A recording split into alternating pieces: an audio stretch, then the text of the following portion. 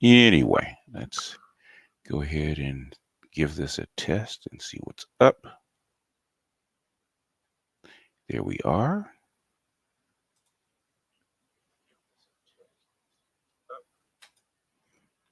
And see who comes. Mr. Pump and Dump. Okay. That's a name for you. Hey, Black, what's up, man? Ain't seen you in a minute.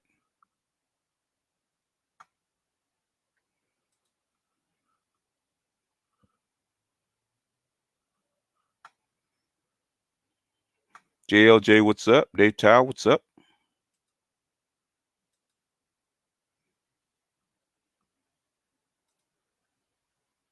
Diesel, what's up? Andre, what's up? Hey, Craig, what's happening, man? I think I thank you for representing, man. So I appreciate you. Ebony Knight, what's going on? Hey, Kirky, what up, man?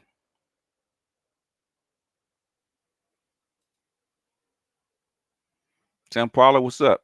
Oh, shit. Hey, drinking an energy drink right now. BK Hammer, what's going on? The Haitian, what's up? Crumpler, hey, Crumpler, I ain't seen you in a minute. What's up? Percival, what's up? Yes, hit the like button, please, on your way in. Hey, Quentin, what's going on, man? I think Quentin's a new sub, if I'm not mistaken. JBA, what's up? No strag lovers. Strags are part of the ecosystem. Okay. Hey, what's up, Black Pill? How's the baby doing? D Rock, what's up? Yeah, man. Man, I don't know how to feel about that, man. I don't have to feel like, I don't know how I feel about it. But that's Dallas, man. I'm not surprised. I'm not surprised. That's Dallas. That's why I never wanted to go back. Punisher, what's up, man? On the hood. I heard that. Rashunda, what's up? No, hey, it is what it is. I just brought him over, man, because he was disrupting Gab's panel. So I let him air out his differences. What's up, life?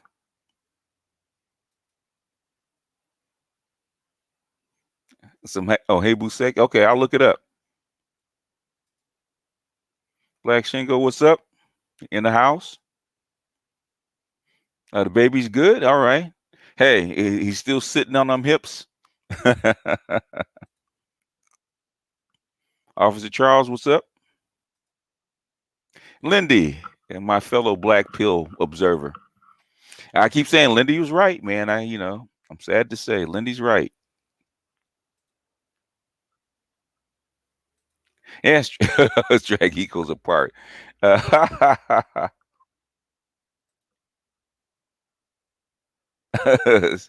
Drags are a part of the ecosystem, unfortunately. Like squirrels and raccoons, they're part of the ecosystem. Aquatechie, what up, man?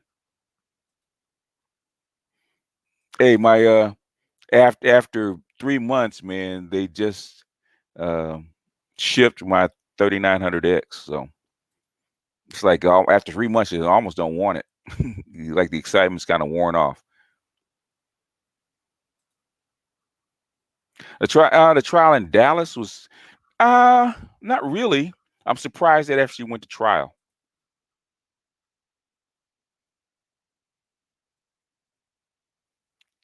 Okay. Okay. Fitness Mom, what's up? And Fitness Mom is the poster child for a submissive black woman. She is a poster child. If you want to know what a black woman should be like, a black wife should be like, the submissive, she's a poster child for it. And she's not a docile, she's not a shrinking violet. Um she's not, yeah, well, yeah, because the new chips are coming out.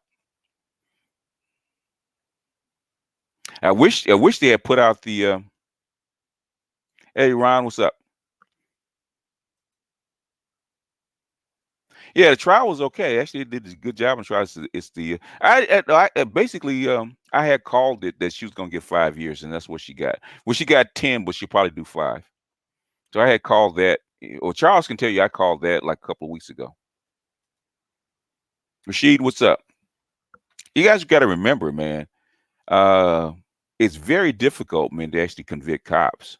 It's not just Dallas. It's very difficult.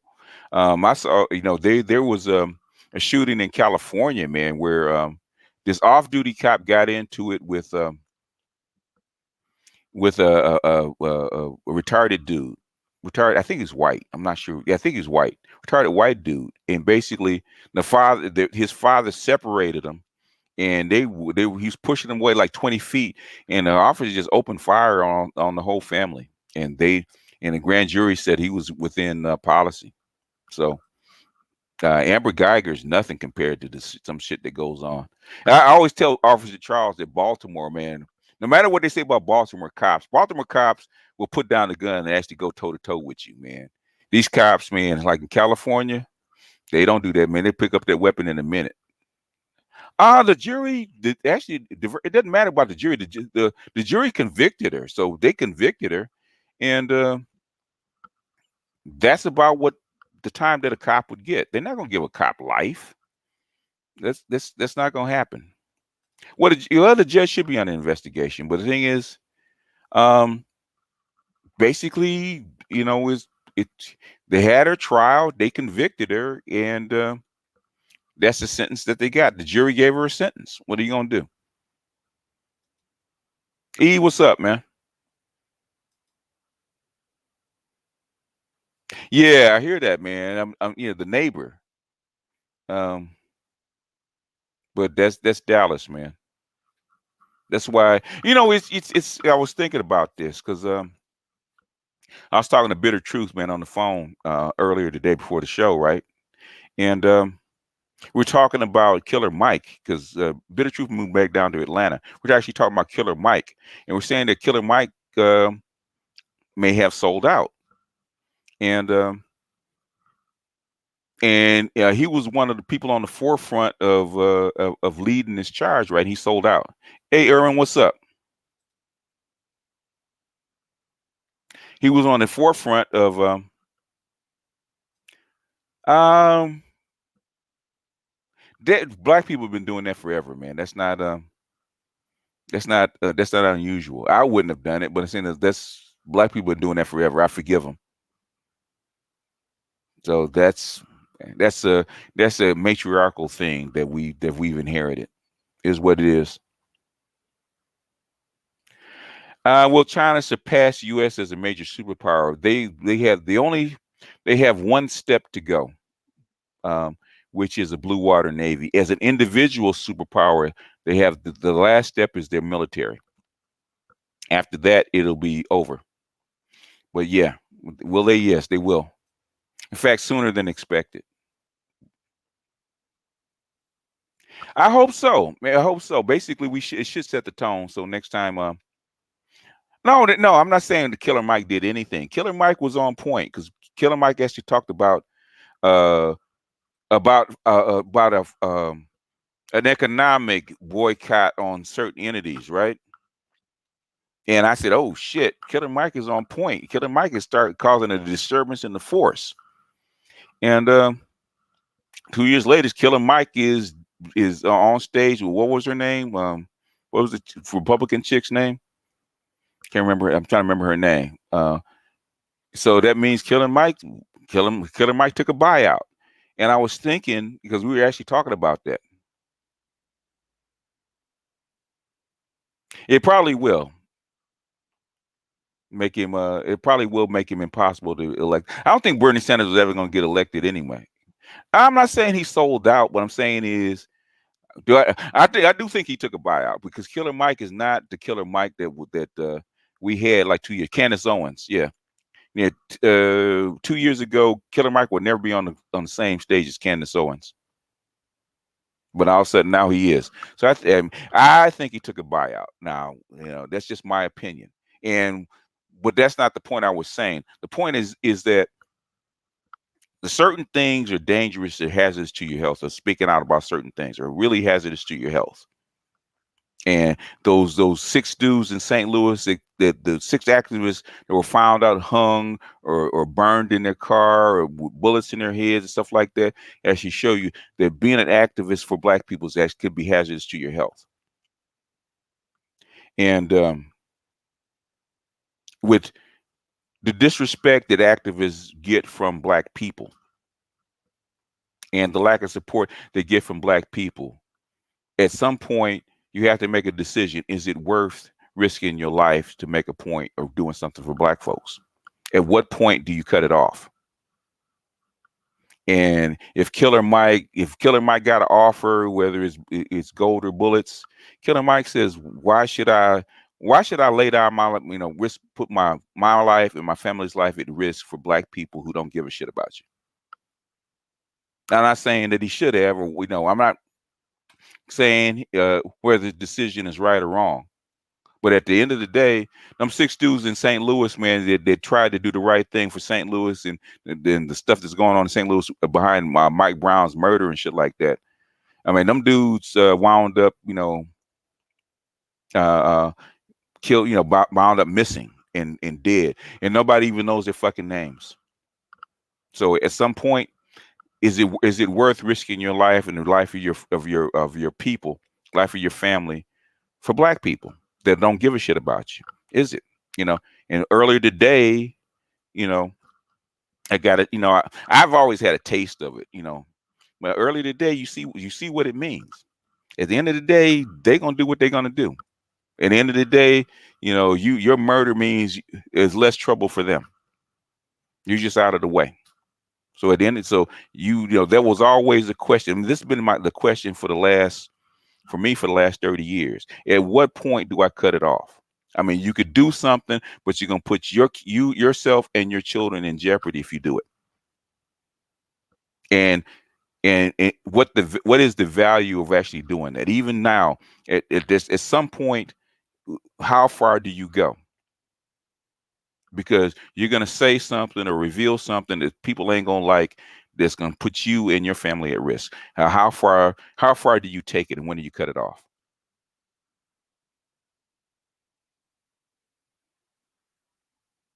And we were talking about Killer Mike, and I said, you know what? Did he sell out? Maybe so. Do I blame him? At this point, when I know about Black folks, is I can't, at some point he said what he said, he did what he did. At some point, I can't really blame him. I can't blame him. I can't blame him because, you know, you get gunned down. You get down, you get gunned down or you wind up dead, just like the dude in Dallas for testifying. Okay. They're not even give you a GoFundMe to get you buried. And that's just Black people. So I'm not, if you're in it for the fight, if for own personal reasons, you do that. But the thing is that at some point you got to make that decision. I'm not saying whether his decision was right or wrong, but you can't. Hey, Black folks do love that blue pill. Yeah, they will send you on a suicide mission, man. And basically, and they might not even shed any tears, man. They may not even shed any tears for you. The family structure period is probably gonna is destroyed because the structure that is built on was faulty anyway. Because the Black family structure, as we're talking about right now, it's not really a Black family structure. It's a Northern European white family structure that is built on. Okay, that's what it's built on, and that's eroding, and we're just part of it. Because come up in this culture, we've adopted their family structure. It's not a Black family structure. It's actually an adopted white family structure. Oh, I'm doing all right, man. I know I have to bring my energy up, man, because my energy before I actually started the stream, my energy was kind of low.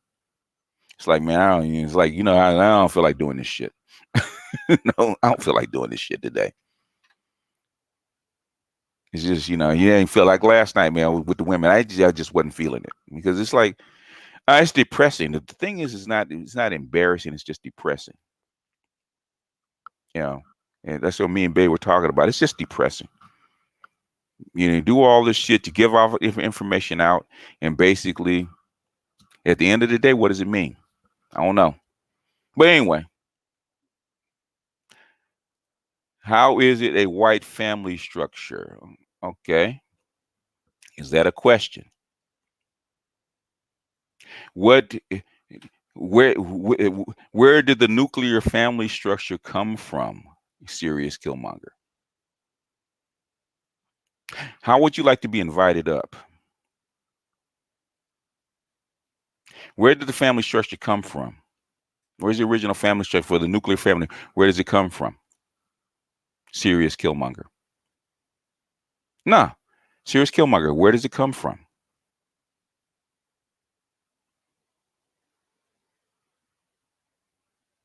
No, no, I'm not gonna. No, no, no, I'm not gonna give you twin time. Where does it come from, Serious Killmonger? Tell me. Teach me.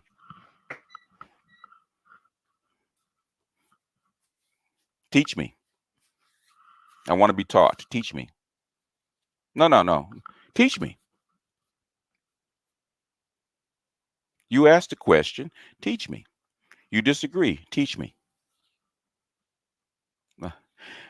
Uncannily accurate, man. And there's a lot of stuff that got left out of the Monahan report. There's a good book called Freedom is Not Enough that actually documented, which is something I need to get to and start reading instead of being on YouTube and stuff like that. I think I'm going to kind of scale back so I can get to the stuff that I'm behind on. Serious Killmonger, teach me. What is our family structure actually based on? Because you said I said something that was incorrect. So what was incorrect?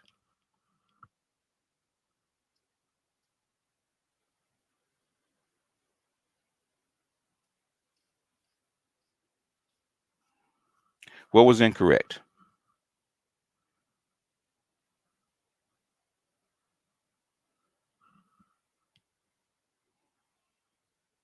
I do both, man. Let me find it. I'll find the link for you. I know you. I shouldn't have mentioned the book because I know you guys are going to ask. Let me find. Actually, I have the book. I actually do have it in PDF because I need to go through it. I actually played a video of his as part of the Monahan report, but we look it up on Amazon. Get you guys a link.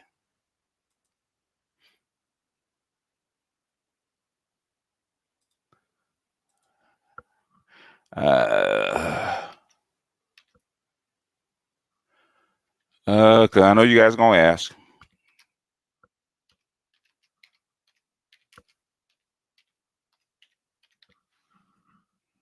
Everybody thinks you guys are lackeys, and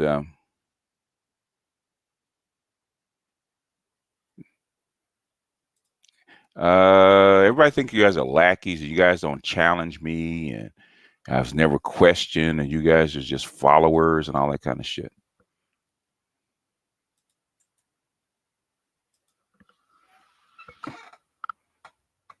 Um, you know what I was thinking? And no, people told me to take it down because it's embarrassing, and that there's a link for it. I don't. It's kind of long, but hopefully it comes up. But that's the name of the book. He actually did a video on the Monahan report that actually used. No, no, that's they. I've been accused of having a cult. I've been accused of you guys being lackeys. I've been accused of a whole lot of stuff, right? I've been accused of not earning the title of master teacher, which I never gave myself. And I told even Rudimp, I said, I got 1,400 videos. All you got to do is go look. And if what you see means that I'm not a teacher, then I'm not a teacher. No, yeah. But the thing is that after thinking about it, it's embarrassing that in the 21st century, that we still have black people are like that and actually representing who we are. I'm not saying he has to be eloquent or erudite or a genius, but the thing is, dude, I could go, you know, you go to the juke joints back down south, man, you hear dudes like that. It hasn't changed. He's like he's modern and he's up to date. He's a 21st century guy. He sound like you. He said, "I'm not a Jim Crow dude, nigga." I said, "You sound like one, because that's how y'all sound. You guys haven't progressed any." Um, you know what? I love you guys, but the thing is, sometimes I wish that if all they're jealous of is, I might take the subscriber count down, man, because that is the problem. Because they see the subscriber count. How is this old dude, having so many subscribers? And that's really all it is. How come he has them and I don't? That's really all it is.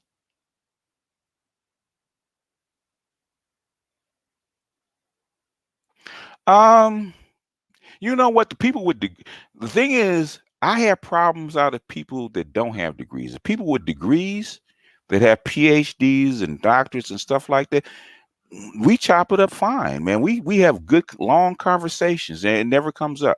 It only comes up with people that don't have them. And I never said I don't lie on anything. I said I don't have one. I've had people die. Where's your degree? You must have one. No, I don't have one.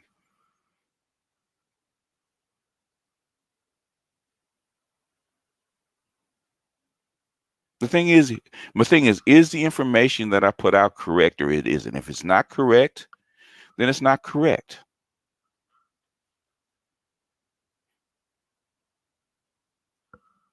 Well, yeah, I know that, but some people.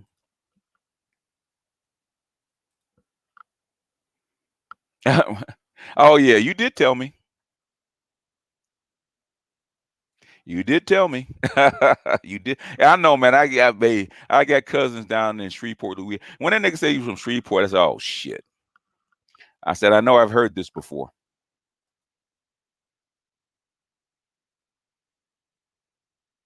I have no, you know, I have no problems with strags. Strag like Grinch would tell you, strags are part of the ecosystem. In the socks. There you go with the socks.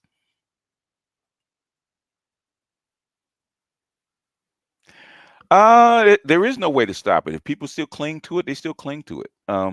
Eventually it'll die out because you can't eat with it, but people still cling to it.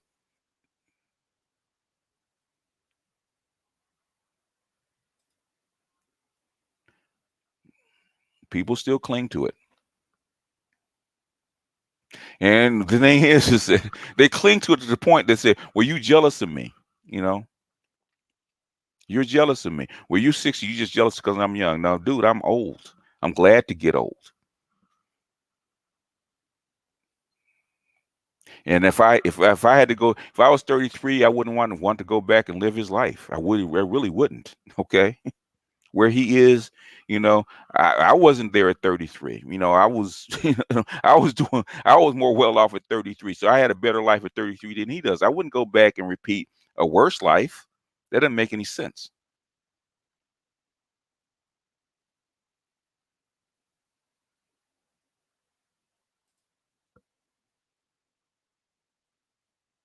Oh no, no, no, no. It wasn't you. No, it wasn't you. It wasn't you. It was what's his name?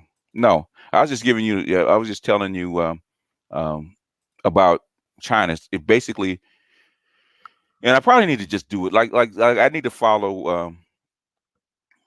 Yeah, Shreveport. There's nothing wrong with Shreveport. I got family in Shreveport. It's nothing but things trying to pretend it's something that you're not.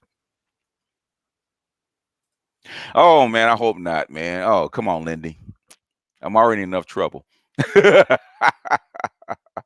I'm already in enough trouble, man. I was already hoping for America to have a graceful decline, and the stuff that they're doing, man, it's like God, because I have to eat here too, man. Everybody wants a start over button. No, the start over button is, it'll be like Thanos snaps, man. you're gonna lose 50%. So if you guys are willing to take that chance, just a little slower, a lot slower, man. I thought, really, because Linda, you know what the original estimates was, right? We're talking about, even China's estimates like 2035, 2050. So I said, man, I got hell by the time China takes over, man, I'll be damn near dead. I won't have to worry about it. So that's what I was hoping for. Uh, when will Lindy be back? Uh, oh, you're asking Lindy. I don't. Um. So nihilism. What is nihilism? Oh yeah, to China. Yeah, you might be right about that.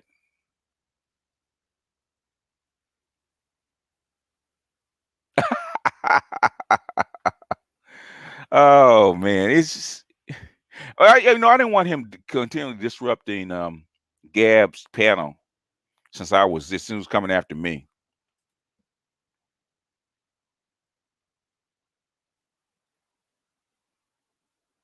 Uh yeah, man. I was working 60 hours when I was 33. I had children to take care of, man. When I was 33, I was working a hell of a lot of hours, man. Yeah. Yeah, I was hoping. Lindy knows what I'm talking about. The projections was like 2050. So I thought maybe I got a good 20, 30, 20 years before this shit hits the fan.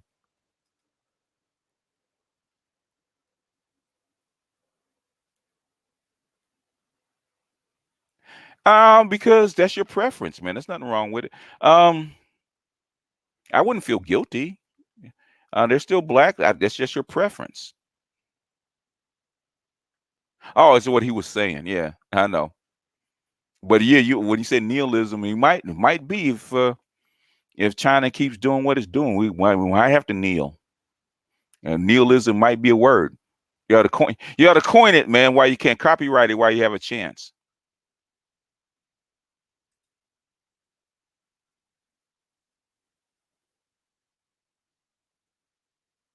Oh, okay, all right, respect. No, I was just you were I might be a little gun shy. Yeah, I know it's nihilism. What I'm saying is he was pronouncing nihilism because he know how to pronounce it. Because he's actually trying to nihilism is part of the black pill. What's my what?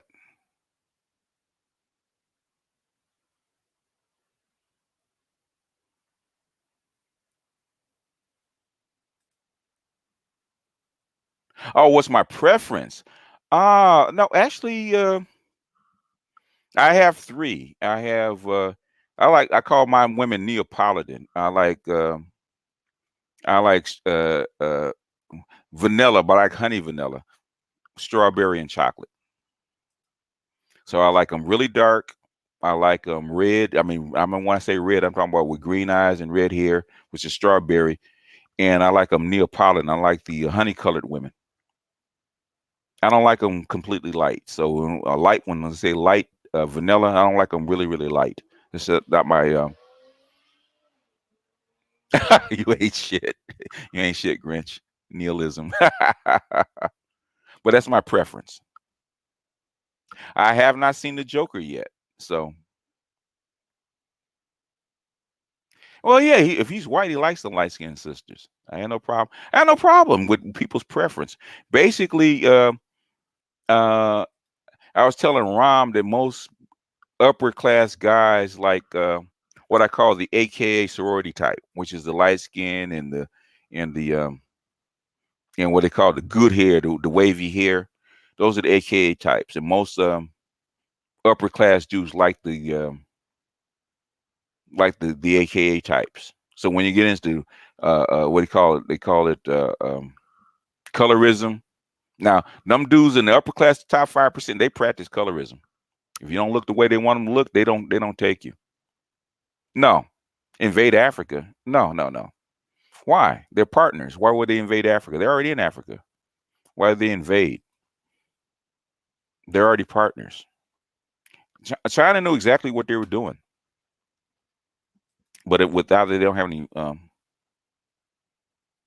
They're rooting back and forth. What's yours? What are you talking about, man?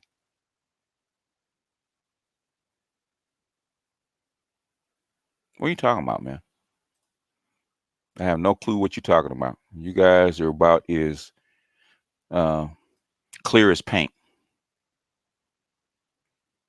Next 20 years, China will own Africa. As far as owning, Africa, they pretty much do now. But if we talking about being in control, they pretty much do now. It's not 20 years. They pretty much do now. But most of the most of the loans now have been taken over by China.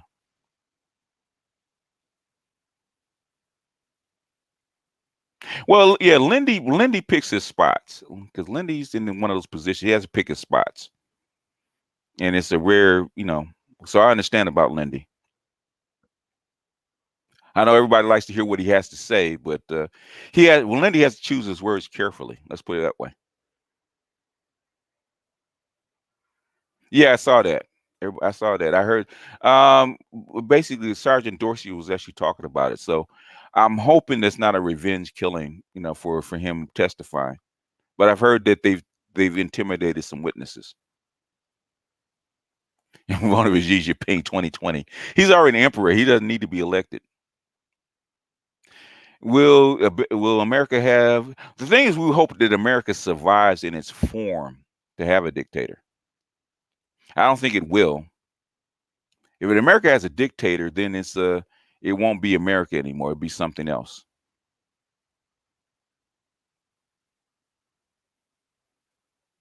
Now, I had nothing to do with gynocentrism. I think it's just it's hard to convict a cop. It really is. And the thing is that it got to go to trial in the first place because they tried to get her from going to trial.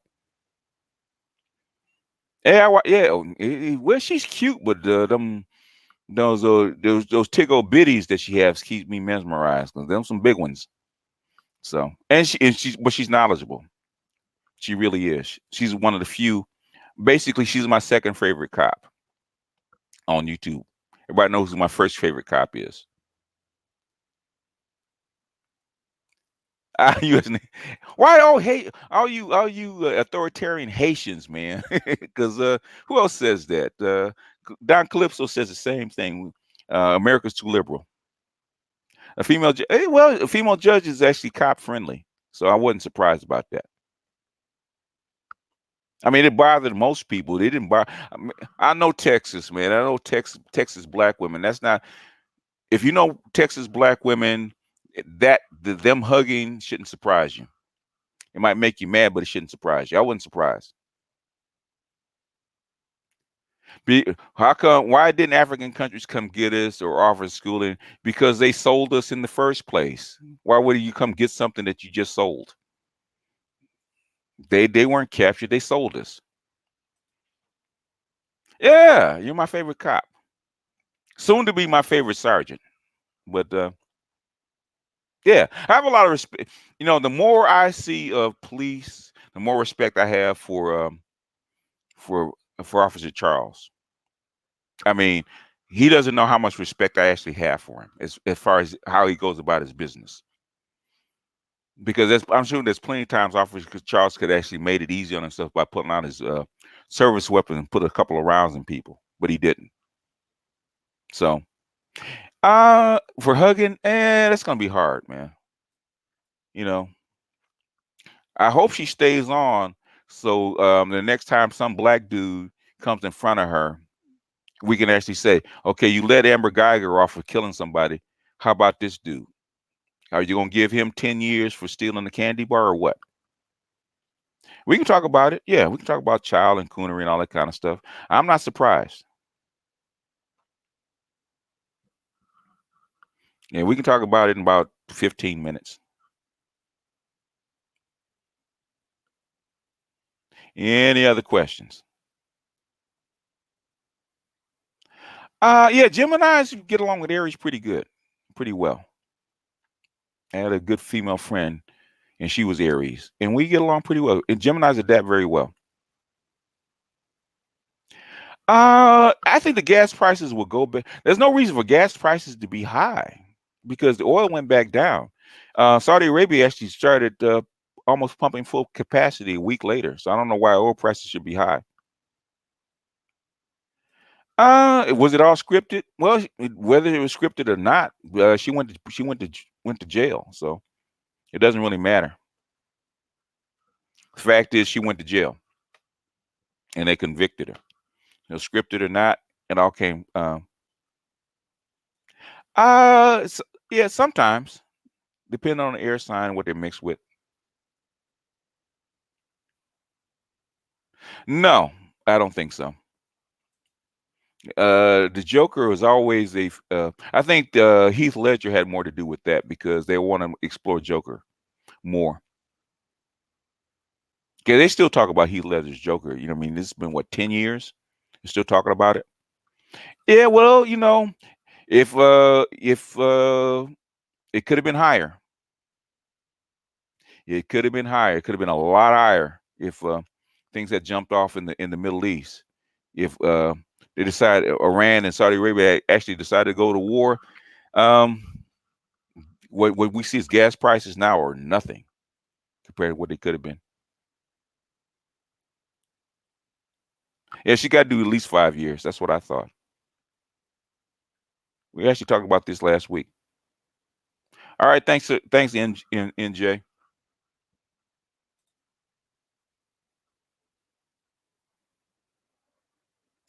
Him being an incel didn't make him black pill, but um, the stuff that happened to him. I haven't seen it yet.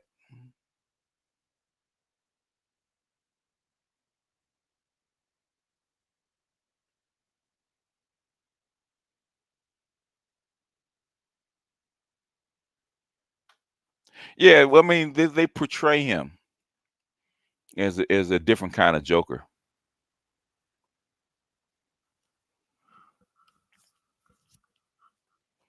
They portray him as a different kind of Joker. Didn't he have a girlfriend? Or the original Joker had a wife. I'll download the Joker next week. I heard that. I've heard it was pretty good. Yeah, incels are most guys that are incels are pretty fairly stable. I am in California. Yes, I am.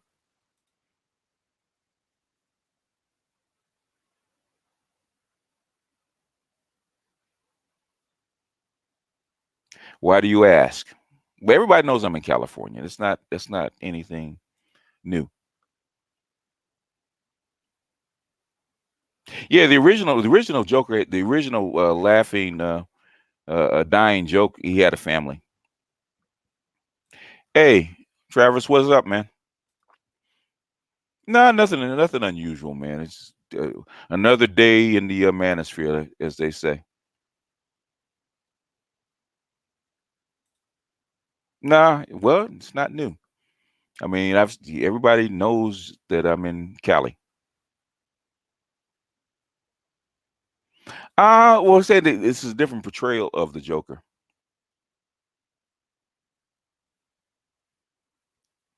Wait, did you a joke?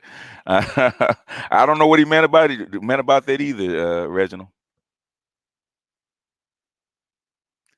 How much money should a man save for a rainy day? Depends on where you live, but anywhere from 1,000, at least 1,500 bucks, man, should have on hand.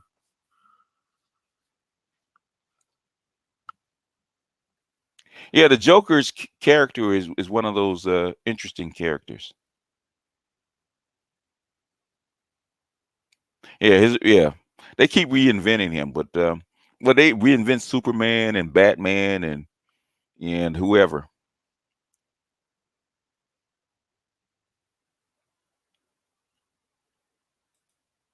So this is not even though it's the same character, this is really not DC's Joker. It's a different retelling of it. It's really not DC's Joker. Yeah, on the movie he was. So they recast him. Well, hell, they recast Thanos too. So,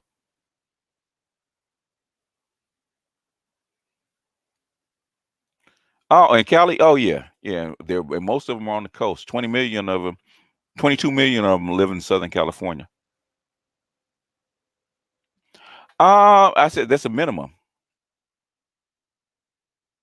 That's minimum. Black Brain Trust just did a video on that. How much money you should have for a rainy day? I said the minimum is like $1,500.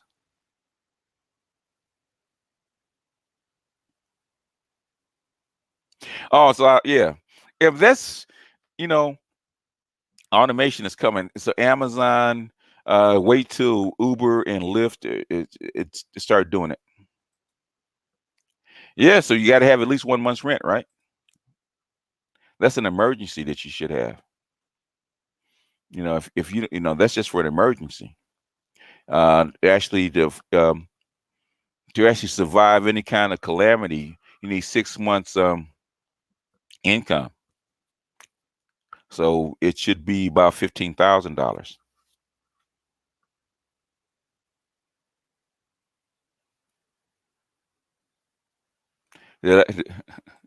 Was I talking to you? The stuff that you were saying, it means you're probably not red pill, man. There's nothing wrong with you not being red pill. If that's not you, it's not you. Red pill is voluntary.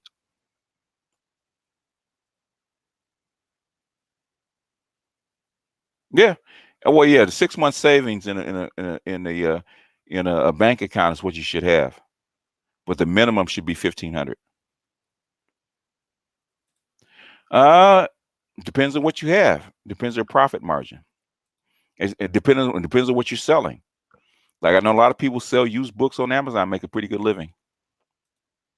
A lot of people sell on Amazon, so they take their cut. So if you can stand them taking their cut and still make a profit, go for it. It's actually better sell. It's actually easier selling on Amazon.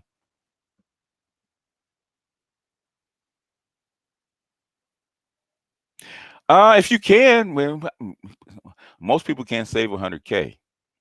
Most people have problems saving $100.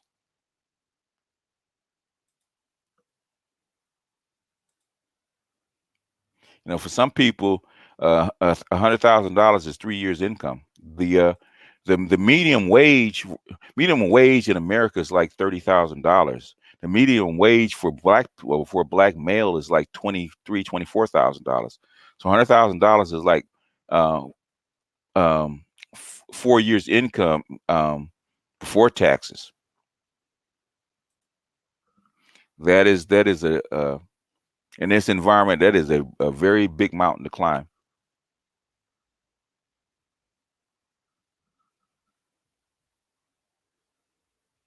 You're dressing up as Donald Trump in your hood. Good luck. Hope you live in a white neighborhood.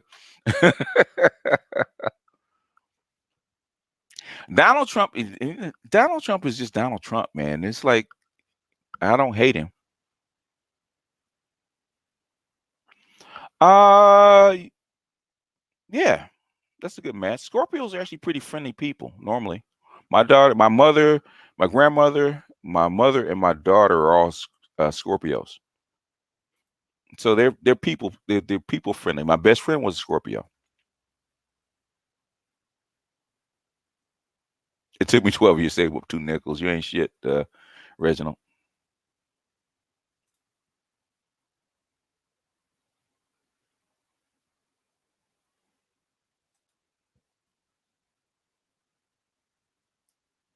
Yes, take all the jobs you can get. Take the money while you can get it. I said that to the truckers. They said, "Well, the automation is coming, and what do we need to do? Earn as much money as you can while you can." Serious beaches. What are you talking about, man? What are you talking about?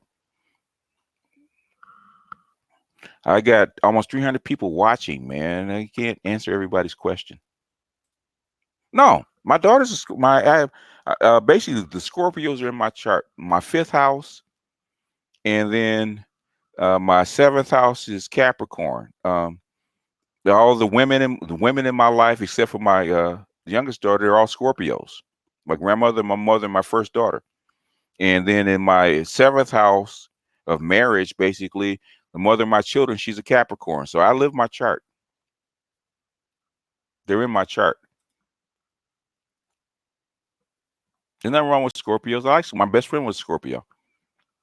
Scorpios are people. They're good people.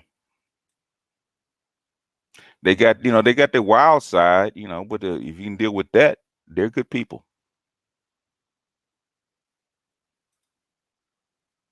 And hit the like button, please.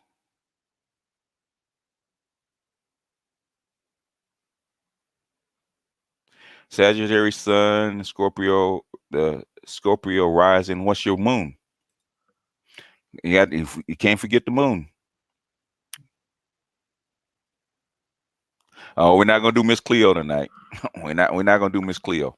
Okay. No Miss Cleo tonight. I did Miss Cleo last night. If you were on last night, I was actually reading charts last night. So no, we're not gonna do Miss Cleo. Fully collapse? I hope never, man.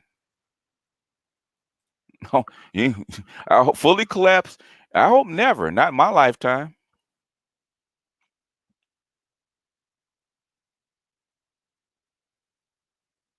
Yeah. Well, Scorpios, yeah, are a little bit when they get pissed. They'll pull a knife out on you if you piss them off. But mostly they're pretty good. Oh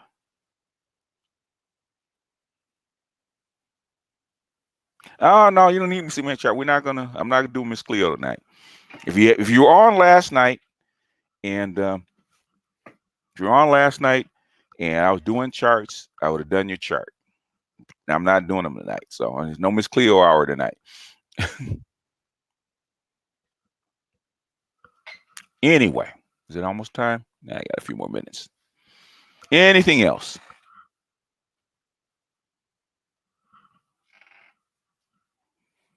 Yeah, because the lady that actually I did her chart last night, she had been bugging me about Miss Cleo hour for like 3 weeks. So I decided, since we weren't doing anything, we had some downtime. I said, well, let me go ahead and do a chart on air. So I did her chart on air.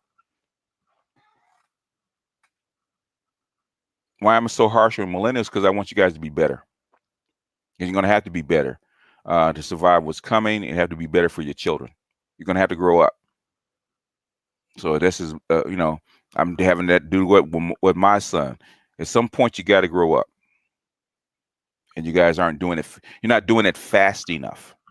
You can't wait till you get 50 to grow up. You're gonna have to do it now.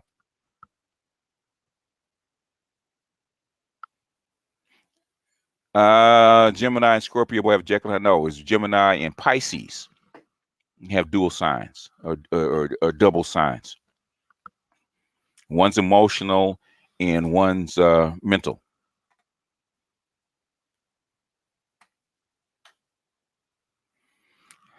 And, uh, when you could talk to me about that when I open it up, Alchemist.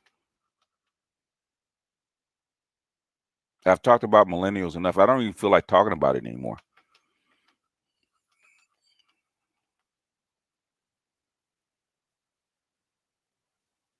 Because I'm having issues with my millennials right now with the same shit.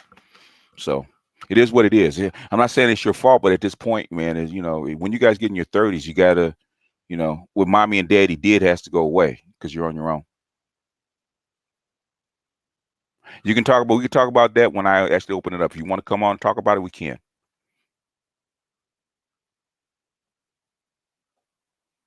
Because I've talked about millennials enough. I've given facts, figures, and all kinds of stuff. I've talked about millennials and their upbringing and why they think the way they think and all that kind of shit. And I've done that for 4 years.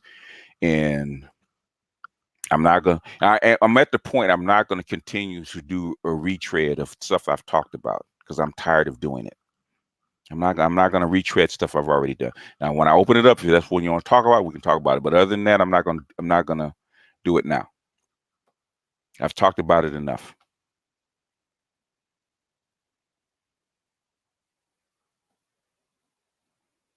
Hey, Trigger, what's up? There's my man. I love his. I love Trigger's wife, man. I love Trigger's wife. She's another woman that's an idea. Even though he says she's not submissive or cooperative, he says she's cooperative with a little spice, as he says. But she's another one, man. If you want to know what a cooperative submissive wife is, she's another example. So they're out there, and she's not a doormat. She's not a doormat. She's not a weak person. She's not overly docile. She's not docile, but she's cooperative and she's agreeable. And that's all black men really want. Black men do not like women like doormats for women because we're not used to. We don't like that. Black men are never like that. So they get a woman that's a doormat, he's gonna leave her because I seen a lot of women that were shrinking violets and were doormats and they didn't have no man because black men don't like them. Black men really don't like doormats for women. So I don't know where women get that idea that black men want doormats. They don't. They never have. I have run it into the ground, but it keeps coming. And the only reason it keeps coming up is because they keep bringing it up. I brought it up a few times. I've explained it. I've broken it down, and if it hurts your feelings, it hurts your feelings. Okay, that just happens to be the era that you grew up in. It's it is what it is. There's advantage. I wish I could be a millennial now, but with the opportunities that are out there. I think I was born too early. I would have loved to have been born in this time because of the internet and all the opportunities that you have. This would be I'd be like a kid in the candy store in this particular age and time. I wouldn't be sad about what I couldn't do, man. I'd be doing everything. And there's some downsides to being born in this time, but there's way more upside if you take advantage of it. And I think a lot of the young people aren't taking advantage of it. Maybe it doesn't mean anything to them. But anyway, let me go ahead and drop this, man, and you guys can get on. Go ahead and get the party started. My energy is going to be kind of low tonight, folks. So the upbeat BGS is not going to be here tonight, and plus, since the energy is not going to be there, my patience may not be there either. So beware. So I'm gonna try not to come at people sideways or get overly angry. So I hope that people don't do it, because at this point, man, I was thinking about, hey, if it gets too sideways, I'll just end it early. I won't even do the whole hours. I do half and go to bed, because I really didn't want to pick up the mic tonight. I really didn't. But I'm here, so there we go. If you want to talk about millennials, jump in. Yeah.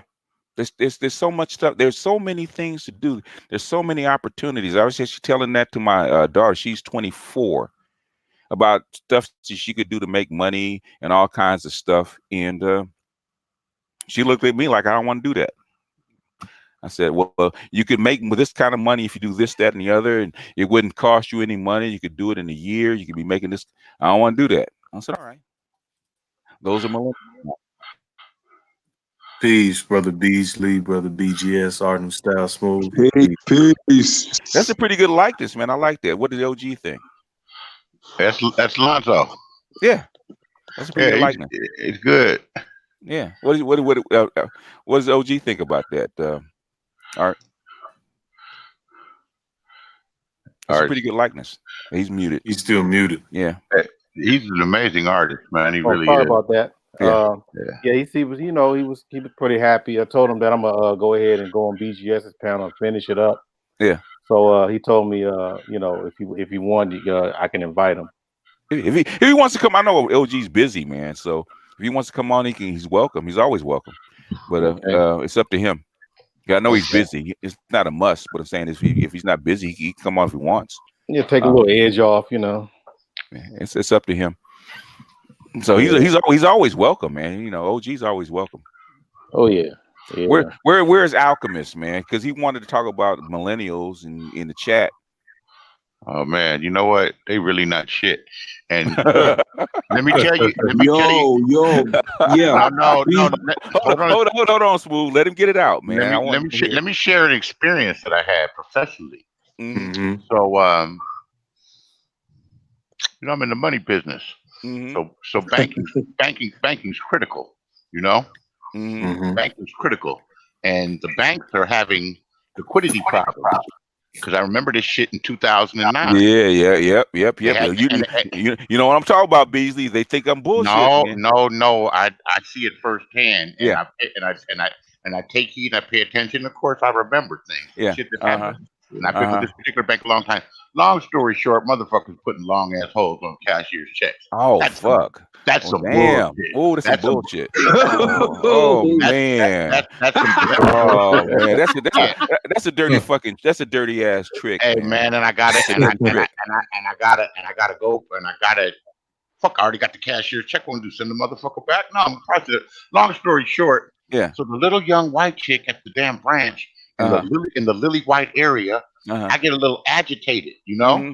and because I'm an aggressive mashing ass motherfucker. When I get to Yeah. mashing, Yeah. everybody, I got to have my way. Yeah. I'm gonna get my fucking way. Yeah. I'm gonna use charm. I'm gonna use guile. I'm gonna use cunning. I'm gonna use force. I'm in this shit to win. Period. I'm not. That's the type of guy I am. All right. When I'm turned Uh-huh. on to it. Well, anyway, the little bitch, whatever, the little young bitch, Kristen, Kristen, Uh-huh. You know what you really Kristen, mean. Kristen copped a bit of an attitude, and Okay. I checked her nicely. So Mhm. the dude he's the not only he used to be my branch manager, and we became friendly. Went out and kicked it, got him some pussy drinks about 5, 6 years ago. Yasko, me and Yasko cool in a motherfucker, right? Mhm. So I try not to pull Mm-hmm. my trump card all the time. Yeah. He called me. He said, "Well, what's this going on?" She said, "You're being aggressive," and I was like, "Oh man, she knows I'm a nigga." Mhm. That's a nigga culture. Oh, because I'm an African American man with a non-African American appearance. Yeah. I can slip through the cracks, Okay.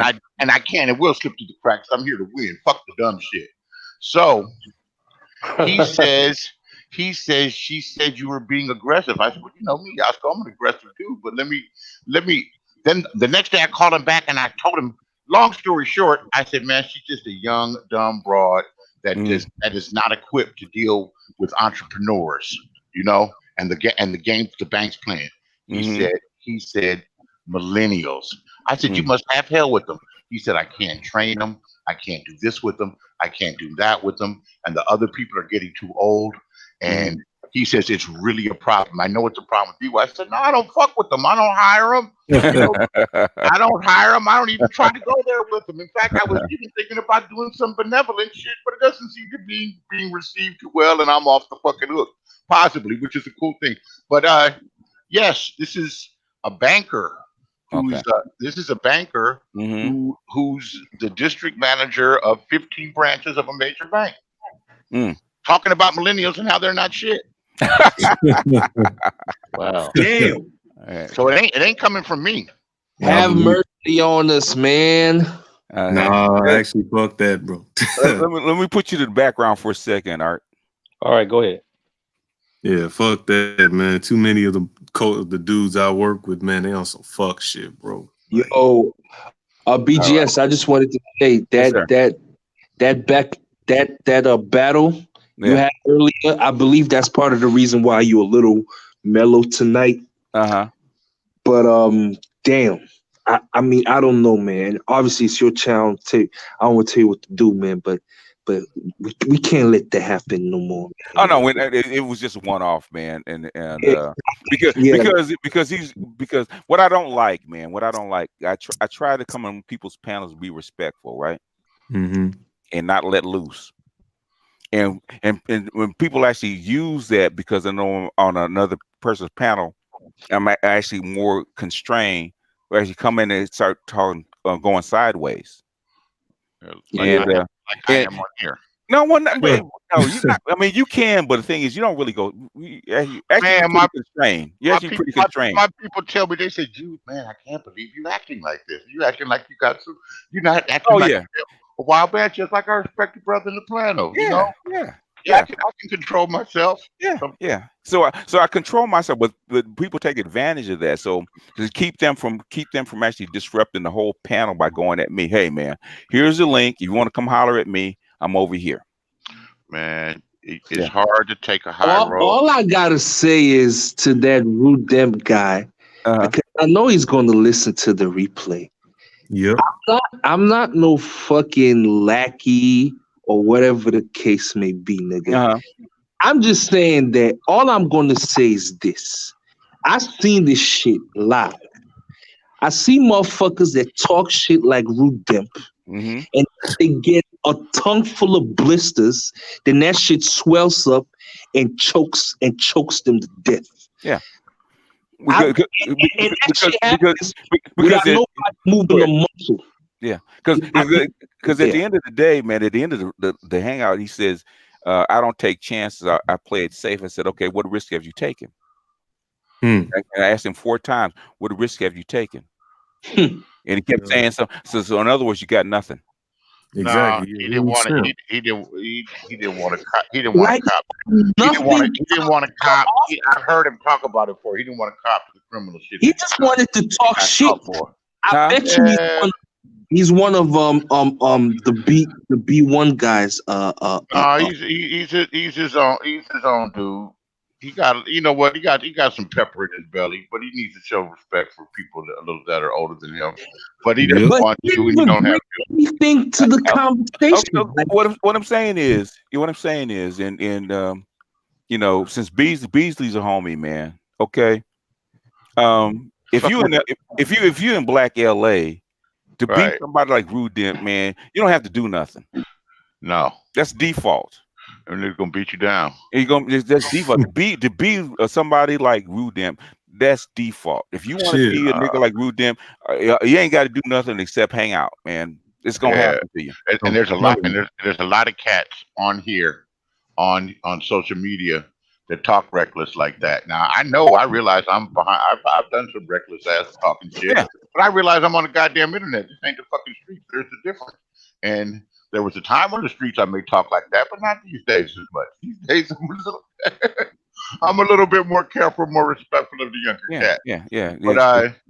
But because I got partners that that done bids, man, and basically, and he easily can tell you that some days, man, you could have got caught up and basically you had a tap on that shoulder by your angel and said, "Don't go that direction." Man, hallelujah. Hallelujah. Praise white Jesus for that intervention. Because I done been real close. I was not trying to walk that yard, Jack. That shit. But I sure like to be out there and have fun and do hood rat shit with my friends for a period. You know, it's through the grace of God saved me. And I wouldn't even tell some of my stories because they sound so fucking unbelievable. But, you know, you like the preacher's kid. You know how the preacher's kid is? He has to show you how down he is. How do you think the yellow nigga in the hood is? And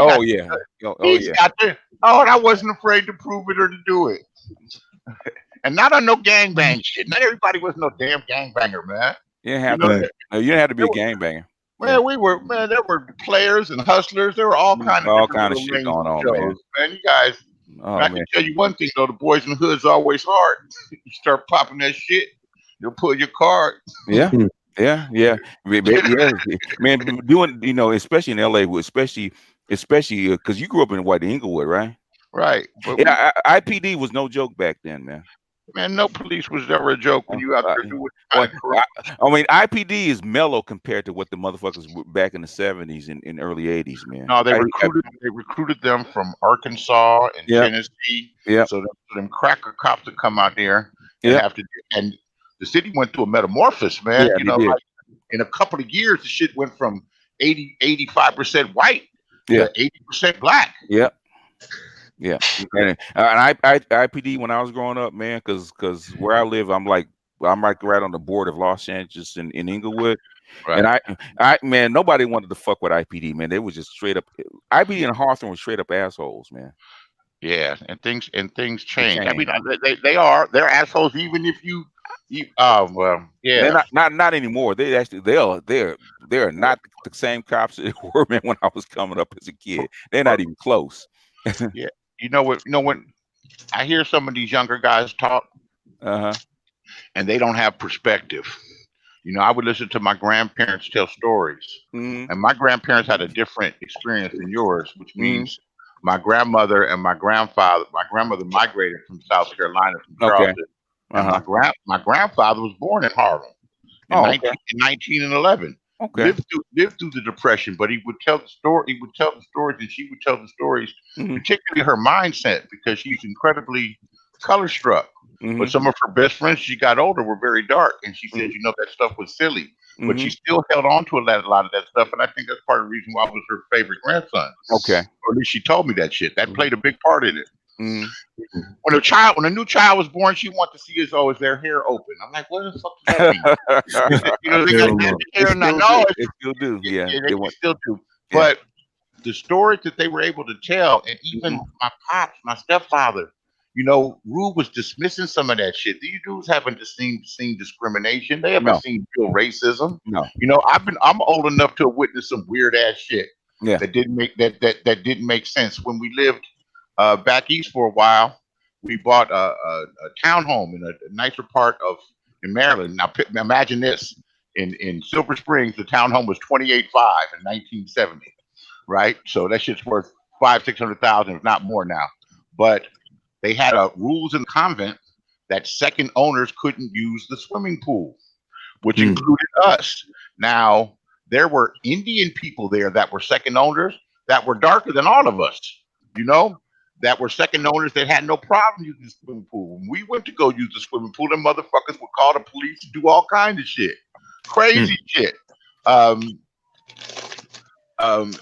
things that my stepfather told me of how poor they were when they were young, and how he used to have to walk 5 miles to school and shine his shoes, and he instilled that shit in it. And we would fluff it off then, but I think of it now. They had a much more difficult road, and they've actually exceeded.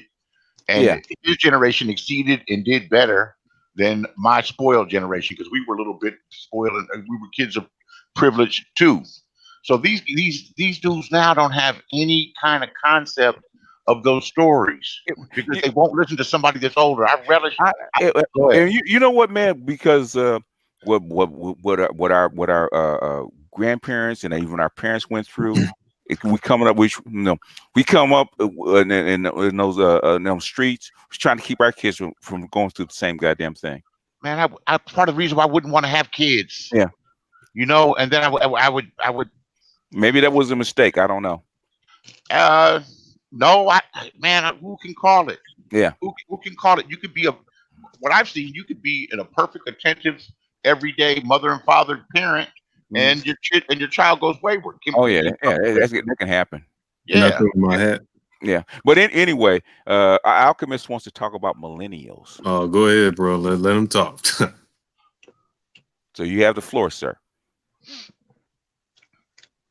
I don't. Yeah, I never understood why Scorpio King. So, but right, let me mute. Go ahead. No.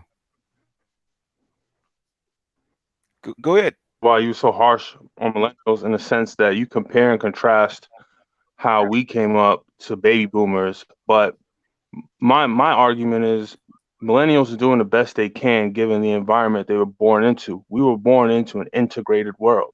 We weren't born into a world of radical social change.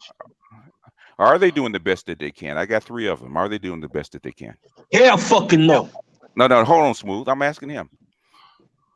Are they doing the best that we can given the environment we were born into? What environment are you born into that makes it so hard? Born into an environment in which a lot of us have boomer parents. Couldn't see. You're Borgen. Can you hear me? Yeah, I got you. We were born into an environment in which our boomer parents, in a lot of situations, did not stay together, broken homes. The race issue was pretty much settled. Blacks decided to integrate long before we arrived. He didn't just say that, did he? Yeah, he did just say that. Yeah. Okay. All right, go ahead. So I mean, you make it seem you ask, why aren't you guys protesting? Why aren't you guys marching? Marching for what? What I'm saying is if what you guys are not satisfied with the life that you live, or the money that you have, or whatever it is that you want, how come you guys are not protesting for it? If you're happy with the life that you live and the prospects that you have, then everything's fine. There should be no argument. You We're know, not happy that you mortgaged our future. Baby boomers are going to suck up Social Security. They're going to suck Yeah. up Social Security. Uh-huh. You tanked. You pretty much look at the debt. Look at the U.S. national debt. That's on the shoulders of boomers. No, it's not. Whoa. No, it's not. Oh, you know something? Oh, Hold on a second. You know hold on, who he sounds like? Let me just say this. He Okay. sounds like Nigga, where you get your facts from, No, nigga? one at a time. Go ahead. No. Go ahead. It's smooth. He sounds like Xanatos Clutch. I had a debate with this weirdo, this coon, and Xanatos Clutch tried to blame me for everything. I'm like, nigga, you should be mad at your parents. I ain't got shit to do with you and what happened there. What the fuck are you talking about, Tom Bradley and this and that and every other thing that you bring up? Alchemist, we didn't. Can I say something? None of us boomers here on the panel, and I'm just a boomer. I just made it. Mhm. Have the capacity or have had the authority to have anything to do with the banks and the government Yeah. increasing this large debt. We just No. don't. We don't. Yeah, Hey, that's Beasley. way above our. That's way above our pay. Pay grade. Yeah. Go ahead. One last thing, and I'm Go sorry. ahead. Okay. Go ahead. You know and I empathize with you a bit, the millennials, because the issues that you brought up, I don't think are as relevant as that you guys came into a fucked up economy that was changed drastically. Well, first off, if you're born in '83 and you came of age, you're 18 or 19 years old, you came right into a recession of sorts after the stock market crash in 2000, 2001, the tech crash. It's been a boom bust cycle, real hardcore. But after 2008, the economy changed drastically, and you're seeing a large split between skilled workers and unskilled workers, service people. So, right, that's your major the major hurdle you guys had. Basically, if you look at it, okay, what we went through after the United States went off the gold standard in 1971, which is stagflation. It's the same thing that's going on right now after 2008, 2009. You guys are going through the exact same thing that boomers went through when I came of age at the age of at 15, 16, 17. The exact same thing. It's no difference. Let me get after Smooth. So in other words, if you're going to blame me, bring some facts. The facts that you're giving are not basically you guys can move them around money that we couldn't. You have opportunities that we couldn't. You guys have the whole world. Okay, we had to worry about our neighborhood. I remember when I was 16 years old, man, 15 years old, and I needed a job because the parents weren't doing that well, right? My parents are actually divorced, okay? And me and my partner, we must have walked to like a circle of like 10 miles, going stopping in different places, looking to actually get hired. Okay. And basically you were in the middle of a stagflation, a recession. Nobody was hiring you. They didn't start loosening up the tethers, actually hiring until 1981. When just before when Reagan was actually elected, because Jimmy Carter was actually raised the interest rates to actually break the back of stagflation because the dollar wasn't worth shit. So the thing is, with you imagining stuff that things were better for us, they weren't. They weren't better for us. They weren't better for my mother. My mother was a fucking sharecropper. And I don't begrudge what she had to do. She's a fucking sharecropper. And basically, I know because I raised millennials. Millennials had a hell of a lot. My kids had a hell of a lot better life than I did as a kid. Hell of a lot better. Hell of a lot better. What did you want to tell me? What did you want to tell me, Scorpio King? You said let me go after Smooth. What did you want to tell me? That was me. No, that was Shango. That was me. Shango. Oh, my nigga. What's up? Go ahead, Smooth. Go ahead, bro. Oh, yeah. I was gonna say I'm a millennial too, and we motherfucking lazy, and we complain too motherfucking much, really.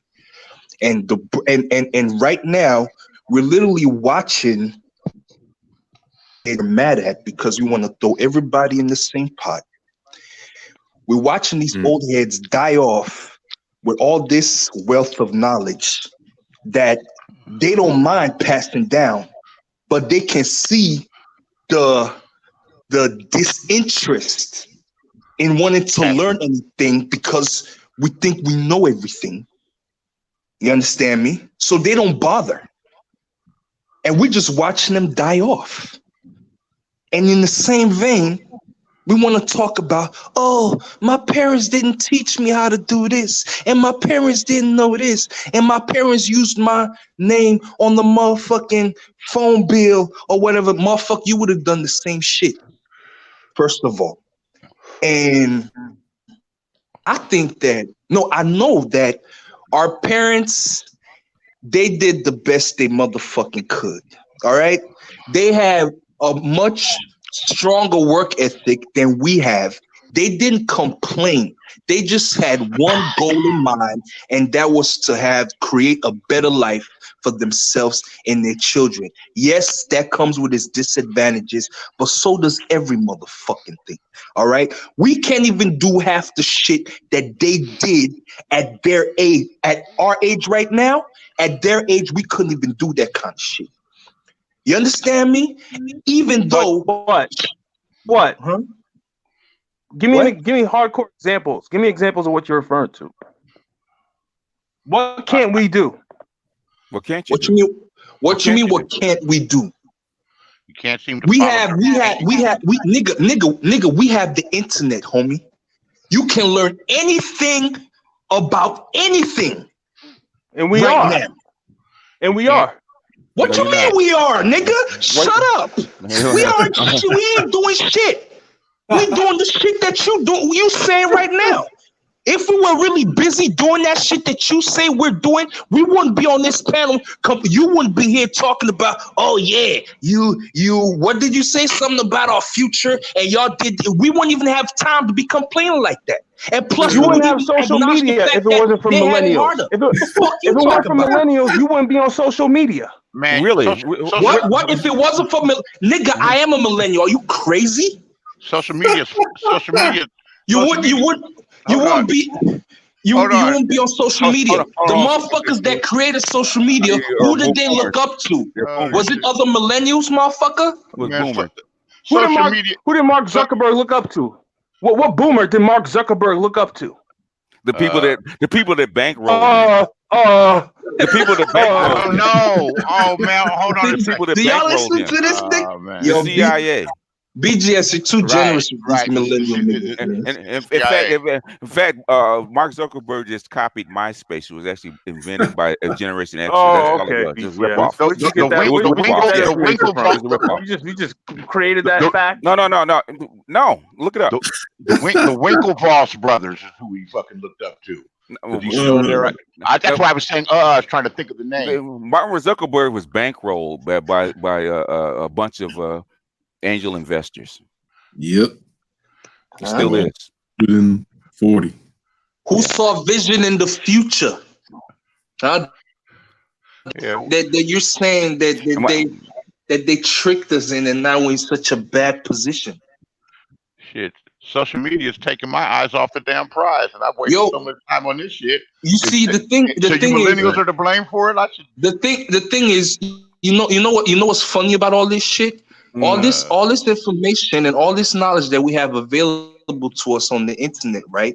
The generations before us, they got access to that information too, but they had to work a lot harder for that. You understand me? I'll give you an example. We're just talking about it like we know shit, but we don't care finding out more in-depth stuff. I'll give you an example, right? About millennials and their thought process. Because my daughter's 25, right? She's millennial, right? Yeah. And she's having hard times with finding a job, right? Is what it is, right? In this economy, right? So what I said to her, I said, she's smart. You're smart. You're fairly well educated. I said, how can we do this? Why don't we just get you into a boot camp So you learn how to code. I got a bunch of people like Mike V that can give you some pointers on how you get within a year you can be making 30, 40, maybe $50,000 a year where you don't have a job right now. I said, all we got to do is get it started. You put in a little elbow grease. Within a year, you'll be up and running, and you have a potential to make $100,000 a year. Guess what she told me? No. She didn't. I don't want to do that. Are you fucking serious, BGS? I am serious as heart attack. Hold on a second. I have a niece Mm-hmm. who loves to travel, who's a travel junkie. Mm-hmm. As a travel junkie, but listen to this. Mm-hmm. She went to law school and found out a way to make it that she could travel all over the place. Did well in law school, but doesn't want to be a fucking lawyer. Mm-hmm. Never wanted to be a lawyer, and I knew that from the beginning. I said, so now what? I took the bar. I think I failed it, but I don't care. I think I'm going to write a book. It's just this loftiness, this airiness, and this no wanting but not willing. She'll pay the cost academically, but she doesn't want to seem to. I said, you know what? Why don't you go work at a law firm? They would love to have you. You would add to the diversity. You're bright. You've got everything that you got. You can handle. You're not intimidated at all. And why don't you go make $120,000 a year for a couple of years and help your mother and father out because they're struggling? You know, why don't you do that? Oh no, well I don't know. No. You know what I do 3 times a week or 2 times a week? Mm-hmm. I'm taking my 84-year-old father to the hospital and dealing with his fucking. His wife has been around forever, and the bitch got dementia. I told him, chill this bitch out, man. She's having panic attacks. You think I want to do that? No. Is it the right thing to do? Yeah. Am I going to continue to do it? Yeah, I'm going to continue to do it. I'll give you another example, right? Because my thing is as a parent, I wanted to give my kids something I didn't have. I wanted them to give a shot at their dreams, right? Whatever you wanted to do, if you want to be a doctor, or like my son wanted to be a basketball player, right? So I wanted to give each one of my children a shot at doing living their dream, right? So even though I'm just a working class dude, for my son, he actually graduated from high school, a pretty good basketball player, right? Okay, he really didn't want to, because of grades, he really didn't get into a D1 college. So what we were going to do is work him out and actually sign him up to but then it was the D League. It's the G League now. The D League, right? I said they got a program for a training program for D League players. I think you can actually go in and you have a shot at the NBA, right? So we went through all that kind of shit, and basically he finally got a point where there was 5 D League teams that actually or G League teams that actually wanted him to come into camp and actually sign on to them to actually play. So eventually have a shot at the NBA. Mm-hmm. And all he had to do was work out and practice. Guess what he wanted to do? Run around. I just want to have a good time and fuck bitches. Fuck bitches. I already knew. Trigger, you ain't shit, Trigger. I already knew that was coming. That's a high school shit. You know what I mean? Oh man, you ain't shit, Trigger. You already knew, right? Yeah. He was that guy in high school. You know what I'm saying? Balling out, fucking the bitches. He wanted to continue to live that life. So he didn't want to do that. I said, hey man, why don't you? I said, instead of working these pussy jobs, man, how come we don't, how come, because I was going to retire it. I said, why don't you go over to China and try to play ball? And I'll go with you, since you're afraid to go by yourself. I don't know why you're a grown ass man afraid to go travel by yourself, okay, and take a chance. But you're not afraid to run around the streets of LA. You're not afraid to run, yeah, and fuck and have 15 women on your dick, you know. Oh yeah, that's really dangerous. Yeah, it's really dangerous. And really, it is. In fact, he had his car stolen a couple times running around with bitches. But what I'm saying is that what I'm saying is our millennials doing the best that they can with what they have. Because in my experience, they're not. They're not. I'm the youngest on the panel. I'm 23, y'all. I know they're not. I see niggas who are jail. Shango, you say you're 23? Yeah, I'm a baby. Nigga, you young, bro. I thought you was older than me. Yeah, nah, nigga. That's Tony, right? You used to be Tony, right? Yeah. Yeah, yeah, all right. I remember what's going on. In my opinion, I see the girls, at least in my family, around the girls are exceptional. They still need to be coddled, and I still need to coddle them and cheer them up and talk to them and do the shit nobody can do. And I don't get the thanks for it, but I don't give a fuck, you know. But I pick them up when they're down. But the boys, complete fuck ups. One of them, 30 years old, stupid motherfucker, did some stupid thing. Already been to prison twice for dumb shit in California. Just got sentenced. I found that to Nevada. Damn. I'm like, oh wow. It's like third time's the charm, huh? I told this one third time the charm. And I told her it's not her fucking fault, but stop babying this motherfucker. This is grown. His brain is fully developed. This is who this motherfucker is. You know, if that's what you want to do with the rest of your years, you know, go ahead and be it. Yeah. I'll give you another example real quick for Scorpio King about millennials and doing the best that they can. Okay. I actually took care of my my nephew for like 4 years because my brother went overseas. He went to Korea. He was in Korea for 4 years. So we actually took care of him, right? He was flunking out of school when I got him. By the time I finished with him 4 years later, he was an honor roll student.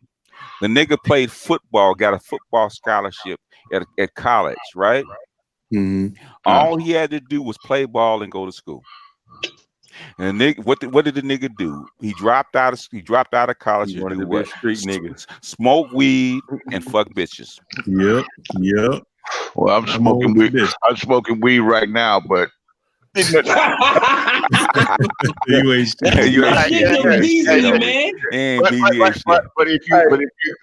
But I use it in moderation. But it's extra soft. But no, I get what you're saying. Yeah. So does hip hop culture have some influence in this though? Hell yeah! Because what I'm hearing, of course, what it sound like. Because the son wanted the ball, and he just wanted the ball and fuck bitches. You know what I mean? It seems like we don't want to go for our dreams because these dreams are not being represented. The highest thing is to be as a street nigga who smoke weed and kind of be cool. What I'm saying is, you can't get bigger and cooler than being in the fucking NBA, man. You cannot, but what I'm saying, it's not easier. It's hard. It's hard. It's extremely hard. Exactly. Yeah, extremely hard. Nothing worthwhile is going to be. Hold on, let me repeat that. Nothing worthwhile is going to be. And that's respect, and I believe that. But what I'm saying is, nothing worthwhile is going to be easy. I respect hard work. It's going to take preparation. You're going to have to fucking fail. Trigger's old country boy. He knows about hard work. Man. I watched. I had a stepfather who worked like all the way up into 2 jobs. Always till he retired. You know what I mean, like, and never complained about it. Smile. So I can't complain about working hard. I don't do that. But there's no muscle in your hustle. Ain't no muscle in your hustle, pimp. Yeah, I can still use a lot more. Don't get it twisted. No, I'm not mad at you. Yeah, I can still use a lot more. Hey, what did Shango? What did you want to say? Oh shit! I'm gonna let the old heads talk. What I'm saying is, he asked me what the issue I have with millennials. Basically, it's not really an issue. Let's put it this way: it's a disappointment. You know, because my kids have always had a computer in their home, always from 1988 on. When the time they could even know what it was, they've always had one. They've had internet since 1988. Okay, they've had access to all this stuff. Tutoring them. I tutored them for 2 hours a day. They went to decent schools, and you know, I spent weekends, man, with my son's weekends, man, basically whole weekends, man, taking them to games and all kinds of shit, man. You make a sacrifice for these kids. Right. And at the end of the day, it's not that they can't do it, it's that I don't want to do it. Yeah. Yeah, and that's really. Oh, go ahead, Shango, man. And then they want to wait. And then they cry about what they're not getting. You know, exactly. You want to get it for yourself. Exactly. You don't even get it for yourself. God damn. No, I mean, the problem is that right on point. We got caught up. We got caught up with the glitz and the glamour and just and forgot about the work.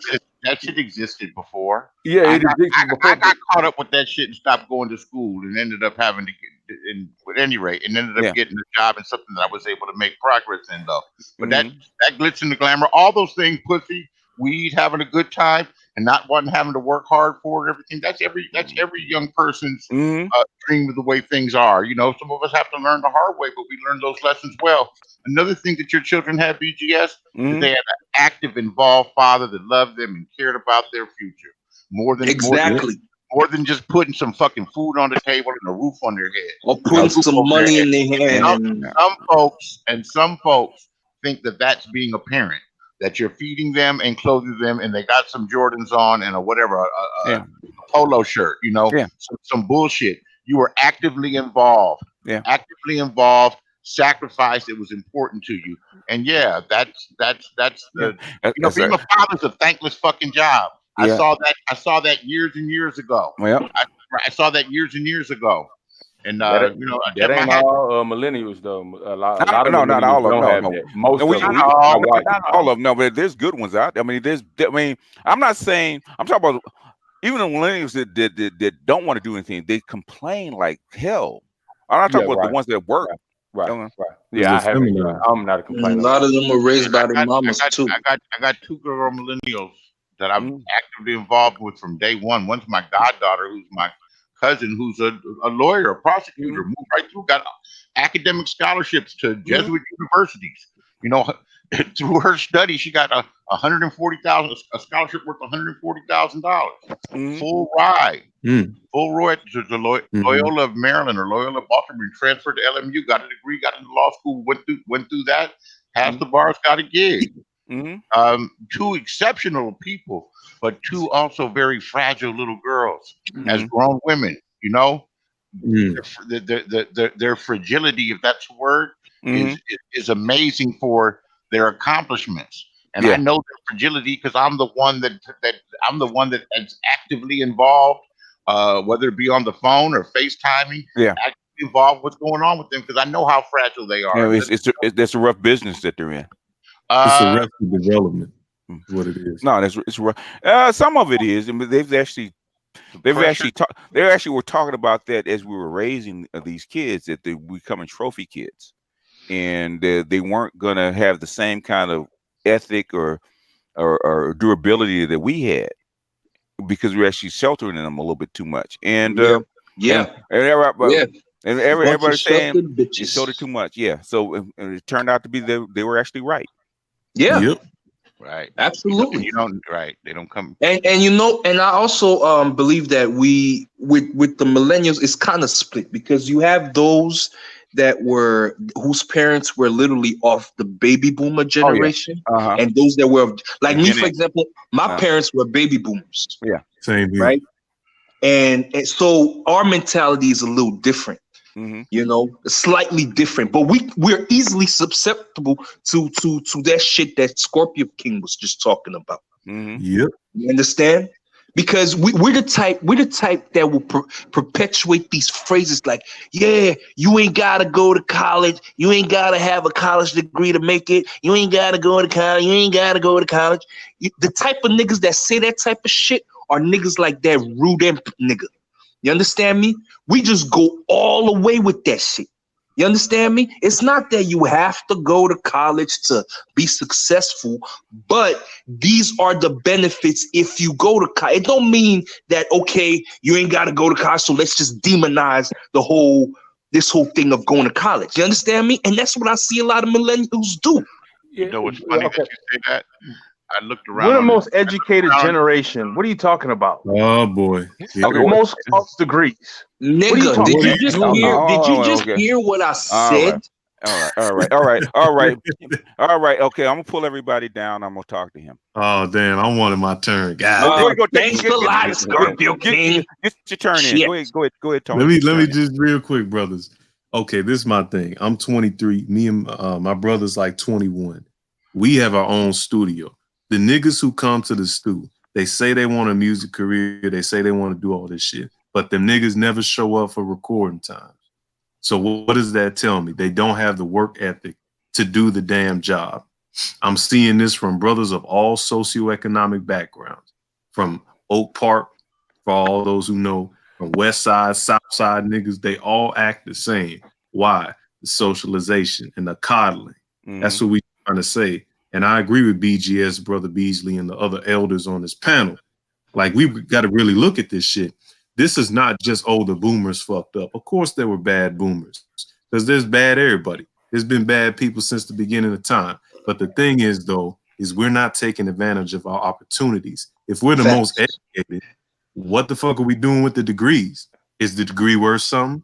You don't necessarily need college. Thank you. Oh, I was just about to say that. Go ahead, man. Yeah, Go ahead. Yeah, you don't necessarily need college, because I only took a few years, but what I got out of college was, with my work ethic, I got connections in the music industry. So now I can move better when I got out, and I didn't even need the degree. I just needed to talk to people about the drive and the tiger spirit they say in the Green Dragon that my pops is in, who's also a boomer. So you know what I mean? I hear what you're saying, and it's anger, but it's misplaced. Go ahead.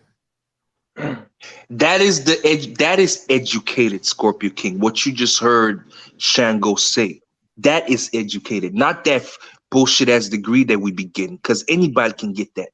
A bachelor's degree is the new high school diploma nowadays. So just saying we're the most educated generation is not enough. Okay. But yeah, BGS, you wanted to put us, huh? I'm gonna pull everybody down. Okay. Yeah, I'm gonna pull everybody down, man, and I'm talking about myself. I'm actually bid him a good night after this, because like I said, this is. Let me bring him back up real quick.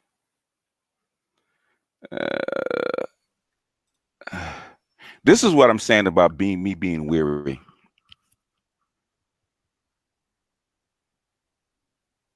The reason that you guys are the most educated, and you can actually go back and do the numbers. When I came up, when I was a teenager to go to college, only the top 10% of kids actually went to college. That didn't change until Bill Clinton. That's how come the cost of colleges went up. They wanted to push, especially more women into college. They wanted to get the single mothers and the working mothers. They wanted to get them educated. So they actually opened up way more opportunities for people to go to college. When I came up, you had to be in the top 10% to actually go to college. If your SATs were in a certain level, you had to go to community college and maybe, just maybe, work your way up. But you couldn't go to a 4-year college right off the rip. You had to earn your way into a 4-year college. So it's saying that you guys are the most educated, you guys are the most accomplished. Well, you're not even the most accomplished, you're most educated. But the thing is, if that is the case, then you had way more opportunities than somebody that was a boomer. Especially when we were coming up during the turmoil of the 60s and right after the downturn when the U.S. came off the dollar. That didn't get reset till 1980, really 1983, when Nixon actually took the interest rates from 21% back down to reasonable 6 or 7. In fact, for the most part of my lifetime, interest rates were well over 10%, 12%. You guys have the lowest interest rates probably in history. Are you taking advantage of it? Yes, we are. You really? So why are you complaining about the boomers? If let me ask you a question about the Social Security. Okay, if you started working and they started taking money out of your check for Social Security, because I don't get it anyway, but Social Security, you started working, and you worked all your whole life. Them taking money out of your check, saying at the end when you get ready to retire at 62, 65, and now it's up to 70 years old, that you're going to have a pension in your old age, or a partial pension in your old age. And you got there, and people are complaining about you sucking up the money. What would you say to them? I don't know what I would say. I mean, hypothetically, what would I say if I were in that position? I would just say it's tough. It is what it is. You know, we need the money. In other words, say you were promised. Okay, say you were promised. You were 18, 17, 18, 19, 20. You were promised when you first started working. That they're going to take a certain amount of money out of your check, every week, and trust me, they do. The government takes a portion of your money out of your check every week that you don't see for your whole life. And you work this way and work, and see, you notices that you're going to get this much money in retirement. And you get to be old and crippled, and where you can't work anymore. And somebody says that you don't deserve what you got, even though you paid into it. What would you say to them? Well, what I'll say to you is no. What would you say to them? What would you say? Hold on, I'm gonna get to that. No. What we're gonna do is you're gonna answer my question first. I'm gonna answer your question. Then answer my question first. I'm gonna answer your question. I'll answer it like this. No. Answer my question first. What would you say to them? Nothing in life is promised.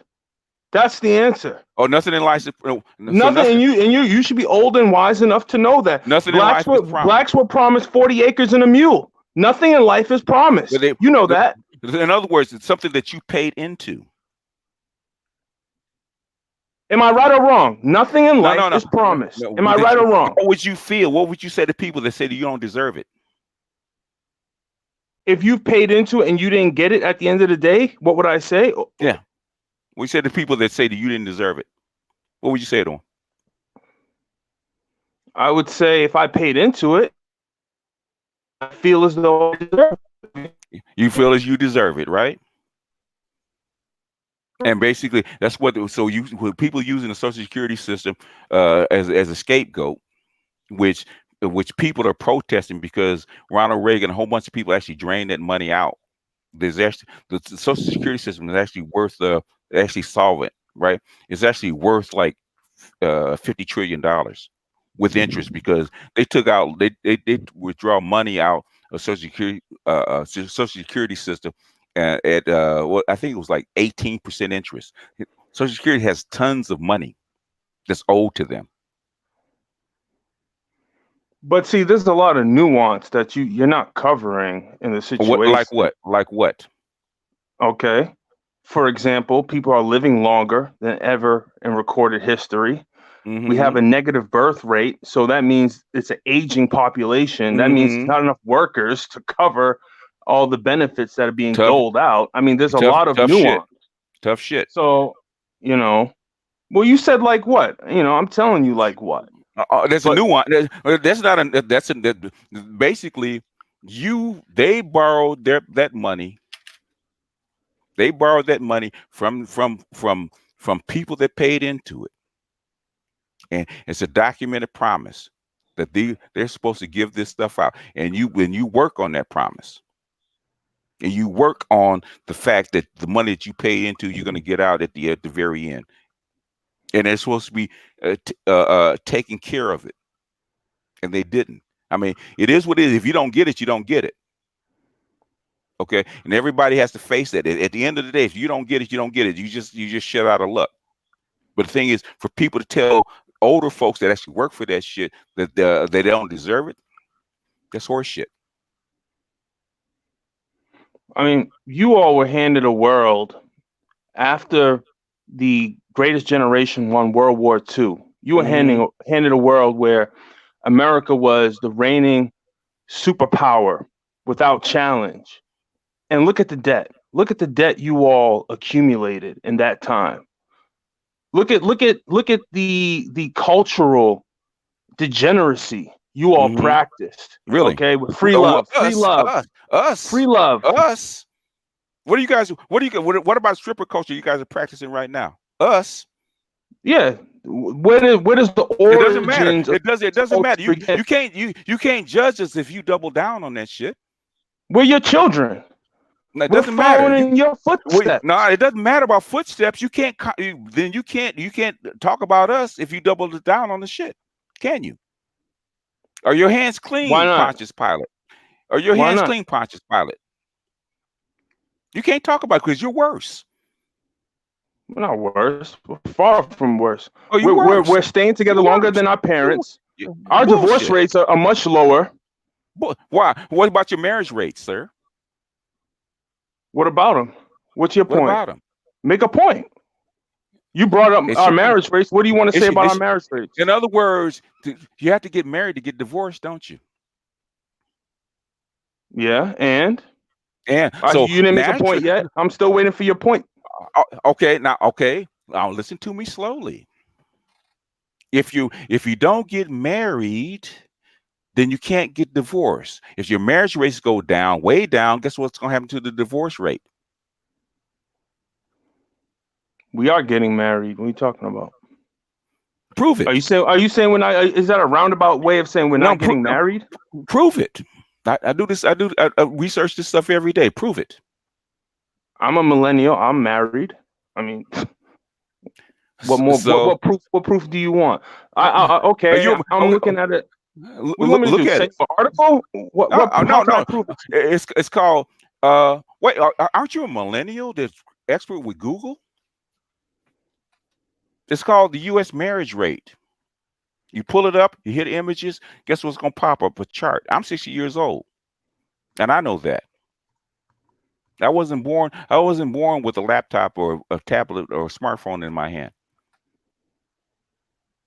Okay, and if I look up the U.S. marriage rate, which I'm doing now, what's the problem? What does it look like? Look at the chart. Hit images and look at the chart over time. All right, I'm in Google. I just typed in U.S. marriage rate. As of 2006, 55.7% of Americans aged 18 or over were married. Hit images and look at the chart. Look at the decline in marriage.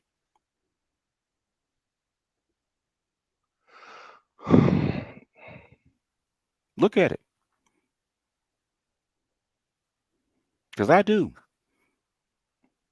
So the marriage rate is lower and the divorce rate is lower. So we're at a stalemate. We're at a stalemate. No, the 1 and 1 makes 2, does it not?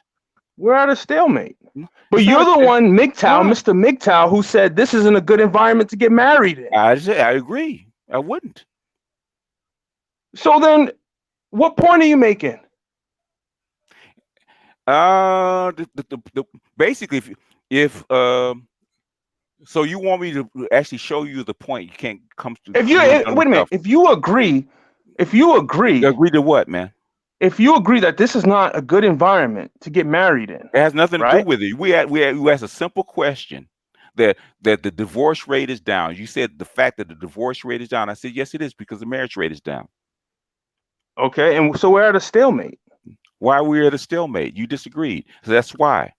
I said, duh, of course it is.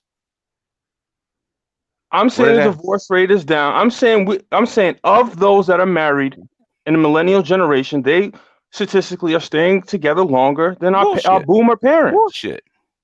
It's not bullshit. I'm looking at the Atlantic. I can read a snippet of an article right now for you. What do you mean bullshit? It's bullshit. You're not saying between 2008 and 2016, the divorce rate declined by 18% overall. What are you talking about? In other words, and why it declined? Why did it decline? We just talked about that. You just agreed. Because why? Because people aren't getting married, right? Getting married. It's simple. So we're at a stalemate. No, we're not at a stalemate. What are you talking about? A stalemate? It's obvious. There's no point to make. It's obvious. Oh, that's Lonzo. Okay, he's waving a white flag. I see you, Lonzo. I'm gonna bring you up. All right. Hey, OG. Hey, what up, folks? Actually, I wasn't raising the white flag, and I was helping my granddaughter. But okay, I thought you were raising the white flag. No. I'm watching this. Listen to this conversation. It's very interesting. Very interesting. I think that a lot of the millennials don't get married because the cost of being married is superseded by the advantages of being married superseded by the cost of getting divorced. Yeah. So many of us watch their parents go through divorces and realize that at some point in time it might not be worth it as much as it used to be. Yeah. They're a lot more financial savvy. But on the other end, here's the crazy part. In some cases, it could be an advantage because you get to split stuff. But if everything is double, except for the income, then it don't do you no good. Yeah. So the reason the divorce is down because you're not getting married. I'm not saying that they should get married. What I'm saying is saying that you're staying together longer is not true. It's not true. Right. That's not true. Millennials are not. Wait a minute. You're saying, so your point, you're saying the marriage rate is down. Yeah. And you're equating that to saying that we're not staying together longer? You're not. How does that make sense? That's not 1 + 1. You're not getting together. You're saying the marriage rate is down, but you're not getting of those that are married, I'm saying of those that are married, we're staying together longer. What the hell does that have to do with the marriage rate being down? I'm talking about those that are already married. Where is the proof of that, man? With your roundabout logic. Where's the proof of that? I'm pulling up. All right. What do you want me to do? Send you an article? What can I do to prove it to you? Use Google. Basically, you can the oldest millennial is how long? How old? 35, right? 35, 36? No, older than that. Late 30s. I would have said about 37 at the max, right? You guys ain't even been around long enough for that to even be an item. And that goes to my bigger point. We haven't been around long enough to be even judged critically on the curve that you like to judge us on. So many millennials are still in their 20s. So many millennials are not even in Congress or positions of power. For you to say we haven't done anything with the opportunities provided to us. You haven't. I gave you examples of my own personal examples, and basically that is it. Lonzo looks at it all day. There's stuff that Lonzo would have loved to have had when he was coming up. There's a whole new world of shit that you can do that we couldn't even dream of. Your personal examples, sir.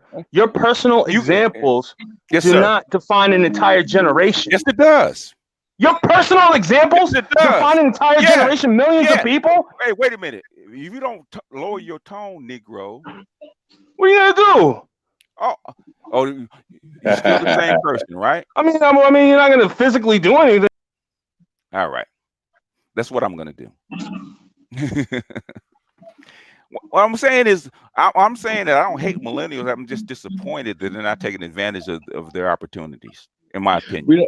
Is he the same guy that had talked about the guys not coming to the studio? No, that was Tony Shango. I'll bring him back up. Okay, all right, there he is. He's a millennial though. When I heard that comment, it made me also realize a few things that I've experienced running a studio for over 30 years. That when people, a lot of millennials feel that a lot of them feel like they're entitled to something. Okay, they feel we owe them something, and we do. We always owe them. Every generation owes the next generation something, but it's not a matter of entitlement. It's a matter of preservation and experience, taking advantage of the experience. When I think about that, and I see artists that want the glitz and the glory, they don't want to put the work in. Yeah, I'm seeing that. Right. They don't want, and this is why we get the kind of music that we get, because a lot of times they just want to go to Guitar Center and grab a copy of Ableton and just say the first thing they can, because the gatekeepers aren't there to regulate what they do. Plus, this generation right here is the first generation that most of these people don't hear the word no that often. Yeah. And they were they're not to be judged. Whatever they do has always been okay. So if you don't come to the studio, so what? Like, homeboy, what you gonna do? Okay, what you gonna do? So it's a different mindset. In my era, we was glad to get in the studio. I mean, if you book studio time, we'd be there an hour early sometime, man, just to get started. Because just the thought of being in the studio was enough to keep us motivated. But nowadays, everybody got a studio. Everybody thinks they're the next hot thing. The hottest things they have out now really ain't all that hot as people make them out to be. Social media makes them hotter than they're supposed to be. If they really had to go out and sell some physical product, they're going by streams and likes and shares. They had to sell physical product. Okay, it'd be a lot different. When the success rate would be a lot different for some of these so-called hot artists. That's my personal opinion. But my experience shows me that's something that's worth thinking about. Put it that way. Now, I'm not, what I'm saying is, he's saying that they're doing the best that they can with the opportunities that they have. And I said, I don't see it. They're not. They're really not. These guys, this generation right here can do so much more, but they're distracted. They are distracted. I call them weapons of mass distraction. All the tools they have to expand their mind and do various things, they use it for the wrong reason most of the time.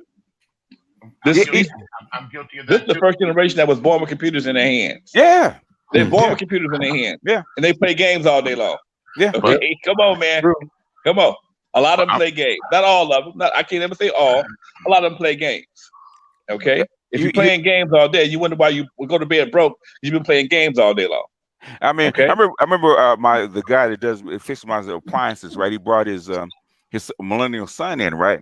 And he said he has he makes music. Well, he wanted to make a music video, right? I put his phone on the stabilizer. I said, "Man, go make your movie. Get your software, get your laptop. Here's your smartphone. Stabilize it. Go make your movie. Right. Go make your video." It used to cost us like $50,000 to do a fucking video. Right. Video, $50,000 minimum. Minimum. It costs like $400, $500. It costs $400 to do it now. Right. And put it up on YouTube. Okay. Right. No gatekeepers. No gatekeepers. Nope. But see, the problem is here's another issue that you have to understand as well. Because there's no gatekeepers, because it's so easy, nobody takes the time to develop a real craft or a skill. They seem to sell themselves short and always want to sell the low get to the low hanging fruit, which is sex. Okay, which is only a temporary success. And for the most part, most people get into this business not knowing the game. So if you do get any kind of success, somebody is standing there waiting for you to take it from you with a piece of paper and an ink pen. Yeah. Okay. Tekashi 5 Even if you get success, you won't be able to live off it for a long period of time. Most of these guys are one-hit wonders. Maybe they may have one solid album, but because they signed the first contract somebody put in their face, they won't be able to. When they get to be my age, they won't own their masters. They won't own their publishing. They won't own the writers' share. I mean, the writers. They won't be able to make deals to keep their career going. Because somebody else, they gave it to somebody else for a gold watch and some instant gratification. Yeah. Look at Lil Uzi. That nigga, they put his album out and he signed a contract. They put his shit out. Yeah. And he don't get no money from that shit. He didn't even have the album put out. Yeah. Like I said, OG was one of the ones that actually figured a way around all those fucking gatekeepers. He's a genius. He actually figured a way. I'm gonna do it this way instead of very humble about it too. He is very humble about it. But the original Out Your Trunk, doing your own marketing, it was him.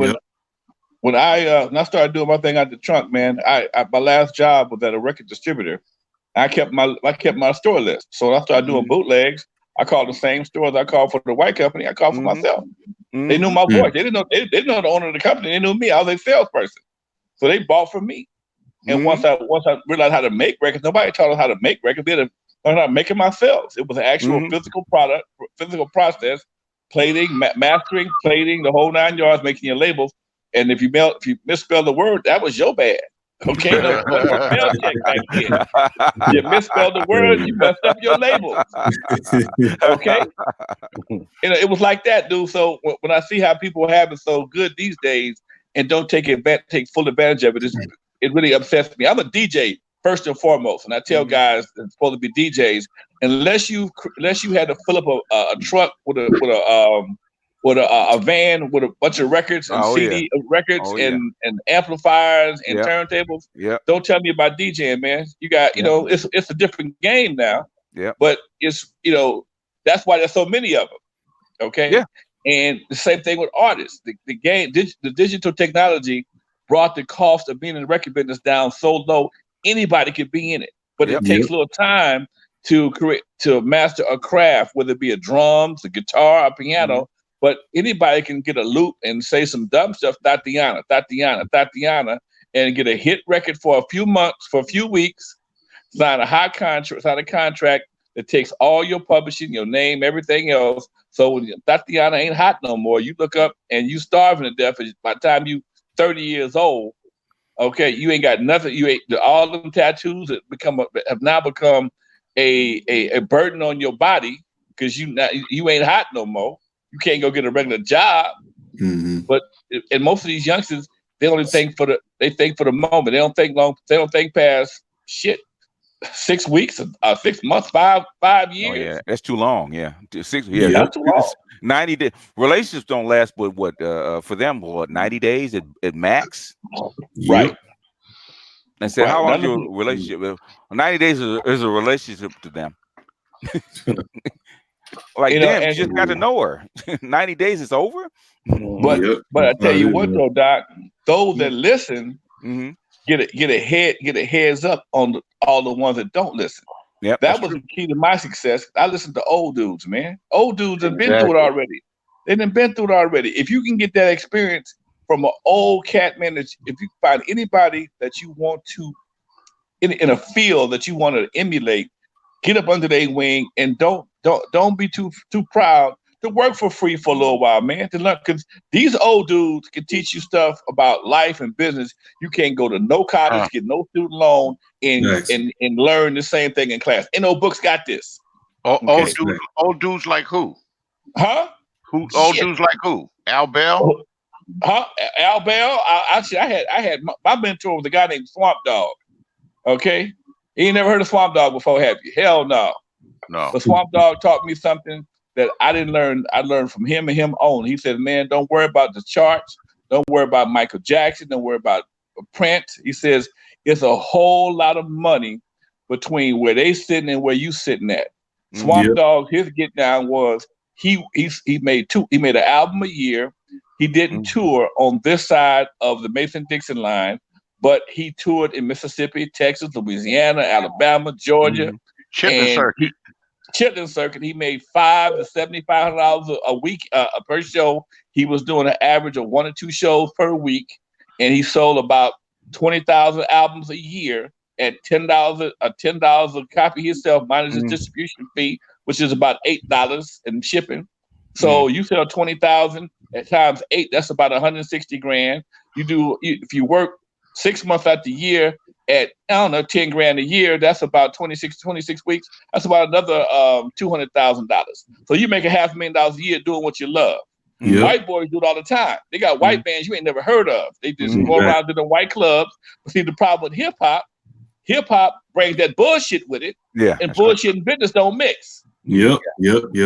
Okay. And see, and bullshit, if you talking to a guy that not only made records, not only as a DJ, but I own nightclubs for 40 years. So I understand. In the hood. Okay. In the hood, where us Inglewood cats wouldn't even go that far to go party. Cats around the corner, be scared to come around the corner.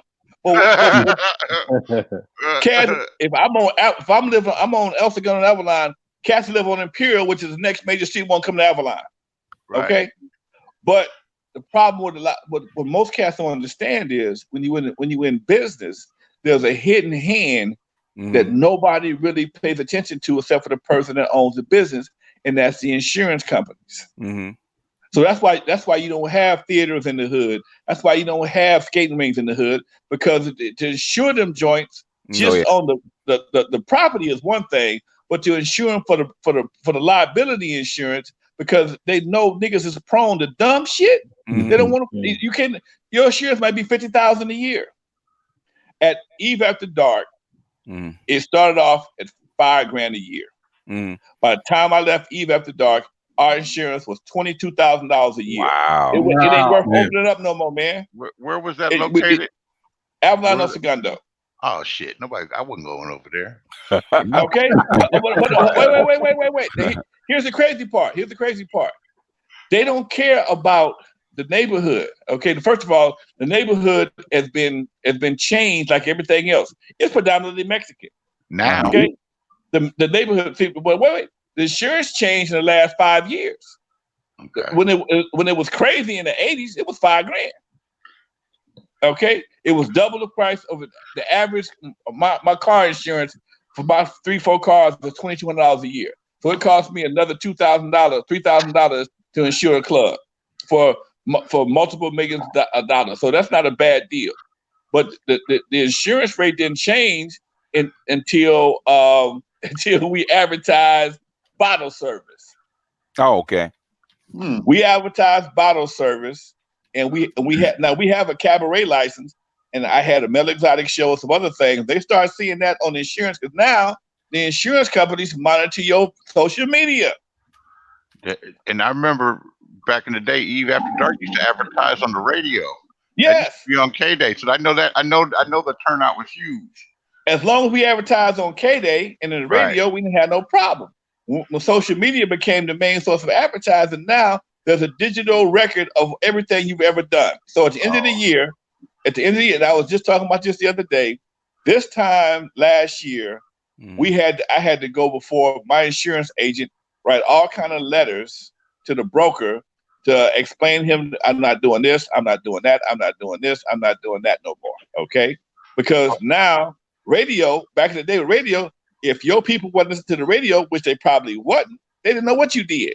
But now because there's a digital footprint, they can go to your Facebook page, they can go to my Facebook page, my personal page, my business page, and see exactly how we advertise and what we're catering to. And if they feel we're catering to a clientele that is not conducive to what they feel is a good clientele, then they can shut you off. So you operate in the same location you were back in the late 70s? Same. So 1979, I just shut it down. Wow. And I just got out of the business in 2019. March 3rd was my last day at the club owner. Almost 40 years. 39 years and 9 months. Wow. Okay, so and now what happens is, and here's another problem that people don't understand for the club business. For me, having a liquor license was great as far as money goes, but people change when they drink versus anything else. Some people walk in and get one drink, they turn into the Hulk. Okay, so now marijuana becomes legal. I love that because now my security cost goes down because you ain't gonna never hear the phrase, I'm gonna finish this joint and whoop your ass. And Lonzo, can you break down? Can you break down when it becomes like what 12 or 1 o'clock? You change the music to the. This is another thing that most DJs don't understand. When you at 12 o'clock between 1 and 1:15 is last call. Okay, you have people that will try and get that last shot of Hennessy, that last shot of Patron, and if you still playing gangster rap or anything that gets them charged up at 1:30 when the club shuts down, 1:45, you're gonna probably have a problem in the parking lot because you're still pumped up. I learned at the Hollywood Park Casino, you have to calm people down to avoid that the conflict in the parking lot, because if they too pumped up off of some killer music, it's gonna be a problem. It's gonna be a fight. And every time you have a fight in the parking lot, every time there's a fight and the police get called, you get what they call an incident report. That incident report goes to the city council, goes to the license, it goes to your insurance company. So even if nobody don't get shot, if you got 15, 20 incidents, it goes on your insurance. They're telling you now that it's a probability it's going to be a problem with this joint. I need some more money. Yeah. Where they work. Cost you money. It costs you money. So this is why I tell people all the time: bullshit and business don't never mix. You bring that gang, you bring that gang bullshit to a facility. Yeah. Only place that don't really have an impact is liquor stores. But we don't own liquor stores no more, so they don't worry about that. They know we ain't catering that clientele. That's just part of the of what happened in that neighborhood. Remember, OG, when they used to have concerts in the park and they used to play the rap, play the rap. You used to have problems and they changed it to smooth jazz because of the clientele. Yeah, they just have jazz right now. Yeah. If you notice, for years, jazz festivals used to slide in R&B acts most of the time. Yeah, all your jazz festivals was basically R&B shows. Yeah. But guess what? Social media gives the insurance companies a track record of what they're hiring. So now you got more jazz people working than ever before. Yeah. Yep. Because now there's a track record to say, they doing jazz festival. Well, why the hell is Blueface in the jazz festival? Okay, why the hell is so in the jazz festival? This ain't no jazz is the cheapest form of entertainment to insure. Yeah, and that's why every city has a jazz festival. They don't have R&B festivals. Nope. They have jazz festivals. Yeah, today they had a 112 at Jazz at Drew. Mm-hmm. Right. 112. Right. 112 ain't gonna no knuckleheads going to see 112. No, they're not. If he is, he's gonna bring his girlfriend. They look like they were out of neutral. breath. He's gonna wear neutral clothes. Mm-hmm. Ain't gonna be no bullshit. Same thing. They had a jazz festival in Carson today too. Yeah. Same thing. Yep. They had a jazz festival in Carson. They know the insurance companies know, the promoters know that people over 40 years old got shit to do. They got shit to lose, so they're a lot less prone to get caught up in some dumb stuff. Mm-hmm. Okay. I've never seen the incident at the larger jazz festivals in LA either. The Playboy Jazz Festival or anything up there. There's never been any issue, or even at Long Beach, because the music chills them out, like Lonzo was saying. It's a different vibe, man. Being from Los Angeles, you go to those type of events in those areas, there's always some shit jumping off every single time, everywhere.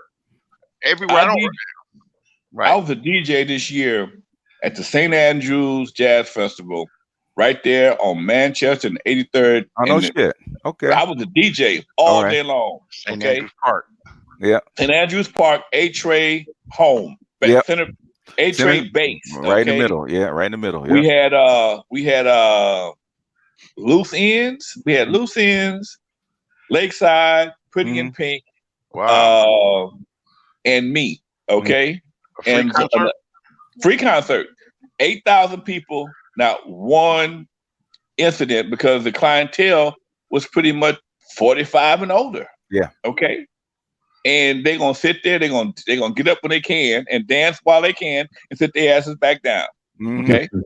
They're not, and for the first time, I didn't smell no weed. They might have had some, I didn't smell it. Edibles. Maybe so. Edibles.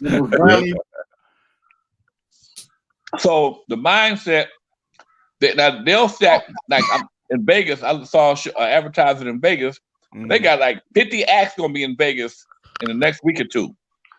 Okay, but it's gonna be a small army of security guards and cops waiting to deal with anything that happens in Vegas. So Vegas ain't gonna let it happen. Okay, they're gonna be a small army of security guard and cops. Anybody ever go to a rap concert at the Forum? Tell me, cops they have out there? It's been a while, yeah, but the whole police force out there. They had a whole police force. They're ready. If you think it's gonna be some shit at the Forum, you're sadly mistaken. Yep, and guess what they do? Guess what they do? OG, they have cars escorting you to the freeway too. Right. Yep. Wow. Down Manchester. Right. Yeah. They don't. Yeah. After it's over, they escort you to the freeway. You do not stop. Go. Okay. Right. Right to the freeway. I didn't know they had that. They needed that a long time ago. Yeah. That's why they do it. I used to have a club on Manchester. Anybody know what the Millennium Shoe Store is on Manchester? Where is it again? It's a Millennium Shoe Store on Manchester now. Yeah. Right there my club. That was my club at Counterfeit. I had that club for about 6 years. I remember that. Yeah. When the Lakers was still playing there when I had it back in the 90s. And they would do the same thing. They would block off the streets, and you couldn't go down those side streets. You had to bring your ass down Manchester, Prairie, or Manchester or Prairie. That was it. That was it. Yeah, it was it. That was it. You gotta go to the freeway. Yeah. And guide them all the way to the 110. All the way to the 110. 110 or 405. Or, Man, that's a good idea actually. Because the 110, they guided you out. What they did then, they guided your ass out of Inglewood. They guided you all the way to about Van Ness. Then you on your own. Yeah. But they know the white folks are going to the 405, so they had to protect. They got to protect them. Yeah, because it's right across the street from the Inglewood Cemetery, down there. Right. So, what I did notice also when we became legal, my bar sales dropped. Bar sales dropped. Huh? It makes sense. Makes sense. But I tell you what, though, on the other side, My chicken sales went up. You ain't shit. No bullshit. No bullshit. Okay. Bar sales dropped. Chicken sales went up. Chicken sales went up. But I also, my incidents dropped to 0. That's true. Oh, really? Yeah. You on weed? Dropped to 0. Yeah, you ain't fighting on weed. That's a beautiful thing. You ain't fighting on weed. You ain't gonna fight on weed. You ain't gonna fight on it. No, you ain't You're gonna fight gonna on leave that the high weed. in one swing. But hey, now while we talking about that, folks, understand this. With all the stuff that's going on in the world today, the youth of America has always driven any type of revolution or any type of uproar. Yeah. The colleges, the Black Panthers, they were all youngsters. Black Panthers, when they started, was not even 21 years old. Okay. They saw some injustice. They started forming their different their groups for the breakfast program for the kids, the after school program for the kids. Yep. They were all college educated and they knew the law. Yep. Okay. And I ain't saying they didn't smoke no weed, but when I know when I was smoking weed, I didn't want to do much of shit but smoke weed, okay, and eat. I like Doritos, okay. I like Doritos and Ding Dongs when I was smoking. Ding Dong, not Ding Dongs, man. Ding Dongs, baby, them hockey pucks. I love hockey pucks. Okay, that's what I call them. I thought it was Doritos and honey buns, man. Not Ding No, I like Doritos and Ding Dongs, okay. But understand this, man. When you have unnatural weed being smoked, okay. You got video games. We have a lot. The youngsters, they have a lot of distractions. Gas, $4 a gallon. Ain't nobody made a song about that. Ain't nobody made a song about the gas being $4 a gallon. Ain't nobody made a real song about the president being a fucking crook. No. But again, yes, somebody has. You just ain't heard it. Okay. You won't hear it because the media has been taken over by corporations. Thanks. Wait a minute, president being a crook. Which one? Huh? Which the latest one? The one up here now. I gotta go about all of them crooks. Yeah, but this one in particular, this right here, is business. Right. All of them crooks. He ain't the only one. All of them crooks. He just a gangster with his. He a gangster. If he a real gangster does what they gonna do at all costs. Okay. If Trump get caught, he look for a scapegoat. He can't find a scapegoat. He'll start setting up the prosecutor, the IG, attorney general. He get him on his side. The AG, attorney general becomes on his side. He's stacking the court. That's what gangsters do. Gangsters don't shoot and miss each other and hit babies. They handle their business to protect their empire. That's what Trump does. He's all about protecting his empire and his people. And if he can't do that, he'll find somebody to fall on the sword for it. False tweet 2.0. He knows how to give directives without giving directive like a mob. Right. They say Carlo Gambino, probably the most successful mobster, he just raised his eyebrow. They knew they had to take the dude out. You know, they mentioned dude's name, he raised his eyebrow.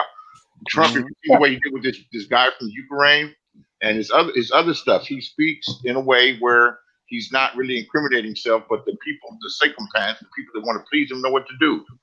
Right. So they do. Well, when the president tell you if I get impeached, that could possibly spark a civil war. What are you telling them? What are you saying? What are you saying? That's his little code. Get ready. Yep. Yep. Get ready. Meanwhile, folks is playing Fortnite. Right. Worry about who P. Diddy's fucking. Right. What about Kardashians or Riri or whoever? But anything, but and it's amazing for me. I'm a political junkie, man. So I know I'm a little bit more into it than the average cat. But how many people don't understand what's really going on and how it's going to affect? Yeah, I'm 62, so I'm gonna get my Social Security. Ain't no problem. I got Tell me about it. Tell me about it. I got mine coming. Okay, and like my man said earlier, ain't nothing promised. I already paid for it. It's mine. Yeah, it's mine. You ain't doing me no favor. No, it's mine. Right. Okay, I put this money aside for a reason. So when it comes time for me to use it, it'll be there. Don't tell me I can't have. I don't deserve it. I worked for it. Right. That's right. Okay. So the people that tell you that you don't deserve it are they already millionaires. And a senator in the House or the Senate ain't a millionaire already. Yeah. And a senator that we ever put in office is not a millionaire. If you walk in there broke, you walk out a millionaire. The white people be telling breaking an AMG, bitch better have my money. Bitch better have my money. Okay. Oh, they go nuts in that money. Yep. You gotta understand too, fellas, that when you are corporations don't believe in God. Money is their God. On the back of the $1 bill. But that's their God. So the corporation's only obligation is to its stakeholders, the stockholders. It don't care about the environment, the people. It's only there to make money. It has nothing else to do with anything else. Healthcare is not about health. It's about making money for the for the stockholders. Okay, so if you don't get a decent health, if making people healthy made money, then we'll all be a bunch of damn health nuts. Okay, but there ain't no money in making people healthy right now, so everybody gonna get sick. And if you look in the hood, shit, man, don't get me started, dude. The hood is full of dialysis. Oh yeah, it is. Yep, dialysis. The diabetes, missing limbs, and weed dispensaries. But understand this, folks. It's a few things that people don't pay attention to that all correlate together. Okay, you got, what does 7-Eleven sell? Coffee, junk food, 7-Eleven sell three things. Most 7-Eleven sell three things. They sell tobacco, salt, and sugar. Oh yeah, that's true. Okay, tobacco, salt, and sugar. Okay, salt and sugar is gonna give you salt give you high blood pressure. Sugar give you diabetes. Now I'm not saying they're the only sources, but those are the sources in our community that we find an abundance of. All of a sudden, there's an explosion of 7-Elevens in the hood. Yep. Meanwhile, diabetes is going through the roof. Yep. Heart disease is going through the roof. Yep. Well, if you get diabetes, at some point in time, you're gonna have kidney problems. Dialysis, here come the dialysis place, dialysis offices. So it's all related, Doc. That's why we live in a food desert. You can't get health care if they know they're making you sick by the food they serve you. So why would they give you health care if they know they're making you sick? They know you're gonna get sick. Let's make money off these fools. Yeah. Wherever there's crime, they need cops. Right. Yeah, the doctors are the cops. It's food. It's food in America. They won't. It's ingredients in our food in America. You won't find it any place else in the world. You won't find high fructose. That's true. You won't find. I say that all the time. You will not find high fructose corn syrup in England, Germany, or France. They don't do it like that. Nope. The Mexicans won't even use it. They won't use it. They won't use it. They won't use it. Nope. But it's the main staple for anything sweet in America because it's cheaper than sugar. Yeah. People don't even research what it does. They just know it's sweet. Yeah. Right. Exactly. Your body don't recognize high fructose corn syrup as like it does sugar. I mean, sugar is too much of it, bad for you, but your body don't even recognize it because it's not a natural ingredient. So your body don't know how to regulate it, so it just stores it as fat. Yeah, because they couldn't sell all the corn that they were producing. Yeah, so they just turned it into sugar. That shit's addictive too, man. I used to have a thing for Tampico Punch in the morning, and of course I prefer orange juice, but that Tampico Punch was so fucking sweet. I would guzzle that shit in the morning. I drink like damn near half gallon a day of that shit. See, that shit can't be good for you. I'm glad I'm off of it and drink. I drink orange juice and I like it sweet, but nothing could be worse than that. And those Arizona iced teas, always, man, the shit tastes good, man. The mango one, lemonade, it's first ingredient. Apple. But it expands like yeast. Once it gets to your body, it triples. I believe it triples the amount of grams. Yeah. So people don't understand that. So if you got like 40 grams of sugar in your drink, you know, you're looking at probably 120 by the time it hits your body. What? See?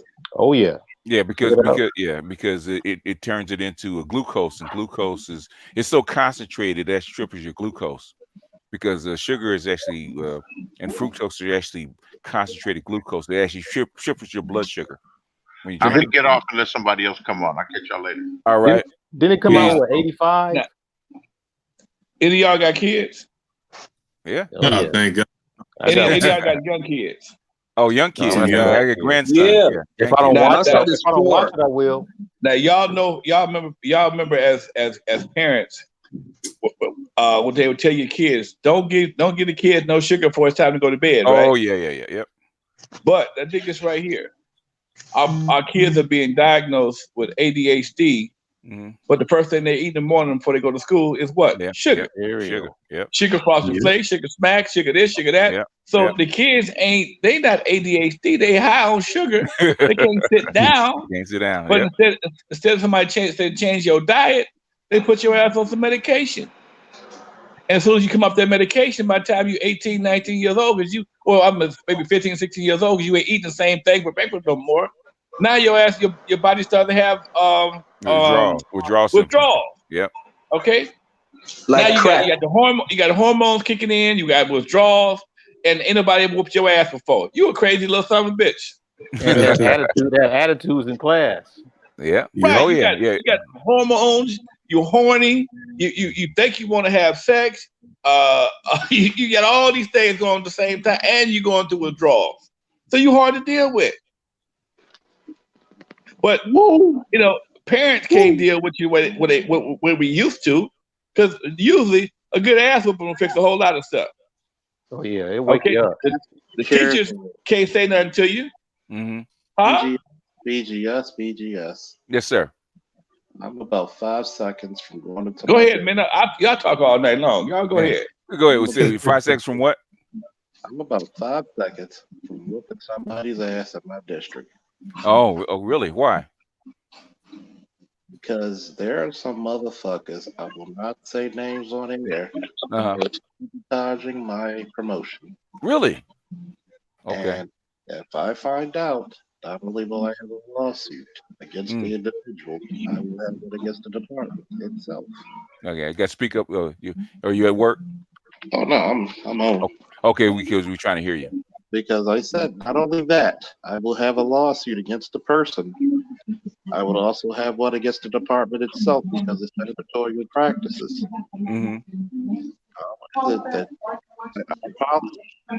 If I pass the test and I pass the oral, why are you letting people who failed see above me? I have priority over them.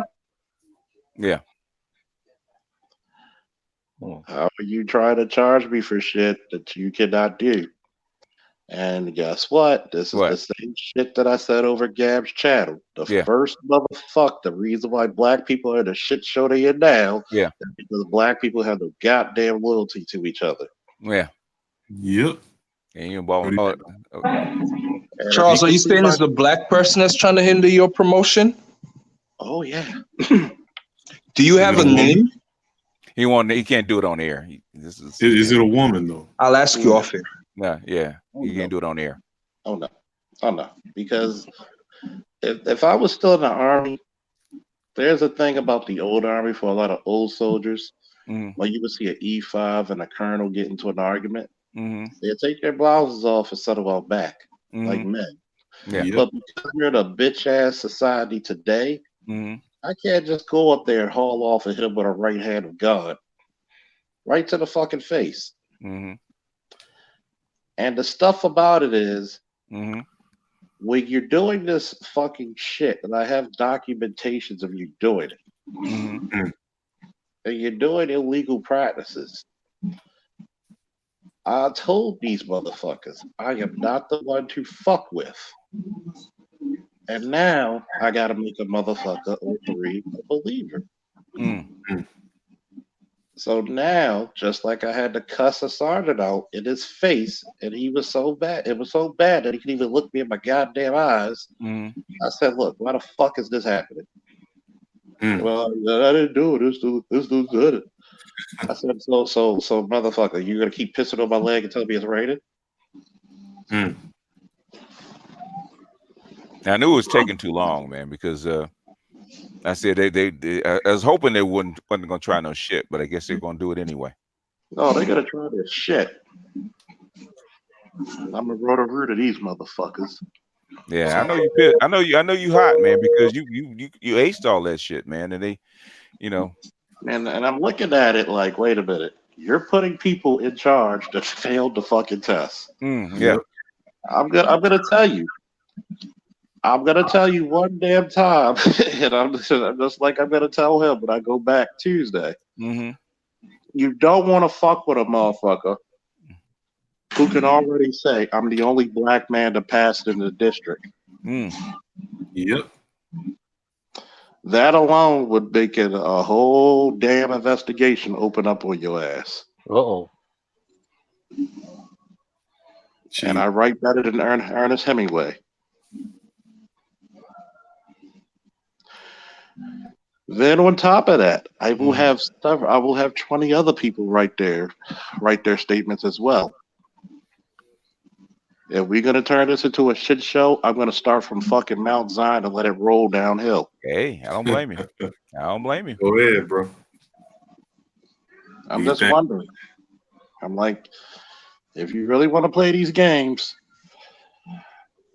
we'll play. Hell, we'll even go to overtime. Well, Thanksgiving be next month, so. Hey, sometimes, hey, you know, ain't no rest for the weary, huh, Sergeant Charles? Oh no, because of it.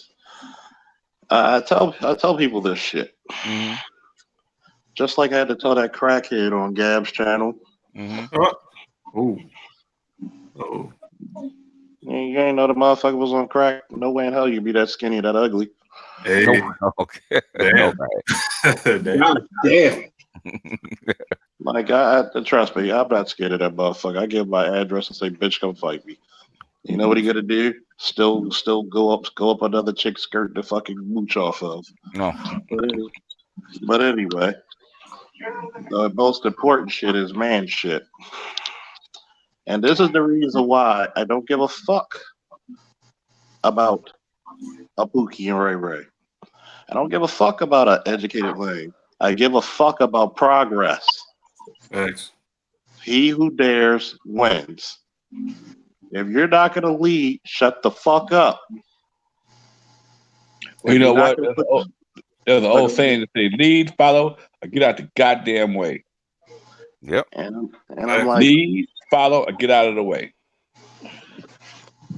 And I tell people a lot of times, I'm not one of those people who's going to tell you some shit that he's not doing himself. If I'm either going to be the example, standard, or both. I'm with you. And I'm telling people, well, we don't need any more. I said, I'm not into that weak ass mindset. You want to talk about police brutality? Become the goddamn police. Yep. If you're tired of fucking not having a job, take over the military. They got tons of fucking jobs there. Yep. But you're the only dumb motherfuckers in this fucking country who's more American than the average white person walking next to you. But you're the stupid motherfucker who would say that's a white man's army. When a fucking black man was the first person to kill and die for it. Yep. But you believe all that shit. Just like you believe that white people conquered you. I knew for years. My family told this shit when I was fucking 4 years old. They could tell you the fucking tribes that sold you. Mm-hmm. But see, that's the problem when you got people whose parents are only like 13 years older than them. They don't know shit. There's no wisdom. The wisdom only go by as far back as fucking MTV. That's funny. Downtown Julie Brown. don't get OG. Don't even do that. I'm sorry. MTV. I'm sorry. Let me take. BJ, you see what I was talking about? Alonzo was actually cracking about MTV. I'm sorry. That not even MTV. 106 in Park, motherfuckers. Damn. Video jukebox. Free and AJ. Yep. I mean, you know, I'm so tired of motherfuckers. Rhapsody. And I'm just looking at this motherfucker. Well, we up there on Gab. Mm-hmm. Oh, you a police motherfucker. Well, you unemployed. Oh, what, you jealous? Like, why do you why do you try to talk about a greater man than you? Oh, you talk about the survival of black people. Here you go talking about a white bitch.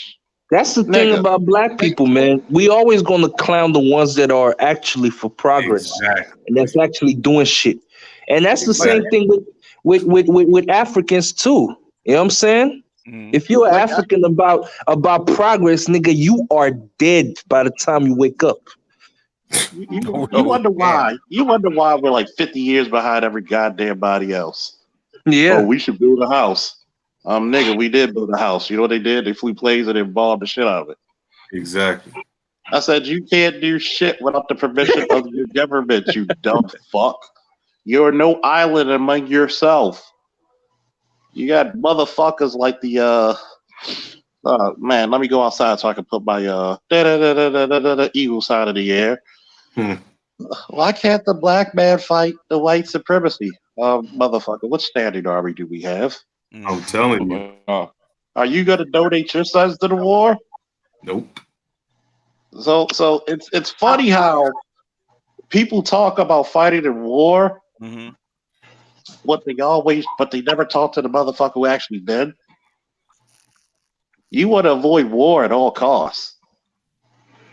They say we'll go to war with the white man. Yeah, they've been saying that. They get that from the movie. They've been saying that, man. For, we go to war with the white man. They've been saying that for 50 years, man. You know what I'm saying?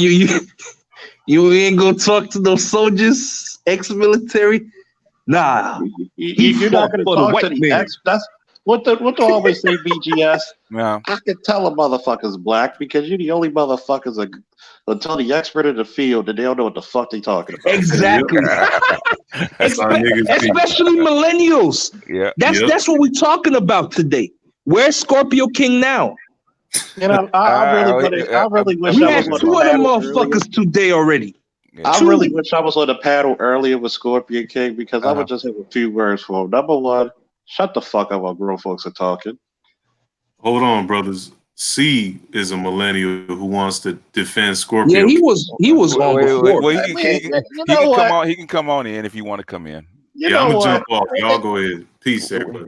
You know what? Where is he? See, my boy Shango is actually one of the few millennials that I like. So smooth. But believe you it know or why? not, Because they're not some arrogant pricks. Okay, they're real men who can teach and learn. You know that uncommon shit nowadays.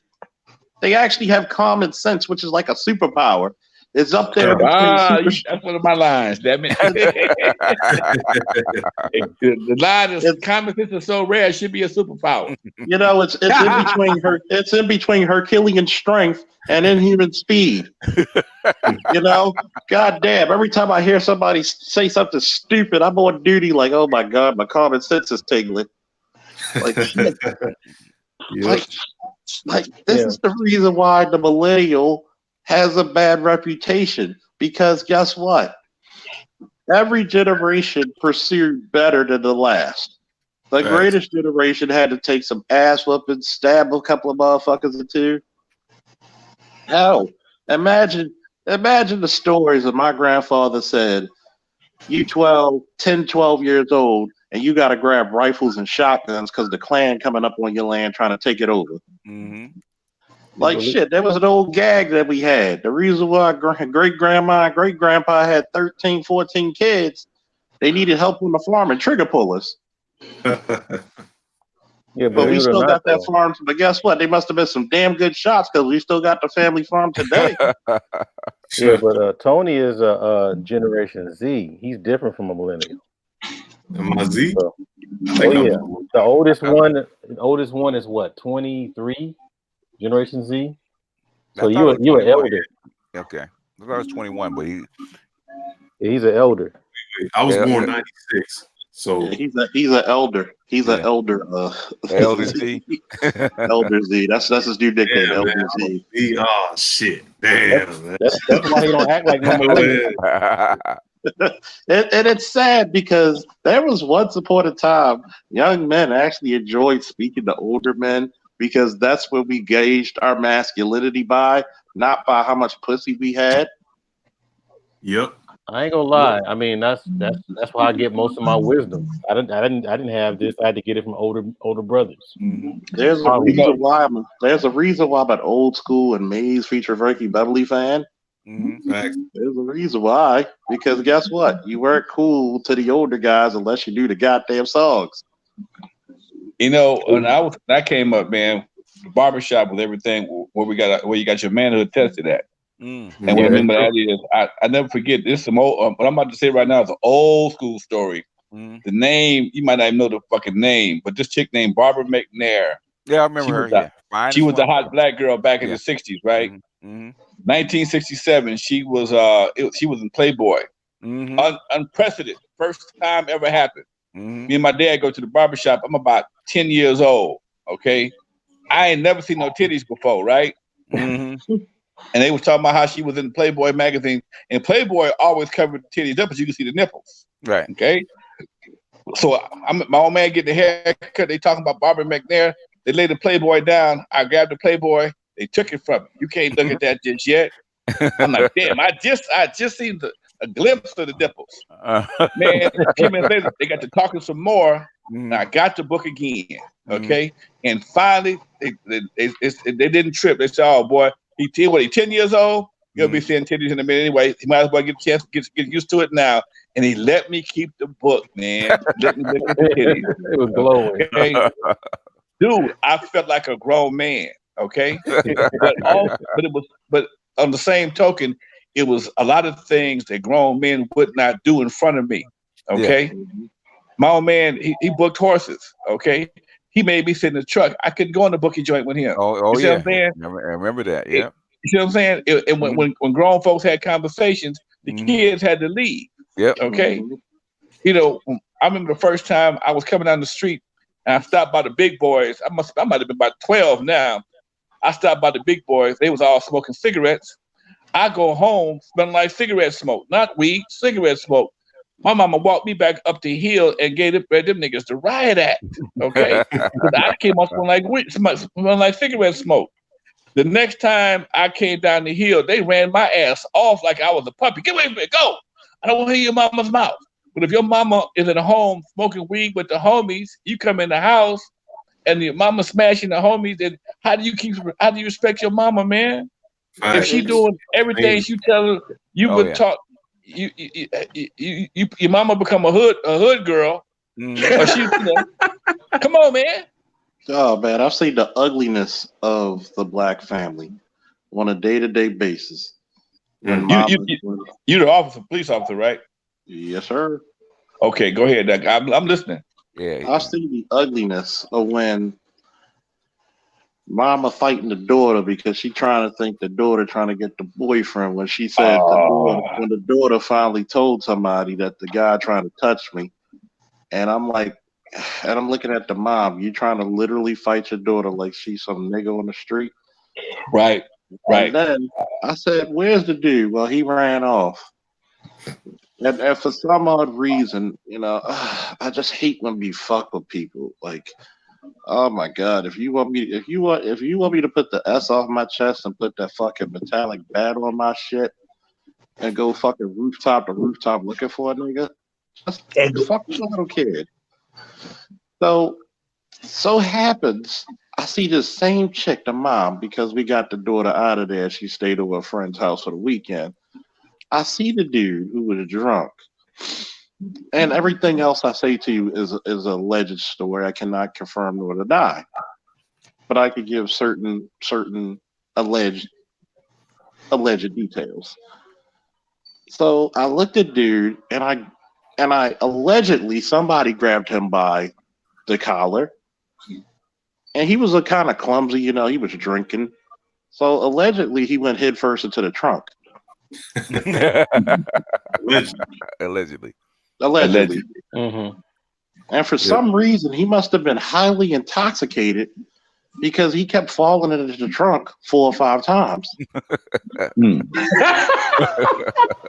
That's a clumsy son of a bitch. Man, that's a clumsy motherfucker, man. He was a very clumsy motherfucker. Oops. Damn. I mean, for some odd reason, when he got back up, he complained about stomach pains. So I had to give him the Heimlich maneuver. So I had to give him the Heimlich maneuver. You know, the fast way. You know how you take your hand, you squeeze it into a fist, and you push it right into a person's stomach because he was choking. Push all that stuff out of his throat. I understand.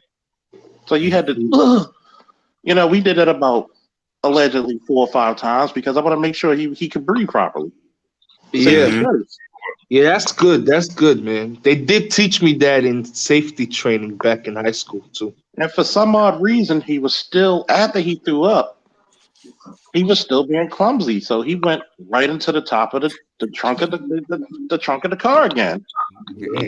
He must have been on some kind of drugs, man. Yes, folk, that is Lonzo, Worldwide Wrecking Crew. Yeah, you have been recognized. Okay.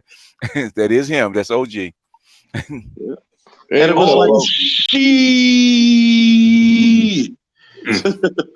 I'm like, this dude looks familiar. Yeah, everybody kept saying we knew that from the drawing. What do you think about the drawing, OG? Oh man, he's doing a fantastic job, man. The drawing, I thought that was a photograph. And man, I had that on yesterday, dude. I looked at it. I was looking at the picture. I was like, what screen am I on? Shit. I knew once I saw the hand come down. But for a minute, I had to look at that picture 2 or 3 times, make sure it wasn't the actual it wasn't me live, because I had the exact shirt and hat on yesterday, just kicking it, and he's doing a great job, man. No, man, I'm scared to see him do me. I'll be like, God damn. Yeah, I'm making my rounds. I'm gonna pretty much do all of YouTube. Well, God damn it, I'm next, nigga. and let me tell you the funniest part about the story, right? I had to help the young man up by his collar. And I said, allegedly, I hope that, some things that transpired didn't transpire. What are you talking about? Putting your hands and attempting to sexually assault a young lady. Well, no, that wouldn't be me. I was like, you sure? Let's take a closer look at my phone to see if you recognize this lady. All right, go into the car. But I do have to apologize because he was being clumsy again, and the car door wasn't open, so the windshield was in the way. But he got a bird's eye view. And I told him, and his homeboy was with him. He was like, "That's not right. With my friend's falling. Hey, do you want some Heimlich maneuvers too?" Need some help? For some reason, that motherfucker ran off like Barry Sanders. I mean, at least you didn't. That motherfucker did jukes and cuts like a DJ. At least you didn't hug him like the judge in Dallas. Oh, good Lord. Yep. So I dusted the damn man off. I said, but if you have any more to say or any more complaints, I can let you talk to the phone in my trunk. He was like, I'm good. And I talked to the young lady the week ago, and she was like, well, what happened? I don't know what happened, but he took all his stuff out the house and he moved out. Well, he ain't choking no more. But was he still coughing? He was like, well, he doesn't have. Well, he could go to the bathroom pretty well now, something like that. So. Dang. So sometimes that's how you community police. You don't have to arrest everybody. You just got to talk to them.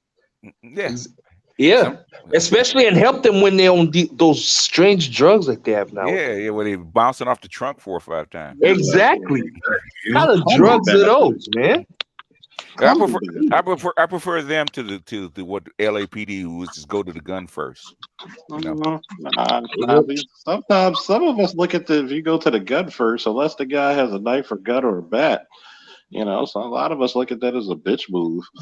Yeah, well, not in LA, man.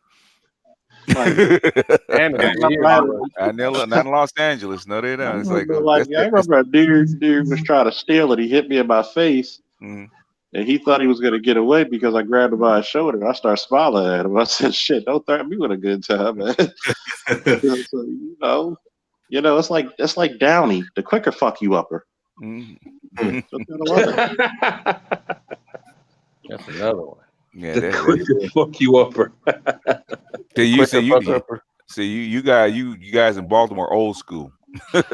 Take off the gun belt. We go toe to toe. They don't do that in LA, man. Don't laugh because that has actually happened a couple of times. I've actually, even after the riots, man, we had these teenagers say "fuck the police," and I'm irritated as fuck because of the whole shit. Because I'm like, that shit made us look bad. So I told these motherfuckers, and it was like 5 of these little teenagers. I said, man, straight up, I put my badge on the ground. I said, the first motherfucker whipped my ass to keep it. Man, they walked around that shit like it had Ebola. I bet. Like a dance. Come on. I said, don't talk shit, to it. It's like what they say in the army: don't sell death to a death dealer. You don't sell shit to a toilet either. So we didn't get a word from you, Charles. What's your take on the dude that got killed, the witness that got killed in Dallas? Oh yeah, we heard about that. Man, that shit was set up like a domino game. Damn. I'm sorry, like the whole Amber Geiger whole shit. I'm just, God, tired of it, huh? I'm look at that shit. You can hear me and my partners and I speak on that shit. We were like, that bitch go to jail, and she deservedly so. That is unbecoming of a easy. Say what, Albert? She got off easy. What's the big deal for murder? I'll say this. This is what made me upset with those motherfuckers, man. There would be if you kill any of my loved ones, I will Frank Castle your ass. Yep. Yeah. There would be no pit deep enough in hell for me to drop you in. There would be no place in the universe you would run from me. You would become my only desire is to bring you pain and great vengeance. There is no forgiveness. I don't give a damn whose religious beliefs that I should forgive you. I have 2 words. I live by the book of fuck you. Okay? There is no fucking way you killed my brother, my sister, my home. See, I don't have friends. I have brothers and sisters. Yeah, they may not be blood relatives, but they're family. Right, I hear you.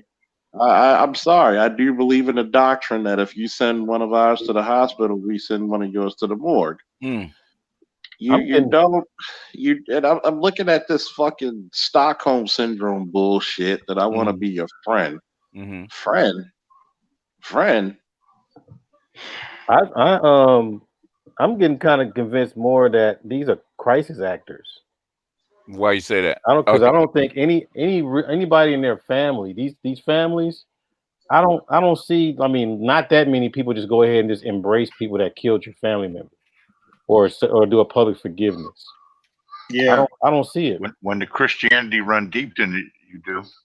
Because like I don't see what white folks, Asians, whatever, they're Christians too, some of them, but we got to be the Jesus of forgiveness. No. I'm sorry. The indoctrination runs strong in them motherfuckers. I want to say something about everybody's outrage with the 10-year sentence. See, I'm from a different era. I'm from a different era where the police were never charged. Yeah, I am too. Yeah, ever. Yep. The first time that I saw a guy, I said, "There's no way they could not charge him." Is when the Measureless dude shot Oscar Grant. And stood right over and shot him. And he only did 2 years. So that this younger generation is complaining about her only getting 10 years. Cops never got charged. I was visiting Detroit when I was staying in Cincinnati. They beat the shit out of this dude named Malice Green and beat his face off, literally with flashlights. No charges.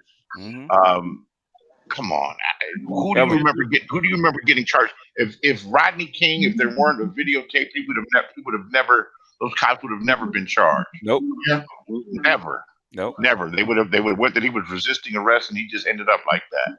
Yep. Yep. So if you're seeing that a cop actually gets called to task for their misdeeds, you're living in a different era that's actually better than what it was. Yeah. I was actually surprised that they charged her. Once they charged her, I knew she was actually gonna go to jail, but I was surprised they charged her. You know what's funny? I was looking at Tareen's video about I guess the neighbor or the lady who had a video of the thing and they put her under a gag order. I was like, I smell cover up a mile away.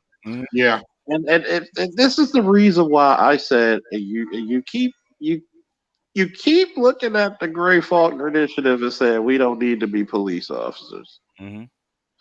I'm sorry. I like to be the captain of my fate and the master of my destiny. I'm already looking at this weakened state of masculinity in the current Black community, where you have men who can say I'm the prom queen, and you got bitches. Oh God, yeah. Oh, I couldn't. I still can't. I can't believe Black women with the. He wasn't a prom king or queen, but the thing is, yes, part of the court. And I'm seeing Black women actually go around this transgender person and treat them like royalty. It's just it's like royalty. It's like I don't get it.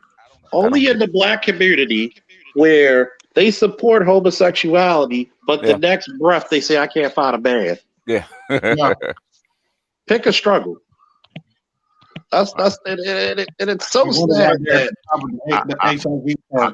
I'm not sure all Black cops would be like you, Charles. And I have my issues still as a man that doesn't even have to interact just from the past about cops, but you've lended a human side. And Lonzo's boy O'Shea could tell you best. He said they'll slam you down to the street top. Black police showing out for the white cop. Yeah, that's been my experience, man. That's been my experience. You just tough, don't you? It's funny that you said. I'm sorry, Beasley. Go ahead. No, you go ahead. I'm sorry. Go ahead. It was funny because you just sparked a memory of mine when somebody tried to get out on me, and I backed up this white officer on a call, and they said, "Oh, you had to bring your handler with you." Oh my goodness. Okay. And I looked at him. I said, first of all, I don't need a handler. He's here for you, for me not putting my foot up your ass and keeping it there, walking you like a pair of hush puppies. Now, you dumb motherfucker, I'm here to actually keep him from locking his stupid ass up. Now, I'm going to get back in my car and say, fuck you till the next week. You have a good day. But no, he's going to tow my shit. I don't care. I'm not on the call anymore. See you. But that's what happens when you speak, past your own knowledge. You look at Black cops because you look at Black cops through the lenses of a Black female. You think the man in position is underneath you. So that's why you don't have any respect for men. No, a cop, and you know what? They got a job to do. But sometimes, but the majority of the time, they can be overbearing, and it's a lot of authority for a man, for a human being to have. And anybody with that much authority, has a tendency to abuse that authority. Yeah, I mean, that happens everywhere. It's a human trait.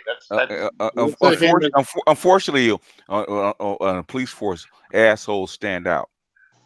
Assholes always going to stand out because nobody. Here's the gist of policing.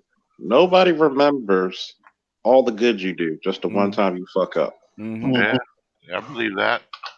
And even if it's a perceived fuck up, where you had to be rough with a guy because the guy's trying to fight you. Oh, this guy, he was fucked up. So how is it that you can come out your mouth and say we don't need police and community, but you making videos about police brutality? Look, I'm not any fan of the police, and I certainly wasn't a fan of the police during 1992 and the events of April 29th. But because the police abandoned the community, they just let the shit happen. Daryl Gates was beefing with Tom Bradley, and Daryl Gates was like, "Oh well, you're not going to appreciate it." He stood them down, and they pulled back, and chaos took place. But there got to a point I was like, wow, I guess you really do need police because these motherfuckers out here is wild and will take everything that's not nailed down. I look at it from all sides. Actually, with some of the opportunistic looting, I already knew just looters get shot on sight, and I wouldn't steal shit. I just wouldn't. I wouldn't get out there and take not a goddamn thing. I know people that did, but that's just not my. That's not my role. No, there is without a police force, there could be anarchy. So yeah, there is a need. There is a need. Yeah, I think it was Montreal. I think it was 1979 or something like that when the police went on strike for like a couple days and chaos ensued. You need police. Yeah. You need police in the city. You're gonna need it because people get very feral when they know they can get away with shit. Yep. And it's just human traits and mentality. Yeah, it helps I look at it character. I look at it from a sense of you got to have a sense of duty. You got to have a mission. I'm a very damn good cop, and I hate it when I'm such a perfectionist when it comes to it. There's times I would rewrite reports because I'd be like, nah, that doesn't make sense. Okay, got to put that in there. I swear I would kill a tree just to make that report look pristine. It's crazy because you got a lot of people who do the job because they needed a job. I'm a talented motherfucker. I do it because this is actually one of my dream jobs. Like a lot of people, I wanted to be G.I. Joe, so I joined the military. I like playing with them. I didn't want to catch them. Hey, you know what? So did my brother. That's why we joined the military too. I wanted to be G.I. Joe. Call it indoctrination, call it good publicity, but I wanted to do that shit. Yeah, and my brother did. He played with sticks and rifles and toy rifles his whole life. Yeah, and I'm like, I made nunchucks out of a broom, so it hurt myself. Yeah, you don't know how to use them. You will hurt, man. You get trained as a kid in a war culture. Yeah, in a war culture because I come from a different type of. We couldn't have guns when we were kids. No war toys. My folks from the '60s, they were beyond leftists. Really? Oh, you'd be insulted. Yeah, my folks. Now my stepfather's a blue pill black man. Okay. Pops, but my father and mother, they're far to the left. To call them liberals would be an insult. So I grew up seriously. Yeah, seriously. They voted for Dick Gregory and Peace and Freedom, but no war toys, man. Really? Yeah, okay. No war toys. Yeah, that my mother had to really hold her nose when somebody gave me G.I. Joe stuff, and we took to it right away. What about them cheap ass army men with those plastic parachutes you have to throw up in the air and the things never open? Yeah. Shit. G.I. Joe was the shit. He had the scar in his face. He had berets, machine guns. Yeah. The whole shot. They had Nazis. You could really do the damn thing with that. Yeah, we had a lot of army toys back then.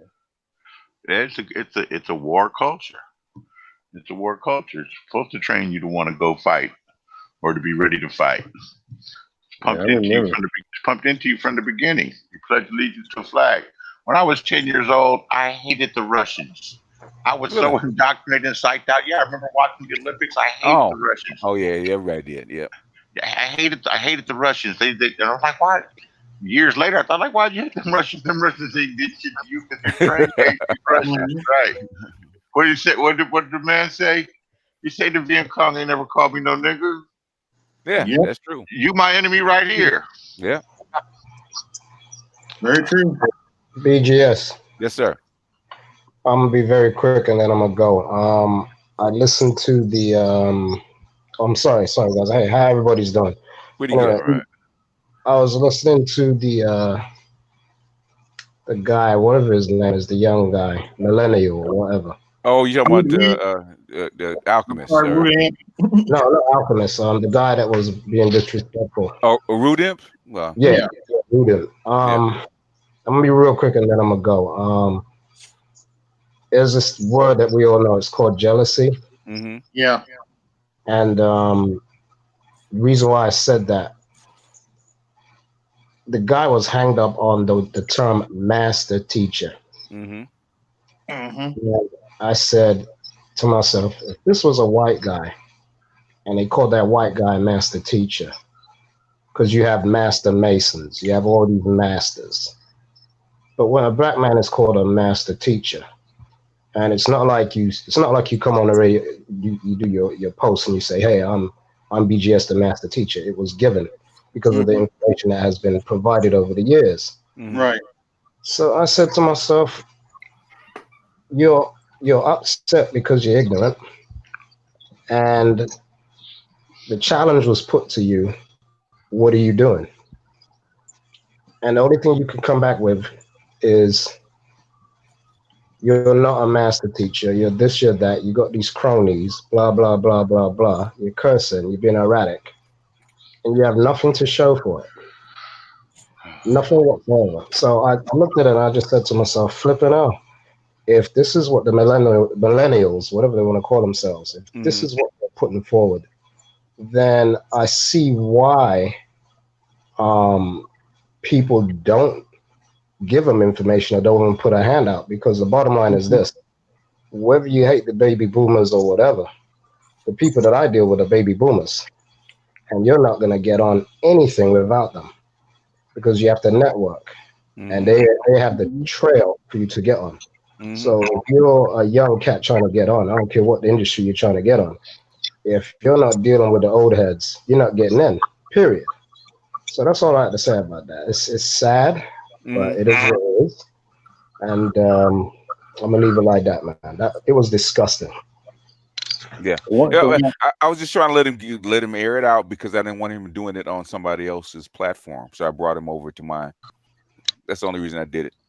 The one thing that I could, just for some of the millennials listening, I mean, I wouldn't say that it's all millennials. No, it's not. But I would say this. I mean, the way it's coined out. Wow, what's going on? All right, I got it. Yeah. The way that it's looking is that you have a lot of millennials that got it on the ball. They just doing what they're supposed to do. Yeah.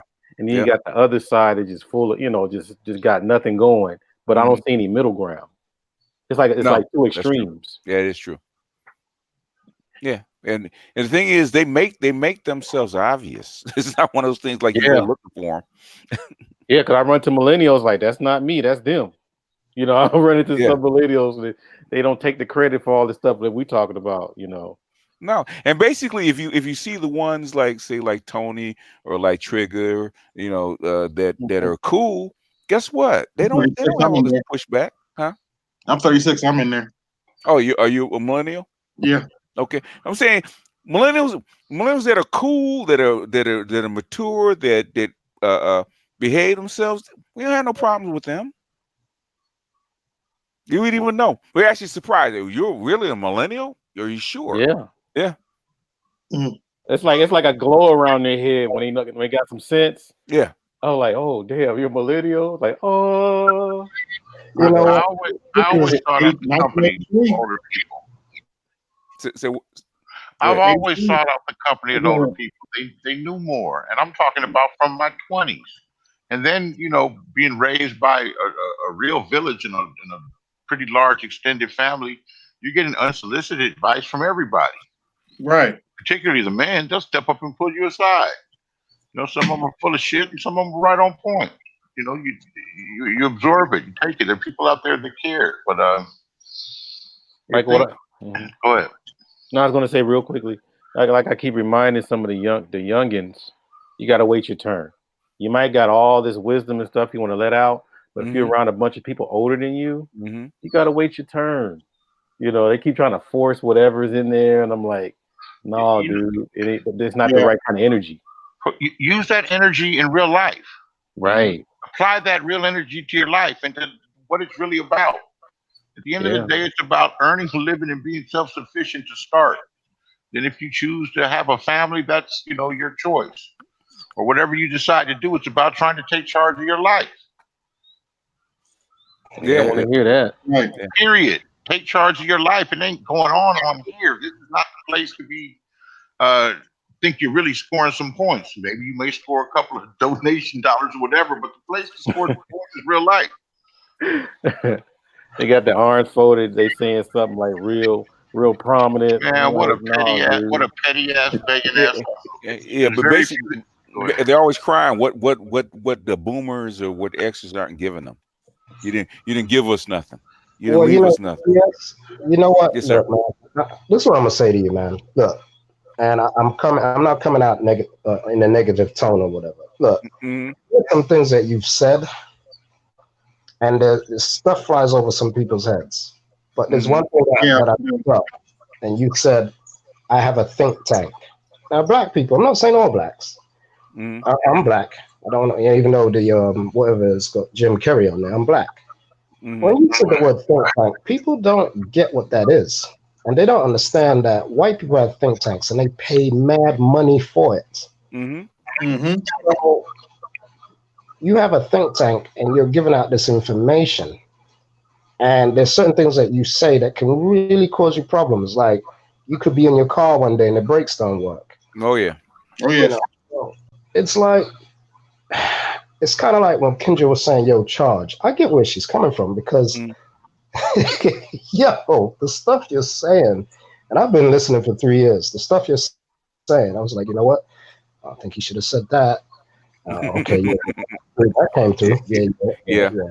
You know, you might, I'm not telling you what to do with your life or whatever, but you're doing all this for what? Yeah, that's true. Yeah. Sometimes I wonder myself. Because he genuinely cares. Yeah. Where I care way less.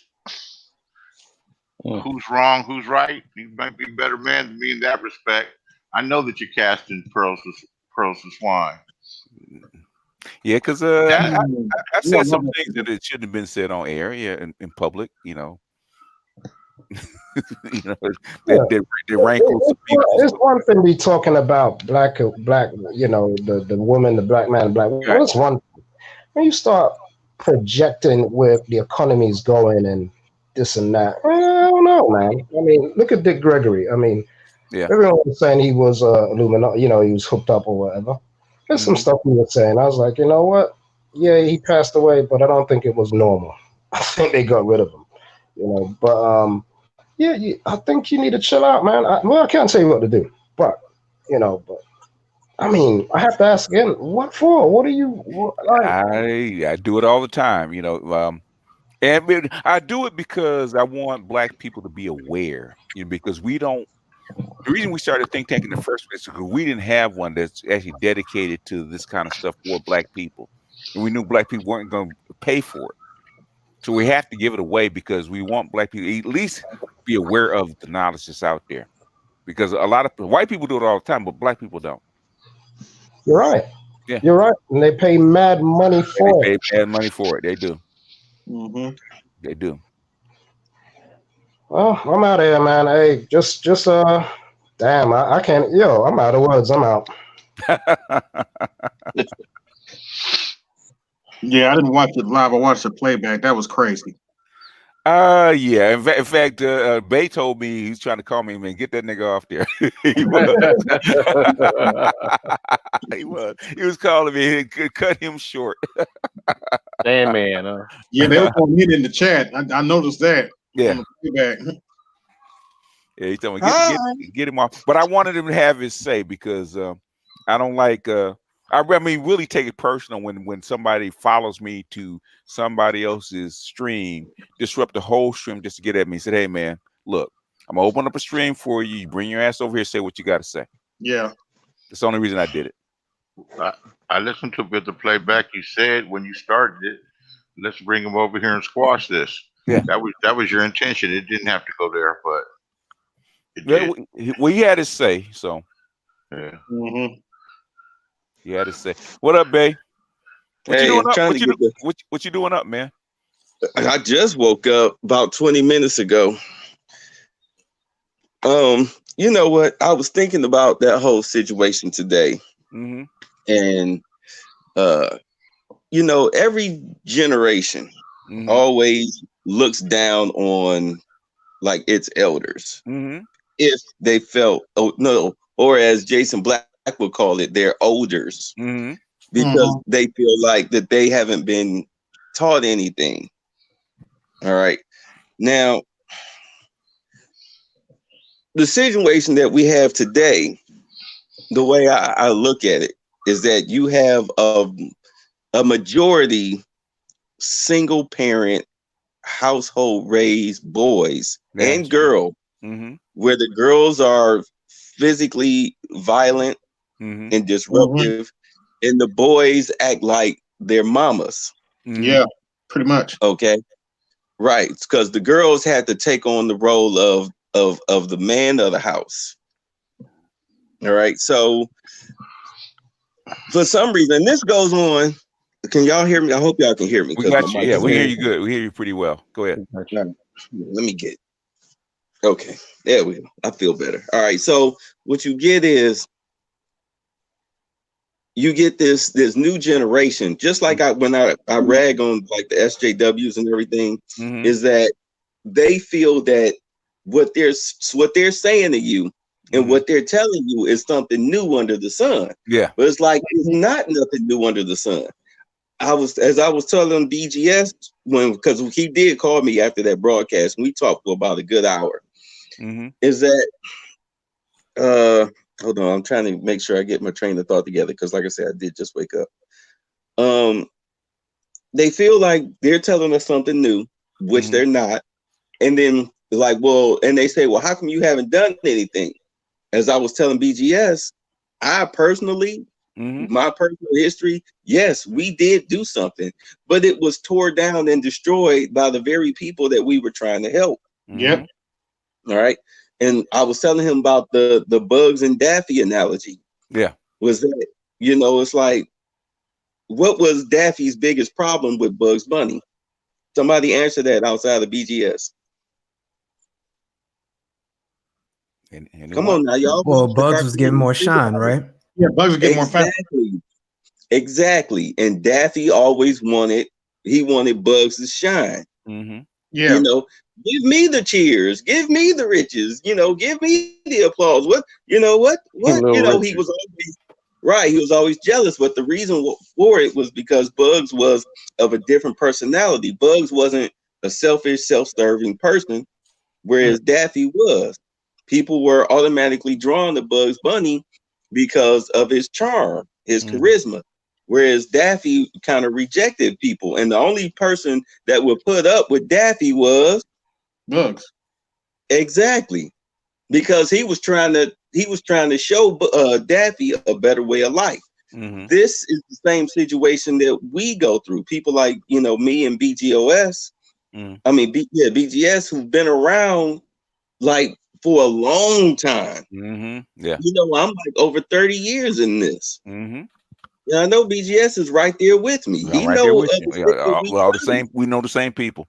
Yeah. Exactly. We know the same people. He knows shit that we've done and everything. So the thing about it is like when I used to go in on my rants and everything, because I'm like, this is what I'm saying. This small little snippet that I'm talking about is common sense. And it's like, how are you not exercising it? And then it finally dawned on me that the reason why we have so many problems is that, number one, we see this shit as entertainment. Okay. Number two, we practice aggressive individualism. As Dr. Lamar Johnson said, he was 100% right with that. We practice aggressive individualism. What we're seeing now is like this great, we're realizing now that we have a great divide between us as the people. This Amber Geiger case is the prime example of it. You got a bunch of people that want to hug this bitch I Okay. forgive you. And want to, I forgive you. They want to forgive, but then you have those of us who like fuck that forgiveness. And I want y'all to understand something. When it comes to forgiveness, Negroes, they're practicing the ostrich defense.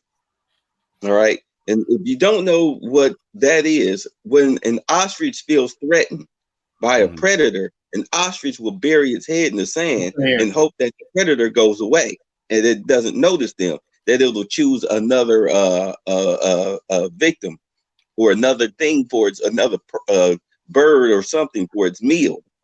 You understand? Ostriches don't practice group safety. No, they don't. No, they don't. So when you have Black folks running around talking about forgiveness, the first thing I asked them, I said, would you invite your daughter's rapist over to Sunday dinner in the spirit of forgiveness? That's why I don't think it's real. Unless he's the dinner. But you know, but you know what? They don't answer. They tend not to answer the question because, like you said, dude, it's not real. It's bullshit. It's all in the name of trying to appease white folk. Pretty much. You know, there's a Bible. Yeah, there's a Bible verse talking about some what was it? Not slaves obey your masters, but it's something in the King James Bible. Forgive your enemies, love your enemies as you love yourself, or something like that. Yeah, love your enemies as you love yourself, and there's another one. How many times they said Jesus was asked, "How many times shall I forgive my brother?" Every time. And Jesus said 7 times, 7 times, 7 times, 7 times 7. And I'm like, first off, I had to explain to them. I was like, I think you're not understanding what he meant. He meant that in the sense of if your brother stole $20 or accidentally wrecked your car, you know, not when he's intentionally committed the most egregious act against you, like rape, murder, arson, you know, things, high level crimes. Those aren't the acts that you forgive them for. You forgive them for petty stuff. Right. That book also said thou shalt not kill. What's up, what's up, man? See, people don't understand the term of righteous anger. Yeah. Right. Go ahead. People don't understand. I like the Hammurabi's code a little bit better. You know, you take out my eye, I'm taking yours out too. So when you get into this whole scripture, you borged out, Charles. A small portion, maybe a fifth. And what happens is they misconstrue the scriptures of what they really meant. I'm not supposed to forgive you for taking a life. As a matter of fact, in the book of Ecclesiastes, there's a time for war, there's a time for peace, and there's a time for war. So even the damn Bible says there's a time you're gonna have to put your foot up somebody's ass. That's right.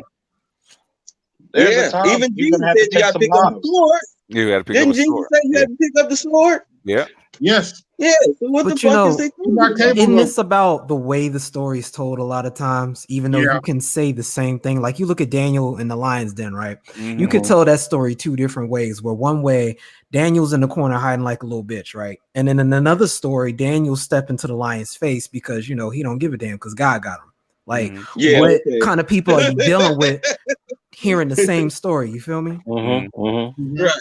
Well, apparently there was a lady who thought she was Daniel.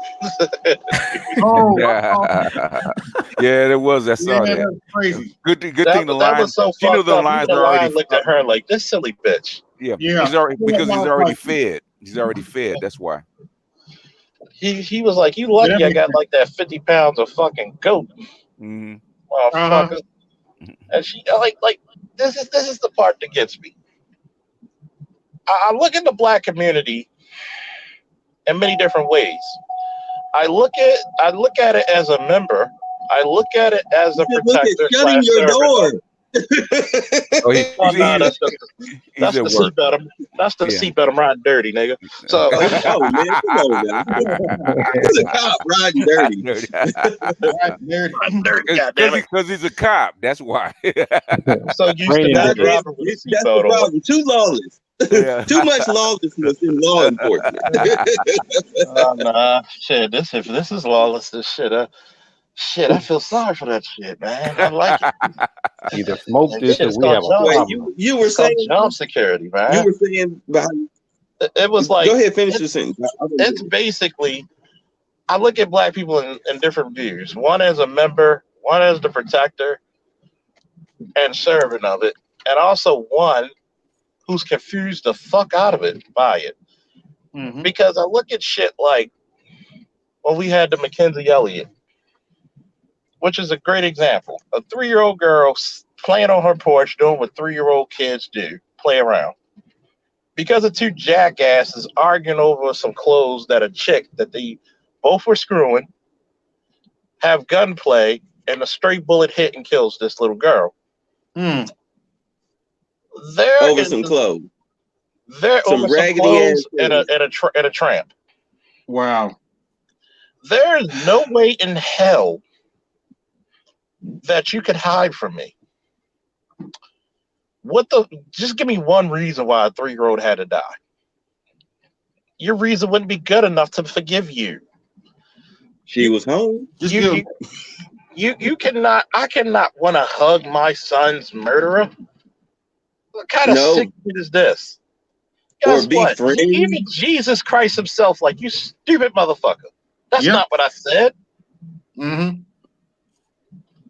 You taking the Bible and you're making cowards out of people instead of lions. That was the purpose. That was the whole purpose of the Bible, the King James Bible. The King James Bible was written specifically for the Western Hemisphere during that. It was the indoctrination Bible. Yeah, but you know they were saying that all the way back then.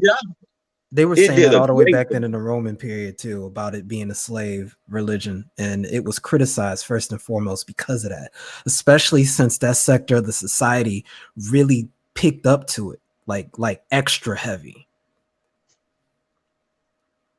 Mm-hmm. Have you been obeying your master? That's the only way you get to heaven. It's pretty much it. It's a metaphor. Like I don't know. Yesterday, I obey myself. Well, there you go, right? But these pathologies seem to go right back to what we learned on the plantation on Sunday. Yeah, like when we look at it does. Yes, yep.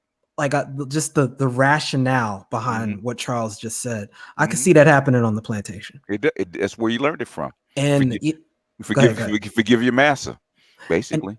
And then we look at what they did with epigenetics.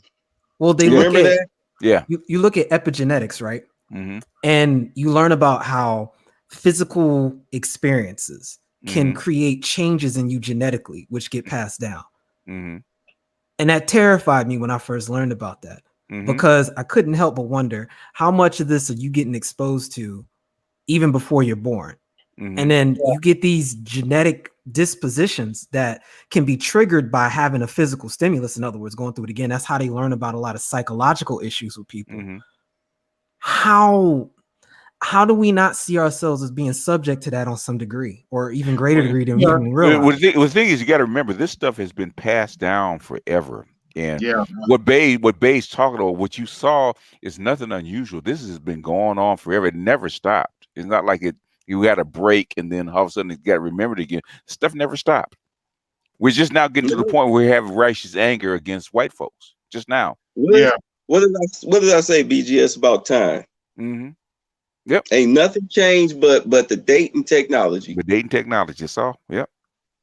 So if you want to address the problem solving angle of it, like you've kind of got no choice but to take into consideration that, there's a level of compromise when it comes to us specifically. Because I don't know if we can say this about a lot of the African diaspora. I don't know if we can say the exact same thing. They don't have the same. They don't have the same experience. You can't basically. I say this all the time. 91% of us actually sired here on purpose. We're actually developed as a slave class. 91%. So basically, it's not like 91% of people came from someplace else. 91% of the slaves actually were bred here like animals. Right. And so we're actually bred to be a permanent underclass. That's what Claude Anderson says all the time. You're actually designed to be a permanent underclass. You were never designed to actually be equals to your betters, for lack of a better term. And that a dirty little secret. Yeah, and dirty little secret. We basically, yeah. So this is everything that we're talking about is a Western Hemisphere problem. Yeah. Mm-hmm. Yeah. Yeah, it's a culture. It's been passed down from mother to father. I can see it in my mother, even though she's 80 years old. Like when you go up against white folks, you can see her flinch, like cringe. You can see mothers.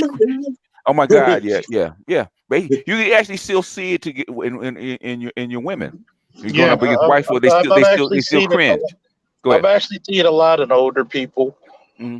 A lot, because they'll see me talking to a white guy and a white guy getting smart, and I'll be like, "The fuck you say?" And then you just see older black people like, "Don't do that!" Like I'm about to get lynched. Jump in and protect the white guy. No. They're not protecting white guys. They've been taught that him going up against the white guy is going to cause him harm, so they're trying to separate him. In other words, don't get yourself in trouble by going up against a white guy, because they've seen what white people can do. Mm-hmm. So that's some crazy pathology.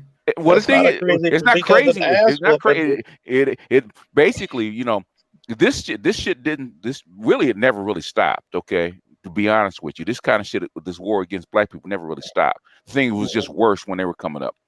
My mother, she says, I think I said this to Bay earlier. My mother says something I've never heard her say. Like she was a sharecropper. She was telling my grandson that she was a slave. Because basically sharecropping was semi-slavery. It was. Yeah, it was slavery. It was slavery without the law. Without the Yeah, I learned a little bit about that when I was digging into my family history. They're all from that whole Seminole area in Florida. So my great grandfather was a sharecropper. Again, this. I don't know how we can take tools that other people are given, right? And be able to use them the same way, thinking that we have the same givens. Our givens don't seem like they're the same as everybody else, is what I'm trying to get at. That's true, but the thing is, guess what? There's only tools that you have. What are you going to do? Mm-hmm. What are you going to do? If you don't know what a blueprint even is, you know what I'm saying? You don't. Well, you don't. But the thing is, at the end of the day, and this is something about culture. Okay, this is the only culture that you have. What are you going to do? You can't survive without it. What are you going to do? We try to adjust it and alter it to make it work better, but at the end of the day, this is what we have. And that's why I'm going to start doing a series on culture, because in fact, I was pulling up something that I learned a while back to show you how deep culture actually is. Everybody knows what communion or is in the church, right? Right. Yeah. You know how old that is? Oh, that goes back hundreds of years old. That's thousands of years old. Basically, this goes all the way back to the totemic mother, when they didn't know the role of the father, right? When the goddesses were female, right? And the person that led the tribe was not the male; it was the female. So in other words, they stole that too. So it got passed down. In other words, the matriarch of the family, they literally ate her body before she died. Yeah, because they were and drank her blood and drank her blood because it kept the memory of her alive. So, and that was hundreds of thousands of years ago, and we still do it in symbolically today. That's culture. That's how sticky culture can be. Damn, people don't understand the symbolism of the birthday cake. You got the candles around. You got the name there. People singing behind you in a group. And what's the first name? What's the first place to cut? The name. And who eats it? It's a sacrifice. It's a ritual. It's a ritual. Yeah. People what I'm saying, that. in other words, what the thing is, it gets past. They're trying to lose the meaning of it. But the thing is, that's culture. So basically, if somebody learned something in culture, a couple of years ago, that's still going to be with them. It takes a long time to actually get rid of those cultural identity. Right, and I think people downplay that. It's change the environment. Yeah, that takes a while. And basically that stuff didn't stop as far as the white folks and them ruling over you. Didn't stop till the 60s. Slave culture. Slave culture It's didn't a stop slave till the 60s. Yeah. It still exists. And it's programmed, I hate to say it, but it's programmed within our people to carry on that slave culture tradition. Tradition. It still is. It's still there. Yeah. It's encouraged. Why do you think you have your boys so tamped down? Yeah, exactly. Why do you think the first thing when a boy wants to know, you stay here, but she teaches her daughter to be strong. To be strong and independent, because the black woman could be independent. They had those are the ones that could speak up. They had freedom. They had certain freedoms to move about in white society. Yeah. Because it was never illegal to teach a male slave to read and write. It was not illegal to teach a female slave to read and write. They don't put that in. That point right there is so profound. When I remind people that just within the last century, it's been legal for us to read as an aggregate. Don't forget Phyllis Wheatley. It just seems intellectually dishonest to really downplay the damage that's really gone on with us, and then to see, in spite of all of that, how far we get. But history, this kind of programming, they have to program you to fit into society. So this is just programming. So they will take things out and put things in. You know, not just us, but all people. It's not just black people, white people too. They're programmed the same way. You spoke about the Moynihan report, and I think that really opened my eyes when you broke down the fact that there was the plan for reintegration. And I remember reading about Lincoln and how he had all these plans to try to send us to Panama, and that fell through because, you know, the coal mine hustle. And I had to look at his old speeches and actually watch him verbatim talk about sending us elsewhere and have zero intentions of us being integrated. Remember, it was the Whigs that set up Liberia. Right. Lincoln was a Whig.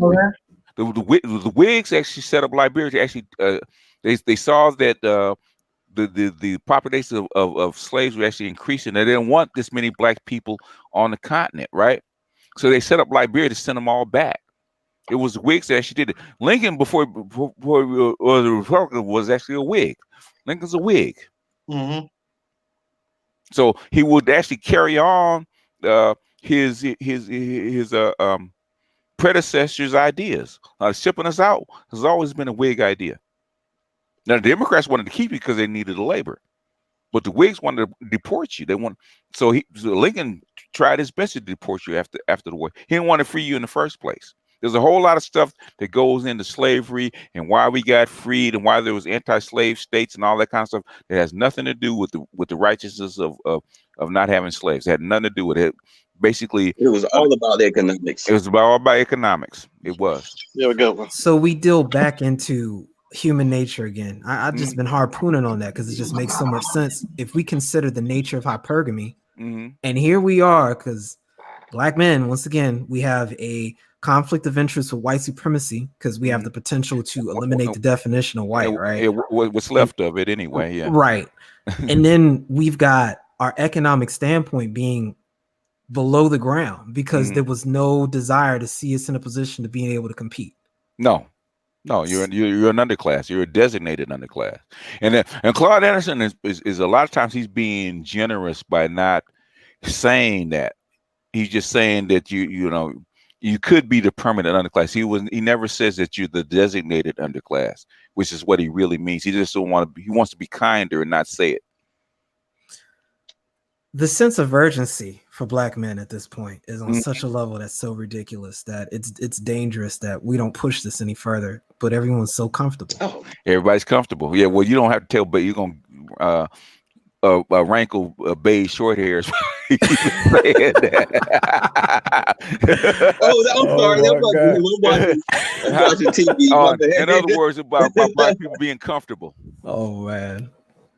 Okay, fam. Well, yeah, but you know what? I think that's one of the biggest things that keep us in line is that we have our creature comforts. You know, we got our cable TV, we got our lights, we got our heat, we got our little penny ante job. So therefore, we're okay. We ain't thinking about no revolution or doing for self, nothing like that, because we settled into our creature comforts. Keep you pacified. Yeah. Yeah, I'm not too sure about that. What I think is, when you're so ignorant, you become docile. Mm-hmm.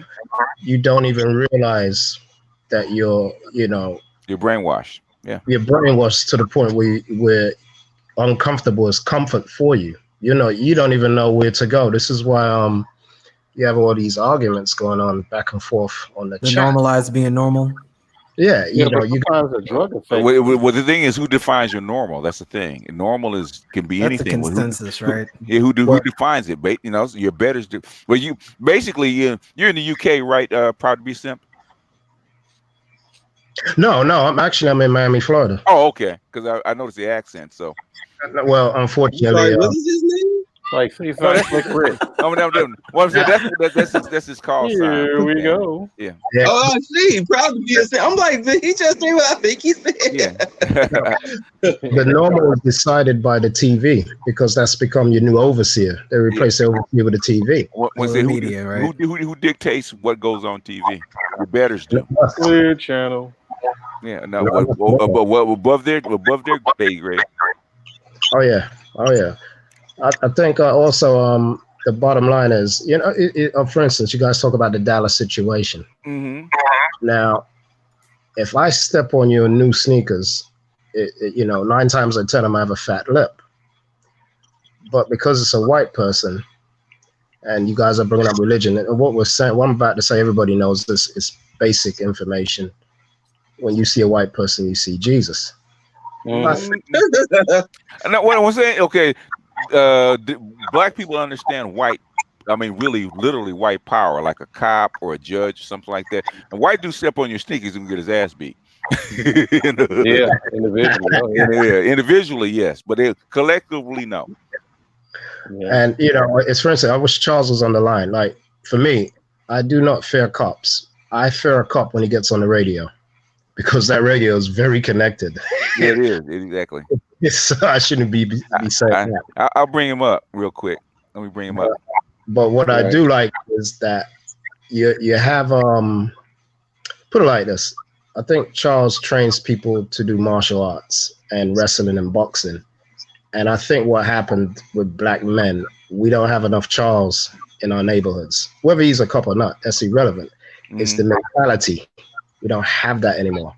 We have what you call, for instance, all right, England. If you have anybody in England, there's this thing called Brixton riots. Yeah, I remember that. Yeah. And I was there. Let me tell you something. Mm-hmm. They didn't wreck their neighborhood. They didn't wreck their. They went to the white people and wrecked their neighborhood. Ooh, that was they didn't wall it off. In the United States, first thing to do was wall off the white neighborhood. Yeah, but and you brought it up because they in LA riots after that you had a gentrification and you broke that down. The thing is that we had such a love for black, period. I remember in England, they had a big school riot because of a white chalk on a black board. Can you believe that? That's crazy. But what's happening is that we have such a strong hatred that no matter what is being said, it's coming out of a black, especially if it's a black. And I noticed this, and I said this before, I typed it. I know what you're about to say, but go ahead. There's a hate for black Americans. And the reason why there's a hate for black Americans is because they are given so little, but they have such a flipping influence around the planet. It's ridiculous. You remember back in the days when you used to watch Mike Tyson? Yeah. And if you go to Mike Tyson's YouTube right now, everybody's talking to him like, "Oh, we love you, Mike. Yo, God, you're the greatest," right? And here's a guy out of the ghetto out of Brownsville, who's influencing the planet. Black Americans are given so little, but what they do shakes the world. And that's the problem. They have to shut down Black America. You shut down Black America, all this revolution talk or whatever, it stops it. It's the end of it. Because even if you want to go into Kemet or go into religious studies or his history, your Malcolm X, where's he from? Elijah Muhammad, where's he from? You want to say Marcus Garvey, but he came here and did what? But he couldn't do it in Jamaica. Yeah, that's true. It is what it is, man. It is what it is. You know what? This is God damn it. One of America's top 5 exports is black culture. It is, yeah. Yeah, black culture is one of the top 5. One of the top 5. So yeah, you're right. But as far as like, I think you were getting ready to touch on something, and then you kind of altered it. When it comes to like when a black person is speaking to another black person or a group of black people, that black person's word isn't taken seriously unless a white person or a white news media outlet says the same thing or backs it up. And that's why like people, like I was getting into it with one guy. We were talking about Antonio Brown. So like he was trying to say that Antonio Brown got cut by New England because of the sexual assault allegations. I said, no, that's not why they cut him. They cut him because he sent the girl messages that was seen as intimidation. Yep. All right. So so he didn't believe me. So I posted 2 news articles showing that, but because they weren't one of the alphabet letters, ABC, NBC, CBS, he dismissed it. Oh, these little garbage websites. He was talking about Sports Illustrated and Pro Football Talk. And I'm like, so I went and I pulled up ABC. I was like, here it is right here. Like, they're saying the same thing.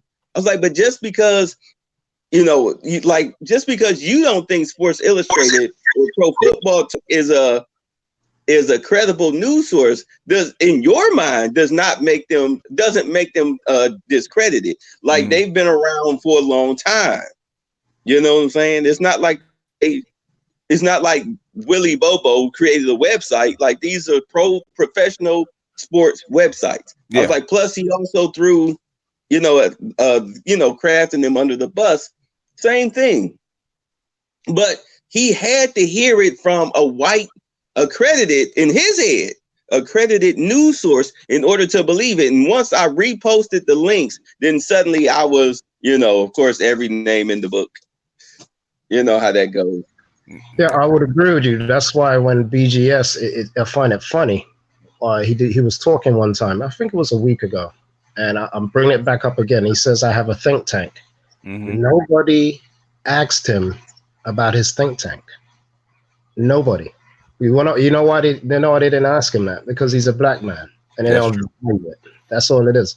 But I guarantee he's got a lot of white people that hits him up for that think tank. I guarantee it. Yeah, I just don't think we're used to seeing ourselves in positions of power, or even actually putting it to use in a macro sense, only on an individual sense, and usually only against each other. I mean, this is what I observe. Or see each other as intelligent. Yeah. We don't see each other as intelligent. I mean, but I get it because I hear a lot of stupidity out here. So it's only like a small handful of people that I'll actually like tune into to see what they're talking about. Because I've listened to other people and I'm like, this person don't know what the hell they're talking about. They're just regurgitating somebody else's talking points. Well, look at the bell curve, right? I see a lot of your white red pill spaces, right? Basically regurgitating stuff that they've heard over here on this side. But they're more credible, like Coach Red Pill. He just regurgitating stuff me and Ron Wills have said for years, right? But thing is, now he has like 200,000 followers because the white man's word is the true word. Yeah, the ice is colder. Well, that's what they learned in Sunday school, right? Ice is colder. Same water, same refrigerator. Yeah. same ice cube tray. Just one label black, one label white. And people don't get the black ice. So basically you're saying that if the powerful white people go on national TV and said Jesus was black, the churches would close. They wouldn't. They have more people running into him because now Jesus is black. In this PC culture, it sounds more than likely. It might be transgender black too. I would explain that Holy Ghost then, huh? Oh my God. Run around in pink chiffon. Goodness. Transgender Jesus flipping out. Hey, don't laugh if you probably see it next week. Right. He never did have children, right? We gotta get soul on that. I say what? We gotta get soul on that. Draw something up. But the old black one probably get upset temporarily. Oh, maybe he was transgender. Oh God, don't give him ideas. But you know what though? That's another reason why, like a lot of black people, why they're very loud and boisterous, and why they repeat themselves, because they don't feel like they're being heard. They grew up in a household where their thoughts and words and self-expressions were suppressed. All right, and that carries on into adulthood. So they're, especially with the Build-A-Bears, they're loud, boisterous, and self-repeating. And it's like, because I have issues with them where they're talking to me, and I'll be like, "Hey, I heard you the first time. You don't have to yell it. Like, why are you repeating yourself? I heard you the first time. Just explain your point." And you'll notice they'll quickly, they'll catch themselves, they'll calm down, and they'll actually talk to you like a normal person, but they're just not used to being heard. But I swear, this education system, no, I take it back. I blame it on the educational system too much, but it solely lies at the feet of the parents. That's true. I can't argue with that. If you're not bringing your kid up in a loving household, in a loving environment, it don't matter your economic standing.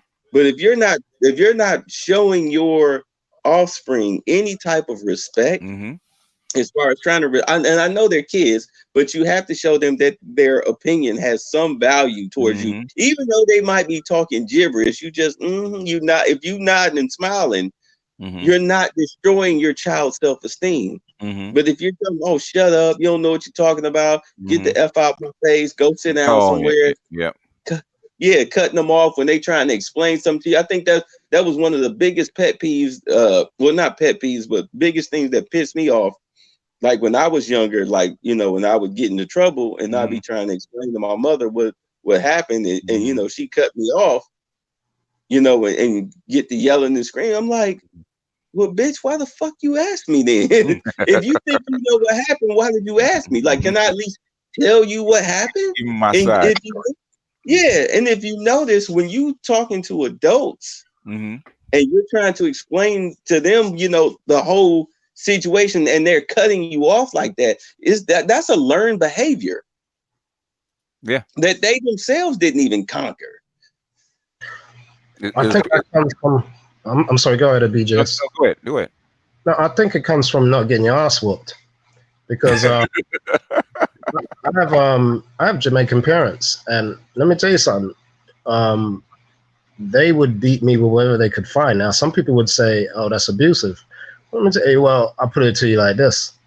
I look at it two ways, because in my opinion, they raise murderers. But I'll put it to you like this. I had a lot of respect when I was walking in the street because the whoopings that I got when I was home. It's a lack of ass whooping, or a strong father figure that will drop kick you, like a J.J. Evans, if you will.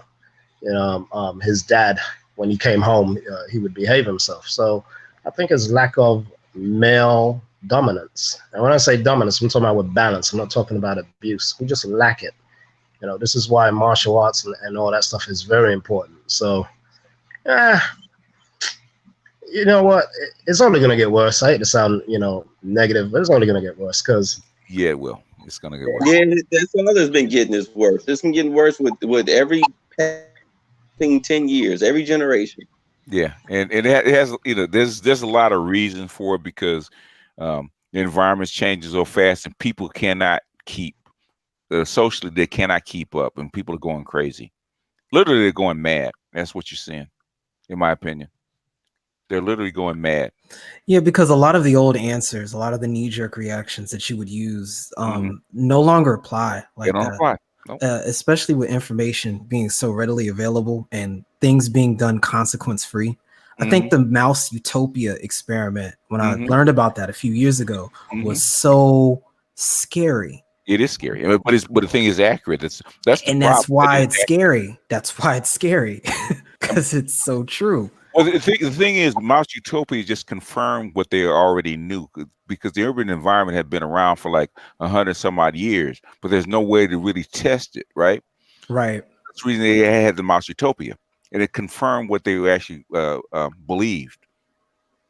So it confirmed what they already knew. It wasn't things they learned something new. It just confirmed what they've already seen in the general public. But you can't test human beings the same way you test mice.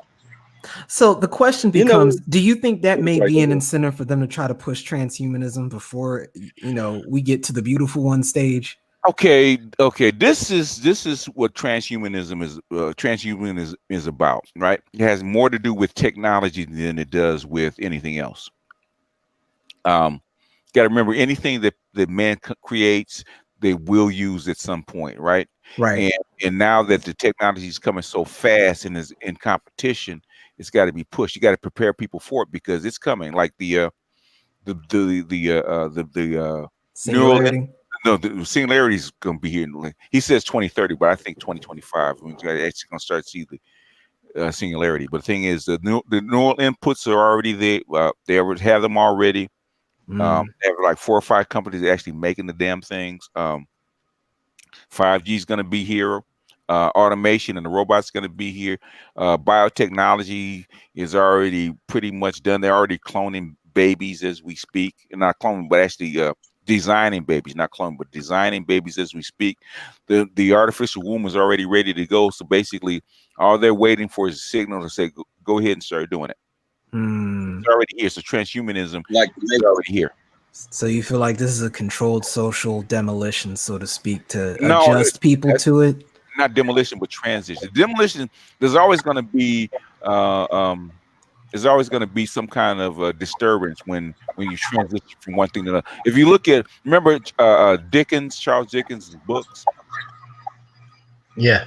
About how the poor people were starving and the kids were poor, right, and all that kind of stuff. Right. That was a transition from Scotland and England from a rural technology to industrial technology, and have all this dislocation, right? Because there were no rules written for the new stuff that was coming in. So a lot of people got left behind, were starving in the streets of London. And in fact, I think it got so bad they were saying that the average age, not the average age, but the life expectancy dropped from like the mid 40s down to the 30s in some of these larger metropolitan cities in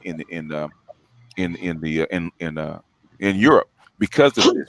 So many people were exposed, got pushed off the land and into these large ass cities because machines and other kinds of stuff were taking their places. So this location caused a lot of death. You're going to see it on a bigger scale because they're not going to stop. That's the whole thing. They're not going to stop, and people get put out of work, and whatever you're going to do with them when the government can't help them anymore, guess what's going to happen? Why up? Yeah. At some point, yeah. And nobody knows what that point is, or if it'll come. Hopefully, it never comes. Well, they're preparing the government, yeah. Mr. Albert Pike. But basically, Brave New World is here, man. They just haven't implemented it yet. You know what, BGS? There was something you was talking to. When you was trying to talk to that kid. Yeah. You brought up the whole situation concerning New Orleans as far as who has the majority of the guns, because like how are you going to feed yourself? Mm-hmm. You brought that up and you was like, well, where does the majority, who is the majority gun owners down in that area? Mm-hmm.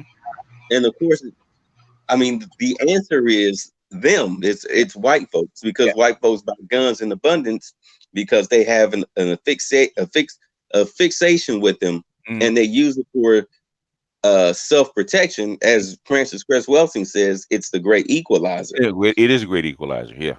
Right.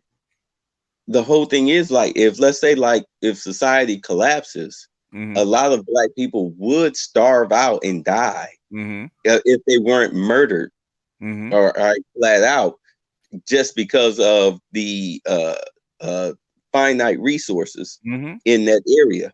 Yeah. Trying to go to the local grocery store. I mean, it's going to be a madhouse, and you definitely can't cross the tracks trying to go and loot or raid or pillage in their areas, because they're already going to have a perimeter set up. They practice military strategy and war games for fun. Yeah, but basically, if there's an emergency, there's only like 3 or 4 days of food in any grocery store, right?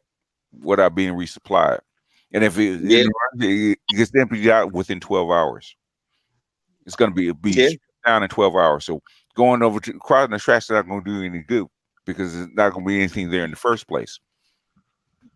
Right, it's already going to be picked bare. It's going to be stripped bare within the hour. Yeah. But when BJ asks him that question about hunting, you give a black person a rabbit, they'll cut it wrong and they'll destroy the food anyway. And then you're talking about guns. Look, the bottom line is this. All right, let's say black people didn't have guns and white people didn't have guns. The average black person doesn't know what a lathe is. So you don't even know how to make a flipping gun, let alone one about guns. I think that we have a false sense of security. It's very false. And like the other gentleman said, is there's a lack of consequences for your ignorance. Yeah. You pay for it, but you don't even know you're flipping paying for it. That's the scary part. So, well, don't we get that whole concept from growing up surrounded from a feminine perspective? Well, like when we talk about the gynocracy, and we essentially inherit this mantle of worldview that's very feminine, and specifically Western feminine. And like when the dude was arguing with you earlier, I was just getting vibes of arguing with my ex. That idea, the outburst. I mean, it's what it felt like, right? Like we all been through that, but you learned that from somewhere. And I think people have again taken for granted this baseline thing. We go back to culture again. Your culture used to provide those things for you. I came up, my grandfather, he grew up in the South, Alabama. Okay. He was a country dude. So I learned how to do all that stuff growing up. And I was always feeling a certain type of way because I felt like I was the only black dude out here in these circles. And he'd be out there with his old hunting buddies and fishing buddies. They were all white dudes. But I get left in the middle of nowhere with nothing. I already understand what I need to do, like before I even got in the military. But that needs to be baseline understanding for a group of people. And for most people, it is. And we are disproportionately ill-prepared for not living in a controlled environment. The thing is, even if you learn how to hunt, right? You have millions of people, right? There's not enough wildlife to eat. That's true, but we get back to the whole foraging concept, and can you get shelter first and foremost? Can you find secure drinking water? Can someone navigate? Like these are just basic questions, right? If they didn't clean and pump in the water, if they didn't have factory farms, they didn't have factory mills for cattle and chickens and stuff like that, basically, nature can't produce it that fast. Nature by itself cannot produce it that fast. You would actually clean out the whole forest of every animal, everything to eat within a month. That's how come they can't. That's how come they actually protect wildlife. Most of your wildlife land is already dead and gone. Most of your wildlife is gone already because you've covered it over with cement. You've taken away their basically habitat. So basically, any good habitat has already been taken over by people. So most of the wildlife is already gone. So if you let loose 300 million people with less wildlife, guess what's going to happen within a matter of weeks? That's a wrap. It's gone. And then what? Cannibalism. That's basically that's the kind of the only meat you have left is people. And you know what? They know they will eat people when they're hungry. That's they will. And so basically, then once all the that's what people don't think about. That once starving people, once all the animals are gone and they can't find any animals, guess what? You're going to be prey. Cannibalism tribes, and until that's all burnt out. So the thing is, that was the one thing that. Go ahead. Oh, I'm sorry. Go ahead. No, go ahead.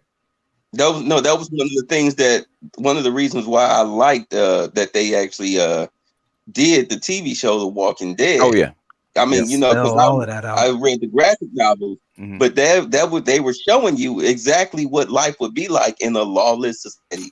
If society collapsed, this is what you're going to be faced with. They weren't joking. That way, they didn't do that for entertainment. The zombies are just there to here's some action, but it's really about politics and survival, in survival politics, in tactics. But people, they don't pick up on that. They just want to see, zombies. Yeah.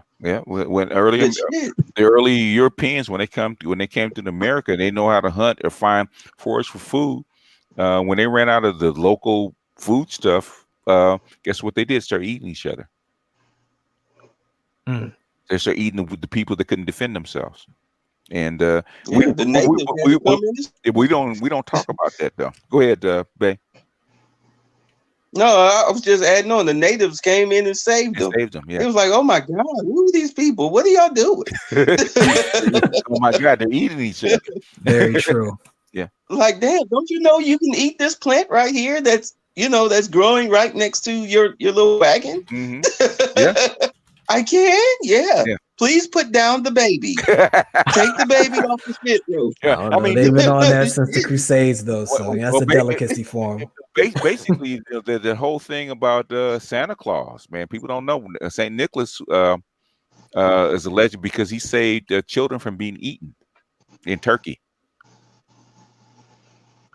Because they had a famine, and they used to take street children and actually basically prepare them to be eaten. And St. Nicholas used to go to all the butcher shops and rescue the children. So it's not far-fetched.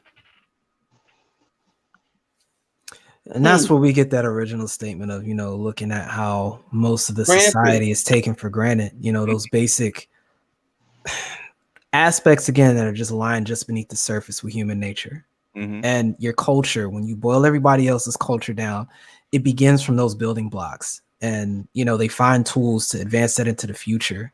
And, they get to where we are now. Like, it still messed me up that we don't even manufacture our own toilet paper. Like, Claude Anderson spells so much of that stuff out. And that we don't get it now still with everything he said for all these years showing up. Well, the thing is, you got to do, first you have to deal with the brainwash. And I had to find that out. I said, as long as you allow your children to go to basically the school with the rest of the folks, you can get the same kind of education, same kind of mindset. First you got to do is take these kids out of the school and re-educate them. Chinese do it all the time. If your brain is fucked up, they're gonna re-educate your ass. They know about brainwashing. Basically, you're walking around with programs. They have to be a human being. You have to be programmed to act a certain way. All human beings have to be programmed. What program are you feeding to your children? Black nationalism was supposed to fill that gap. Yeah, but they didn't build schools to go along with it, though.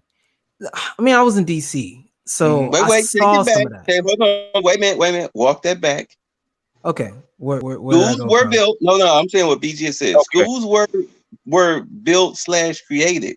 Okay. But the thing about it was, because that happened down here in Atlanta, was that the tuition was $300 a month. Okay. And you talking about from kindergarten to eighth grade. Kindergarten to kindergarten to 7. Oh, the kindergarten to 8. Yeah. But the thing about it was that the parents didn't feel that their children were worth the $300 a month. Wow. So within 2.5 years, the school shut down. And that was what I was going to say about a lot of the spots in DC. Like, I was shocked to find out how many local folks were really taking the time to sit down and really put a pro-Black agenda behind the education. It just, people weren't going there. They weren't supporting it. Yeah. But, they were turning out results. They would go and they take these, they have this new, I forget what they call it, but in 4th grade, you take this test where they track you into a certain curriculum. They were scoring ridiculously high on that and were able to progress into the college programs. They had folks scoring just across the board higher on every standard metric that they could come up with, and it was showing that it was working. And the idea that the walk away that I took from it was, we've been operating off of African hardware with software that doesn't take advantage of what we've been through. And as soon as we get any type of tailored software that's at least gonna work normal, we do just as good, if not better. I mean, well, put yourself in the dominant society's shoes. Would you allow that? If I want competition. I'm saying, I mean, it's not even competition. Control. It's not about competition. It's about control. That's fair enough. Yeah, it's about control, and it's not just us. It's why do you think they have compulsory free education for their citizens? Well, if I can open the door to the door I want you to go in and charge you a whole bunch of money to go into the one that I don't want you to go in and say it's stupid. That's how you do it. Well, basically, I forget his name, but the Prussian school system creator said, "Give me the boy at 7, I give you the man." And they were the first one to have compulsory free education for their populace before Germany was created. And 50 years later, 60 years later, they actually combined all the German tribes and made them one country in 60 years by doing that. Yeah. Clausewitz was talking about that in his book, Art of War. Art of War. The most powerful brainwashing tool ever invented was the Prussian school system. And we still use it today. And they don't want to give it up because it is so powerful. So when you talk about it's a good brainwashing tool. It's a great brainwashing tool. That's like I actually did a video showing an old CBC video talking about Anyone's Son Will Do, right? How they turn the average citizen into a soldier, right? And I said on that basically 90% of what you need to be a soldier is already indoctrinated into you before you even get out of high school. So when you go to basic training to go in the Army, 90% of the work is already done. All they have to do is dovetail on what was already trained. Like I was at my son's school observing his class, and I remember the recess bell and the lunch bell. Yeah. That's just training, lining up and walking into the class and stuff like that. That's just training. For the factory line and all of that. Actually, for the military, because what's the first thing you do with the military? They line you up, and they line you up to height. Yeah. And then the factory bells just dovetail off of what was already there. In other words, this is where they've already been trained. Let's use it. Yeah, I think they were talking about how in 1907 you had a lot of upper society bringing it up, and then you look at the literacy level of folks in the 1800s, and it was massively higher than a lot of folks of what you see even today. Which the ones that they tested, right? Remember the ones that they tested. Now 90% of the people were not literate. Okay. Well, what I mean when you look at the books that are out and all of that, as far as the average landowning person and all of that. Oh, see that again. The average landowning person who owned land. Right. The elite owned land. Yeah. Okay. It wasn't the everyday person. It wasn't the everyday serf. Okay. They didn't teach serfs to read in Europe or in America. But the thing is, they gave up literacy, they gave up education in return for brainwashing. So that was a trade-off. Before you had to pay for it, still in most countries, you still have to pay for it. But the thing is, the only way to solve the problem, and everybody knows it, you see it coming, is that you take over the educational system, and then basically, I'll say not reinvent it, but basically modify it. I said the black folks, first thing you need to do is get into the school board and start modifying your educational system, putting your agenda in. Brainwashing is still good. If you want to brainwash them, at least do it your way. Start modifying the curriculum so it fits your agenda. I guess a lot of people, the takeaway is the homeschooling. Yeah, with that, that's coming. Yeah. Yeah, it's going to happen anyway because technology, it's expensive to. It's really expensive to actually teach kids this way. They're running out of money, so the cheapest way is to a modified homeschool curriculum with the use of artificial intelligence. Last week, I actually showed a picture of Star Trek movie where Spock is in his science academy, and basically they're in a pit surrounded by a bubble of virtual reality, and the artificial intelligence is actually asking them questions and going through the curriculum, and that's the future of learning. Individualized, intelligent machines actually taking the kid through all the paces and asking them all the questions. In other words, 100% attention to the kid instead of like the 7 minutes that you get with the teacher in a regular classroom.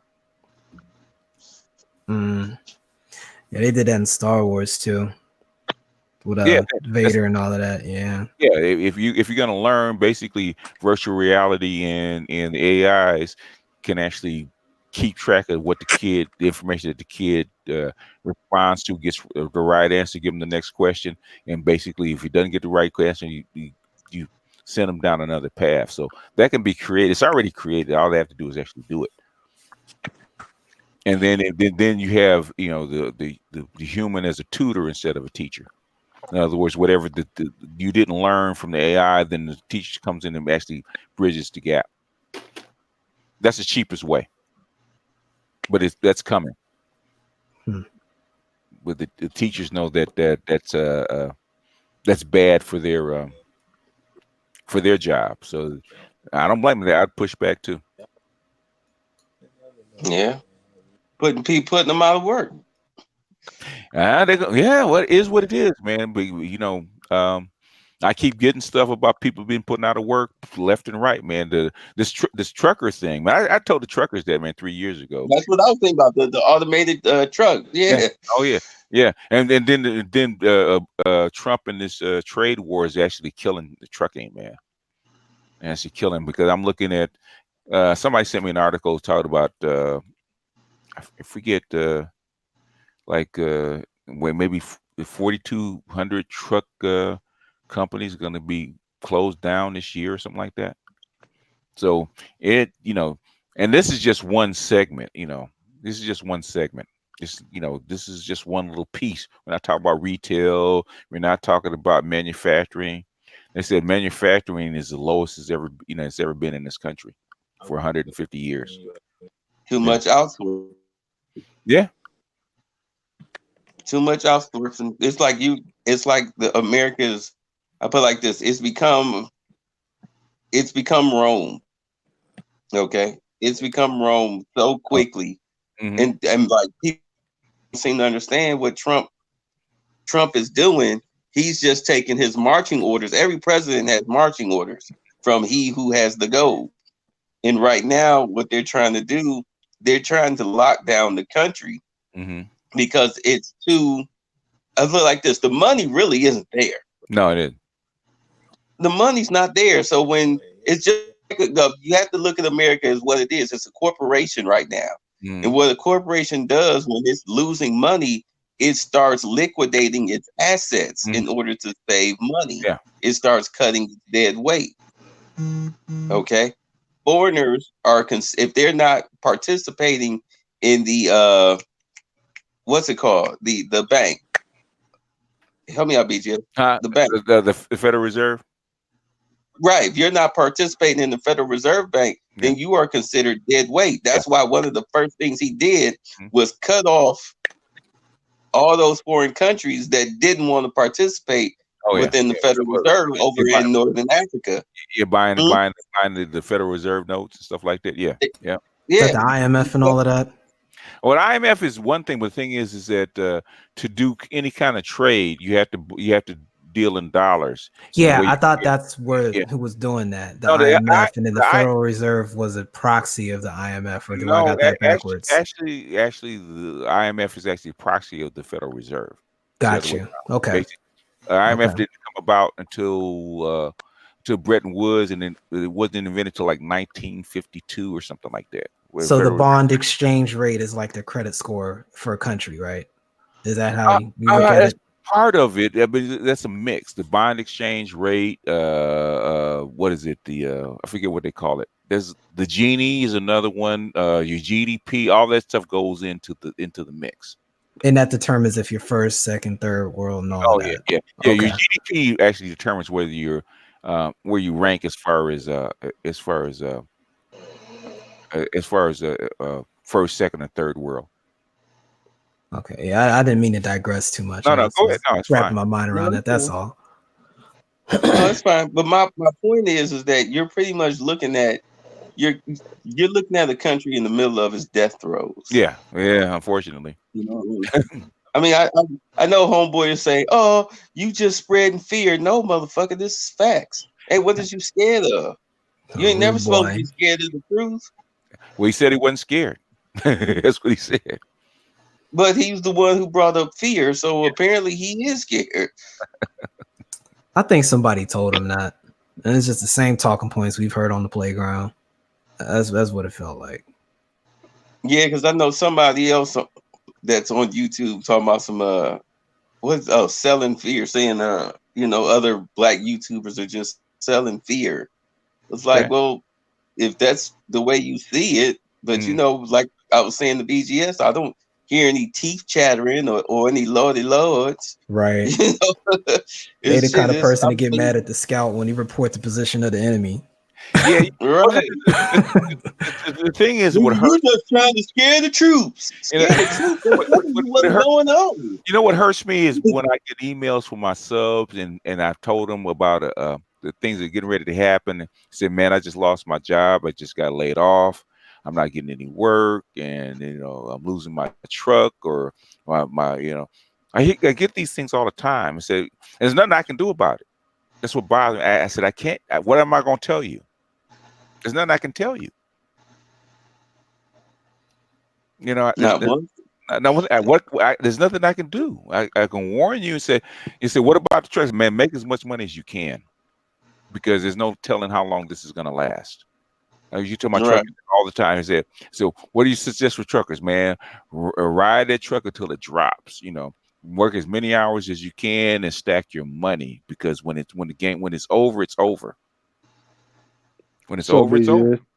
Yes, sir. Yeah. Hey. Yeah. Hey, peace to the panel, man. Hey, we was just talking about this over on the Black Brain Trust. Mm-hmm. Yeah. Yeah. So I'm a diesel technician. You know what I'm saying? And a lot of the stuff that's coming down on the new trucks, they seem to be, and they are marketed as safety equipment. But what I've seen is there's a system called Qualcomm that they use to actually track the trucks. And all of these sensors that's been placed in these trucks are now linked to that communication system. So it's pretty much machine learning that's already going on. Yeah. And when I tell this to other technicians, they look at me like I'm crazy. And I'm telling them that this information is being gathered by all these sensors and sent somewhere to be processed, and they're going to build algorithms with this stuff. Or perfect the ones that they already have. Yeah. Exactly. And when I sit back, I tell them this, they don't understand it, and they look at me like I'm crazy. Yeah, I remember, man. Like 3 years ago, I was telling people about Siri and about Google and about Alexa. Right? I said, you're training your replacements by talking to them. Yeah. So I'm here in the Dallas-Fort Worth area, and I pass by the GM plant all the time, and they going through the protests and stuff. They doing the striking, and man, I just sit back and just look at these people. It's like those jobs, they're not coming back. They're not coming back. Yeah, they already cut the healthcare, and I feel like for GM to renew that contract with the AUW for the next 4 years to have that much human hands, and their manufacturer could be suicide for them. If they wanted to start building in the automated cars and stuff like that, GM probably made a compromise and to not kick up enough dust. We'll sign off on it, and so we can actually get more robots in, more automation in. So there was a compromise. You know what? This is when you had Obsidian on. Mm-hmm. And he was talking about automation and everything. I said, dude, what you've done, you've just condoned poverty. Like what these corporations are doing with all of this automation, they're creating poverty. Yeah. Because if people have no place to work, and make money, then what the hell is going to happen? And when you have a lot of poverty, what comes with poverty? Violence, crime. Yeah, crime. Like so, that's like what Andrew Yang is building his platform on, isn't it? The UBI, that's the only thing that makes sense. You're going to have to, with the debt. That's just with the debt. You're going to have a world jubilee, in my opinion, and that's the only way you can actually do it. So Andrew Yang's just saying what the World Economic Forum said, God, back 2015. I'm just surprised that they have somebody out there actually using it, because most people don't want to talk about it. But I said, Ray probably remembers, I actually put that on my channel back in 2016 about the UBI and the debt jubilee and all that kind of crap. So I first heard about that on the Zeitgeist documentary. It was like the fourth one or something. They spoke on that. I'd never even heard of something like that before. The universal basic income was actually proposed by Klaus Schwab in 2015 by the World Economic Forum as a viable idea. In fact, you can go back and look at it where they're actually trying to sell it to the public. So it's been passed around, and it's been talked about. In fact, if you read the book Fourth Industrial Revolution, they actually talk about it, about the UBI, because they know basically automation is actually going to take jobs. What do you do with the people in the meantime? Yeah, that's the question, isn't it? Yeah.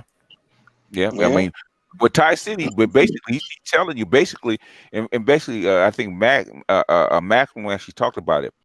These cars and these trucks are already built for automated driving. They just don't have the other hardware to go along with it. But there's kits for like the trucks that Tie City works on. There's kits where if they outfit it with the kits, the truck can actually drive itself. Yeah, they have blindside detection. Teslas. They have they actually got technology where falling asleep. Yeah. Oh yeah. The Teslas already do it. What I'm saying is, we're talking about the big over the. Have y'all kind of breaking up? I don't know if it's me or if it's y'all, but yeah, I think it might be you. But yeah, but the thing is, Max said that like 3-4 months ago, where he took his, I forget what his international harvest. I can't remember what truck he had, but he actually took it in for maintenance. And basically, they said that if you wanted this to be a self-driving truck, we got a kit for you. Yeah, all the inputs and sensory elements are already on the trucks. They just being marketed as safety instead of it's machine learning. That's all it is. Mm-hmm. Yeah, basically because every system on that truck is by wire. It's not really connected. It's all by wire. There's no throttle connection. The electric trucks that I've seen already that's in concepts, they have for them to have so a conventional steering in a truck requires about 5,000 psi in the power steering system. They have already mastered this system with electronics to be precise. And it's that powerful and it's that precise. Like the technology that they have is phenomenal right now. Right. That's go ahead, Bay. Like if they've already got the commercials out where they showing people sleep in the Teslas, and the Teslas are driving cross country or whatever. They're not commercials. Those are actual people who sleep in their cars. It's not the first time. They've been doing that for years, man. People sleeping, drunk or sleep in their cars, and the cars just going right down the road driving. But you know what, BJ, these same people. But no problem. Go ahead, Ty. these same people that's saying that it's doom and gloom and all the rest of it, and they'll go to McDonald's and they'll use a kiosk. Yeah, they don't even understand that they face to face with this stuff already. I know, man. But the thing is, you can't tell them that they only see that little piece because they don't want to, like I said, the ostrich with his head in the sand. They don't want to see the whole picture. Yeah, man. But the thing is, the reason I report on it because I know that I got subs out there that might lose their jobs. And if I don't warn them that this could be coming, man, I'll be derelict. So I actually talk about it because I really don't want to talk about this crap, man. People get upset and they call you names, they leave you bad comments and crap like that, man. They call you a fear monger and all that kind of stuff. You don't want to hear that shit, man. But the thing is, I'd be derelict if I didn't. Yeah, I mean, it's a lot of different things that people they don't even understand right now. Congress they already pushing a system called Fed Now through this faster payment initiative where they pretty much going to digitize the dollar and put it on blockchain. It's called Fed Now. They already have. I feel like they already have a system in place. They just don't know how to roll it out. That's why they're having these meetings and these congressional hearings on it right now. You got to remember, man. If you look at the M1, M2, M3, basically the only currency the currency you have, the amount of currency you have actually in circulation is about 8%. So only 8% of your dollar is actually physical. It's already digitized. Right.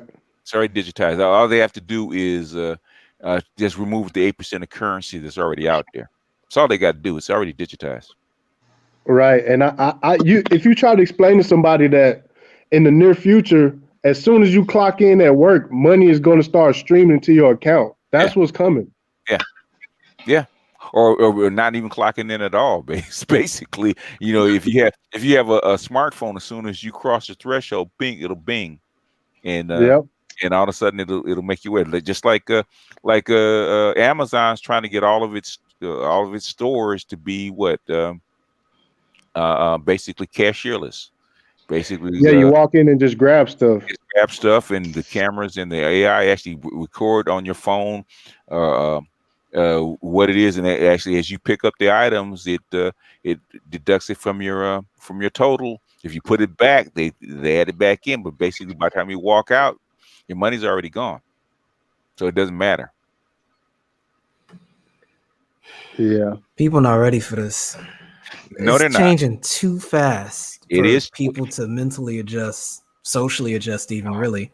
And man, the thing is that they're because of what they're doing is actually holding it back. It's like holding back a big tidal wave, right? When it finally busts through, basically, it's going to come all at once, and that's what I'm afraid of. It's going to come all at once.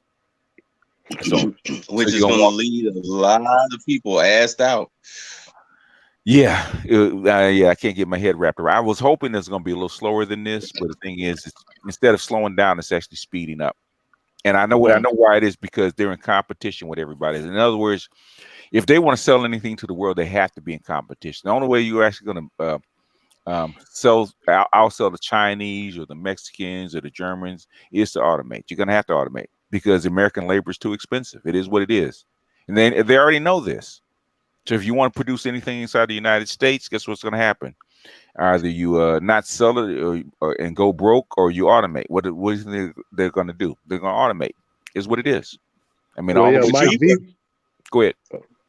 Mike V was saying that 8 years ago, when BMW acquired the Mini company, the only human hands in that throughout the whole production of the Mini Cooper is when the people that fit the convertible tops. Yeah, and that was 8 years ago. 8 years ago, yeah. They've showed the BMW factory on YouTube, basically. Yeah, basically you don't have like I think 92% workerless in that factory. And they didn't adjust the price of the car either. They still charge you like people put it together. Yeah, profit margin, and basically ROI. Basically, got to pay for those machines. There's factories which Amazon is actually going into, there's like 90% workers right now in Japan. It's already here.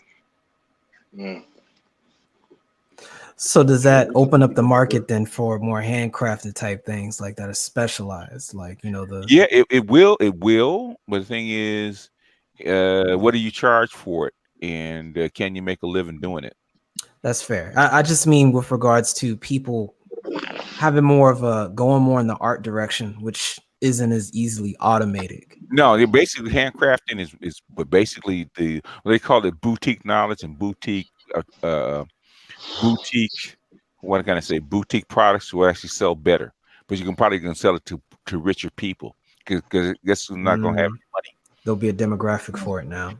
Yeah, because you have people at the top. You're gonna have a split. Now, what that split is from the top to the bottom, nobody knows. But the middle class is gonna be pretty much gone. That's what's happening. I mean, I've been seeing that for a while, and basically, you first start seeing it a little bit in what is it, foreign affairs, where they actually have an essay that this might happen, and then you start seeing it more and more and more in news media.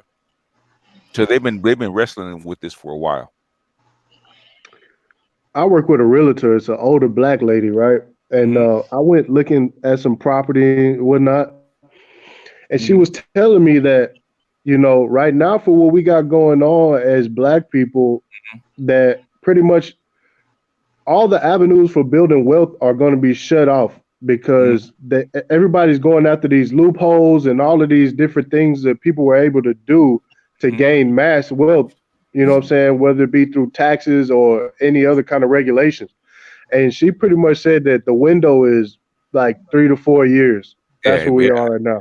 Yeah, basically, she's probably right because it might be less than that, depending on what the banks are doing. Because, oh man, it's like. Well, yeah, because I was looking at some. I got 2 properties already, and she was pretty much telling me that, what I make in rent, they might regulate how much you can actually make. You can rent over a particular mortgage.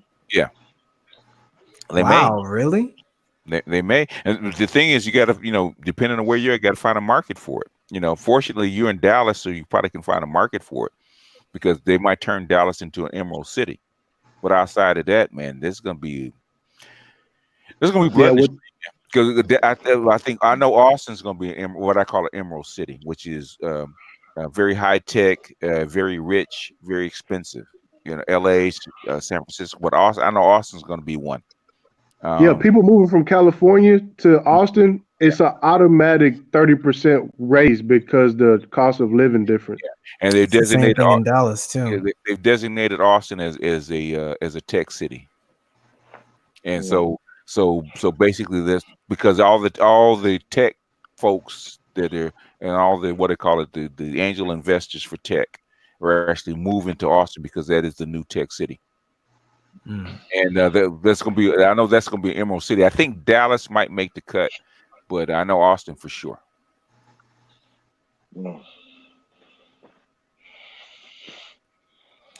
That's why that culture content you got coming out is gonna be so important. Really help for that long-term trajectory. Basically, I get tired of people asking the same question. So basically. Dr. Johnson told me I probably need to, instead of having it all scattered, make a one consistent curriculum where I go from start to finish and put all the elements in so people will actually learn it instead of getting it piecemeal. And I get tired of the questions that people bring up about it. So I'm saying, you know what, I'm going to go ahead and do it so people can actually understand what culture is and how it works and how it affects human beings and basically what's getting ready to happen, because basically the singularity means that the 3 parts of the culture are actually going to all blend together and actually accelerate at the same time. So in other words, there's 3 parts of culture, right? You have the 2 main parts are biology and environment, right? Right. And then culture is the rules or the interface between those 2. Okay. And they've been out of sync since the Industrial Revolution because your environment has changed a lot faster than way faster than your biology, right? and a lot faster than your culture. So they've been out of sync. But before that, we were all in sync. It took 10,000 years for your environment to change, and 10,000 years for your body to change. So your culture actually was in, all the stuff was in sync. What the Singularity is going to do is it put all those things back in sync, but at light speed. In other words, instantaneously change your environment, instantaneously change your biology, and your culture can instantaneously change all at once. So there will be no separation. It's just when they decide to do something, boom, we just design it. That's getting ready to happen. That's what Singularity actually is. People don't understand it that way. Where biotech, technology, and culture all are in sync at one time, so they can change it at will. This changes power. The power goes to this. It's going to go to the state, because they don't need you to produce babies. They don't need you to produce people. Well, that's what I mean. The agency of the average person. Yeah, but you basically, and the thing is, the only thing that bothers the elite is basically they can be replaced too. If you design an AI that's smarter, stronger, more powerful than them, they can replace them too. That's the problem. Yeah. So BGS, yes, sir. Have you come across anything like with the medical fields? Doctors, nurses, all of that. Tons. Yeah, talk about that a little bit. Okay. Basically, I was actually talking about this to my mother, because we had to take my father's 83. We had to take him to the doctor, right? Because he had shortness of breath. Right. And they were running tests on him, like, they take cultures for bacteria and stuff like that. Right. And the nurse brought in these little bottles, right? These little culture bottles. Right. And she brought in like 4 or 5 of them. Take the blood, put 5 cc's of blood into each one of them, right? Right. And I said, how long did it take for the culture to develop? She said, it takes about 48 hours. But the machine it takes only like 30 minutes for the machine. So they're actually having the AI actually digitally examine these cultures in real time and get an instant result. Same thing. Yeah, I know a little bit about that. Yeah, because like the whole BA system has been it was taken over, I don't know, about 10 years ago, to where the whole entire lab is automated. It's automated. And so that's been taken away from us. Yeah. I mean, you draw the blood, like you have people that draw the blood, but there's also a robot that's been developed. Yeah. That will start drawing blood for people. Shout out to Theranos and what's her name, the chick. The chick couldn't have bamboozled them for like 13 years, right? She had to be developed something. Yeah. So this is where it's coming from. Yeah, go ahead. Yeah, but it's no, go ahead. Go ahead, Chuck. No, go ahead. Finish the statement. Okay. Well, but like they've got robots that are drawing blood now that can basically see through your skin and actually can draw blood better than the human. So that's going to take a bunch of people out. I'm in nursing and everything, but I don't see us really losing a lot right now. Not yet. Not yet. But I'm really interested in seeing how it might take place. I was talking to my mother. It was something interesting, right? About the because all the X-rays and CAT scans are all digital, right? And basically, I was saying that the AIs are actually catching a lot of stuff the doctors are actually lying about, right? I had it actually died of cancer, right? And he had cancer for like 4 years before the doctors actually told him, right? Because they didn't want to pay for the treatment, right? They just want to let it die. Yeah. Right. Well, digitally, right? They actually going to give you the positive result. They can't say they didn't see it. Right. Because the AI is actually going to catch it. They're actually catching all this stuff. And now they have to play catch up with all these diagnoses because she's a catch. Go ahead. That is interesting. That is very interesting because I'm thinking about that from a radiologist perspective. That actually it can probably read. I won't say probably. I'll say definitely. It can probably read better than the radiologist. And then I mean, think about a lot of these other things, like where you get this diagnostic testing, and then you have someone say in a VA system that's basically looking at whether you have a certain degenerative process that may be indicative of somebody who was, carrying a lot of weight in the military, whatever the case may be, and they may be denying you, but it may be consistent with evidence that would show that basically, hey, this wouldn't happen in a normal person that wasn't carrying that kind of load and wasn't doing this type of job. So I see it. That's very interesting. Very interesting. In fact, when I know they had been tested, but they first started testing this AI on, believe it or not, insurance claims, right? So in China and in the United States, they would actually take all the insurance claims, take the pictures. The AI is actually doing it faster and better than the insurance adjuster that have been working on the job like 10 years. And then what they find out when they actually did it in the medical field, especially with radiology and X-rays and CAT scans, as are like 10% more accurate than the doctor that had been doing it for 10 years. Good. Well, that might be a good thing. That might be an excellent. And we know doctors, hospitals see stuff and they don't want to pay for it. They said we didn't see it or we missed it. Right. What I'm saying now is they can't say that they missed it because everything is uploaded digitally. It actually runs through the AIs first, right, before it gets to the doctor. Jump in, Charles. Do you want to jump in? I'm just amazed by all this shit. As long as I still got a job, shit. I feel you, bro. I don't think we're ready for Robotics quite yet. Yeah, I don't think they're gonna be rolling you out anytime soon. Not anytime soon. If not, we're gonna call you Murphy, and if that is so. To be fair, that's cyborg Murphy. Not the cyborgs, the androids. Like, why are you shooting RoboCop? Nigga took my overtime. People are actually doing that. I think in the UK they're actually destroying machines again, just like the Luddites back in the day. I mean, I read that somewhere where they actually throwing the sabos into the gears, huh? Yeah. Some similar to that. They actually destroying technology in the UK, man, because technology actually replacing them. So Luddites are actually coming back. Yep. Which is something they're afraid of. Which is really what the UBI is about, basically keep you from destroying the machines.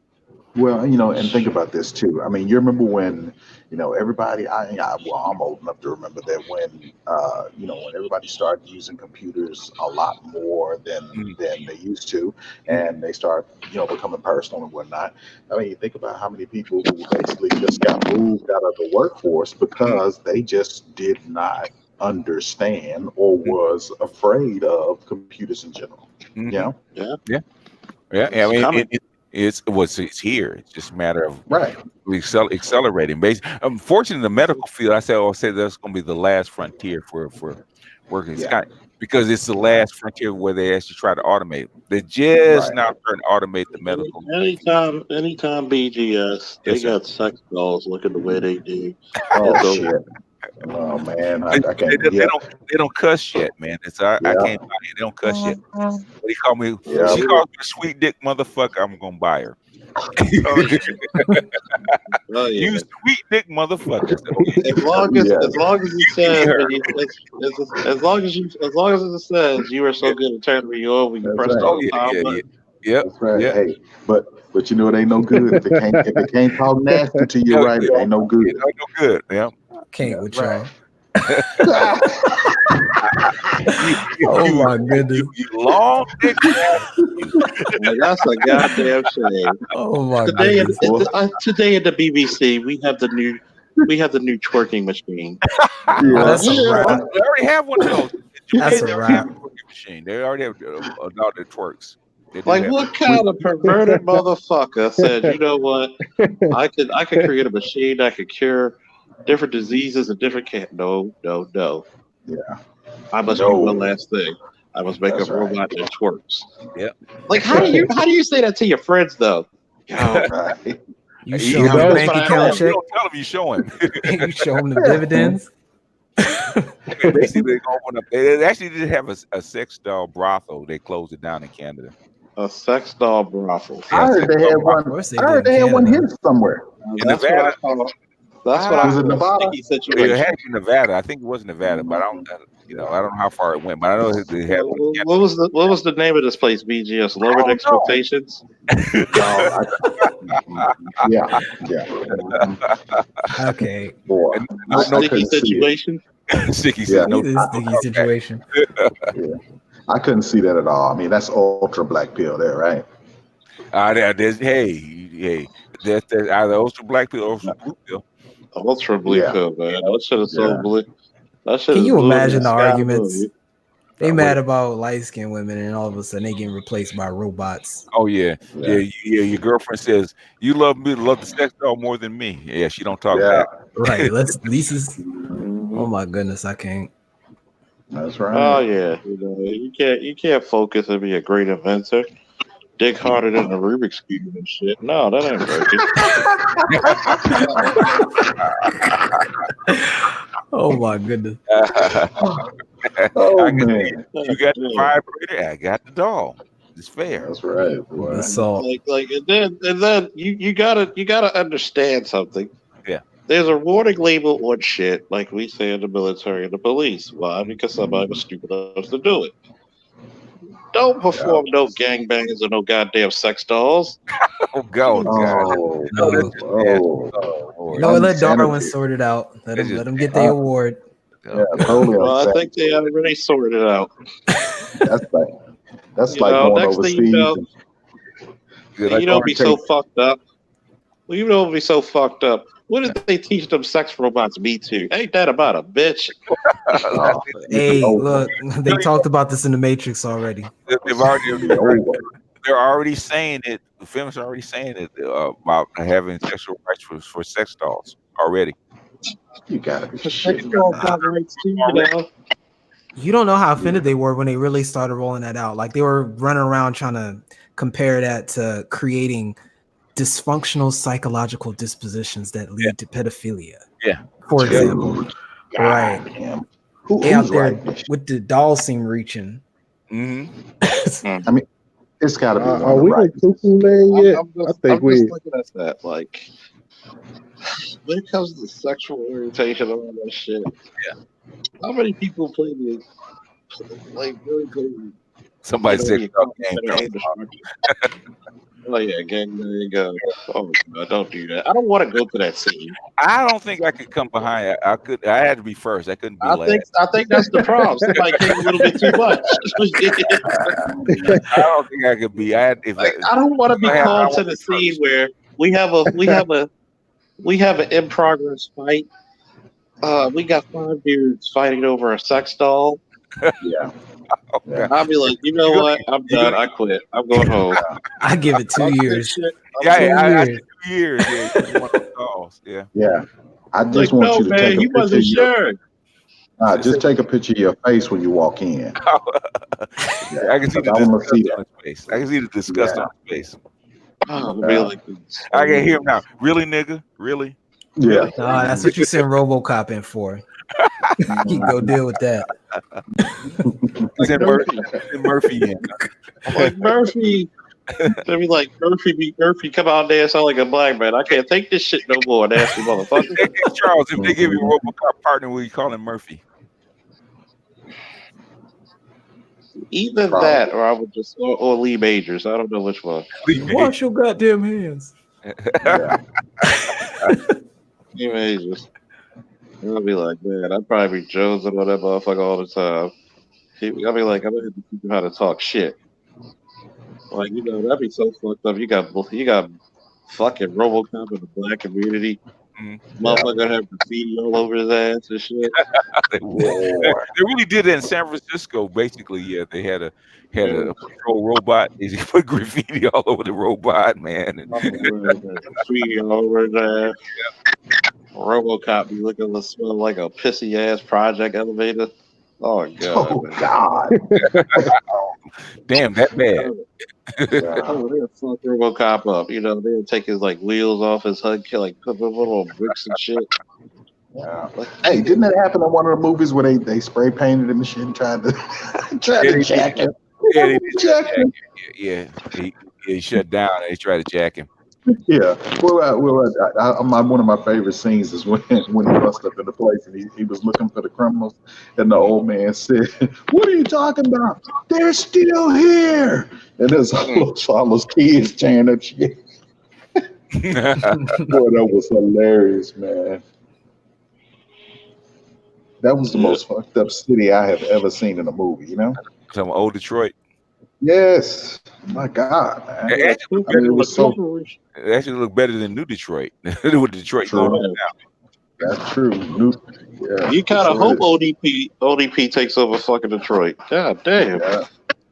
Shit. But you know what the funny thing about that is OCP, the way they portrayed it in the movie, is almost like the White House now. Why do you say that? Why do you say that?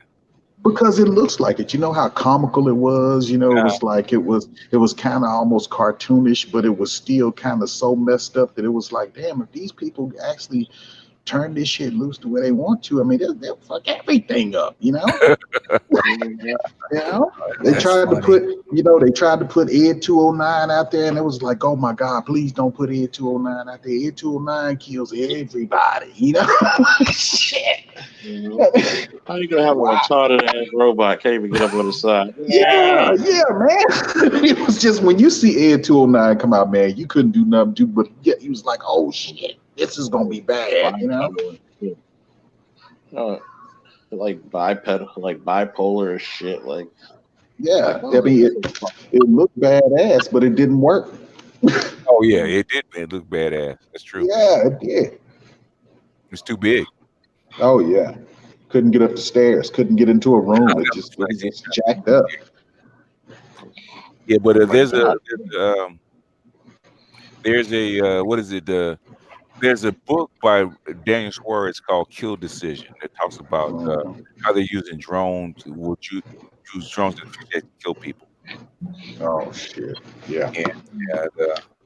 So the future of policing, the future of security is going to be handled by little bitty drones and swarms instead of a big robot. Oh yeah, and that's scary as hell. If you've never looked at the descriptions of these swarming technology, man, they say it's going to be like thousands of robots. I mean, you think about a cluster bomb. A cluster bomb works, in a primitive kind of way. But imagine if you had a cluster bomb that can release thousands of mini bombs that actually could go in any damn direction that they want to.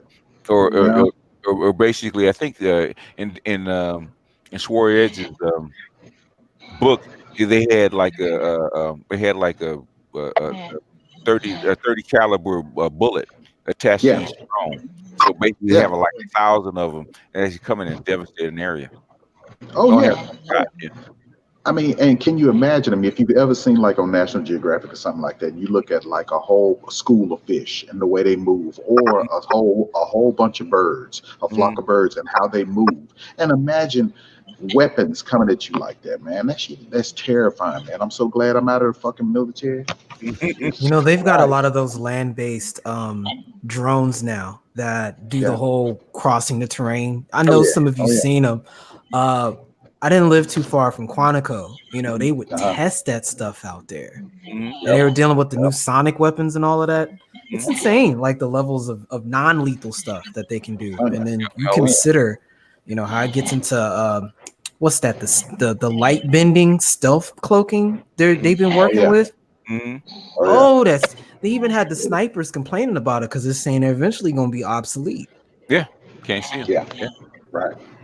Well, but then you still have the other spectrums of light, and if they give you, goggles, I mean, just like everything else, night vision, everything's going to be improved. I mean, if you can see in different spectrums of light, like the predators, I mean, there are so many different spectrums of visual light. Yeah, and what happens when they wire that in instead of absolutely right, like an implant? The implants, right? Well, they're already working on it. Look, I think Sony has the patent for the contact lens. Contact lenses, right? And they can improve your vision. They can take video. They can take pictures. Now, what if they get to the point to where, hey, they can augment your visual spectrum to the point to where you're looking like you're able to see like an eagle. You know what I mean?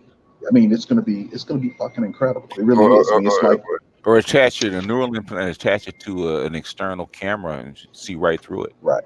A lot of Right. different And ways. you know, my thing, like the Matrix. I mean, what if we actually had a plug and we could, rather than going through 4, 8, 10, 12 years of college, you can get that in 10 minutes. Yeah. You know what I mean? That's what Well, that's the whole. So, and basically, she actually put it up where she actually talked about it, where right. the artificial woman would actually give you develop humans with bigger brains, so double your brain capacity. Put in neural implants from the factory, so we were actually wired to be smarter, Right. faster, stronger, all that kind of stuff. Right. I mean, and think about these other things. I mean, look at these. They've got the Israel has the the augmented legs to where they actually can put legs on you that if you never walked, you can walk again. Or if you're a soldier, it will allow you to be able to carry more weight. Yeah. Over longer those distance. exoskeletons. Right, the exoskeletons. Yeah. And they're working on almost like mechs, now. But the only thing that's holding them back is a power source. A power source that will last long enough on the battlefield for it to be able to carry out a mission. And we don't have that yet. But once they get those power cells out of the way, it's gonna be a whole nother ballgame. Energy is a problem. Same thing for the smaller drones. Right. You heard about how they actually manage superposition with regards to quantum theory. This just happened the other day. And I know they were really questionable about the math behind a lot of that. And now that it's official, I'm remembering this because you just brought up energy. They've been really looking at this whole cold fusion argument for a while now. Yeah, basically, IBM's been cracking the code of these quantum computers, man. And basically, the qubits, it used to be 1. I think they're up to like 53 qubits for quantum computing. But the thing is, they don't have the math or the program to actually go along with it. But they're getting closer and closer every day. The software is a problem right now. It's not the hardware anymore; it's the software now. That's crazy. Yeah, I know that the. Go ahead, Ty. They was talking about a couple weeks ago. They were saying that the quantum computing was a threat to the Bitcoin network. Oh yeah, well they cracked the code on the Bitcoin, man, like a couple years ago. They didn't tell nobody about it. It's been cracked. That's not when they're not afraid of it anymore. They can tell who you are, where you are, who bought it. They can actually swap out the whole Bitcoin, ledger at a blink of an eye. Just replace the whole thing. Right. I think that's why they won't let it run, because most of the mining operation behind it is in China. They'll never let it have an ETF. Eventually, the thing is, there's going to be some kind of cryptocurrency ledger run by an AI, because the bankers have screwed shit up so badly they don't trust them anymore. That's going to happen eventually anyway. Right. So whether it's Bitcoin, whether it's XRP, which what the Western banks like better, but eventually, the bankers keep screwing the bank system up over and over and over again. So if they reboot it, there won't be humans involved in it. It's going to automated banking. Be automated banking. Basically, you already see it. If you I actually looked at Square and Cash App, and basically, because I actually ordered a debit card for Cash App. I said, "Fuck, this is an unregulated bank." Yeah. If you can make purchases with it, there's no different than your debit card. I actually tested that. I said, "Shit." So how did they make their money? I said, they actually charged a point of sale, but the thing is, now they're trying to get a charter to actually be a real online bank. But it cut out the middleman. It cut out the middleman, because every time we do a transaction with, say, debit cards or credit cards, there's a fee for that. But for right now, with Cash App, you don't have to do that, because I use it with my son.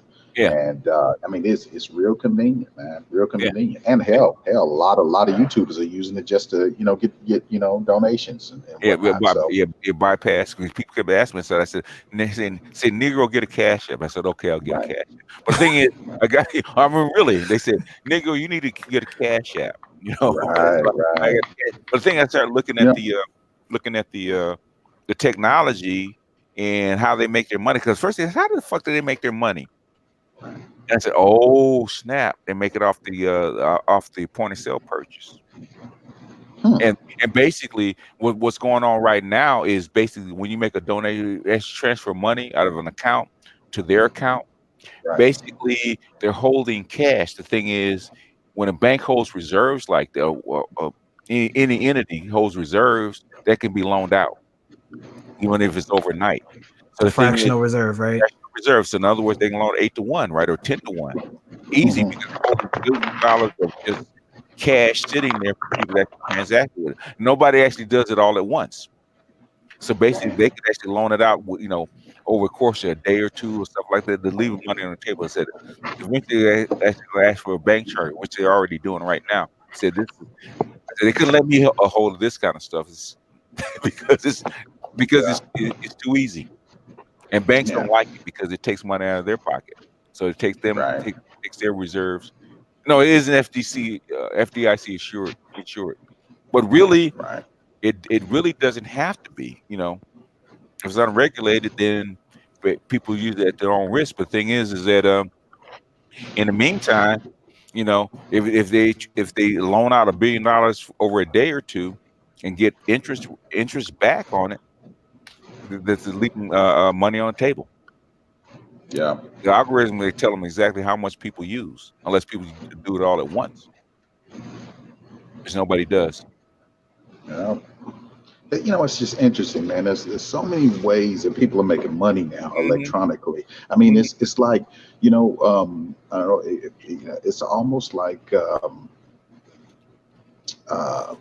we're on the cusp of becoming, the technological cities that you see, the cyberpunk type atmospheres. I mean, it's like we're almost there. We just don't have the grungy, dirty appearance of it.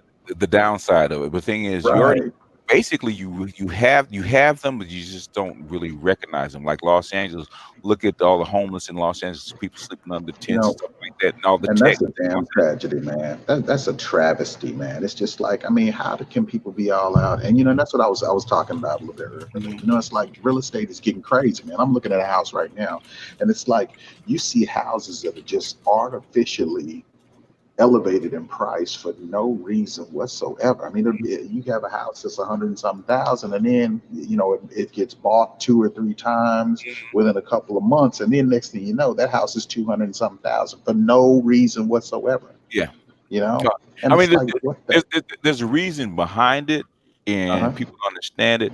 Is that a lot of your foreign nationals have been parking money in real estate, and because real estate, it's just a fixed asset, right? So instead of putting it in a bank, that can be tracked, you buy a house or a condo or apartment, right?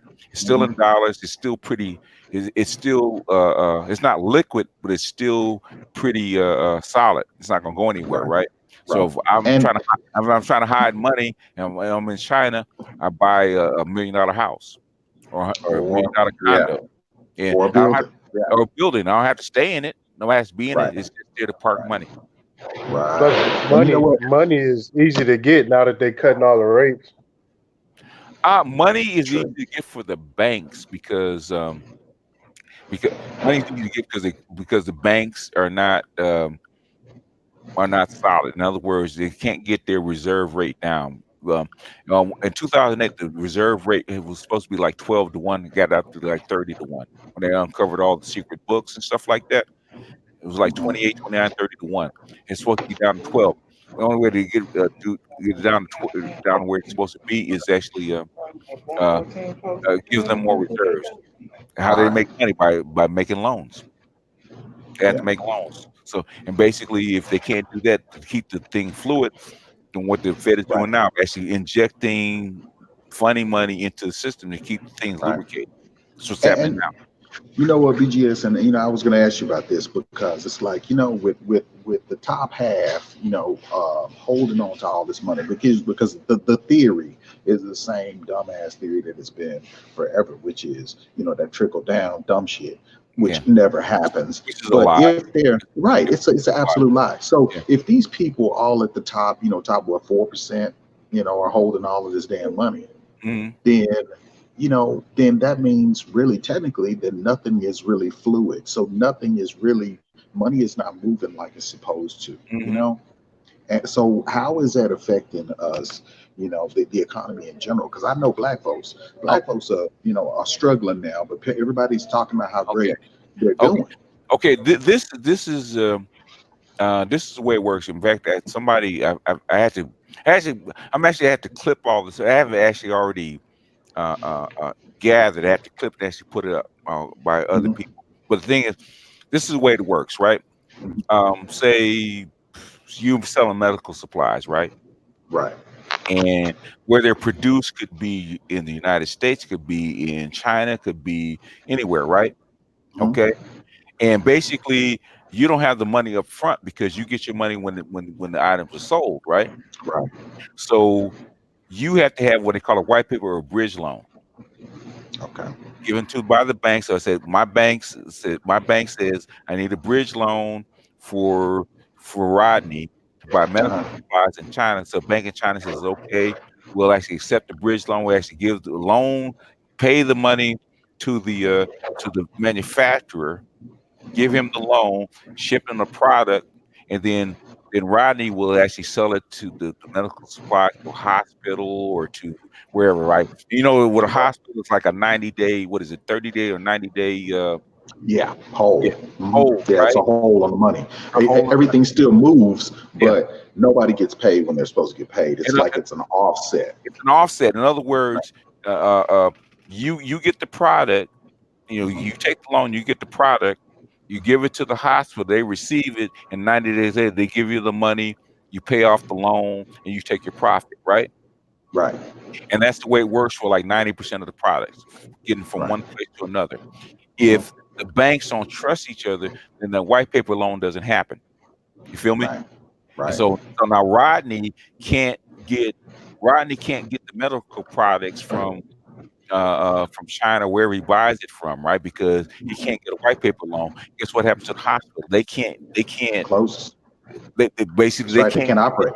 They can't operate because they can't get their supplies, right? Because they don't have the money right now that pay Rodney or pay the factory or whatever it is for the medical supplies. It takes them 90 days. The thing is, if they can't get a bridge loan, hey, factory says I need my shit. I need my money now because I'm producing other products. I can't give you stuff without you paying for it, right?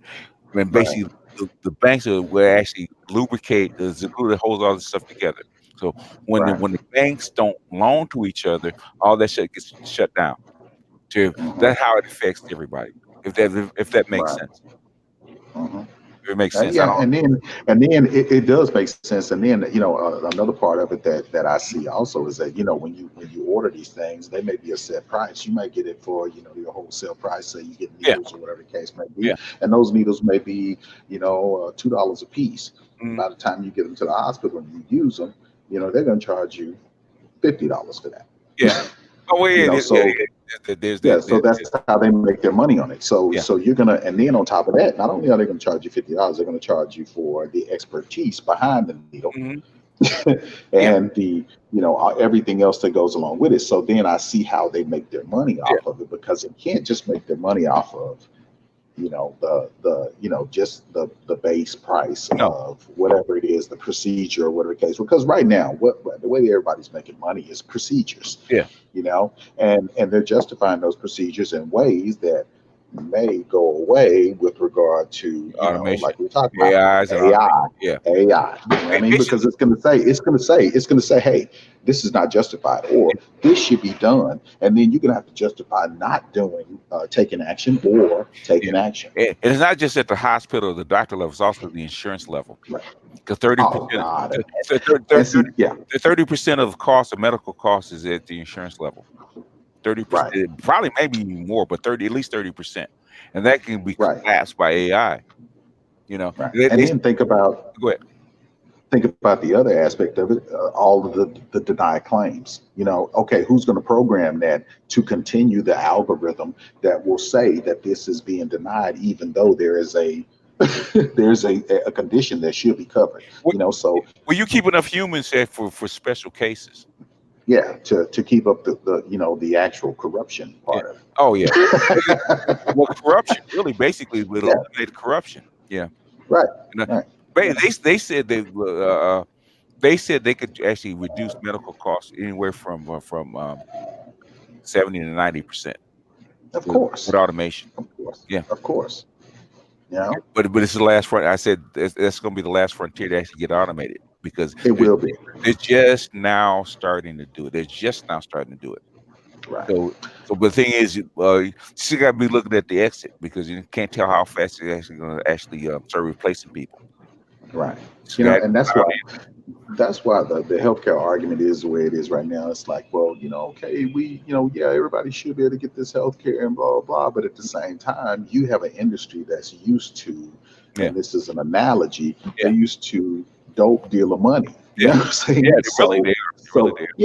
So if you eliminate that aspect of it, you know, the gangster part of it, and you drop it down to what they really should be getting, what they should be ethically getting, and how they should really be treating patients and whatnot, then you know they ain't gonna like that because that's not gonna be gangster money. No. You know, that's gonna be past the money, I guess. You know, it might be still money, but it's not gonna be good money. You know what I'm saying? So then how do you keep the doctors coming? How do you keep the It'd be welfare money. Absolutely, you're damn right. It will be welfare money to them because then they ain't gonna be able. Because I'm gonna tell you, man, look at how many damn doctors out here with these big ass houses. Yeah.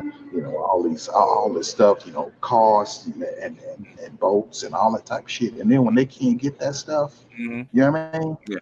Come on, man. That's gonna be rebellion. They're gonna be like that. I'm not doing it. You know. And then we're gonna have a doctor shortage. You know, and then they're gonna probably artificially bring in other people, just like they always do, H-1Bs and shit, and say, "Hey, we'll bring in some of the Indians, and we'll bring some of the some of the other folks." Oh, you basically what you do is said, okay, you don't want to be a doctor. Guess what we're gonna have as hook up remote robots to do surgeries and kind of stuff. Oh yeah, and, that's already. That's already. Hire a doctor in Bombay or hire a doctor in Thailand to do the same thing remote. And then this is another thing that we were talking about. I remember the conversation you was having. You were having with the lawyer. You know, and then like I said, I think I got in on this a little bit, but I got a friend in one of the Facebook groups, and she's a lawyer, and she always talks about, well, we've got 50 black female lawyers, and this is the greatest ever. And I said, you know what? It does not make a damn difference if you get in there and you continue with the status quo. You know what I mean? And then the other aspect of that is that you see, 50 something doctors graduated from such and such or lawyers. You need to realize why that's happening, because it's no longer lucrative. So we're gonna let y'all have it, you know?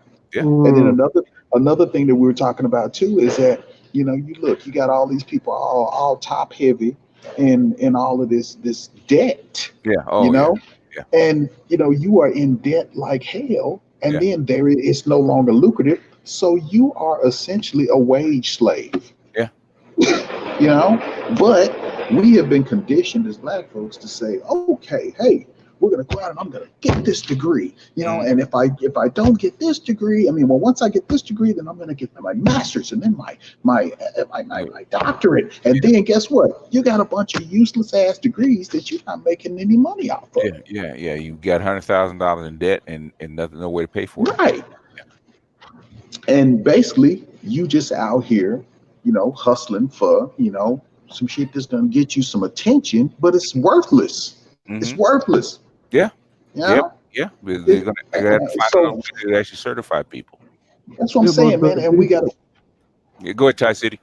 Yeah, go Ty. No, what I'm saying is, how can they go through and try to push something like student loan debt forgiveness when for as long as I know, there's no way to forgive debt that's they can caused do by it. student Oh, yeah. loan. The thing is, when it can't be, you forgive debt when it can't be paid. There you go, buddy. It There you can't be. go. At this point, you got $1.5 trillion in student debt. Where they gonna get the money from? Yeah, Especially if because there's it's not out there. where's It's the not out job there. for them to actually pay it off? And I know have y'all seen that new deal that came out where they was talking about Bessie DeVos? You know, a bunch of for-profit schools were basically hustling black folks. And I think BGS, you talked about this, man, but you were talking about how they were basically, I went out here and they targeted black folks with a campaign. Man, they had Queen Latifah, they had all these people coming out talking about get your degree. They even had Latifah giving a course talking about what was it, confidence. What the fuck? You know what I'm saying? I think it was John Brown University, something like that. Anyway, they did all of this stuff, and it was strategic to basically wring out all of the money in the black community. Yeah. Well, you know what it was for actually is in 1996, right? The welfare reform. Bill Clinton wanted to cut welfare by 2/3, right? Yeah. So he had to give these women a way out. So instead of paying them well, he shortened the welfare years from from lifetimes to like 3 or 4 years, right? Right. And he said if you want to continue to get your benefits, you had to get a job or job training or school. Right. So they had to open up the schools for welfare moms. Right. They had to target it to who? Not black men, but who? Black women. Black women. And you know what? That's a mistake. That's a mistake. When you give all of these to these black women, man, basically then you take the importance of the black man out of the equation, man. Damn. I mean, it's like Diane Carroll just died, when they did Claudine. Go back and watch Claudine. Oh, yeah. Damn. Yep. It's the same. Look, it's like my dad say, man, ain't nothing new under the sun. Nope. And they are hustling us, and the way they getting over on us is that a bunch of smart folks, Stokely Carmichael, all these folks, they get older, man, and the younger folks are not learning from the strategies and the movements that happened before, so that we won't make the same damn mistakes and we can adapt to what they're doing, because they're not going to stay the same. The strategy is never going to stay the same. So we have to be able to adapt. And what is just terrible to me and almost unbearable is that the black community is not adapting, man. But it's not just the black community; it's everybody, man. Because basically, what scared me is I realized that the government was no longer in control of what's going on now. They're trying to hold on for life. It's just it's gonna happen. They have to make it happen, and basically, they're no longer in control of this movement forward. And you know what? And I think I know where you're going with this. The government's not in control, but the corporate sector is. Well, the thing is, even them, because they have to compete against the Chinese and the Germans and stuff like that. So it's a race. Damn right. I mean, look. Yeah. I mean, I don't think. I mean, we're older. Look, I'm damn near 50, but look. I mean, when the hell have you sat up and watched 4 different countries launch lunar missions? Never. Yeah. You never, ever, and then you got people with space programs. You got people with, high level scientific, situations are going on in different places around the world. And I think that in itself will be a singularity as well, you know? Yeah, it's just pushing you towards it faster. Right. In other words, now you can't take your time and roll it out when you get ready. Right. I said I always quote Jeremy Irons. How do you make money in this business? Be first, be smarter, or cheat. Right. It's better to be first. So they're all racing to be first. Right. And if you fall behind, you got to be smarter. And if you really fall behind, you got to cheat. Yeah. You got to steal it from somebody. Yeah, the Chinese don't have no problem cheating. No. They borrow, steal, be first. But the ends justify the means. Right. I mean, y'all remember back when Clinton was in office, and they didn't make their own damn helicopters. What they did was they basically went into our computers and they looked up the engines for our helicopters. They looked up tools that we were using for our submarines, and basically just copied the shit. All you gotta do is go look at it. They copy the Humvees. They copy everything so that they would be modern without doing the research and development that it took to be modern. And the stuff they didn't get from us, they got from the Russians. They bought it straight up. Right. Yeah, the only copyright laws that they have is that you can't copy other Chinese people. Yeah, of course. Right. That's it. Because I'm look, y'all remember when Windows? I mean, I don't know. Look, I used to be with the Marines, so when we were overseas, I mean, there'd be like big tables and shit. You have like Windows. You'd have all of this shit that was basically have pictures that they basically copied and put on there. It wasn't real shit, but it worked. It worked. Yeah. Oh, I remember that. Yeah. Yeah, right. I think Microsoft did it on purpose, but right, yeah, allowed it to be copied because they didn't put any copyright. Well, Microsoft was fucking pissed, but everybody was pissed because they couldn't protect their properties, and they, and they didn't respect anything. Man, I'm gonna tell you, there's nothing that you can't get counterfeit in Korea. In Hong Kong, in the Philippines, there is nothing they won't copy. I'm talking about phones, TVs, whatever the fuck you want. They have better phones in China, in Hong Kong than they do here. Better phones with more technology, more features. Yeah, and they're wide open. Wide open. You don't have to worry about your stuff being all blocked down and having a whole bunch of bloatware and stuff in it. And that's a good thing. And they're smarter, man. They're smarter. You can take a kid off the street, man. And I mean, even in Africa, I mean, there's a black kid they just talked about. I think he just went to MIT, man. He was making robots out of trash, man. Out of trash, yeah. Right. Yeah. I'm excited about the whole thing, man. I really am. I just want to see. I want to see it. I hope I live long enough to, see you will. Where it goes, you will. You might wish you didn't, but you will. What you wish for, boss. Yeah, that's true. But and I am kind of scared about that because I mean, look, you got dude girls running against girls in track and all kinds of amalgamations and shit going on. They're getting you ready. They're training you because once the artificial womb comes online, basically then they don't need women to reproduce. And so now a woman is a series of holes. So if what do you need for? Right. It's just like, I don't know. You see this with white folks all the time. It's like, oh man, this weed is excellent. But if we put some gas on it, it'd be even better. Yeah, oh yeah. You know what I'm saying? It's like they can never do anything the regular way that it is. Man, if we could just get this moonshine to be just 2% higher in alcohol, shit, if we can get right close to death. That's what they do with everything, man. Nothing can be good enough. Yeah. Roy Maynard said that it's already happening. My sister is a surgeon. She says the industry is using bots more and more in the operating room. Yep. Oh yeah, because look, rather than you trust the surgeon to be able to guide his hand properly. Shit, they already got it. They just we'll do this, move this over about 0.3 millimeters, and this there, and then they have it already set up to where it's going to go in. I mean, and look at it. Used to be they'd have to make these long incisions to get in to go where they're going. Man, I've seen back surgeries in holes the size of a damn pencil. Yeah. And these people come out and it's like, I cannot fucking believe that they got all of that done in a hole the size of a damn quarter, but they stretch everything out and really they're getting better. They're getting a whole lot better. Yeah, the thing is technology never gets worse. Right.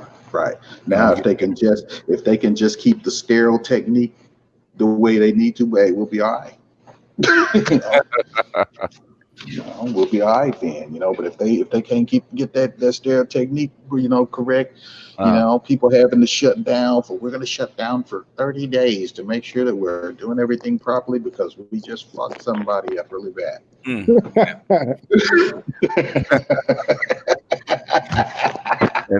only thing that only get better. Yeah. It's like the military. Oh shit, we just crashed 5 planes. We're gonna have a safety shutdown Navy wide. Yeah. Which fields get into that won't be replaced by automation or IT? Shit. Probably entertainment. Yeah. Well, and you know what? Hey, and entertainment might be. I mean, look at how much digital stuff is going on right now. Shit, hell, they may be able to render. A computer will be able to render. Shit, how many times faster than a human? I mean, come on, man. Yeah, it's off the scale. Automation is going to create more jobs in itself. We hope so. It's done so far, but we never know. Yeah. But then the technical expertise of the person that's coming into the the workforce is going to have to be higher. Yeah, the skill level is going to have to be higher for sure. Right. I mean, what jobs is it going to create that is going to need a human? That's the problem. We don't know. Yeah. Well, or hey, the AI can do that. Yeah, well, yeah. Maybe ML.net right now, which is machine learning created by Microsoft. I'm researching that right now. I already got their software equipment. Yeah, I mean, make the money while it is before the machines get better. Right. Yeah, right. You better stack your paper. Because the thing is about the way AIs learn is basically they need a lot of data. Yes. They need people to actually correct the data. The thing is, how long will they need that? Hey, but check this out. Have you heard about when they've set it loose and they basically put it in like a child? Its ability to learn is so fast that all you got to do is feed it. Once you feed it the data, I mean, it's almost like the Matrix. The way you saw the streams coming down from the top, or you saw Neo blinking, and then all of a sudden he's out of it. It says that basically this thing can run simulations over and over and over until it basically figures out better ways to do whatever the hell it is. Yeah. The thing is that you got to remember about a human brain, right? Human brain, it learns from trillions of input data, sensory data a second. Trillions of inputs that a second. That's how much data actually flows through your brain. So basically, you get in a mass infusion of data all the time. So you learn certain things quicker. Machine can do that by itself because it doesn't have a body. But the thing is, once you get all that data into the machine, it doesn't forget like the human brain does. No. And it keeps adapting. Yeah. And it's so good at what it does that people look at that and it scares the shit out of them. I'm telling you. I mean, if you see what these people are saying, when you go through some of the stuff that people have been talking about, once they turn it loose, that once it starts doing certain things, they shut it the fuck down. They're like, hey, nah. It's going too far, Right. And the thing is, it's a program. It's not a machine, right? Right. So when you upgrade the hardware, guess what happens? It gets better. It's by upgrading. To take it from silicon to quantum computer. Right. You see what happens. Basically, you've increased its ability by 1,000. Well, you know that they've already started using it in target acquisition. Yeah. In facial recognition, target acquisition, and satellites. I mean, I just saw an article about how they basically just did it, making it identify airplanes from far off space, and the shit it just like not fuzzy pictures, y'all, fuzzy fucking pictures, not great pictures, and it was able to identify these targets and things about them in so good that. If a person was in there trying to look at these pictures and trying to designate targets and give, say, a brief to a military brief, they tell his ass, get out of there. Get out of there. Get out of here. We've already got it. It's already taken care of. I mean, it was great, man. Yeah, the facial recognition that they got in Japan, catching criminals all over the place. It shoot the alert to the police department, and just the cameras set up all over the place. It's pretty much tracking criminals already. I mean, China too. China too. China let loose this trust AI in the city, and it started catching so many crooked politicians and bankers and stuff like that. They had to shut it down. Yep. Wow. Hey, But you saw in the little where they've been protesting and stuff over there. Hell, they got towers with all of the the cameras and stuff on them. They start tearing them down. The people start tearing them down. Well, you know what? That. You know what they were doing? You know what they were doing? I saw them. Was it? They're flashing them with lasers to actually kill the sensors. You flash a sensor, a camera sensor with lasers to kill it, and you burn it out. Yeah, burn it out. Burn it out. Yep. But I mean, but just think about that. That in itself. Yeah, I mean, even your ability to basically disable things. I mean, we're on a whole fucking other level. I mean, back in my day, hell, they spray paint off over his shit. You know, but. Yeah. Look, with people are just on a whole nother level. I mean, we are evolving and adapting in ways that are just interesting yet scary. And the thing is, the speed of it is so fast you can't keep up with it. Right. Yo, did y'all see the? Go ahead. Did y'all see the robot do the backflip? Yeah, I saw that. Fuck yeah. We talked about that last time. Yeah, it's talking about the Boston Dynamics. Yeah. Yeah. They only get better. You know, I put up that video said if it fries chicken, it's over. They had to do it right, man. I said if fries chicken, it's over. Well, they have a robot for that. They have a robot that you put inside your house, and basically it'll cook your food for you. I mean, it's already programmed with all these different dishes, and it cooks your food, man. Yeah, chops it up, cooks it, prepares your meals. So it's like, It's here. It's just not implemented. It's already here. Right. It's how many people you want to work all at once. Right. So, and I think what they're working on is to basically get the materials cheaper. And once it's just like everything else. We had big ass brick phones and they were expensive as hell, and then they just get cheaper, smaller. Even our computers now. Everything's getting cheaper, smaller, faster, better. Yeah. Yeah, if you look at Intel, they had to their high end chips that used to cost like $3,000-$4,000, man. Hell yeah. The price is down like $500, man, for the same thing.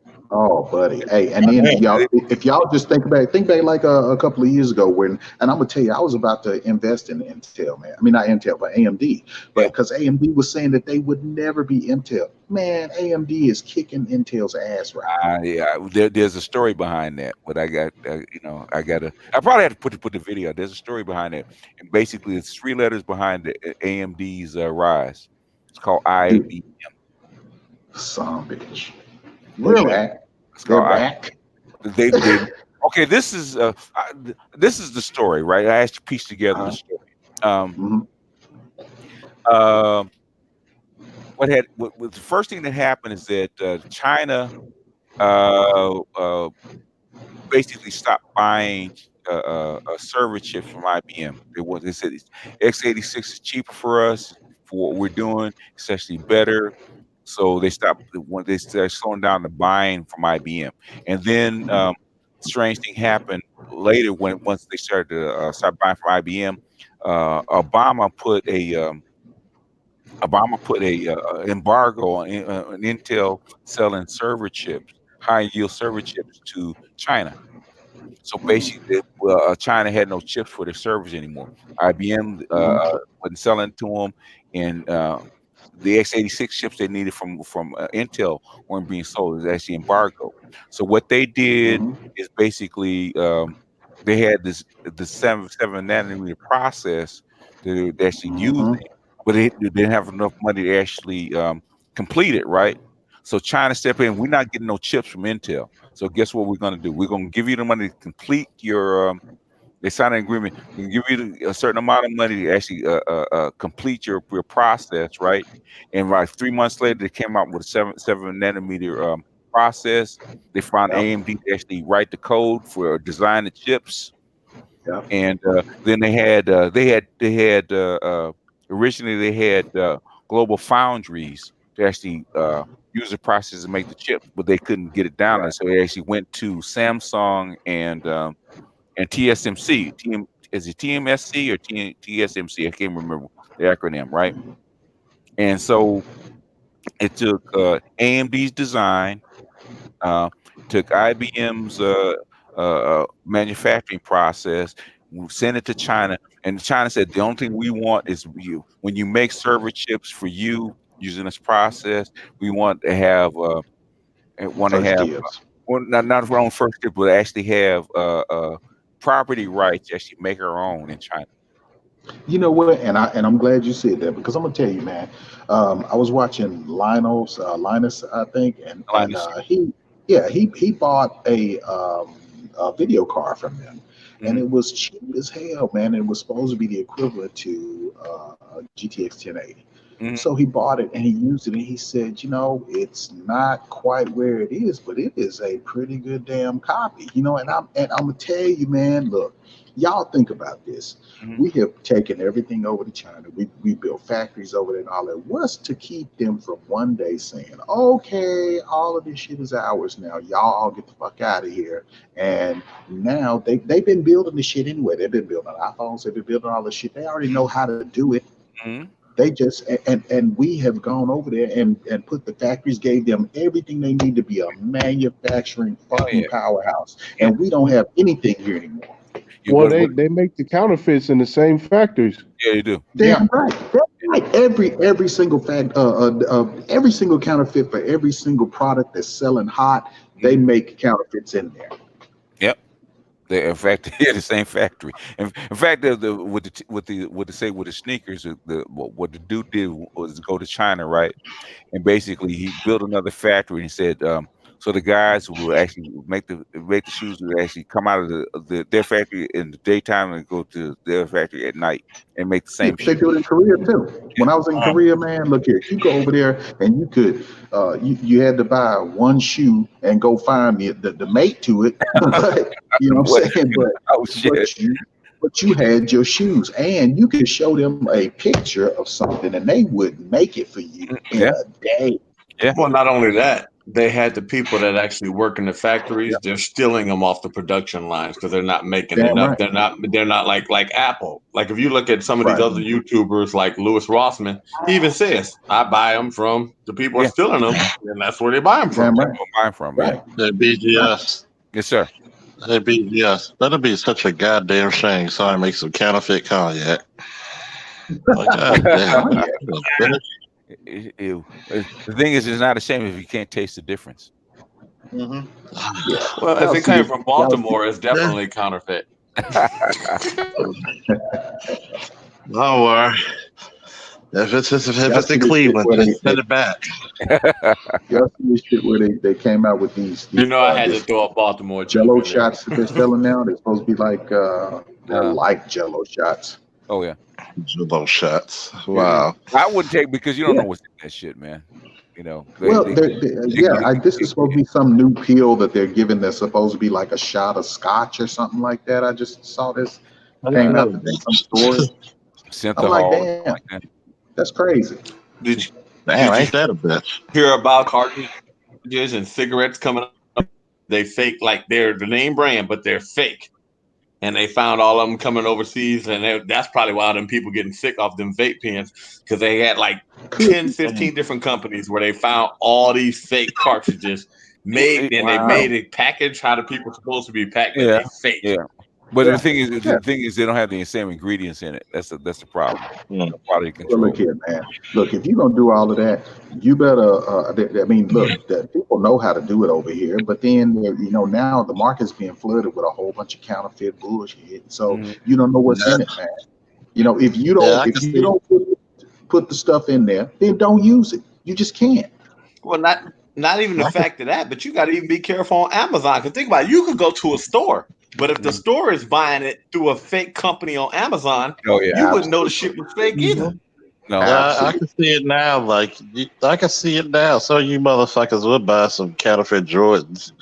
Got Jordan only people from Baltimore buy them. Y'all got that market locked up, okay? No, y'all already got that in Cleveland. Y'all wear the Jordans with him on the bench or something. Or something. Like, let me tell you, don't even know. Like, tell y'all that I bought gonna my lie, son we got some a couple counterfeit stores Jordans. here that sell one night stands. Do what? We call them one night stands here. Like his pair of Jordans be doing layups. Oh shit! No, but for real, they got a couple stores to sell. We call them one night stands. The shoes look like they name brand shoes, but you wear them like twice and they tear up. Oh yeah. That's what they call them, one night stands. Man, look, hey, you just can't trust nothing nowadays, man. No, that's the thing about name everything is brands. bullshit. Yeah. Even the name brands, you can't trust them anymore. Go out and make sure that you got on some Exactly. clean J's, and you'd be like, well, wait a minute, how you get them J's? It's $200-something tennis shoes you get them for like $60, but you better you better walk to the car with your barefooted, put them on when you get out the car, go to the club, do your thing. Don't dance around. Don't try to do no line dance or no shit like that. But don't dance around, do that, and then go ahead and take them off and walk on back to there. You maybe get 2 nights out of them. After that, you're done. Yeah, they did the same thing with Beats. Y'all know Beats was out here, man. Everybody had counterfeit Beats, man. Oh yeah. Well, we call them off beats. That's what we call them. Like, I got you some off beats. Yeah. They call them bleeps. That's what we call them. He's like, are them beats? He's like, no, boy, they off beats. They call them off beats. Yeah, and then they got raw with them too. They had your favorite football teams. I mean, they was damn better than Beats. I was like, damn, I got me some Steelers bleeps and shit. Yeah. Well, I ain't gonna lie. When them people be dogging the people, they be like, motherfucker, why the fuck you got on a $600 pair of headphones with your ass on the bus? Motherfuckers only paid $45 for them. I look like $1 million though. Right. She gets stupid. And a lot of people, I hate to say, ever since we went from iPods to back to where we just use the MP3 files, you don't really need a very good set of headphones unless you one of them. I'm not Dr. Dre. I ain't composing those songs. Right. I mean, really, think about it. The quality of the music that you download for your phone, everybody's like, phone good enough. Yeah, I mean, how many people are talented enough to be able to tell the difference, really? Very few. You got to have a real good ear. I mean, I've heard some headphones where you put them on and you be like, wow. Yeah. But I mean, unless you're like, well, hey, I'm not going to spend all that money. And if they're real good like that, most people sit the headphones down. You don't got to worry about them getting stolen, or if they do, it's not. You got a $700 pair of headphones. You ain't taking them everywhere. Yeah. I mean, I have golden ears, but I'm not gonna pay golden ear prices. I can hear the difference, but saying, is it good enough? Right. Well, I mean, it's not worth it. I mean, I ain't gonna lie. I paid $200, even though I don't play games no more, for a gaming headset. Right. And I figured just play with himself. Get it at home. It ain't going nowhere. And then basically, I'll spend that much because I know my son will use it. But not anymore. Oh hell no. I mean, you do notice the difference. Like when you got a real good headset on, and like you playing them games, it feel like you are there. Yeah, if you don't have if you don't have the old vinyl and turntable, basically, everything after that is not very good. I mean, that's if you put a set of Bang & Olufsen headphones on, and it's played through a real high quality MP3. You listening to some high quality stuff. You'll probably hear stuff in music you never heard before. Yeah, I mean, yeah. The thing is, you have to pay a lot of money for those high quality MP3s. Right. Yeah. And even with that, they've been there's something missing. They go all the way back to the actual source. If you ever been in the studio and hear it made, you can actually hear a drastic difference between that and what comes out in MP3. Yeah, vinyl is the purest way. Yeah, it's closest without being. BGS, I got something to tell you, man. Yes, sir. Go ahead. Man, I hate to say something, man. I think the worst thing I ever did was stop working in the Black community. Really? And why? Basically, I say because it's bothering me mentally. Remember I told you I start working on more high-end houses. Yeah. So I'm going to all these people's houses. Like literally you got keys because basically you're coming there every day for weeks at a time. So basically after a while you got alarm codes, keys, all that shit because they ain't never there or whatever. I swear to God, man. Every time I was there the other day, 3-year-old was working. No, I getting there. I'm going over here. I'm working. The little 3-year-old wants to tag along. So my little kid can always help me. He's tagging along, helping me. I thought the boy was 5. Right? Oh, really?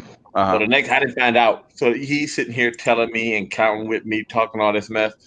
And then the next day I found out the boy, he could read a good 70, 80 words. He was pointing out words. Boy was only 3.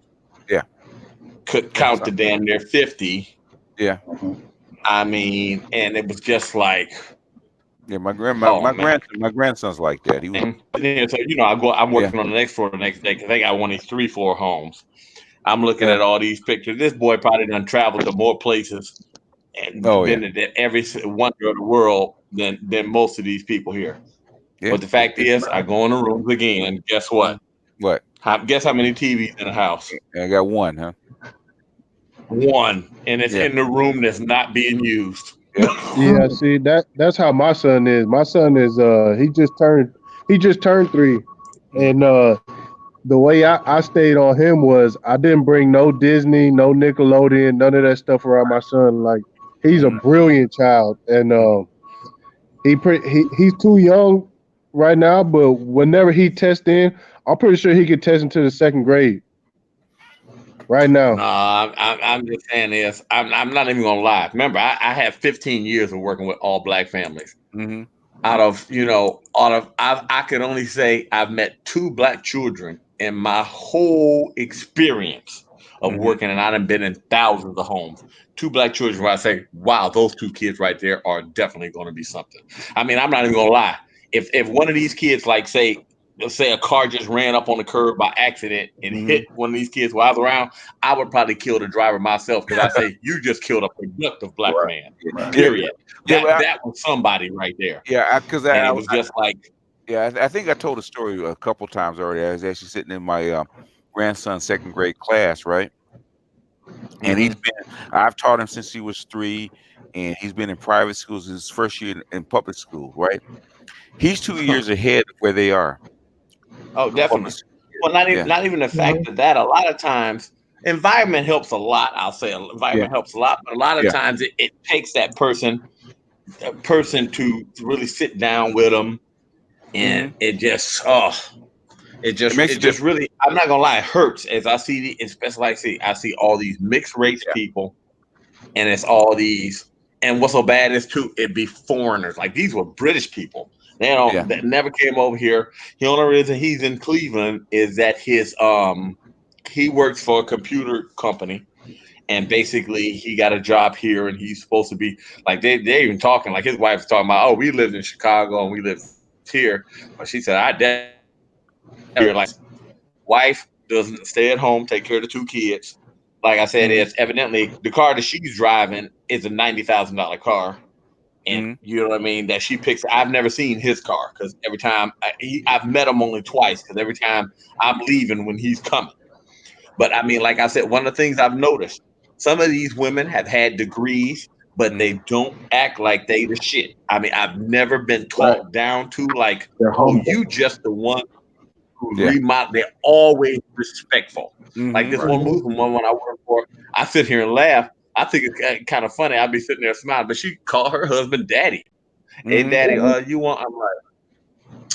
I'm like, that's why your ass don't have to work right there, plain and simple. Super respectful.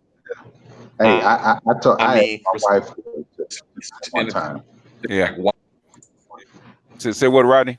Yeah, I asked my wife to do that one time. She said, I ain't got but one damn daddy. You know what I'm saying? And this is like, you know, it's like it's so just ingrained into our women, man. It's just getting to be ridiculous. It's like, well, I think it's because black men and black women have not had control of our situation so long that basically we try to exert control on people that basically, you know, what kind of value are you gonna get out of fucking, you know, defying me? Shit, we in the same situation.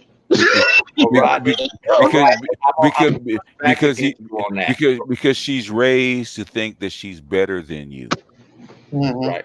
But I'm gonna push back on you on that. One of the things I can say about a good thing about a person in my position, I go to a person's house and I'm there 8 hours a day, probably for a month or 2 at a time, depending on how big the job is.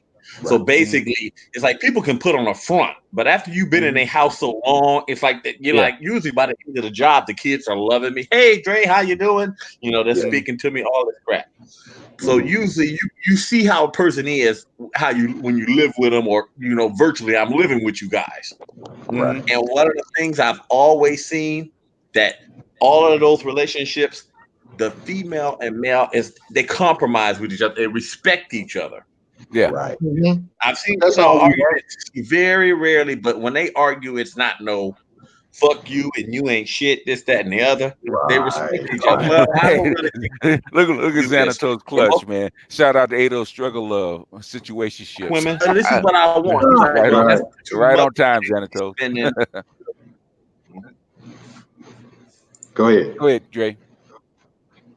No, I'm just saying this. Yeah, like I said, I've had out of the five black customers that I've had, 3 of them were problems, and all 3 of them were single women. Oh damn! Because they're better than you, man. I'm gonna tell you, man. Look, it's a trip, man. Look, I just bought a car, and my situation, and I follow a lot of the single guys, and really, I got me a car and stuff. I'm about to buy another house and stuff, and my wife this time is out of the situation. She was not. She didn't sign for anything, nothing. I did everything myself, and basically I just told her, hey, we about to look at some houses, blah blah. The first thing came out of her mouth was, well, why is it that I wasn't in on this process? It's like you gotta have some kind of control over every aspect of what the man does. You want a man to lead, but then you don't trust his leadership. You know what I mean? You are benefiting from the process, but you want to have some say. Because Rodney, I'm your brother, I'm gonna tell you, you are not in charge. Indeed. You're Indeed. not. So you presume just because you're the man of the house that you're in charge. Right. But you are not. You are a servant to me. That's Feel me? Yeah. I went through that when I bought my first house. Go ahead. As a man in the house, you are in charge. You in charge of taking all the shit and paying all the damn bills. This is what my dad said. My dad said, look here. Anything other than that, fuck you. Yeah, that's what my dad said. My dad old school. He said, look here, if you don't have the reins, the minute that you loosen up on them reins, you ain't no man no more. Because she's just waiting for you to loosen up. That's right. But you know what? It's like, why are you not happy? You're gonna benefit. If I do well, you're gonna do well. But for some reason, our women they don't. Because they want to be in charge. They'd rather rule in hell than serve in heaven. Yeah. What I say to yeah, I just think more of us just need to. Yeah, man. It's like dream killers, dog. Dream killers. Hey, Rodney, let me tell you, bro. The best thing that I did was not let my son's mom be on the first house that I bought. Yeah. I did not regret. True. Yeah. And then, truth be told, I'm gonna tell you. I don't know how many of y'all cats basically have let them be in the process. I'm gonna tell you, when I first got married, man, I said, okay. Yeah. I never trusted the motherfucking woman. I was like, I'm not fixing to, let her do this, do that. I said, but now I'm married, so I'm gonna give her, control of the money, and I'm gonna show her how to spend the money. And I'm gonna trust this woman. Hey, Rodney, did your mama give you away to the bride? Fuck no. No, sir. No, sir. She didn't hand you over like you got it now? Sir. Let me tell you, man. My mama was a stone cold, hard nosed pimp about it. She was like, "You don't want to do this." No, you do not want to do this. She didn't approve. She said, yeah, she didn't approve, man. And it was like some don't smell right. You know what I'm saying? Well, was she right or wrong? Oh, she was right, man. She was right. But I'm gonna tell you, and this is the part of it that really I think a lot of us don't get, and that I haven't heard anybody really talk about. But I'm gonna tell you, man, These women are good at fronting, man, putting on masks, man. They like the Joker. They put on a mask and they walk around and shit. They'll walk around. You'll be married to them fucking 5-10 years, man. Then all of a sudden, when they take that mask off, you won't know what the fuck happened. Well, you hit. There's nothing you can do about it. Because you're locked in, man. Because I'm gonna tell you, mine told me, man. She said, "Look, I ain't got to do all that special shit no more. Shit, I got you now." Yeah, that's what Man, she said. Yeah, they said that in heartbeat. I got you. My heart dropped down into my tennis shoes, man. Yeah, yeah. My uncle married a woman for 20 years, raised her two kids, put one through college. The last one was 17 and about to graduate in like 2 months. His wife told him, "I'll just thank you. We're getting to come home. We're getting a divorce. What are you talking about? Oh, I never liked you anyway. I just wanted somebody to help me raise my kids." But basically, she'd have been found in the ditch that day. I always say to young men getting involved with a single mother, if you're gonna do it, you do it because you love the children, not the wife, not the woman. Right. So if you love the children, BGS, wait a minute, I got you beat. You're better than me, BGS. Even after all that, that's the only way it's gonna work. Yeah, go ahead, Dre. No, but even after all that, this is what she did. He had built her a house from the ground up out of Ashtabula. Yeah. Now the house was basically, this was back during when it was like during the recession, so the bubble popped. The house was brand new. They'd only been living in it about 6 years. So I mean, huge house, but it was out in the boonies. Ain't nobody gonna live way out there, especially gas was $4 and something a gallon. So even after all that, so they was in a messy divorce, go to sell the house. Now, of course, the bubble done already popped. Ain't no value out there, let alone where the house is. I mean, literally, the house was maybe getting one viewing every 4 or 5 months. I mean, nobody was looking at it. Okay. Wow. And I mean, literally, he was like, "Well, fine, I'll buy it for X amount at the market value." She kept it tied up so long that he was just like, "Fuck it," and just let it go back to the bank.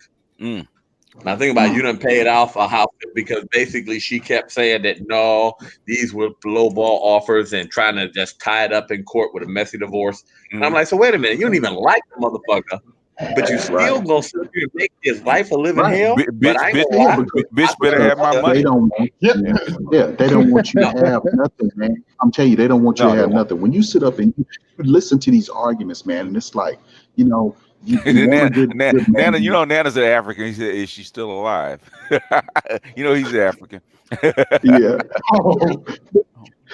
But they don't want nothing good for you, man. Because if you make good money, they hate on you because you make good money. They're like, hey, I should be making this good money. It's just like look like I think we talked about the reality shows. You got all these women on there and they talk about these accomplished women and shit. Really, ultimately, you just a chick that's basically riding another dude's name that he gave you a little money to start something or to look over something. But other than that, you wouldn't have been shit without that dude. You know what I'm saying? But yet you still don't want to give that dude any respect, and that's bullshit, man. And I'm gonna tell y'all, I'm gonna tell y'all about my boy, man. This shit just happened a couple of days ago. I'm glad y'all let me on tonight, but I'm gonna tell you, man, my boy ended up, he had a couple of heart attacks and shit, and ended up having he lost his legs, man. He's with a chick. He's with a chick for years, man, years, but he never married her, man. How about man? He called me, man. The bitch done cleaned the house out, took his truck, took his 2 boys, man. I ain't never heard. This is one of the hardest motherfuckers I have ever met. And he called me, broke down, man. He said, man, one of them got me, man. I let one in, dog. Let one in, she got you, Yeah, man. I mean, cleaned his house out. This bitch ain't bought a thing. Ain't bought not a nada in the house, but she took everything out the house. And then talk bad about him. Told me he was half a man and all that shit. I said, man, I called my dad and told him. He said, man, why ain't you call the police and say that the bitch done robbed him, man?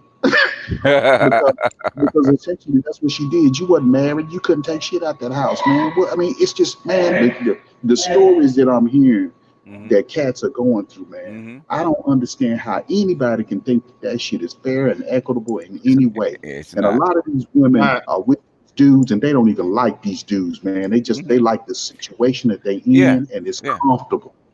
Basically, you're a resource to be used. I'm Damn right. If you don't remember that, if you don't ever keep that in front of your mind, you're gonna get fucked up. Man, and you gotta look here.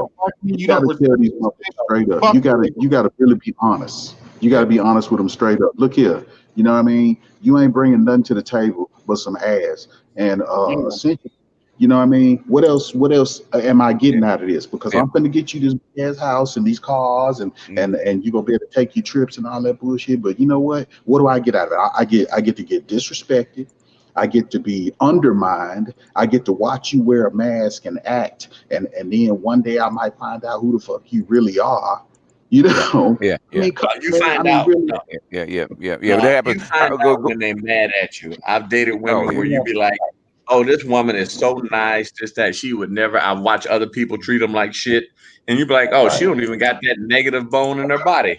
But then y'all just have a small disagreement. Y'all ain't even come to blows. Next minute, you know, you done seen a whole different side of it. Go ahead, Albert. Jump in. I got something. I'll jump in after you. Go ahead, Albert. Yeah, I'm up front with women now. You don't respect me, you don't like me, stay the fuck away from me. Don't even bother with me. Right. Yeah. That's what you got to do, man. But you know, you spend all your time trying to figure out who this motherfucker is that you dealing with. You know but the thing is what I found out. Not I try to tell guys, especially my Octane series, it's not just her. It's her circle. Yeah. So you might you're not just dealing with one personality. You're not dealing with one personality. You deal with all the girlfriends at the same time. See, and BGS, when I was with my son's mother, we had an understanding from the jump. You know what I'm saying? She started once she started getting around her friends, then I started becoming toxic. I started becoming controlling, and you know what I'm saying? Like the best thing I did was never even get married to her, bro. Like I literally, when I seen the writing on the wall, I didn't go to work the next day. I went to the family court. I filed for custody of my son behind her back, and I told her I didn't know where she lived at. Through the whole process, the whole process was finalized. I had custody of my son legally the day she decided to, or shit hit the fan. She couldn't do nothing about it. Bro, you smart as fuck. You smart as fuck. You can't let them get the jump on you. That's how. I mean, unfortunately, man, women get mad. And some dudes do too. I said, if you get married, you got to have a parachute in one hand and a handle of the escape hatch on the other. Yeah. I mean, people think I'm lying. I said, yes, you fucked up. I said, hey, got to be ready to jump in. And these women are waiting for you to get in your feelings so you can make a false move. Yeah. So they can use it against you. You know what? My baby's mom, I said this. I said I love my children, I enjoy my children. I would die for my kids. But I told their mom that if you take them, I'm not gonna come look for them. Fuck yeah. That's what I told her. I'm not gonna come look for them. If you take them, disappear. Basically, they don't have a father. I'm not gonna come look for them. I pay my for let's shut the fuck up money. I heard you say that. I was prepared to go that route too. Say what, Rodney? I heard you say that in another deal, man, and I'm gonna tell you one of your other broadcasts, and I'm gonna tell you, man, that is so true because I'm gonna tell you, look, they act like, oh, these fathers are not involved, but then they want you to expend all this fucking energy to go and get them when the women run off with your kids. Right. They run off with your kids, and then they poison their minds against you, man. Fuck that, man. I mean, hey, my ex, she tried to do that. And when the kids get grown, they come back and they actually accuse you shit. And my daughter tried to do that, right? Yeah. And she said, I want to talk to you. I said, okay. She got 21. She said, blah, blah, blah, blah, blah, blah, blah, blah, blah. I said, well, you did this, you did that. I said, hey. I said, look, I stayed in your life when I could have been with another family, with another woman and been happy. But I didn't do it. Yep. I stayed around you. Now, if you don't like that, you're grown. It's over. Okay. If you want to say I abandoned you, you want to have daddy issues, go get a shrink. Leave me alone. You never have to speak to me again. She started crying. She started crying. I said, "Don't let me start about your mother. If you really want to know what happened." She didn't want to know. She's like, That's "Oh, right. I really Because they never tell the truth, man. They never tell the I'm truth. gonna tell you, they never tell the truth. Yeah. They demonize you and make you seem like you are the worst fucking thing in the world. But then when it come down to it, and then they figure out that the mama ran off because she got in her feelings about some dumb shit, you know, and then all of a sudden the kid has to reconcile the fact that basically my mama was the villain. My mama ran off, but a lot of times we as men, we want to take the high ground and we don't want to make the mama look bad. Because you've been brainwashed to do like Batman said. If you live long enough, you become the villain. So you have to be comfortable becoming the villain. I'm a bad guy. So what? Hey, Roddy, let me tell you, say what Ty said. My mom, when she had me, her and my dad got into it. This is when I pretty much learned a lot about women through my mom. When she had me, she got married to my brother's dad when her and my dad separated. Okay. So when she married him, she had this guy adopt me, change my last name to spite my dad, and now you know what I'm saying. Now I go through life having this other man's last name, but when she divorced him, he was put on child support for me and my brother. God, she's cold. Wow. She's cold. No, but this the game though. Yeah. Well, now, see, if somebody else in it. you Now, know, tell the truth. They can change that child's name without your permission. Yeah, but this the thing about it. Now I confront my mom and I asked her, and the reason she was giving me was so because she pretty much gave me to my grandfather at a certain age. And my granddaddy, he always respected me like a young man. He never sugarcoated nothing. Like this dude was legit. You know what I'm saying? So I already knew this growing up, but I just never wanted to talk to my mom about it. And now, you know what I'm saying? I'm like, I'm a man. I'm gonna ask her about it. You know what I'm saying? And she just came with all these excuses and stuff. I'm like, man, this is crazy. Crazy. Did she own it? Did she own it, or did she didn't own it? She came and she told me that my dad was abusive, and I asked her, and I said, I asked her how did doing what you did make him less abusive? You know what I'm saying? It didn't make sense to me. The thing is, he wasn't abusive because he would have killed her if he was. And you know what? And I'm real close to my dad. Like, I'm real close to my dad. I feel for your stepfather because he got bamboozled. Right. Nah, he did get bamboozled, though, and he was a sucker. He deserved it. But, that's right. You want to hear something funny? Every time a woman tells me a story, like, my youngest son's mother, she talked about how her dad was just a horrible person, this, that, and the other. Just so you start, I'm believing the shit, thinking all this shit.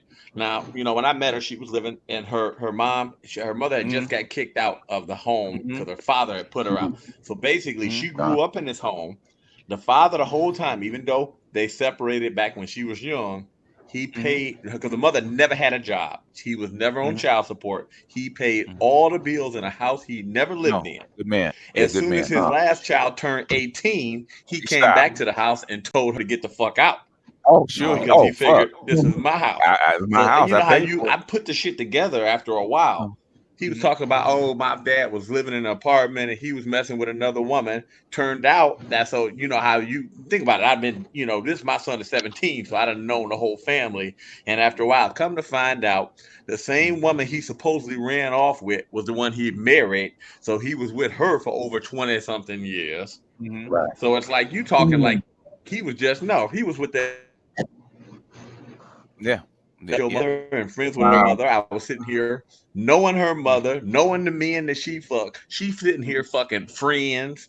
Like, I mean, literally, these people work together, know each other, know that both of them fucking you. Everybody at your job done fucked you. I mean, and so I'm sitting there thinking, no. Well, my dad because I remember you told me that your dad got mad because your mother was messing around with the neighbor, but she wasn't. Bullshit. She's still fucking friends to this day. Right. And I'm just like, whoa. Yeah, that's the right. Don't you? I mean, like I said, and she was like, what's so bad? She won't speak to her dad till this day. Okay. But her mother had done her dirty so many times, and even there's times where she done got mad at her mother, but she don't do no hold no. She won't speak to her dad at all.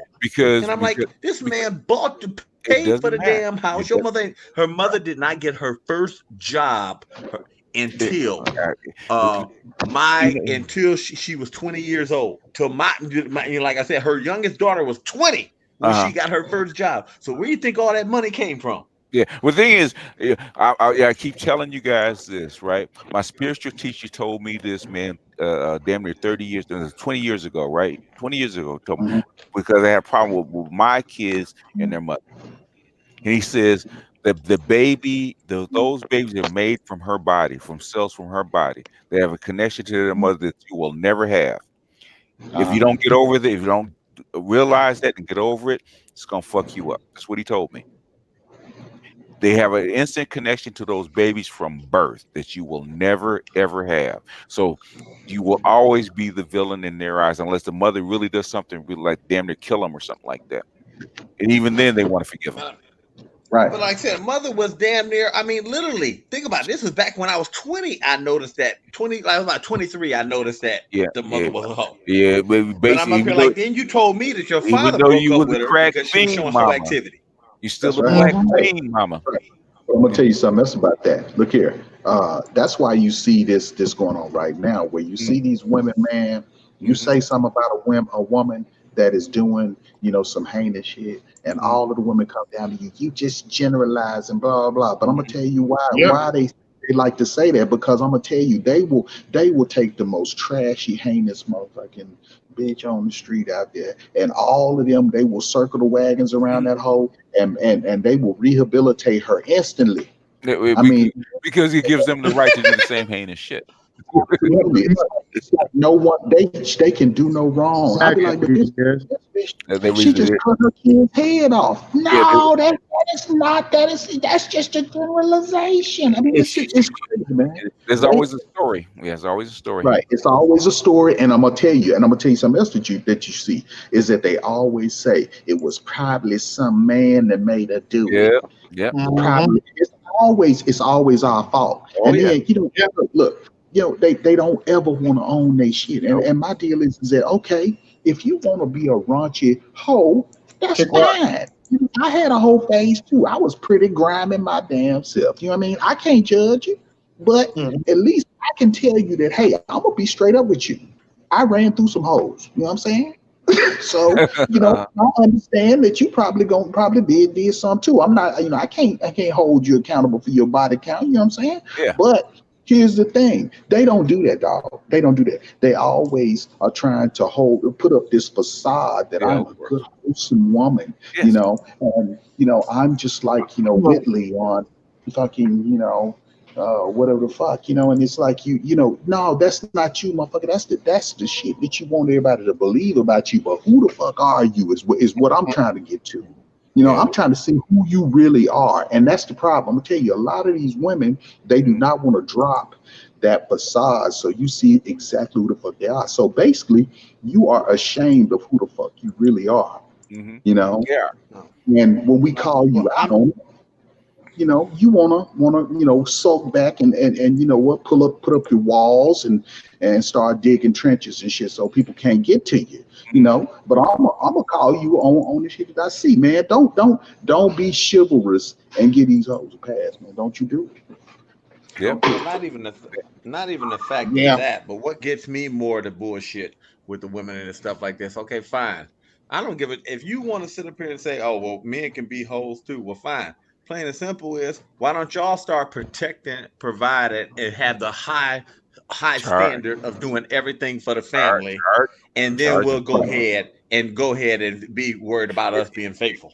Basically, I mean, last time I checked, when a nigga is unfaithful, 90% of the time, we have more responsibility in a relationship than you do. You want to trade responsibility? That's why I talk like a pimp. If you can't figure out the value out of that woman, don't be with her. Period. Damn right. She better have a value. Why are you with her? You don't need to be with that broad. You can't figure that out. You gotta know. That's right. Cost of benefit ratio. Cost of benefit ratio. Exactly. What is she bringing to the table? What you bring to the table? And I'm gonna tell you, hey, this is what they tried to breed out of us. And over time, a lot of dudes lost their their game about shit. But really, you know what? You know, when a woman, you trying to holler at a woman and stuff, and you sizing her up, man.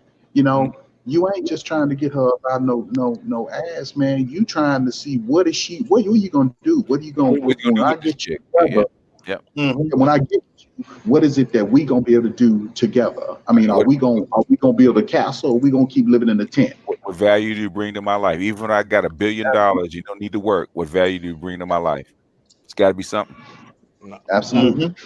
If it And ain't I'm nothing, gonna tell you, watch You put them in a category. Watch them close. Fuck buddy, close. relationship, wife. Yep. That's right. Watch them close. Watch how they talk to their parents. Watch how they see if they got that. If they like bitching, and if they like conflict, if they like a whole bunch of mess. And I'm gonna tell you, man. I can tell you about my wife, man. My wife watches their reality TV show shit, man, and that shit is like like crack to her, man. She loves it. And I'm gonna tell you, if I say, "Hey, why are you watching this shit, man? Why are you watching this? Because this is ridiculous, man. That shit has poisoned these women, man. They think that people will be walking around in sequence dresses and shit, and all of this high value shit and lingerie and all that shit. I mean, the lifestyles that they portray on that shit is so jacked up. Because they actually appealing to the lifestyle that women want to. They can actually imagine themselves in that position. That's what it's out there. You married right now? Yeah, I'm married, dog. I'm gonna let you know. You can tell he's married. You can tell he's married. Listen, I'm gonna let you know. Your wife watch all them shows. You ever get a divorce, you better make sure that you come online every day, because she gonna come at you so damn hard. You gonna need counseling. If she watch them, I tell everybody, this is the things that the relationships with women you shouldn't be with. They watch them shows. If they watch them shows, or they got look at their friends. If they got friends that you wouldn't fuck, or know that that bitch right there would be a pain in the ass, you don't need to be. They just fuck. Damn right. Never marry them type, because that means if they and watch them shows, if that appeals to them, they got it in them. It just ain't came out yet. Would it eliminate 80% of the black women in America then? That's right. Yeah, right, because they all watch right. man. So why you think 80% of them ain't married? That's right, exactly. They all watching it. They all watch. Stop watching that shit. You're gonna be single the rest of your life. No, I can't. That's fine. It's too late now. He's already invested, man. He can't go. That's right. I'm already in there. Shit, I've been in. He'd be stupid. You be you at that age too. Right now, it's cheaper to keep her. At the point, it's to the wheels the wheels come off. Yeah, that's a great. That's a great divorce. You don't have a great divorce. Yeah, you don't have a choice. If it happens, it happens. But the thing is, she ain't gonna get married again either, so she can't. There's really no place for her to go. The only good thing about this economy, they ain't got no place to go. They have to stay now. That's what my mom said. Hey, my mom said the same thing. She said, she ain't going nowhere. Ain't going nowhere. Man, where's she gonna go? When I talk to my folks, because I'm gonna tell you, look here, I came up at the end of the pimping era. Okay. You know what I mean? My dad told me, man, he said, man, what happened to you? He said, I just can't believe it. What happened to you? How did she get you? No, I can tell. I should have known he was married. He ain't no hair left on his head. that shit been left a long time ago, but that all fell out. Yeah, right after here's a question, Rodney.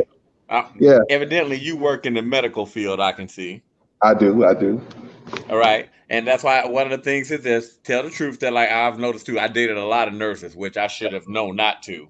But I'm pretty sure you've gotten a lot of fun in that industry, haven't you? Man, let me tell you. Look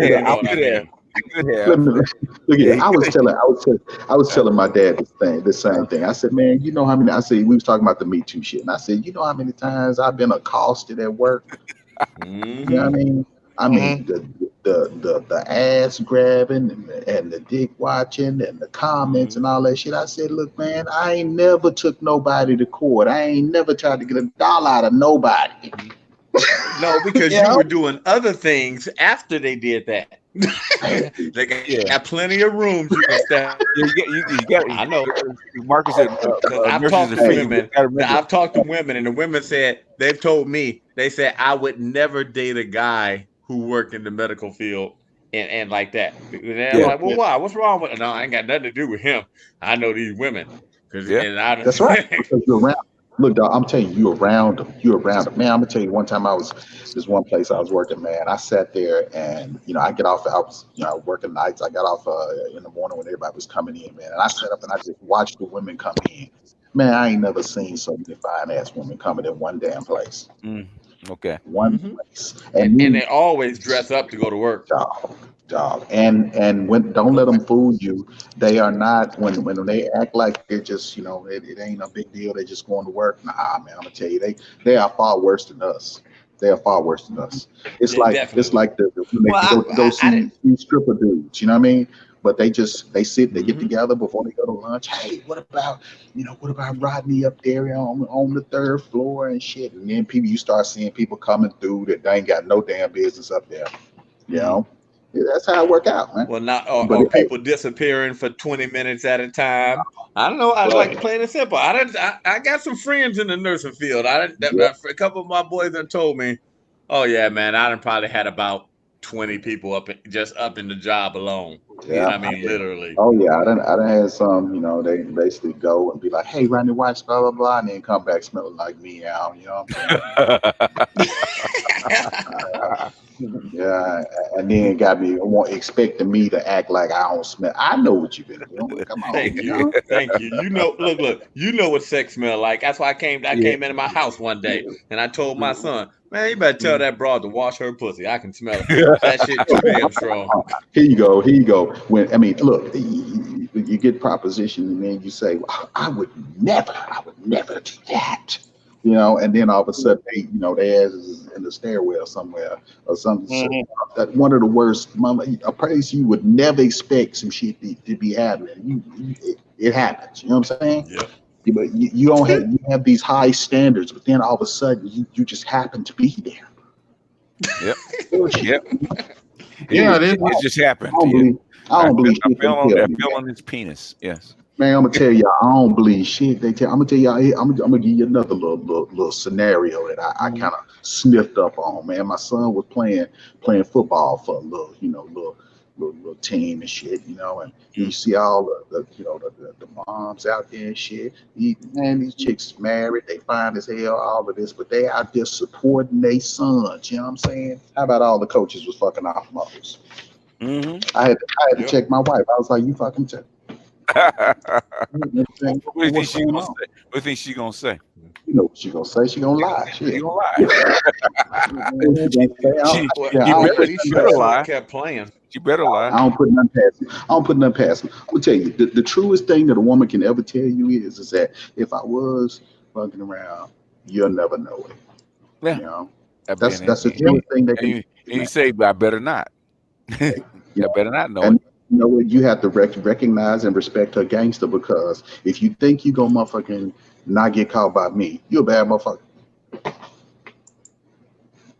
I'm not gonna look. Don't let me catch you. My deal is, you know what?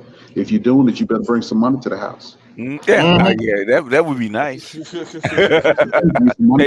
Pay some bills. That's right. Because if he ain't giving you no money, you got cheated. Yep. Right. You know what I'm saying? But at least your son, you said your son was playing football though? Was he playing football? Yeah, he's playing football. Yeah. And it was ridiculous, man. I mean, it's like, these chicks, they was doing like little banquets and stuff for the kids. Man, you sit up and if you sit back in the cut and you watch these women, man, these women sit up and they wearing dresses that I mean, what the fuck you wearing that kind of dress to a banquet for your son's football deal? You trying to get some dick. Yeah.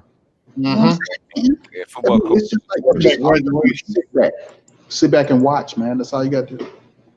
Well, no, I sit here and watch with my son. He was on a wrestling team, but his dumb ass dropped off of that so he can be in girls' drawers after school instead of there.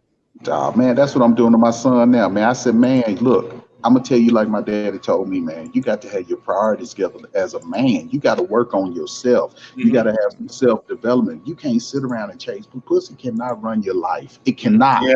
If you do that, man, you gonna lose every time, dog. It's gonna get you in trouble if you do that. Yeah, that's right. Well, You can't let that's the reason why. Yeah, you know, you That's need. the broad. Right, and that's the same thing when you sizing up a woman. I mean, what is your lead, sweetie? What is your lead? What are you leading with? Are you leading with your titties? Are you leading with your mind? Are you leading with your conversation? And she gonna do the same thing with you. What you leading with? You know what I'm saying? And I try to teach him, man. But I'm gonna tell you, my son is 18, man. I'm gonna tell you, my dad told me. He got mad at me because, you know, when I got my car, I was going to get him a car, but, you know, we had a little situation. So they put it back. And he's sitting up there talking about all of my friends have a car and I'm the only one and I'm having to ask for rides. I said, little motherfucker, I said, let me tell you something. When I was in school, a lot of people had cars too, but I didn't go up to my parents and tell them, hey, I demand to have a car because I'd have got my ass whooped. Now, you in a different era. I'm fixing to explain this to you. You don't deserve shit. You know, you earn what you get. A man works for what he gets. You know, and my dad said the same thing. He said that's why when you got your first car, I co-signed for it, but you got to pay for it. Yeah. You know, but kids now, man, they act like they are entitled to stuff. And the same thing with you know, some of these wives too. They think that they are entitled to these things, but you are not entitled to shit. You know what I mean? And when you are in a relationship, whatever the case may be, you are co-signer for something that's greater than yourself. You work for the betterment of the whole.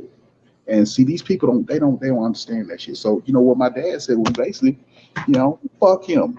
You know what I'm saying? He said, I'm gonna tell you just like I told, you know, like just like I told you, fuck him.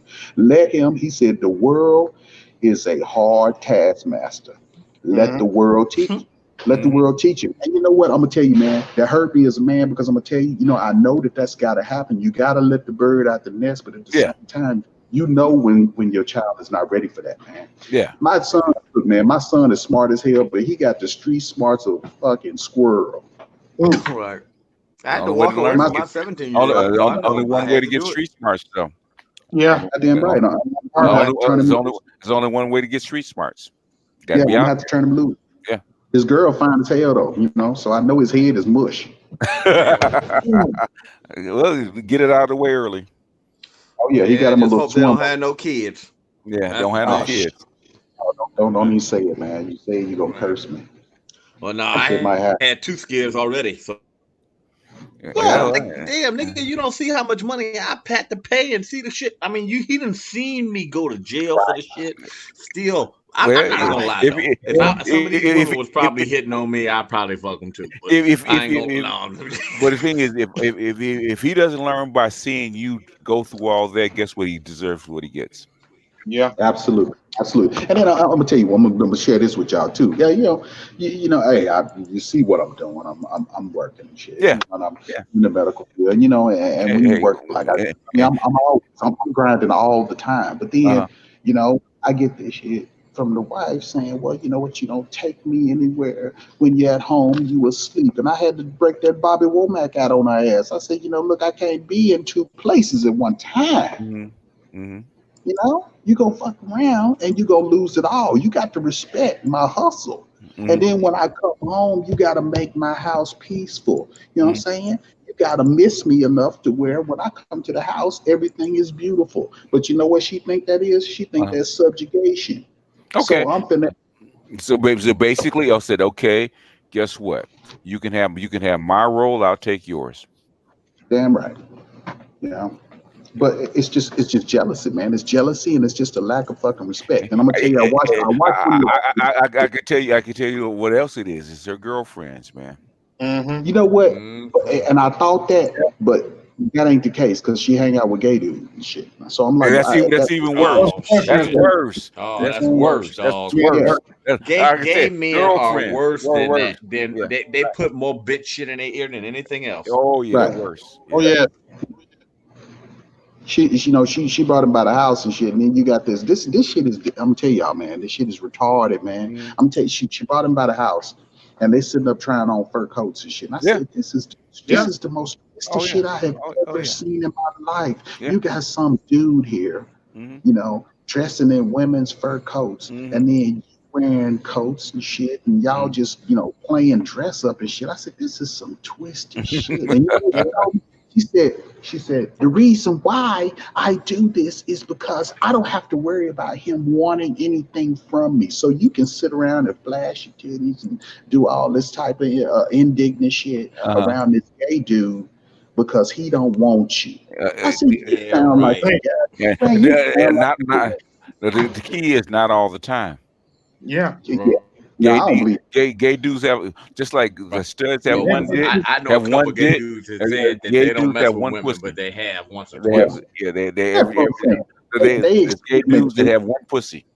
Yeah, they experiment too. They you know what I'm saying? Yes, they do. And then, you know, you're sitting around there and then you're eating all this. Well, we sit around and we drink gourmet shit and, you know, high dollar shit. That's where the problem's coming from, man. Man, and that's some bullshit, man. I'm like, you know what? Carry your ass over there and stay. Carry your ass over there and stay, man. I'm telling you, the times are getting so crazy, man. It's like, you know, the stuff that you have to put up with as a man is fucking crazy. And I'm gonna tell you, if I wasn't married to her ass for 24 years, I would get real pimpish on her ass. Why would you bring a gay man around your husband? That's worse than bringing a woman around your husband. Yeah. And your son, yes. Yep. Nah, man. I said, nah, that's how it usually happens. Man, look at that's all the way fucked up. Yeah, absolutely. It's fucked up, man. Absolutely. And that's why I say, I'm gonna tell you, and BGS, would you do this for me, bro? Yes, sir. I know we always talk about the single cats, but we gotta talk about the married cats' pain too, because we suffer too. We suffer too.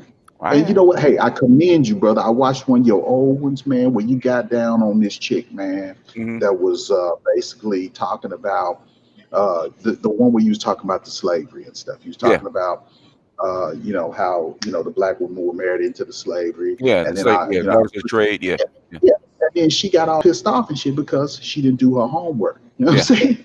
Yeah. And you know what? I'm gonna tell you, dog. Look, as a Mr. Spock fucking fan for my entire life, I'm gonna tell you, I love when you get down on that logic on the bitch, man. I love it. I love it. That shit is hardcore. That shit's hardcore. Yeah, I try to dismantle all that shit. Like I was saying in my last piece that get rid of that bullshit that we're responsible for protecting you. No, we weren't. Right. We couldn't even protect ourselves. The thing is, you weren't our women. Okay. Right. They didn't bring us over. They didn't bring you over here for us. Right. They brought you over here for them.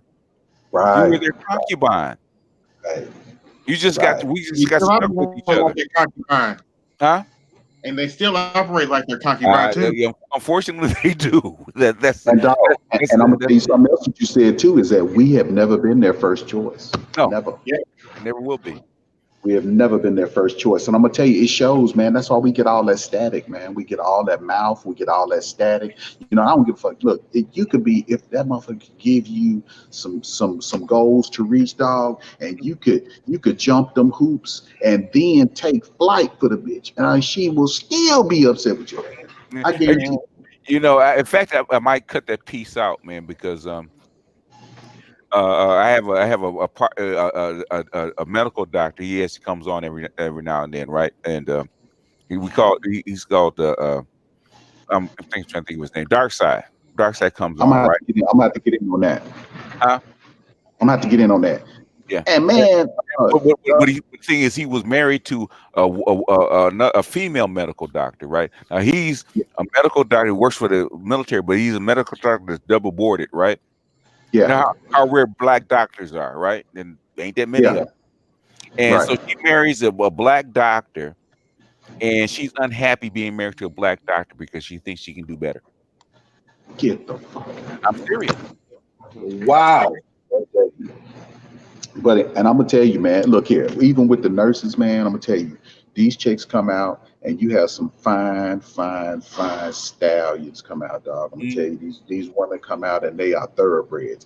They will basically go and get these custom fit scrubs, and they all try to get in the ICU so that they can catch them a doctor. I'm gonna tell you, when you go in the ICUs, man, it looks like some shit out of a damn bimbo website.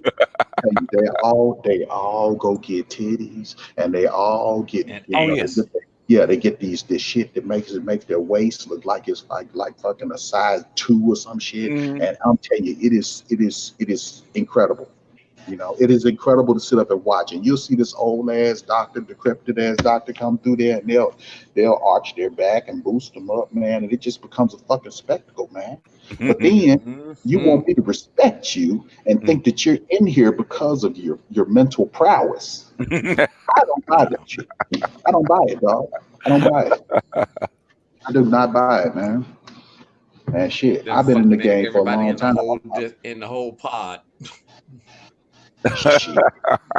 And then I'm gonna tell you, man. It's incredible when you are the only dude, or it's like a couple of y'all, man, and you got all these motherfucking women around me. That shit is crazy, man. You fuck around and they're all bored. For one of them, help one of them, or talk a certain way to another one, man. You gonna catch hell. All of them around, man, because they jealous. They compete with each other in such a way that you just gotta act like you don't see them or some shit. It's unnatural. Oh, I know. I know how that is, man. And they fall in and out with each other. If they fall out with one, expect you to fall out with her too. All kind of shit, women shit, man. Man, look, I helped her. Oh, we got one here, man. She fine as a motherfucker, man. And I helped her, man, and I helped her do some shit. And then the other ones came to me. Why do you help such and such and such and blah blah blah? And I was like, well, what the fuck, man? She asked me to help, and I just helped her. It ain't like I was up in that motherfucker holding and smooching her or some shit. I just helped her with a fucking job. Come on, man. But it was ridiculous, man. That shit went on for a month, man. Oh God. I know how they are, man. They're women. Boy. They're territorial. They think they're very they territorial. own you. Man, I had to if you're black, they do own you, man. You get Dre, they do own you. Okay. Oh, I had an old one time, man. This chick was married, man. She wasn't bad looking, but these young kids, a couple of young girls was in there, and I was kind of like talking to one about something about the job. It was no nonsense. And then the chick said, what you doing talking to them young ass girls? You just a sick ass old man talking to them. I said, man, if you don't get the fuck out of my face, I got one wife and I can't stand her ass. Over here trying to run me, man. I'm telling you, everything is just crazy now, man. Everything is all artificial. People are not dealing with shit realistically. Man, we got to be real, man. We really got to be real, man. And I'm gonna tell you, hold these people feet to the man. Facts. Yeah, we got to hold them responsible, man. Yeah, don't lie to them. Don't try to sugarcoat it. If a head lopsided and one of our eyes is lower than the other one, shit, tell that bitch. See, that's a man that's been around a whole lot of women and seen all that bullshit, man. You can tell. You can always tell. Been around a whole lot of women. Man, I used to flatter him. I'd be like, "Oh, hey, how you doing? Your hair looks nice." All this. You can't do that shit, man. Don't do it. Don't do it. Don't fall in that trap, dog. Don't fall in that trap. It's like you just can't win. But you even notice with the women, even if it's like women, what's so bad? You be like, this bitch are probably 7, 8. This other bitch maybe a 5 on her best day. They still be going flack with the 5s. You be like, this woman, you know what I mean? Sometimes I be watching them. Sometimes I'm like, y'all be arguing over the dumbest shit. But here's the thing: they might be a 5, but they think they a 12, dog. Oh yeah, they do. And then they expect you to treat them like a 13. And then when you tell them, look, baby, you just a 5, maybe a 4.5. I mean, but you can't ask for this. But you got to remember, Rodney, the hardware is different, but the software is still the same. That's true. All the same. That's true. Whether it's 10 or 1, the hardware may be different, but the software is still the same in all of them. Yeah, I'm gonna have to use that one, BGS. That's right. That's right. But old as I am, man, I'm still working with the same conundrum, man. I feel like the bald dude on fucking Kung Fu, man, the blind dude. I'm sitting here still trying to figure out what the hell is going on inside their heads, man? Nothing. Nothing. Dog, it's going on. I'm telling you, it's so frustrating, man. Well, basically, okay, one thing, when you work at a hospital, it's kind of isolated. Right. And they're working long shift. The worst thing for any woman to have, especially a black woman, is boredom. Oh shit, you're right about that. Boredom. And so right about that. So when they get used to each other, seeing the same people over and over again, the patients become like just objects. They don't become really people. That's true. So the thing is, I'm bored. I haven't fucked Rodney yet. Let's go up and see what he's doing. Rodney, what you doing right now? Let's see what's him. Yeah. Can he fuck? I heard that he may be able to do something. Let me go find out because I ain't got nothing else to do. Yeah, they're bored. Boy, hey, I can't even say nothing about that one. Really? You're absolutely right, man. I mean, so why you have a baby by this dude that you don't even like? Because I was bored. Boredom is one of the worst things that you can that women can experience. They always want to have something to do. They get bored. Right. They can't stand being bored. Video game. But the rules that you think apply, like, you gotta be this type of dude or that type of dude, man. I done seen some fucking monsters, man, get some bad bitches, man. Yeah. I done seen some horrible looking motherfuckers, man. Yeah.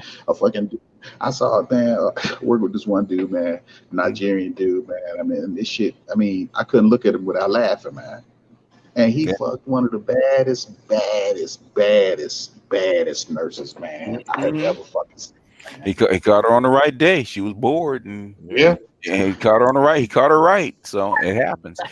I'll think about the blind squirrel. Yeah, every now and then he finds a nut. A blind squirrel can find a nut every now and then. So yeah, just don't smell alone. And don't ask for the cat facts. For some of these guys out here, I guess these fucking incels and shit, man, that ought to give you some hope, man. Because I'm gonna tell you, hey, every dog has its day, and I'm gonna tell you, tenacity. I'm gonna tell you, man. When I was trying to go to medical school, man, doctor told me, man. He said, "Look here," he said, "You ain't got to be the best. You just got to be the person that just keep coming." Yep. You know what I'm saying? You gotta be tenacious about trying to get where the fuck you trying to get. And it's the same way with these chicks out here, man. Keep trying, man. And then on top of that, you are the fucking prize. Remember that. Yeah. Yeah. If you got to pay all the bills and do all the work, you're the prize. Yeah. That's right. When she's sitting up coming at you like you trying to, you gotta earn the position with her. Man, you better get your ass on away from here. Shit. Price tag's too high. Walk away. I'm the man. I'm the motherfucker. That pisses them off even more. Hey, what is it? The customer is always right. If I'm acquiring a woman, then I have right of first refusal. I don't have to buy you. Yeah, I was listening to that one that you did where you were talking about how basically if it's like buying a car. If you go up in there and she tell you everything that she got and everything, and then you say, hey, that this thing sounding what I want, and you just walk off and shit. That's what we need to start doing. We really just need to start treat it like you going in to buy that high-powered computer or that badass car or whatever the case may be, and then you just lay it out flat, and you say, okay, well, I need me a woman that's submissive and that's pretty, that's gonna, put on a good show, and that's really gonna be craving me as a man. You know what I mean? And at least acting like it. Yeah. That's right. And if you can't do that, and you're more of a selfish person, and you got to have your me time, you got to watch all of these reality TV shows and live in motherfucking Never Land, and me and you just ain't gonna work out. Yeah. And you need to take your shit and go on, dog. You know what I'm saying? Don't be sitting up. And I'm gonna tell you, women always say don't settle. Well, I'm fixing to tell y'all, do not settle. Get what you want. But then at the same time, when you out here, I'm gonna tell you, you got some fine bras out here, man. But I'm gonna tell you, that is not the true measure of what you want. I understand that we all like aesthetics, man. But I'm telling you, When you come home to a woman that really, really wants you and really, really cares about you being happy, as opposed to you bringing home a bimbo with some nice titties and she looks excellent all the motherfucking time, but she ain't worth a damn. Mm-hmm.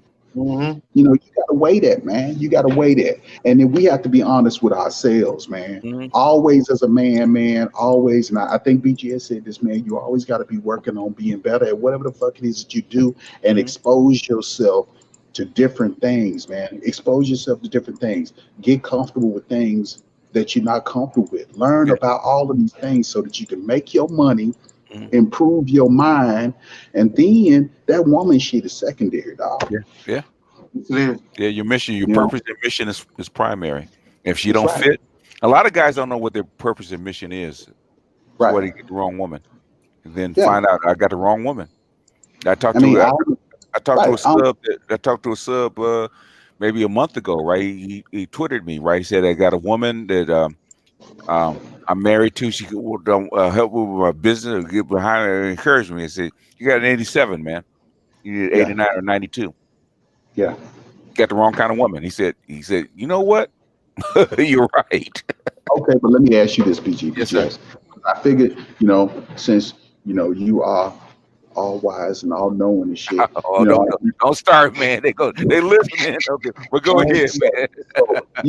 But what do you do once you say, okay, you in a position that you've been with them, for 20 years or whatever the case might be, and she done flipped on you, man. She going down the wrong road, and pretty much it ain't no straightening it out. But the cost to benefit ratio was a little bit tilted. You know what I'm saying? So then, what do you do in that situation? You're gonna keep moving as a man. You still making your money. You still making your moves. You still elevating. But basically, she is not contributing to your success. She is just riding the wave. The thing is if she's too expensive to get rid of, you have to keep her around.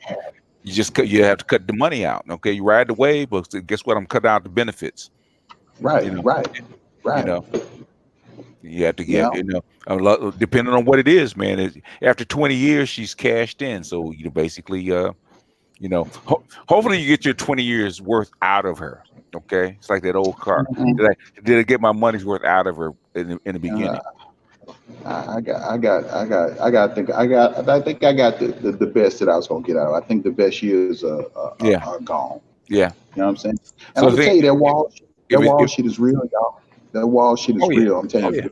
When you sit up and you get wine, and she fine as hell still, but she old. She might be a Nicole Murphy and shit, but her knees bad. She can't get on top. She ain't riding no rider no more. And them walls ain't what they used to be. Ain't no snap. She just don't have that oomph that she used to have. And then when you come to and you say, hey, what's going on? Then all of a sudden she got different goals and motives. Well, I'm trying to find myself at fucking 50 and really I just need to have my own space and my own stuff. I say you have sound your just space. That's not a problem. That's what I'm saying, man. That's bullshit. I'm like, man, you need to go on somewhere. And what we're gonna do is I need you to help me get somebody for the bench because you ain't fucking no more. You're not doing all the good stuff no more. So I need you to help me select somebody on the bench that you ain't gonna be mad about. Don't go out here and just cheat, dog. Put her into the process. Exactly. Yeah. If she's willing to get into the process. No. Put her into the process so she can exclude herself, dog. That way she will get her shit and move on. Basically said, look, this is what I need. You're not giving it to me. Either you're going to do what it needs to put up, or actually I need to go find a replacement. What do you want to do? Yeah. I read this article about these, sexless marriages and shit, and I'm gonna tell you, man, I was listening to this shit, man. I said, I mean, you actually had women sitting up saying, man, I don't even like having sex with my husband, but I've been with him forever, and you know what? It's just, but I'm just here, and I'm like, well, why ain't you just move your ass? Why ain't you just? I mean, it's like a guard dog guarding some worthless shit. Dog, I don't get it. Like another room from her husband. Been doing it for 20 years. Yeah, man. It just had to be discreet. That's all. Man, fuck that. I'm not gonna be discreet. I'm gonna tell you what I'm gonna do. Okay. And this is what my dad said. He said, "Look here. If she puts you in a situation like that, when she come home from work, you need to be in between somebody's legs with them legs spread wide as possible, and let her see what's going on, because she disrespecting you and she disrespecting y'all marriage. So you need to disrespect the fuck out of her. All right. That shit that needs to now. But hey, my dad hard. He from a different era. But you gotta remember there's gonna be some fallout. So, But me and my profession, I can't really do it. I can't even raise my voice. If I raise my voice, they'll be like, shit, they'll take my money. You know what I'm saying? So you can't do it. But the thing is, hey, guess where you work? And guess what's there? Right. Yep. Yeah. Okay. So that's what I say. If what you won't do, somebody else will. And basically, you come home smelling like it. Okay. That's yes, sir. So the thing is, basically, you work in the medical profession. She won't put out. Guess what? There's 100 that will that's lined up. Hey, I heard you have a hard time at home. Ain't getting the. Guess what? I'm gonna do you a favor today. And then after you've been in the game for a while, let's go in the cloakroom real quick. Yeah. In the dugout. But you can't. I'm sorry, man, but I used to say, hey, it's a good girl out there, everything, but you can't trust them, dog. You can't trust them, man. I'm telling you, and I'm gonna tell y'all, and who was it? I think Dre was saying that, man. But you can't sit up and just monologue and shit, like the Joker and shit. You gotta make moves behind the scenes, man. Make moves behind the scenes so that the chick don't know what's coming and you are protected, man, because that's how they move, man. That's how they move. Yeah. But you gotta really be careful. Yeah. We gotta really be careful. I got a friend of mine. Like I said, she's staying with a dude, all this other crap. She called me the other day, like, come on, blow my back out real quick, man. I'm going back. I'm like, you know it out. I'm like, what's so bad is gone and what's so bad is she was maybe gone 2.5 hours.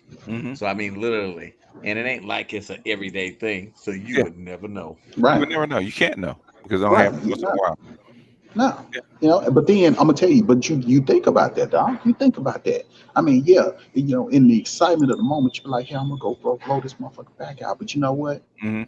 She conniving, dog. She conniving as hell. She living up with that dude, man. Loving up with that dude, eating with that dude and shit, and then calling up you to come and bust it down. But I'm gonna tell you, really, and guys, and the person that's getting cheated is you for blowing it back, or you on her service. Yeah. What do you get out of it?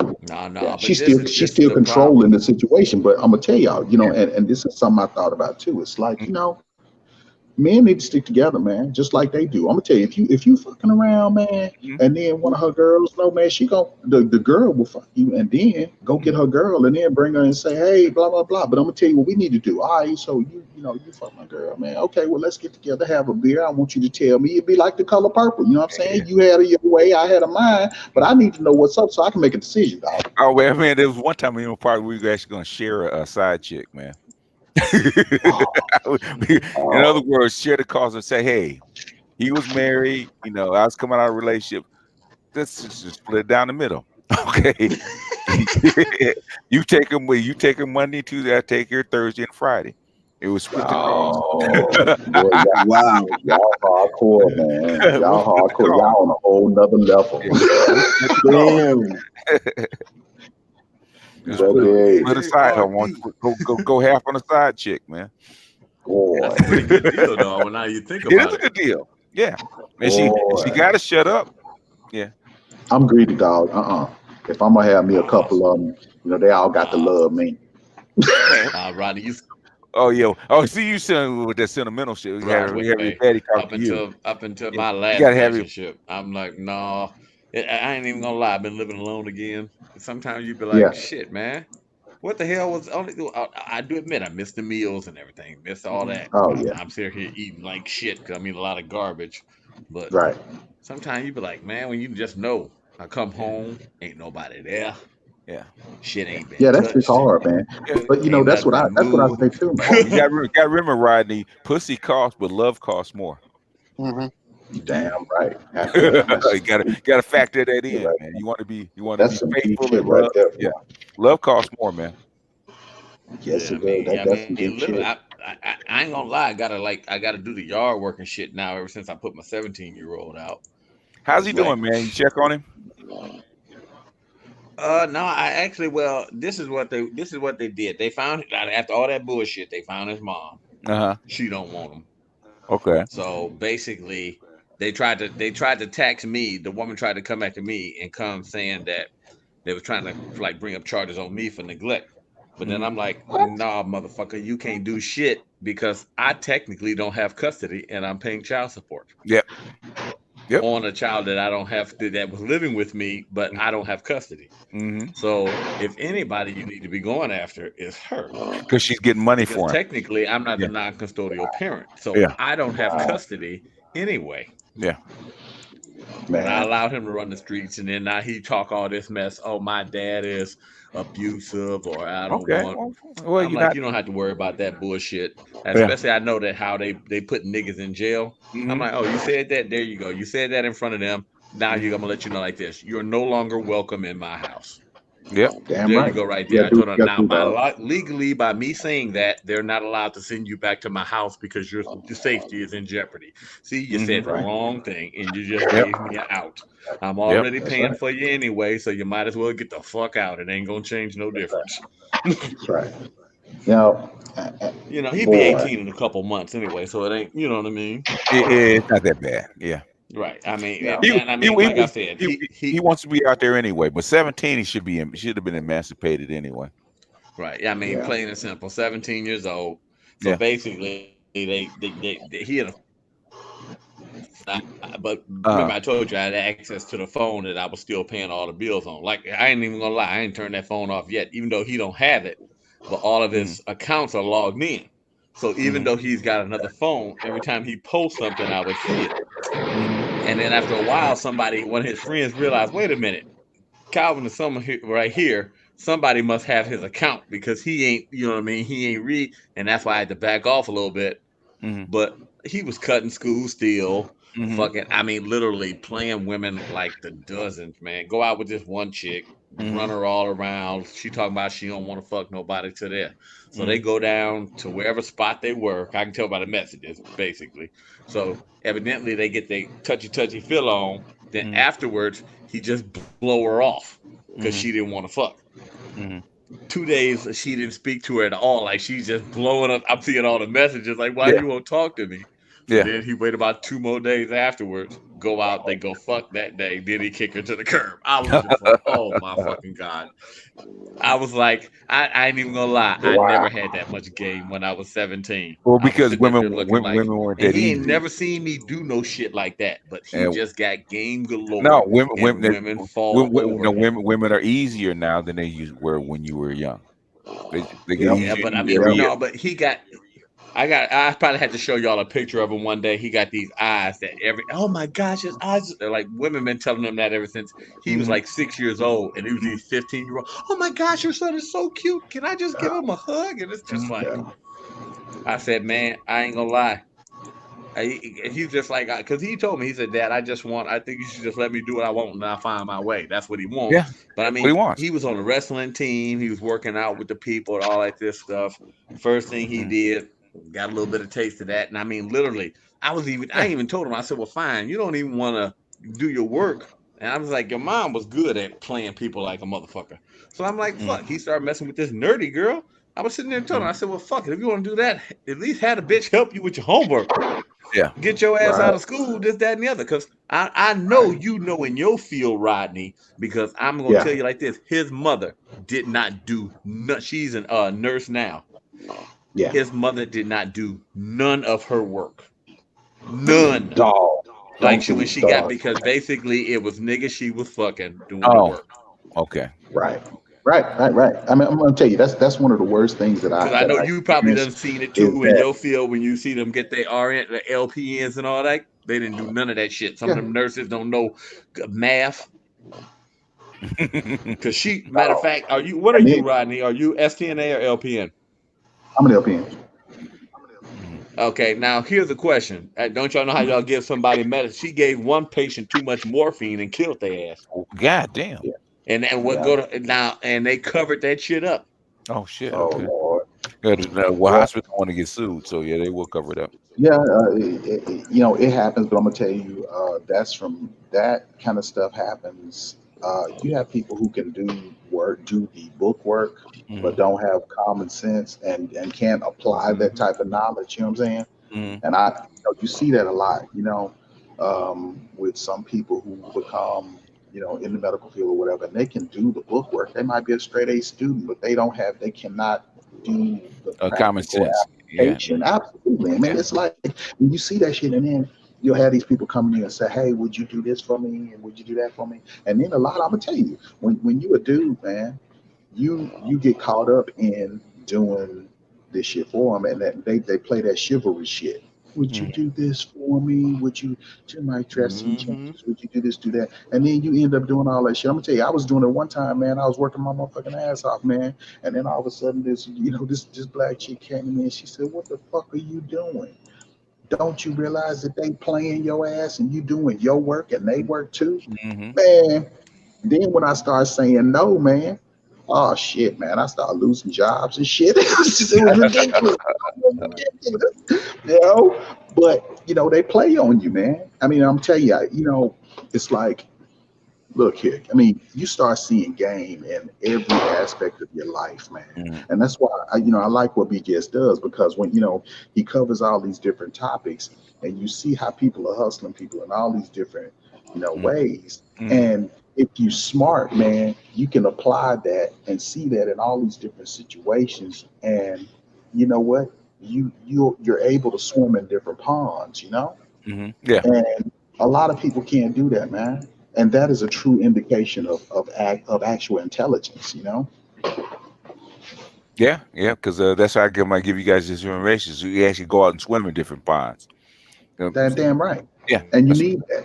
And what that That's why is I ain't gonna like lie. in the old days. So what, Dre? I had some women that work in the nursing field. They told me plenty. Oh, they tell me, oh, somebody working in this field. Trust me, all of them hoes. Oh yeah.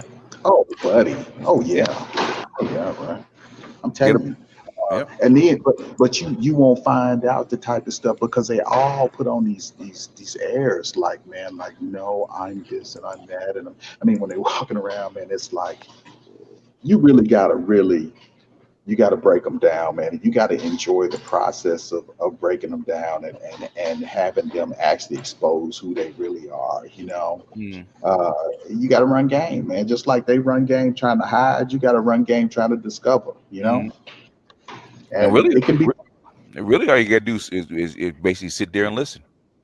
Yep. Because they run their mouth so much, they'll actually tell you the game. Oh yeah, but because they get bored and talk. Yeah, sit back in the cut.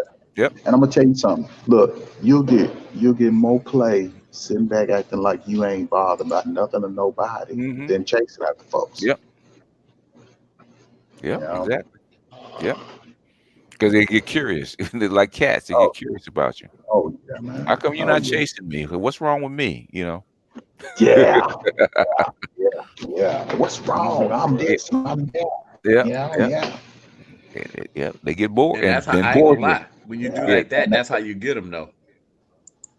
That's how you get them. When you act like you ain't, you've been around a lot of women and no chasing them. That's how you get them. Because in my field, I used to go to a lot of women's houses. Sometimes you be there a lot, and the women just, why you ain't hitting on me up? Well, this, that, they kind of give you them signs. Like I told you, I done walked in a couple houses where women I done seen they do hair for like a living. So then they over there, girlfriend built like a brick house, got 2-3 other women there, built like a brick house.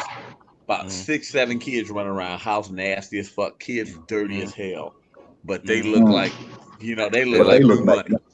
Look like new money. Yeah. And you be like, what the? I mean, I ain't even gonna lie. You be like, oh shoot, baby girl, you look. Oh hell no! How many of these motherfuckers running around yours?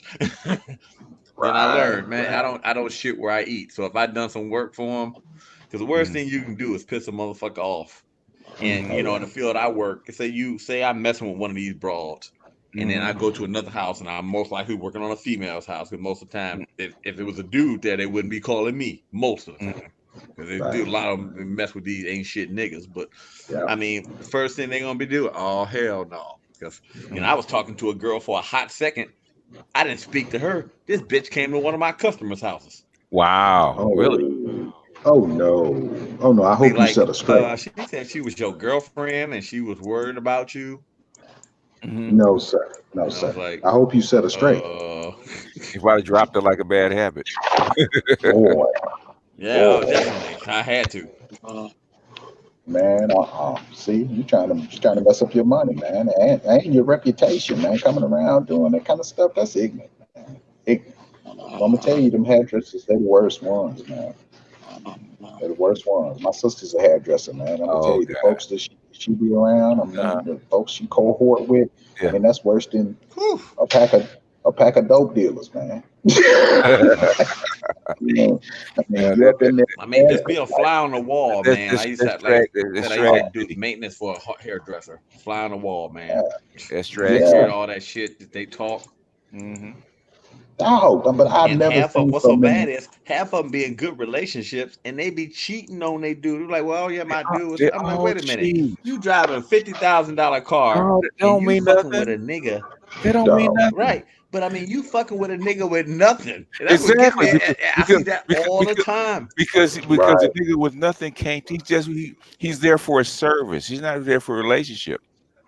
That's right. He's like the tennis pro or the golf pro. You know, he's like the plumber, man. I'm coming in to do a job, and I'm gonna leave. Right, that's it. I'll blow your back out, and she's gonna go back to her husband. It's a service. That's right.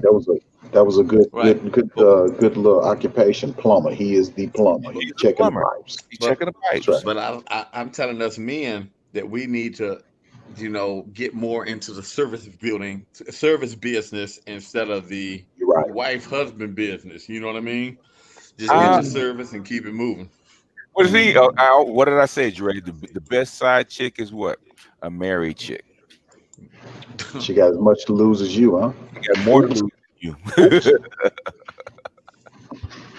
Yeah, I did that. I did that for a minute. I remember I told you I had one. I did that back when I was a little bit younger. Only bad thing is, like I told you, man, dude walked up to me one day and sat down. Oh, I remember you. You know my girl. This, that. Called her over. I'm like, I sat there. I felt like, dude, if you knew I was fucking your wife. I mean, I ain't trying. And he lived in the same city, like literally like 5. That's just too close to home. I mean, literally, like if you go up my street and just make a left turn, she on that street. So that's just too damn close. When she saw you, she didn't know you, did she? No, she knew. She worked with me too, so she knew who I was. He knew who I was, but he didn't know that I was the one messing with her. Now, what he's saying is, did she speak to you when she was with him? Did she acknowledge you? Oh no. This is what happened. We was at a company pick function, so basically everybody knew who she was, and we worked all that together. So basically, he's like, "Oh yeah, you know my," and then he called because he remembered seeing me. Okay. Okay. He over, and she sat down with me. Yeah. Now, what's so funny is, earlier that day, I had told her, this is how you show you how women are so slick, and you would never know. Earlier that day, she had saw me talking to my son's mother, and she went off because basically we decided to call it quits about a month earlier. So I mean, she came to my house and she just happened to come by my house, and my son's mother was there, and we was trying to work on talking again. She went off, started screaming, and he was with me back all these months. Now you married, talking all this shit, throwing a fit in my yard. So then that night, this is the same fucking day. So after you blew up and made my son's mother pissed off at me, you come, I actually see him, and he comes up to me and calls you over while we sitting at the bar. She walked up to me and hugged me like, "Oh, hey, I see you, bitch. You was just in front of my house performing 4 hours ago." It doesn't matter. She played that shit off so fucking well. And it was just like, because she called me the next day like, I'm really sorry for what I did. Exactly. And that was man of you for not telling my husband that I was messing with you and that I did all that stuff in front of your house this morning. I was just gonna say that. Did she change her tune once she you saw her husband, spoke to him? No, she was in the place with her husband. I walked in and what sat down. I'm saying. After that, after the husband, she knew that you knew her husband. She changed her tune, right? No, she knew I knew her husband before while we was messing around. Now, what he's saying is that she switched it up. Was she a little bit more malleable and respectable after that situation? After the incidents, yeah. She actually called the next day and apologized. In other words, I blew up you could actually blow up my spot. She found Donna. Wait a minute. Right. She blew up my spot, but then it was just like, I hate to say, like you could see, like when she saw me, she was just like, oh shit, he about to blow. He about to blow my spot. Right. And I sat down with him for about a half an hour. Then I excused myself because then it was like, so then after everything went down, she went like she called me the next day and did like this. But then she told me the next day, she said, you were much more mannered than I was, and I didn't have to go over there and try to destroy your relationship that you was trying to rekindle, where you could have done the same thing to me a couple of hours later, and you didn't. Right. You're a much better person than I was. Right. With your foul ass. I told him that you were the one I was cheating with. Yeah. And I'm like, why did you tell him that same night? Because she told him that night that after they came home, that I was the one she was messing with. She admitted it? He had 3 of his friends there. What? That night. She admitted it? Yep. She told him? She admitted it to him because after I had left, she felt bad because she thought that I would probably just come back in there and blow the spot up then. Oh, no. But then she told, think about it. How would you feel if 3 of your friends sat down at the table with the dude that was fucking your girl? Hey, look here. I'm gonna tell you. Here's like I said, this man made money. He could have bought 2 or 3 of me. Yeah, but some things you take to your grave. She shouldn't have done that, man. She ain't gonna never let her down. She ain't gonna never let her down. But they still together to this day. Yeah. But here's the thing. I bet you she doing all kinds of tricks and backflips and all kinds of robbing shit for him. I bet you. I bet you, dog. Because he got her now. You know what I mean? And it's a shame, man, because really, I'm gonna tell you, she was probably more herself with you than she was with him. He didn't even know who definitely. He was. That's the thing that I was saying, man. You don't even know who you with, man. No, you don't know that side of him. No, you don't. No, you never know that side of him, man. And see, that's the part that I have an issue with them is that, you know what? You have a mask that you wear in public.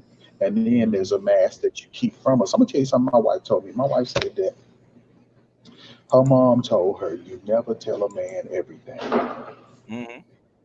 But she told me that after I was married to her for 2 years. You know? I mean, I ain't gonna lie. I didn't feel bad for her. I felt bad for him. Yeah, I would have too. I would have too because look, dog, he didn't know who he was with. He didn't know who he was with. Did you know she was married? And right? Did I know she was married? Yeah, I knew she was married. Well, the thing is, why you feel bad for him after the fact? No, I feel okay. Think about this. Think about this. You out at the bar. Yeah. And then you see me. He saw me, and then called her over. He was with 3 of his friends. Okay. Yeah, dog. So but basically, all your friends know that you. The thing is, did you know him before you started fucking her? I didn't know him personally. I met him after I was. So why did you feel sorry for him afterward if you have been fucking his wife for months? Make sense. Because it's like after that day that I sat down and had a drink with him at the bar, I kind of felt bad. Huh? You got to put a face to the dick. Yeah. Okay. Yeah. You got to go closer for you. Oh yeah. Oh nah. He was like, think about it. Think about it from his. Right, no, but look, think about it from his point of view. Think about it. You see me as him. He saw me, called her over, and his 3 friends. Yeah. So y'all all sat down with me, and then you find out. Oh, you didn't. Huh? You didn't know that was his wife. No, I knew it was, but he called his friends. I'm saying. Yeah. The thing is, why I feel sorry for him after. Because man, I felt she did him dirty. Wait a minute. Oh, you got wait a minute, Dre. Help me understand this. You're fucking a married woman, and you saying that now afterwards she did him dirty, right?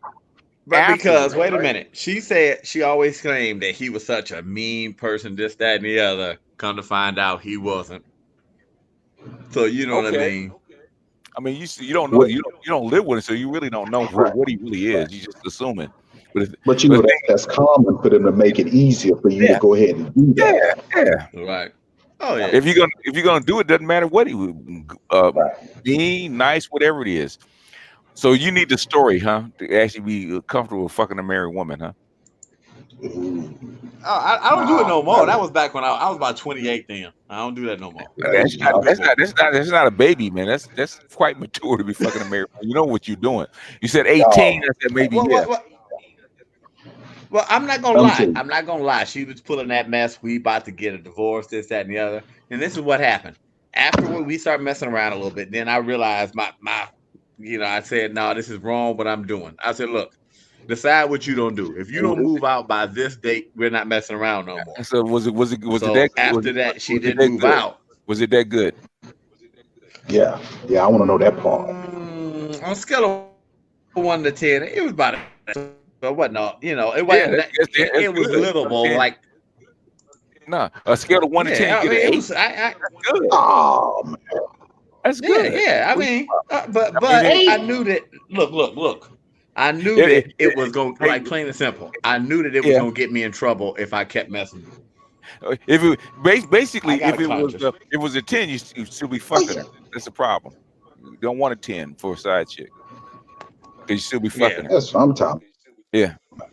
No, it wasn't. If it wasn't, trust me, I had one that was a 10 looked and body, and I had to leave her alone because of the issue. I already knew I wasn't having no more kids. And she was a baby factory. She was a 10 body. 10 body. Oh, listen, I can show you a picture of a woman that's got the same body structure. Like, this woman had 5 kids already. You couldn't tell she had a kid at all. They normally do. That's like she got 5 kids. Right. I mean, literally, she could cook and all like that. But sometimes she had a little crazy part on she, crazy of course part with her. And I'm like, that's why it was good. That's why it was good. Yep, let me tell you. Now the younger me, I'm not gonna lie, the younger me would have been there. If this was Dre, like back when he was younger, and she know, like, wait a minute, you living in this big house alone, you got all these kids, you ain't got really a place, come move in with me. Oh, this younger me, I'd have been caught up again. I remember saying she had a baby like 2 years earlier. I'd have been baby number 4.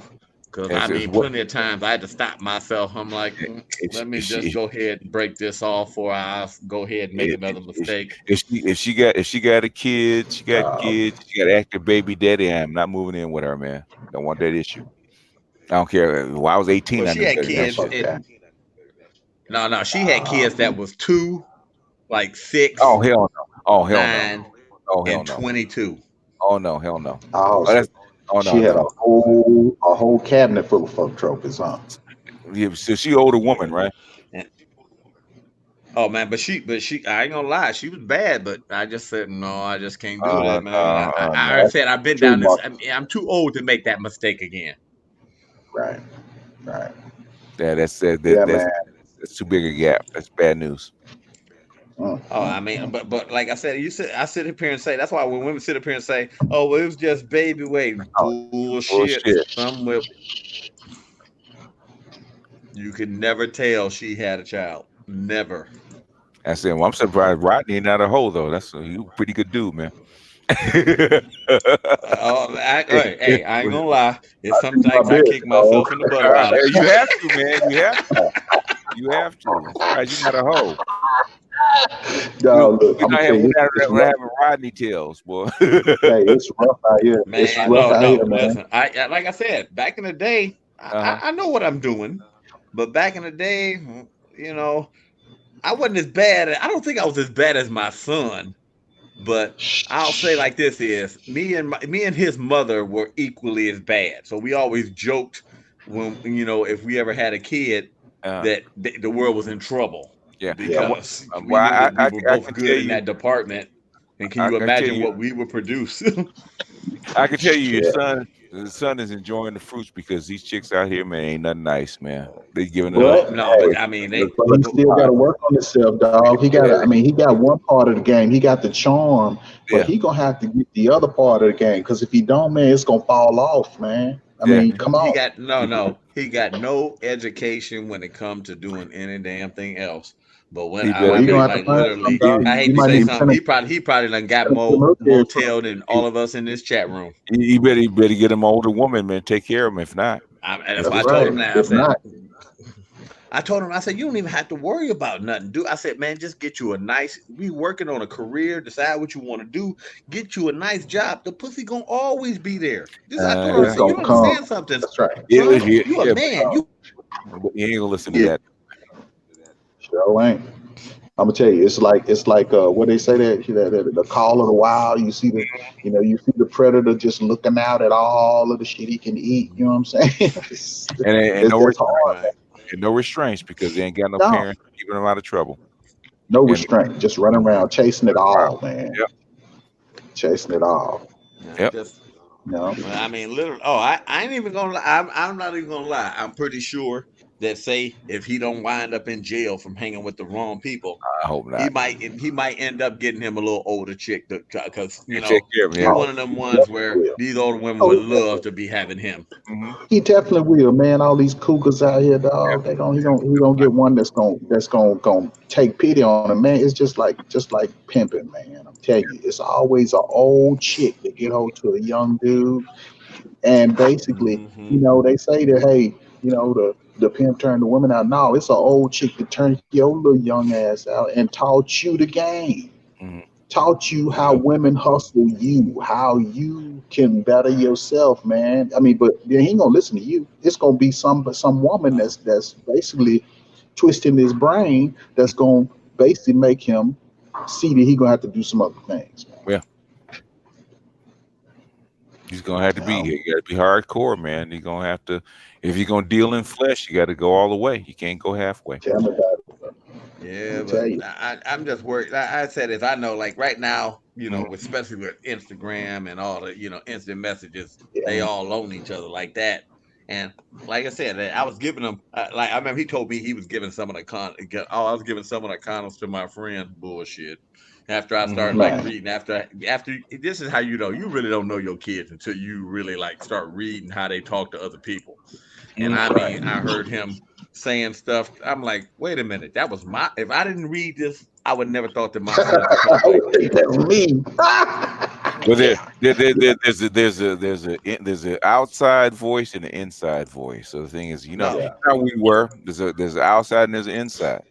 So hey, let me ask y'all something. I wasn't bad talking to women, but I mean, I swear to God, man, it's like this dude. He just studied all Mac videos. They're just easier. That's all it is. Go ahead, Rodney. What you gonna say? Boy, let me ask y'all this, man. I'm gonna tell you. I know y'all scan the Instagram and all that type of shit. And I'm gonna tell you, my son showed me all his girls and shit, and I was like, I'm looking, man, and me, like I said, I came up, man. I came 70s, 80s and shit, and you know what? The amount of fine ass women that like teens that you would see would be like a handful, dog. Yeah.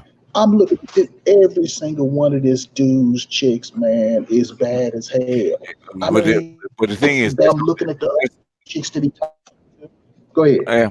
But on Instagram, they're all bad on Instagram. What do they look like in person? Damn right. That's what I'm saying. I'm like, how do you negotiate that, man? I feel sorry for them. Well, I don't feel sorry for them. I actually think they're kind of lucky, but at the same time, can you imagine negotiating all of that prime territory? You know what I'm saying? I mean, the thing is that they can doll themselves up and look good on Instagram, but what do they look like in person? That's the problem. Right, catfishing. So basically, they take 1,000 shots to get a 10, but the 10 they actually put up, they think that they're dying. It happens all the time.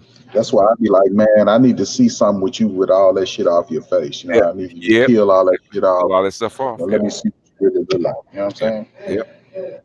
But the guys, and I got to see it. The guys are. I got to see this too, because you might have one of them body pinchers or some shit on. You know? Hey, BGS. Yes, sir. I found a chick on Instagram. I mean, it's not the chick that I was messing with, but I found one that got same body structure. Look at that picture I posted in the chat there. She was built like that at 40. Oh shit.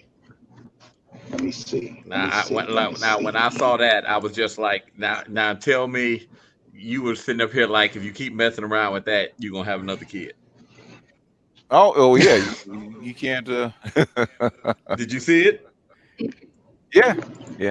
Look. Yeah. Yeah. See that picture? Yeah, we got to remember on the gram they actually shrink the waist a little bit, but yeah. No, she was built like that in real life. Okay, yeah. And I mean, look, everything was at attention. Yeah. I mean, don't need nothing. It was like, matter of fact, she got I can't remember her YouTube page, but she had YouTube videos posted of her. And because she's on YouTube, it's like her dancing and stuff. Yeah. She was just like. That's why she got 5 kids. You see, you like, oh. That's why she got 5 kids. Yeah. Oh, definitely. You be like, because you be like, no, I'm about to come out, pull out. No, let me just stay up in there. No, you can't do that, man. Can't do that, man. I had one of those. Can't do that. Look at Smooth had to laugh at that one. He been quiet all day. Go ahead, Smooth. Say something. What were you saying? Nah, it's just you said that you want to pull out, but you gonna be like, nah, I'm just staying here. Go ahead, share the it's cold outside. Yeah. I don't feel like that. I don't feel like that shit. Yeah. The name, man, the real brick house. Those are the ones that get you in trouble. Yeah. Oh, definitely. Why you think I said? Cause I remember, and like her oldest daughter, like, oh my gosh, and you were just such a nice guy, and this, that, and the other, and it's just, I'm like, I just got to be a good boy, and I'm just gonna go ahead and sit over here on the side, and just, because I remember a couple times. She was trying to get me to just go ahead and do it, and I'm just we're just gonna talk tonight. Yeah, you're gonna be baby number 6, and baby daddy number 3, 3 or 4? How many she got? I don't know. I ain't gonna lie, I can't remember. I probably would have been 3, because I was just like, you just sitting up there and you like, oh man, nope, I'm not doing this again. It's just, sometimes, as you get older, you realize thinking with that head gets you into too much trouble. Saying she can get it. Yeah, of course she can get it, but will you keep it? Yeah, that's why I said I was sitting up there like, man. Like I said, that's why I said I'm like, I'm just gonna leave you alone. Because one, I ain't gonna lie, she could cook, she can clean the house. She had this funny ass attitude at times about dumb shit. And I'm like, like I see people could be like, wait a minute, girlfriend can cook a little bit, can clean the house. So how come she ain't married to right? How ain't nobody snatch this up? I mean, especially when you think about it, you done had kids and you done kept yourself in shape like that. Mm-hmm. What I said. So it's just like shit. You're talking 16 more years. I'm not. And next minute, I'm sitting up here like, if you done kept your body in that good of shape, you can still pop out more. And I mean, literally, like she was one of those ones. She was trying to mind. She was trying to get you to be baby daddy number 3 or 4.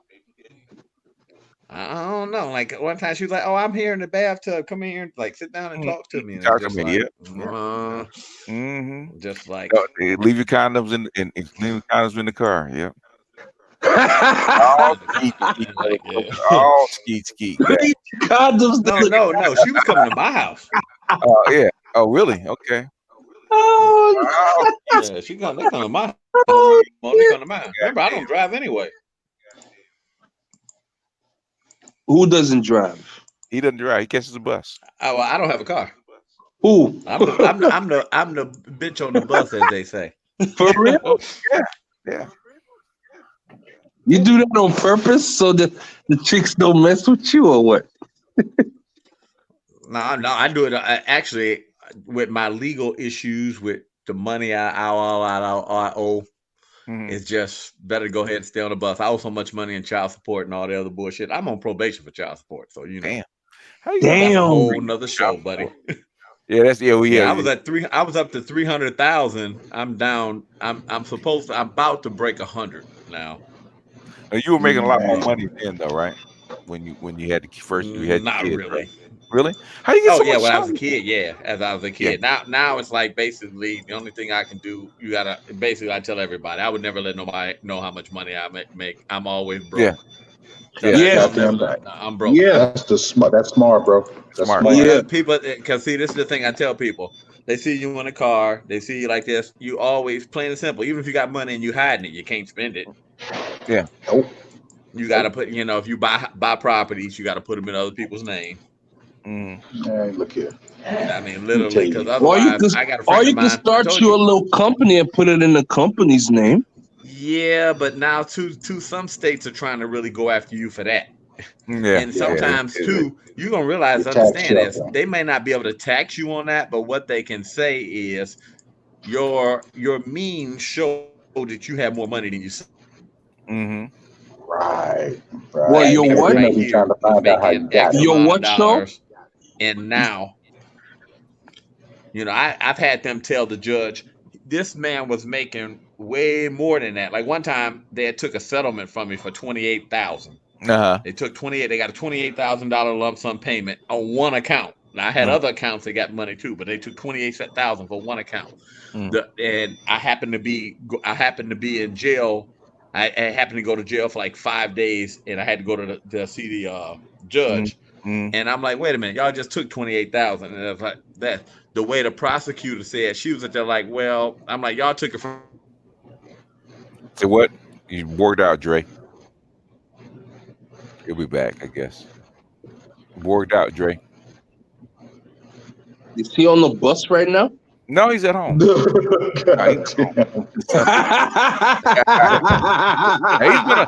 reception is actually better on the bus with Dre. Yeah. I don't know about that, BTS.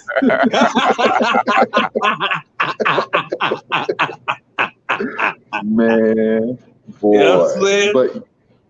But he is on to something, man. You can't let folks know how much money you got, man, because they're gonna be trying to. Yeah, that's real talk. Yeah, especially women. They have calculators in their head.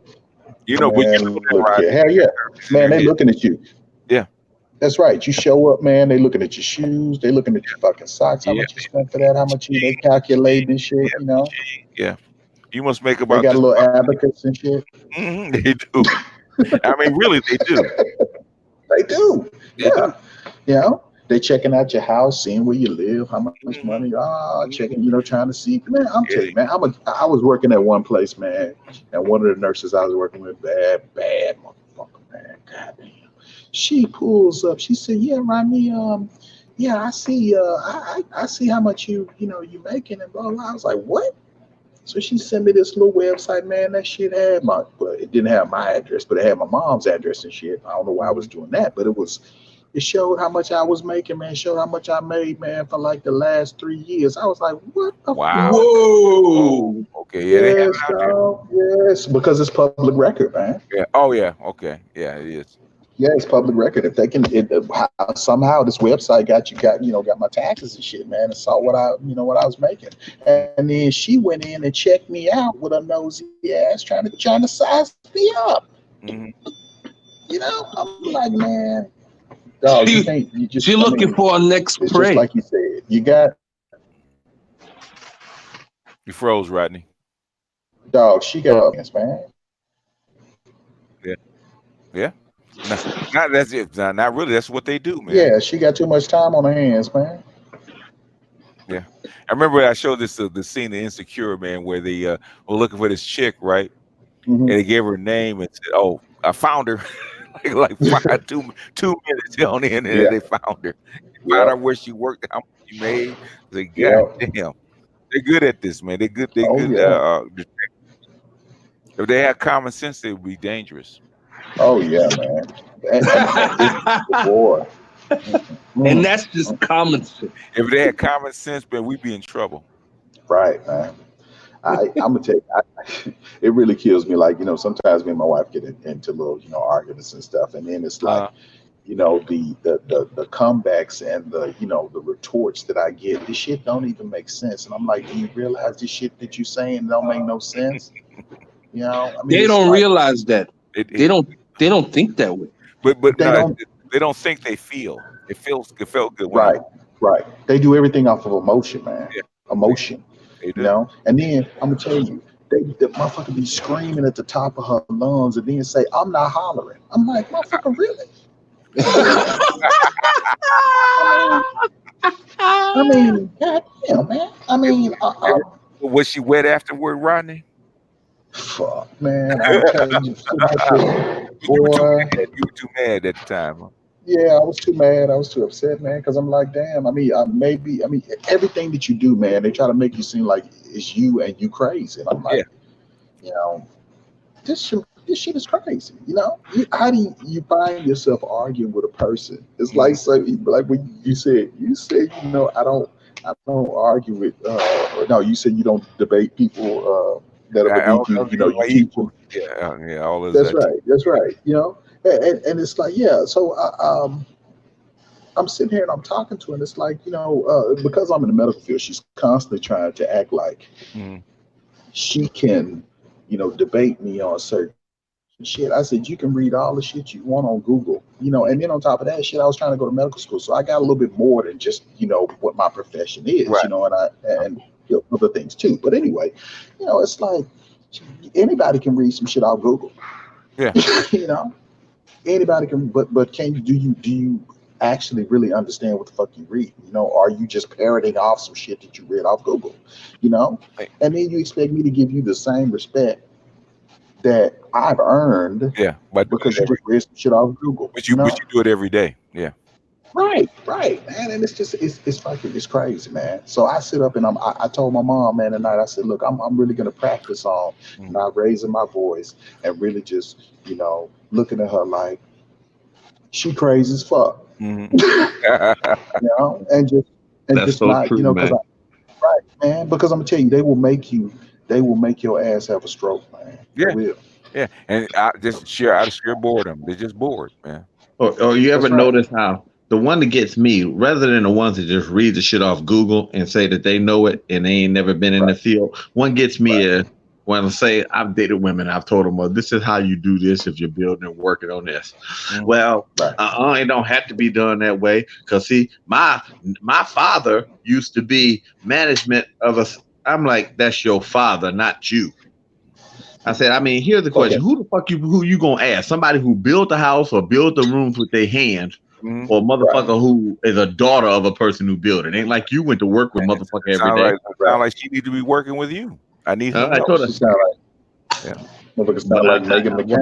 A lot of women are like that. Like, bitch, you don't know shit. You ain't built shit. All black women are like that, man. I'm gonna tell you, dog. Look here. Look, I could go and I could get some shit. I could, fix some shit, buy some shit, whatever the case may be. And I'm gonna tell you, she gonna second guess every fucking decision I make. Every decision I make.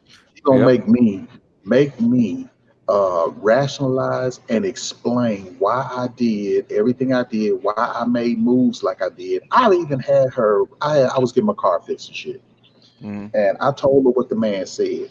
She didn't believe that I knew what the fuck I was talking about. So man. Let me tell you, dog.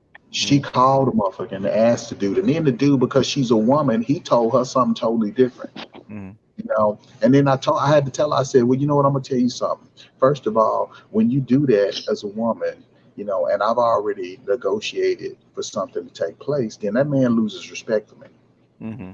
Thank you. So you basically just shit on me. We are never supposed to be in conflict. And I'm gonna tell you, when we bought our first house, man, we were sitting up in the fucking in the room, and we're negotiating, and then all of a sudden, she started questioning what the fuck I was saying. Man, I looked at her, man. I was like, if you don't shut the fuck up. I swear a lot to of them can't yo. They can't take the back seat on nothing. And it just gets me is how they don't know nothing, but still want to be the one talking. And you know what, guys, and you know what, and you know what that sounds like? That sounds like all these bitch ass niggas that be arguing with BGS and shit. Yeah, that's what it's the same attitude. It is, dog, and I'm gonna tell you, I love it because I'm telling you, I sit back and I watch him break them down, man. He break their asses down brick by brick, and then when they come back, because I'm gonna tell you, man, when you was talking to the lawyer that night, and then you asked her some shit, man. I'm gonna tell you, I was crying laughing, man. I love that show. I've listened to that show 3 times. That's what I'm saying. He made her. He walked her ass to the conclusion that he was trying to get her to see, because you have to convince them, man, that they found the shit. It's like you got to throw the shit down there and say, "Oh my God, look what you found." No, but you ever notice too that every time he walked her to a point, instead of her saying, "You right, BGS," or "I see what you mean," it was just like, "No, you don't have to do that. Come on." You know what I mean? That's how when they say shit like that, that's how you know you made a point. They don't never give you no credit. Yeah. Here's my favorite. She was always saying, "Well, I know what you're gonna say, BGS. Get the fuck out of here. You don't know what he's gonna say." That is fucking disrespectful for you to sit up and say you know what that man is gonna say. Give that man the respect to be able to say what the fuck he wants to say. Because I'm gonna tell you, they don't do other women that way. They will sit quietly in a fucking auditorium and let her say everything she wants to say, and then they will not retort. They will not try to object or anything. But I'm gonna tell you, if your ass if you say it, they're gonna tie your balls in a knot. Yeah, I said, I was gonna say, okay, what was I gonna say? Tell me, I'm listening. Or what gets me is, how the fuck, this is like you were talking about when you were negotiating with her. Here's a question. Like, you ever notice when you're doing shit like that with them, and you be like, okay, well, look, I'm doing this, that, and the other. And I say the car needs a new fusible link and a new manifold. Well, then they go take it to somebody else who don't know that much. No, the car needs an alternator and a so-and-so. And you come back and tell them, no. Well, the guy said it needs the alternator. Look, bitch, it's a fusible link. It's $6 part. Well, he says $500. No, motherfucker, it's only $50. You can fix and they want to listen to the person. I say, well, think about it. Who think about it? This motherfucker don't live with you. So basically, if he tell you the wrong thing, you ain't gonna see this motherfucker again. Where if I tell you the wrong thing, I'm gonna hear the shit forever. So you know what I mean? Who you think is got a more invested interest in you? I hate when women do that. Right, man. Yeah. And then, boy. Sometimes I feel like you just got to let them go ahead and do what they think is the right thing to do, and just watch them make that blunder. You can't tell them shit. You're right, and you're absolutely right. And I'm gonna tell you this. I'm gonna give you one more story. Okay, now, I used to do a little medical coding too, man. You make some good paper in that. But she went to school for it. You know? But there's a way for you to basically get into coding without you having to get a degree, and you can make the same amount of fucking money. You get your certifications, and you can make that money and bypass that debt. You know what this mother kept telling me? What? I want a degree.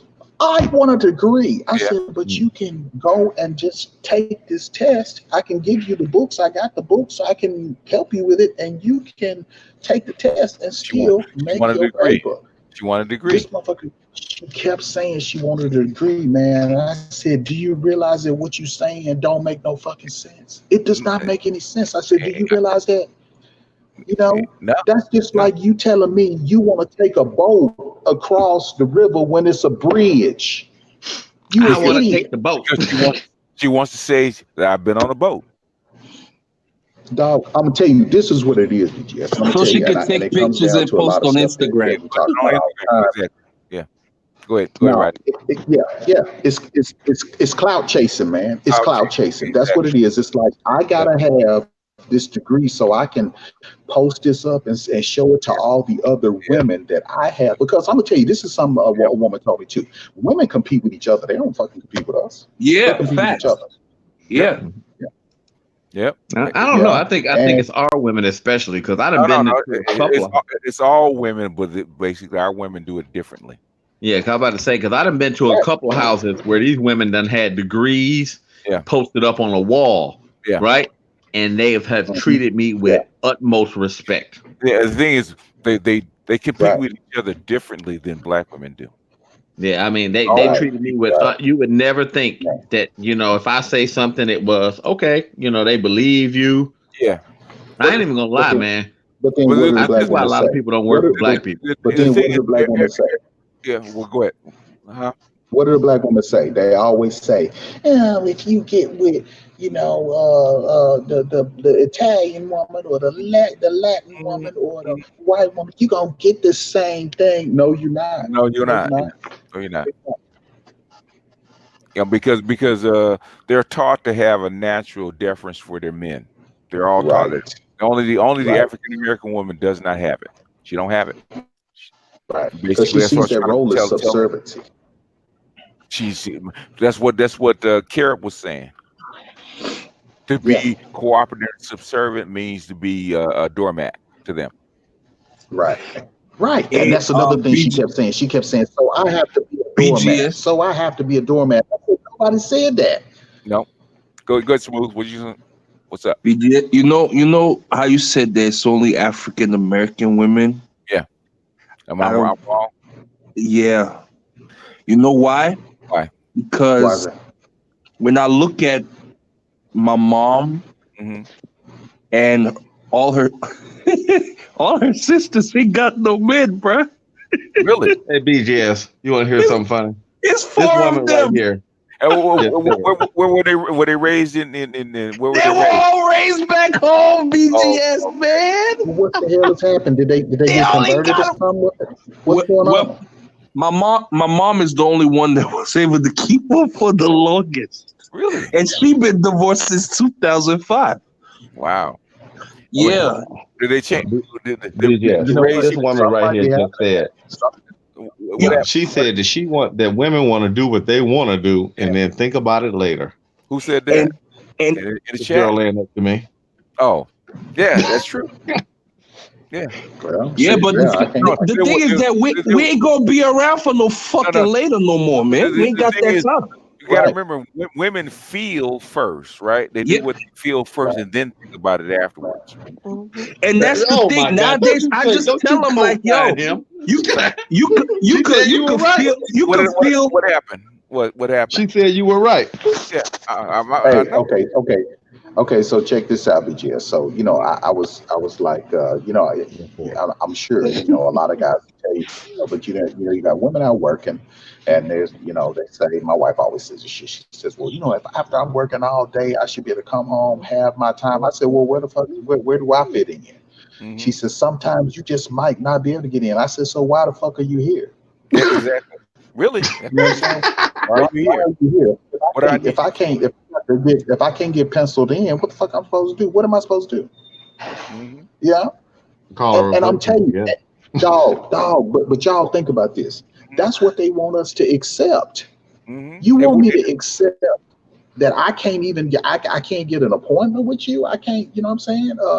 You know, your job, you treat people at your job, the man that you with.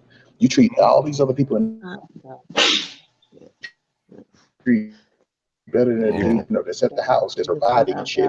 And then when you come to the house, you tell them you ain't got time because you got to go upstairs while your house wives of the I'll get you. I'll give you. You like the dog or you like the kid? I'll get to you when I get time. It's ridiculous. I mean, and I said I had this conversation, and then you know, when you have somebody tell you, when you're bored, gets so comfortable with you that they tell you that you're Borging, Rodney. Rodney's Borging hard. Yeah. He's freezing. I'm sitting here listening to her, and she said, "Well, I'm not that bad, but it's like, yeah, we do that." What do if she's listening? Put her on. No, she can hear you. Yeah. Put her on. The phone is on my chest. She's laying here next to me. Yeah, I dropped out, huh? Yeah, you dropped out for that. Put her on. You want something? You want to say something? No, she said now you shy. You was talking a minute ago. They could probably hear you. I mean, okay. Here, let's ask you a cool question. You can speak for the women here, since we don't have no women on the panel. Why are y'all so hard hit? Here's the question: why would y'all listen to a complete stranger over somebody that y'all with? Why do y'all do that? It depends on the stranger because no, don't answer it for it. You kicking the chair, BGS. She's supposed to answer that. Okay, let her answer. All right. No. See, you gave her an excuse. Now come up with another question. See, No. You can answer it. See what she says. Go ahead. She won't answer it now. Answer the question. She said you already answered it. What did I say? Why? He didn't answer it. He just said because. I said because. Yeah, he said I was here to share. Now, she knows okay, why are y'all so difficult on just when somebody tells you something to do that's against something the way y'all feel? Like somebody says, hey, you need to do this, that, and the other. Otherwise, the child's not going to be productive. Why do y'all push against it so hard? Because sometimes we want to have a say. Yep. Absolutely. But if having a say, we'll think about it later. We'll think about later what happens. But basically, Black women are taught to lead in their family. They're taught to lead the relationship, not to follow. Yeah. So here's the question: is just like that. So somebody that's outside their relationship will actually be listened to more. Okay, here's the question. I got a question for you. We're gonna ask her put her on the spot right here. Okay. Why? Okay. Well, when you talk about how these men are out here and they ain't shit, whose fault is that really? If you guys are always raising them, it's the women to blame. Then. It's the women to blame. Well, here's the question. Now you see. Now wait. You as a woman who have seen and you say that it's women at fault. Then why would there were times where I gave you suggestions on how you should do with your son? Because that's her son. You wouldn't follow it. That's her son. Yep. No, don't answer the question. We put her on the spot. Because I wanted to do what I wanted to do. But you saw that it was not working. Why, but okay, here's the question. You saw that it was not working. Yeah. So why don't you try something different? She doesn't know, man. I'm asking her. Wait a minute, BTS. We getting a question from her. All right. Till she don't know, but go ahead. Yeah, she said she set in her ways. That's exactly what. It's bullshit. I know what it is. Go ahead, let her answer. She said because basically you're gonna do what you want to do. I know. Okay, there's a reason why, but I'll let her answer before I get my answer. Well, go ahead. What's the reason? Okay. What's the reason why? Okay. I'm talking to her, not you. What's the reason? Okay, go ahead. What's the reason? Because I want to do what I want to do. And then think about it later. And then she said, I want to do what I want to do, and then think about it later. So basically, the feeling makes the decision. That's not it. That's not it. I'm gonna tell you what it is. What is it? Okay, all women treat what's inside the nest differently than what's outside the nest, right? That's so her son is not like everybody else. Oh yeah. What she wants for her son is different from what she wants from a man on the outside. Right. So I don't care. As long as my son gives me what I want, I don't care what he's like to everybody else. It doesn't matter. Right. That's all of them. So all men ain't shit except for my man, my son. boy, my baby, he could be the worst nigga in life, but that's my baby. That's my son. That's different. But all you niggas ain't shit. That's right. Yeah, it's true. She's smiling like she don't want to say yes, but it's evidently that's what it is. You hit it on the nail. Dog, I've been doing this a long time. Rodney can tell I've been doing this a long time. She don't want to say. She knows. Yeah, that's she ain't gonna say that's my son because that's not fair. If she said it, it wouldn't be fair. She knows it's not fair, but that's what she feels because that's my son. That's my seed. It's inside my nest, and he doesn't count. Okay, but here's the question: you're protective over him to the point to where it is not, it's not intuitive to him being successful. That's logic. No. But here's the question. Okay, I got a question for you. I'm gonna put you on the spot. Would you date a man who acted like your son? No. Yeah, exactly. Really? Whoa. But wait a minute. No, but say he was grown and had all the same skills your son and a different body, different body, but would you date, would you date a man that had all the qualities your son has? Why are you surprised? I've been telling you guys this for 4 years. Why are you surprised? Why are you surprised? So wait a minute. I'm just surprised you had the balls to admit it. Look at man. I told my wife the same thing, man. Because I told my wife the same thing. She would be, except for one thing. She knows that I see through that. I said that's bullshit. You know what the reason is. She knows that. If I wasn't on the line, she wouldn't say it. Trust and believe. She wouldn't say it. I agree. I agree. We've had our ups and downs and been through some things. I know. But the thing is, when I give an answer, they already know that I know the answer. They know. They don't bullshit me. What's the point? He already knows. Yeah. She knows I know. And then they don't like when you tell them that they raising some ain't shit dudes. They know that. They know that. Is that true? No, y'all ain't shit, but my baby is. Oh, that's what it is. It is, yeah. Is that true? Fuck yeah. There must be some truth in that because we don't have an answer. We just smile a little bit. That's right. So she don't want to admit that, but she's sitting here smiling. So she. Basically, it takes a woman a lot to break through that feeling and say, I have to be hard on this boy because I want him to be a certain way. They have to practice that. It takes a lot for a woman to do that.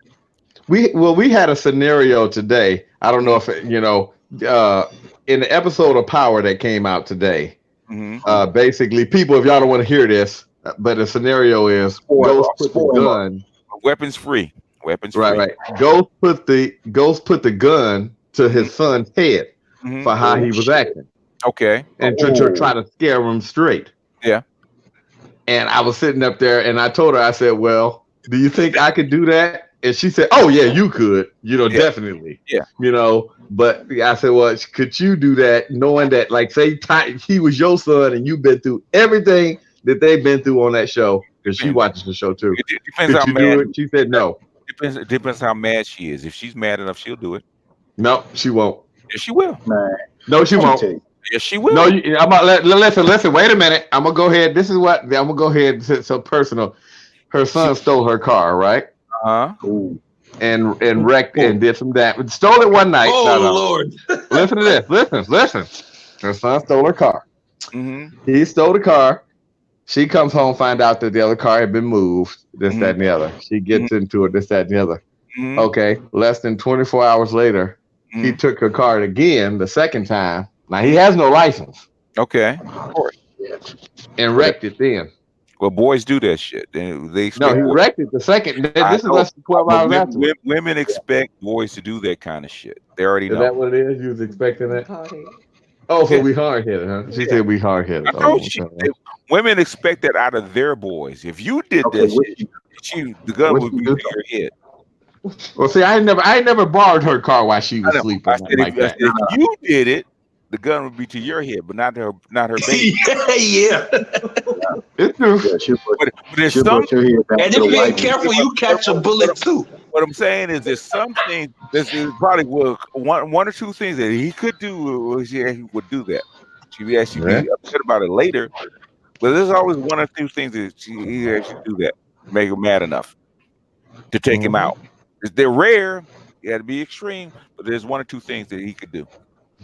Depends on who she is. Yeah. Betrayal is one. If he betrayed her in some kind of way, she put a gun to his head. She might not pull a trigger, but she scare him. Betrayal is one. Betrayal, when mothers do not like their children to betray them. Betray them. Is that what it is? Yep. Hey, and I'm gonna tell you, sometimes that betrayal can be imagined. So that son got to be careful, man, because if that mom even imagines that she's betrayed him, no. I mean, with you, she could imagine it, right? With her son, she got to be sure. Okay, well, let me give you this scenario. What if she feels like her son has chosen his girlfriend over her? That's imagined. No. expects don't that, mean shit. No. She's got a cousin. Listen, now see, I'm telling too much family, but she's got a cousin. No, is that your sister? That's your sister. Yeah, she's got a nephew who her sister has a kid, grown. Now the car is in both of their names. His girl, who doesn't have a license, was what got plenty of tickets in the car, and they came after her. Okay, they came. Now wait. Listen. I'll listen. We got to finish the story so you can get the gist of it to show you how, even after all of this, because I was talking to the mother, like, throw his ass in jail. So this is what happened. Then the woman, she got caught driving without a license. Okay. On top of that, 2 months after that, she took the car, did a hit and run. People were injured. Okay. The police thought it was her. The police thought it was the mother driving the car, even though it was the son's girlfriend. Okay. And the son will not turn on the girlfriend. Okay. And the mother won't turn on the son. Okay. So the state in court is after the mother because they knew it was a woman driving the car, and they thinking that it was her driving the car because, and it's like, wow. She's still protecting her son. That's not betrayal. No, I would have threw her. I would have threw the girlfriend up under the bus. Me. I mean, we talk about women now. We're not talking about you. We're talking about women. I forgot. That's not betrayal. She's still protecting her son. Right. Yeah. So I can understand that. That's not betrayal. Shit, that bitch did. You be doing your own time. I ain't doing no time for nobody. You're a man that's logical. That's not betrayal. But I guess I get what BGS is going. Rodney? I said that's a twisted ass story, but I get where BGS is going. I get where you're going because I'm gonna tell you, man. My wife, man, went off on my son, man. I mean, he could do some little shit, man. Yeah. Like say he one time he was trying to hide his report card and some dumb shit. She said he just went ape shit. Like that's why you ain't gonna be shit. That's why you're gonna be in a cave somewhere living with a fucking bear. And I'm like, wait a minute, it ain't even that fucking serious. You know what I'm saying? I mean, she goes to the moon, dog. You know, and it's like it ain't even that damn serious. Calm the fuck down. You know. It is, and I'm telling you, you really see that it is purely emotional, and it's emotional to the point to where it's damn near hysteria. Yeah, of course. Yeah. That's they work on emotion. If you, like I said, if you can understand say like a hen in her nest with her little eggs and her little chicklets, you understand a woman. It's not that difficult. You know, her nest is foremost, even above you. Even for her to do stuff for you. If you're not inside her nest, she won't do anything for you either. Shit, because you're not her. You're not hers. I'm gonna tell you, once you have a little boy, man, I'm gonna tell you, you get your girl, man. She'll braid their hair. She'll be rubbing them down and shit. That's her little and dog. she'll spoil that little boy to death. Then you go off and then say, "Hey, what about me?" She'll be like, "Fuck you," you know. You're not blood of her blood, man. Yeah, she ain't studying you, dog. I'm telling you, when a woman has a little boy, especially, and see, my wife had a sister, man, so she had never really come up around boys. That she desperately wanted a son, man. When she got a son, it was like she got a new fucking Barbie doll, man. Yeah. I'm telling you, she is living out her fantasies and all kind of bullshit with her little son. And she's so proud of her son. Talk to him so soft. Talk to me. She talked to me like she a fucking linebacker. Yep. Yeah, I've got on her for because I told her, I said, so wait a minute, I could be the one paying all the bills and doing all this crap. Shit, don't mean nothing. And treating you like gold, and these people treat you like shit. Yeah, and they still get just like, wow. Yeah. Man, my wife said, "Man, I told you, thank you. What you want me to do? Kiss your fucking right? teeth?" Yeah, thank you. Yes. And suck it while you at it. Get on your knees and worship the member. My face be all distorted and shit. I'd be like, I want you to talk to me like the mom on the Brady Bunch. Goddamn it! You know what I mean? Shit, it's ridiculous, man. I understand, man. I understand. You know? That's why I say, man, these last little shows that you've done, man. I mean, it really has kind of hit home. Really, man, I appreciate it. I'm telling you, the shit that they expect from us is just, I mean, it is unrealistic, man. It is unrealistic, and you cannot let that shit go. I'm telling you, if you went in, it's like telling them, okay, would you buy the shit that you selling? Would you buy it? No, they no, and they would not. You say no lie. They would not, man. Your camera's on, Dre. Oh shit! I'm sorry. Yeah. Yeah, there you go. All right. There we go. Yeah, man. It's just, but you know, you gotta. Yeah, I'm telling you, I like how you break. I think I understand now why like when I was growing up, I seen a lot of African men, like they always so quick to blame their wives if like their son messes up or the daughter does some shit. And they be like, see, look at your son. You see what he did? And I would be thinking, I'm like, but he's your son too, nigga. What the fuck you talking about? It ain't the same, but man. now, listening to all of this, you say what? I'm like, they protect. I've dated a lot of women with kids, and I've noticed with all the boys, they protect the fuck out of them. And what's so bad? The same thing in Africa. Yep. And black women especially, Right. Yep. They protect the fuck out of them. Where I'm not even gonna lie. Like I said, I don't blame the problems I had with my younger son. Even though he was with me for the last 7 years, you've never heard me on one of these shows blame his mom. No. Even though he done went with this and I done got him after he's already damaged, it was my job. I felt like I done rebuild houses. I can rebuild this, but sometimes the shit is just in the programming, and I had to realize that I had to just cut my losses. Yeah. Because the only thing that was going to happen is, by the way he was going, either you were going to drag me down, and I mean, literally, I mean, it hurt, but hey, I knew I had to.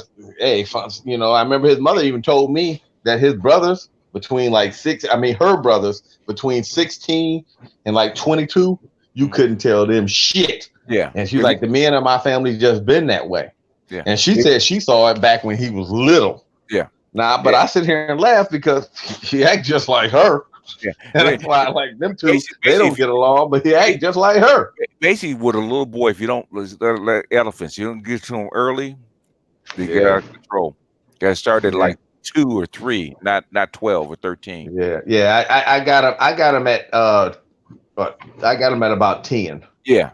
So it was already engraved, and you just like literally. I even tried to. I tried to beat him back into shape. That didn't work. I tried to bribe him back into shape. That didn't work. I even got to the point to where I was just like, "Look, man. All right, fine. Since you, because his mother, he even said, "Oh, I saw my mom. So little. Who knows? He was living with her, so he seen more shit than this."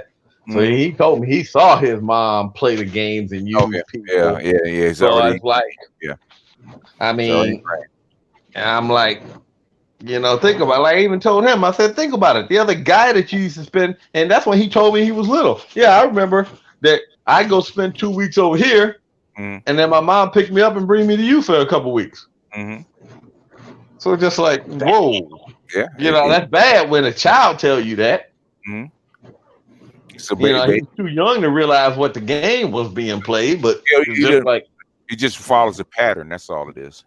And like I said, it's like he said, what didn't work with me is that I'm a very good analyzer and a very good lie detector.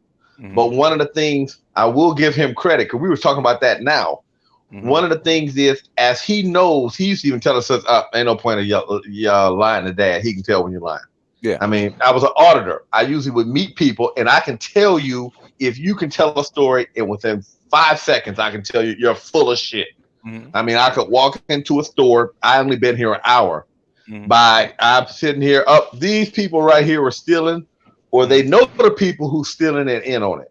And they're like, how the fuck you know? You only said what? I already just know. I mean, I'm very good. I can tell by the way they act, how long it take them to say. Because sometimes people don't realize it's not what you say. It's how you say it, how long it takes you to say it, how long that response came. Because say if I say BGS, what's your name? If it takes you too long, like a half a second too long or half a second too early, then that response was waiting. or you had to think about it. You can tell, you know what I mean? I get a feel for people real well. And then I'm not going to lie, for my son getting his ass beat so many times from all the bullshit he was doing, he even got a way to get around it to where the fact is he realizes now just look straight at me. Don't do nothing. Don't deviate. Don't give him no signs because dad can tell.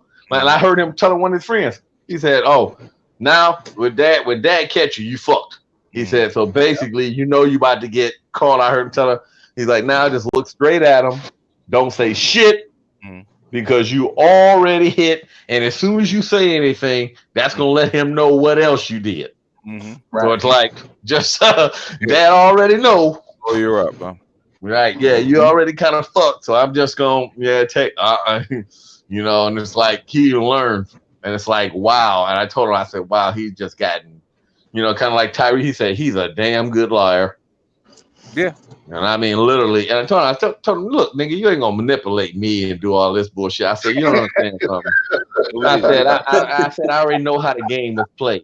I said, just because you see your dad now doing all like this, but hey, your dad was a big person back then. The only reason why dad had so much money in all these bank accounts is I was doing some dirty shit on the side. I said, I just never got caught. And then I knew to throw my cards in. I said, you know what? I'm not going to live this type of life no more. I'm not going to do that shit no more. But just because dad didn't make his money that way, like I even told him, I said, shit, I mean, there's plenty of other ways to do things illegally that way if you get caught, it ain't no drug time. You get slapped on the wrist, and at least the first time you can go about your way and nobody would never know.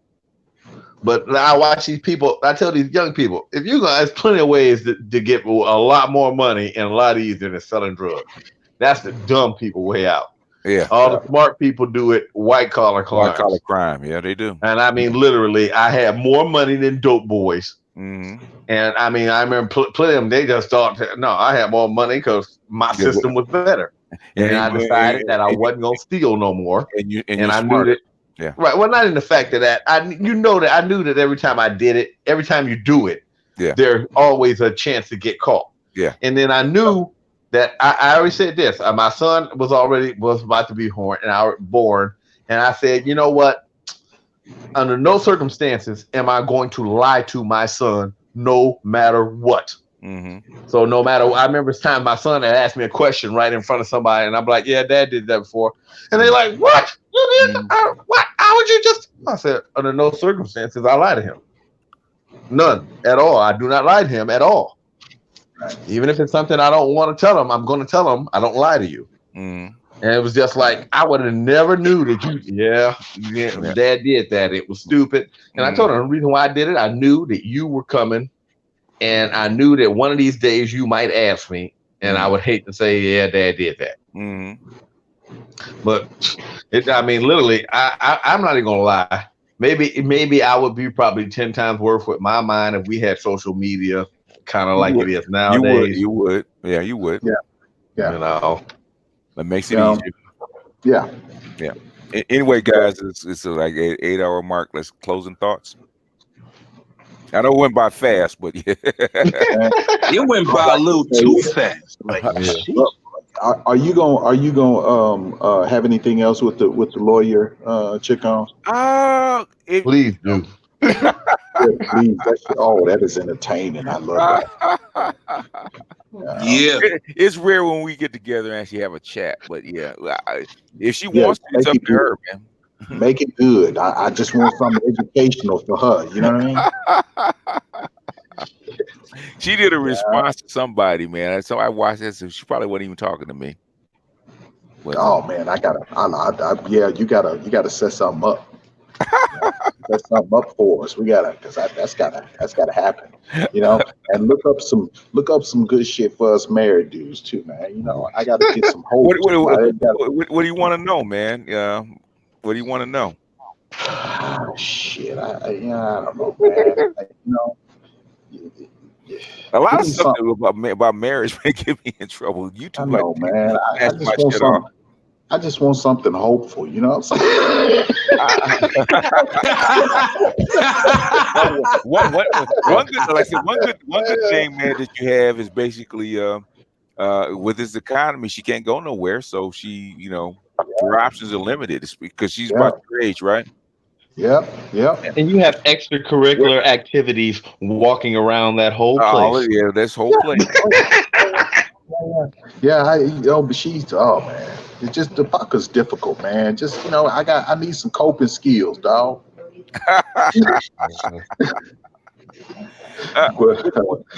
Man. The thing is with things with marriage, with in a relationship, you can't take her too seriously. She's there for a reason. Yeah. And as long as she's doing her job, what she's supposed to be doing, then everything else is optional. Say, hey, you know what? If she's not getting up, say, hey, you know what? I need for this marriage to work, I need to have sex 3 times a week. It'll at minimum. Yep. I don't care if you enjoy it. I want it 3 times a week, period, for this to work. Otherwise, we're going to outsource this shit. What do you want to do? That's right. Because I got tons of people walking by me every day that I could outsource to. I'm trying to make this shit work. What do you want to do? Do you want this marriage to work, or do you not care? Right. If you don't care, then let me know. I'm finding that people, and I hear this a lot, even with some of the nurses that I work with, man. They want the marriage, but they don't want the work that comes along with it, man. Of course it's not. like it's some shit you hang around your neck. It's they want the kid, but don't want to raise them. Well, basically, with marriage is a safety net. Okay. Yeah. Marriage is a safety net. It becomes a safety net. If everything else goes to shit, I still have him and still have my husband. If everything goes to shit. One thing a woman over 35 doesn't want to do is get cast out there by herself and back out there with the wolves. Yep. If she How old are you, Rodney? I'll be 50 in January. Yeah. So basically, you're a safety net. So the same thing with you being married to her. She's a safety net. Plus it's probably cost too much to get rid of her. But but the thing is, she's a safety net. And basically, women will know. I wouldn't be surprised if something else happened on the side. I wouldn't be. The thing is, you're a safety net. How long are you away from home? Huh? How far am I away from home? How long are you away from home? Quite a bit. At least I work do 12-hour shifts. Hey, Rodney. Wait a minute. I want you to do this. Go to Amazon. Get you these things. They got these things you can connect them to your Wi-Fi at home, and you push a button on your phone. It's like a little camera, and they go. Because I ain't gonna lie, I was using them to watch my son. That's how he didn't realize how I caught him doing so much shit. But literally, you can push the button and it can come on. You can even move the camera, sit in an inconspicuous place, and you can even hear the sound. On top of that, they even have it to where it's got an SD card slot. They only run about $25. Yeah, I got a couple of them. You can do that, but the thing is, I always tell guys, if you're gonna do that, do you really want to know the answer? Right. Now, if you don't, I mean, really, look here. You really want to know the answer? Yeah. Oh yeah. I always want to know the answer. Now, I'm gonna tell you. But weeks, sometimes, you got to really, and that's a good question to ask a dude, man, because if you ain't ready to hear that, man, I'm gonna tell you, sometimes that'll crack a dude, man. Dude will do some crazy shit when they figure out that. Because you're away from home 14 hours a day, right? Oh yeah. Yeah. Oh yeah. That's a long time, man, for a woman being home. How often do you have sex, man? It's disgustingly a small number. In a month, I'd say, in a month, it might not be none. Really? Oh shit! Oh yeah. Okay, I'm gonna tell you. Here we go. Right now, we going up on our 3rd month. Mm-hmm. And then I'm gonna tell you, the last time I said something to her, I said, well, what the hell's going on? I said, and I asked her, I said, I went back on Ron Wills on her. I said, so, do you crave me? Do you crave attention from me? Do you look forward to seeing me? Do you miss me when I'm gone? No. No. I'm all right. That was the beginning. But now that we've been together for 20 years, I mean, hell, it's just it's just. I mean, we do our own thing. So she's trying to rationalize bullshit. She is. There's something else going on. I mean, I wouldn't say that. What I'm saying is, I wouldn't be surprised. Not just me. Oh wow. She said my girl here said, yeah, you need to look into that. Oh, and I joked with her. I said, well, we ain't been doing it. And she said, shit, it ain't because of me. The name of the device is Wayne's View. Just look online. You can find them on somebody in the chat room asked. You can find them on Amazon. Yeah. You can get them like you just connect it to your phone with an app. Oh man, it's beautiful. I mean, either she's frigid, she's got a medical problem, or she's bored and she's find something else to occupy her time. I will say that. Yeah. How is she dressing? How is she dressing? Oh dog, she dressed. She came in the house the other day, man. She had this badass dress on. Yo. Nah, please, y'all stop. That's enough. And then that's a dead giveaway. Look, I ain't gonna lie. Look, don't say shit. Get the device. Yeah. Especially if you want to get rid of her. Get the device. Get the shit on tape if you can. Because if you have to get a divorce, at least that'll help you on the settlement side, alimony. Rodney's trying to get what he needs is permission to do what he wants to do, what he's looking for. Oh God, am I that transparent? Yes. I was thinking that too, but I would still get the device and have the shit recorded just in case. I'm old, Rodney. I know what you're thinking, man. I understand. You just want to take care of business. Say, look, I got caught, but guess what? It is what it is. Yeah. Right.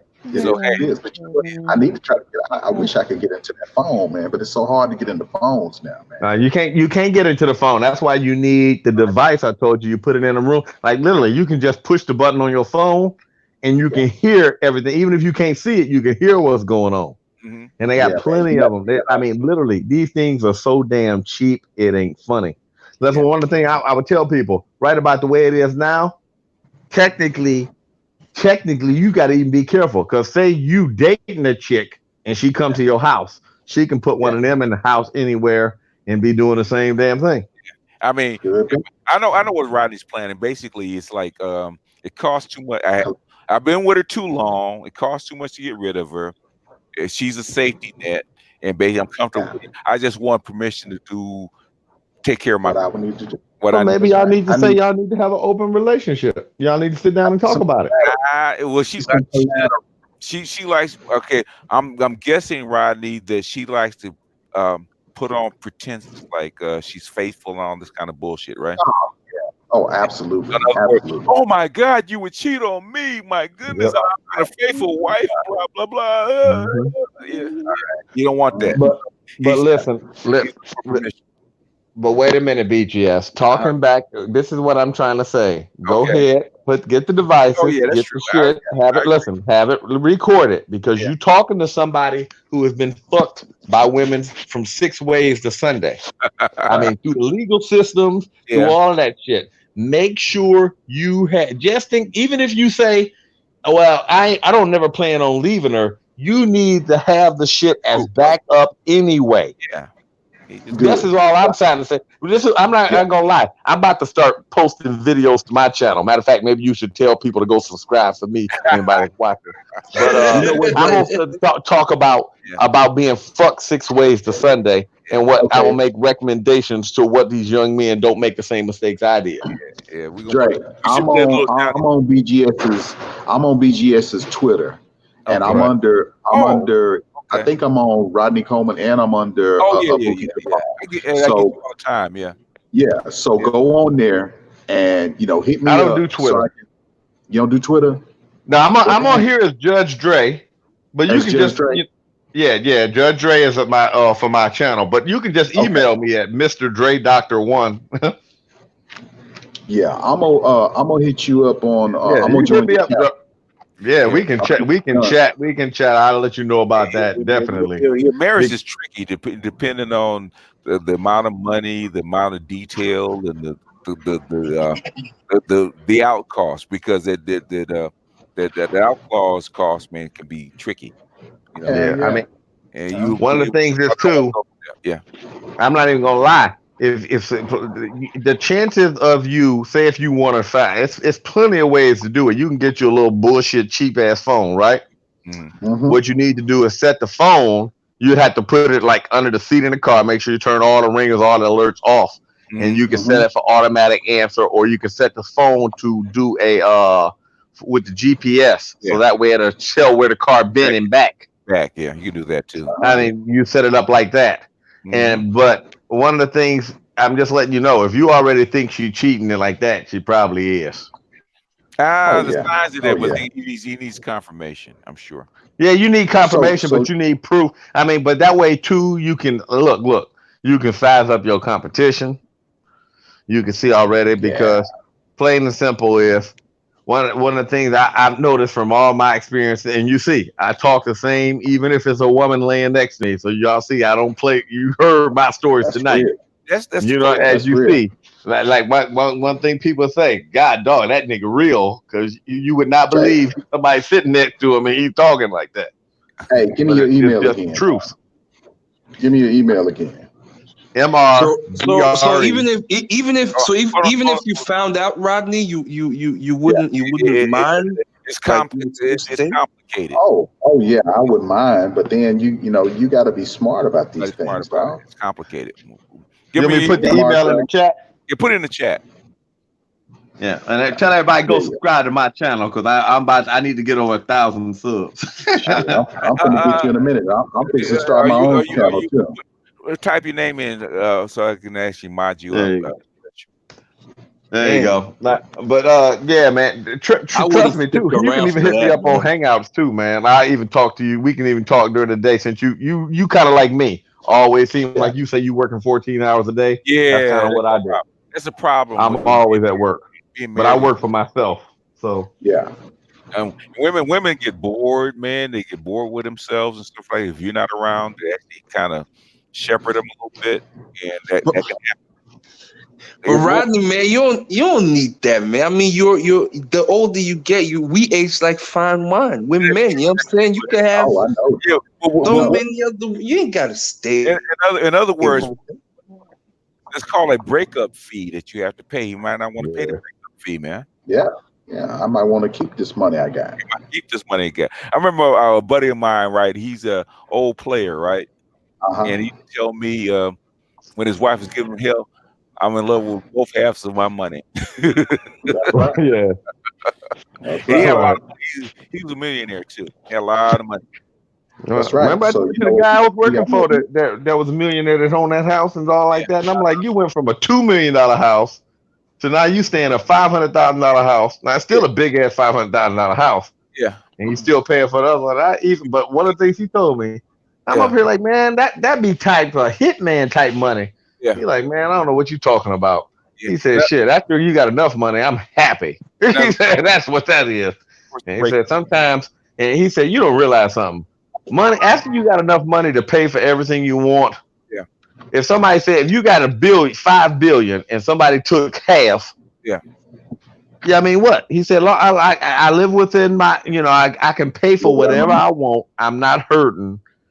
It's just, he said, my sanity and freedom is worth more than that. And he said, I've seen a lot of people stay in relationships because they think that they worried about losing money. Who gives a shit if you die from stress 15 years earlier? Depends on about that shit. Depends on how much money it is and what your lifestyle is going to be like after. Yeah. A lot of people, he said, look, well, think about it. He went from a $2 million home to a $500,000 home. He was willing to pay the breakup fee. Yeah, but I mean, he said, hey, he said, what? He said, I make the money back. He said, I'm not worried about that. But he said I know we done hit this wall, man, because we pressed some time. But hey, we got to do this shit again, man. Every Saturday, man. Yeah, we got to do this shit again, man. I'm glad to see you. Hey, man, keep up the good work, man. I'm telling you, I appreciate you. Time, man. Yeah, get you on Twitter all the time. I just have face to go with the name. Yeah, I'm gonna hit you up. I'm gonna hit you up on Twitter, man, and run some things by you, though. Okay. All right. Hey, y'all take it easy, man. I gotta go run and save some lives and shit. Whatever. You probably just go step in that closet for a minute. Work off some of that frustration.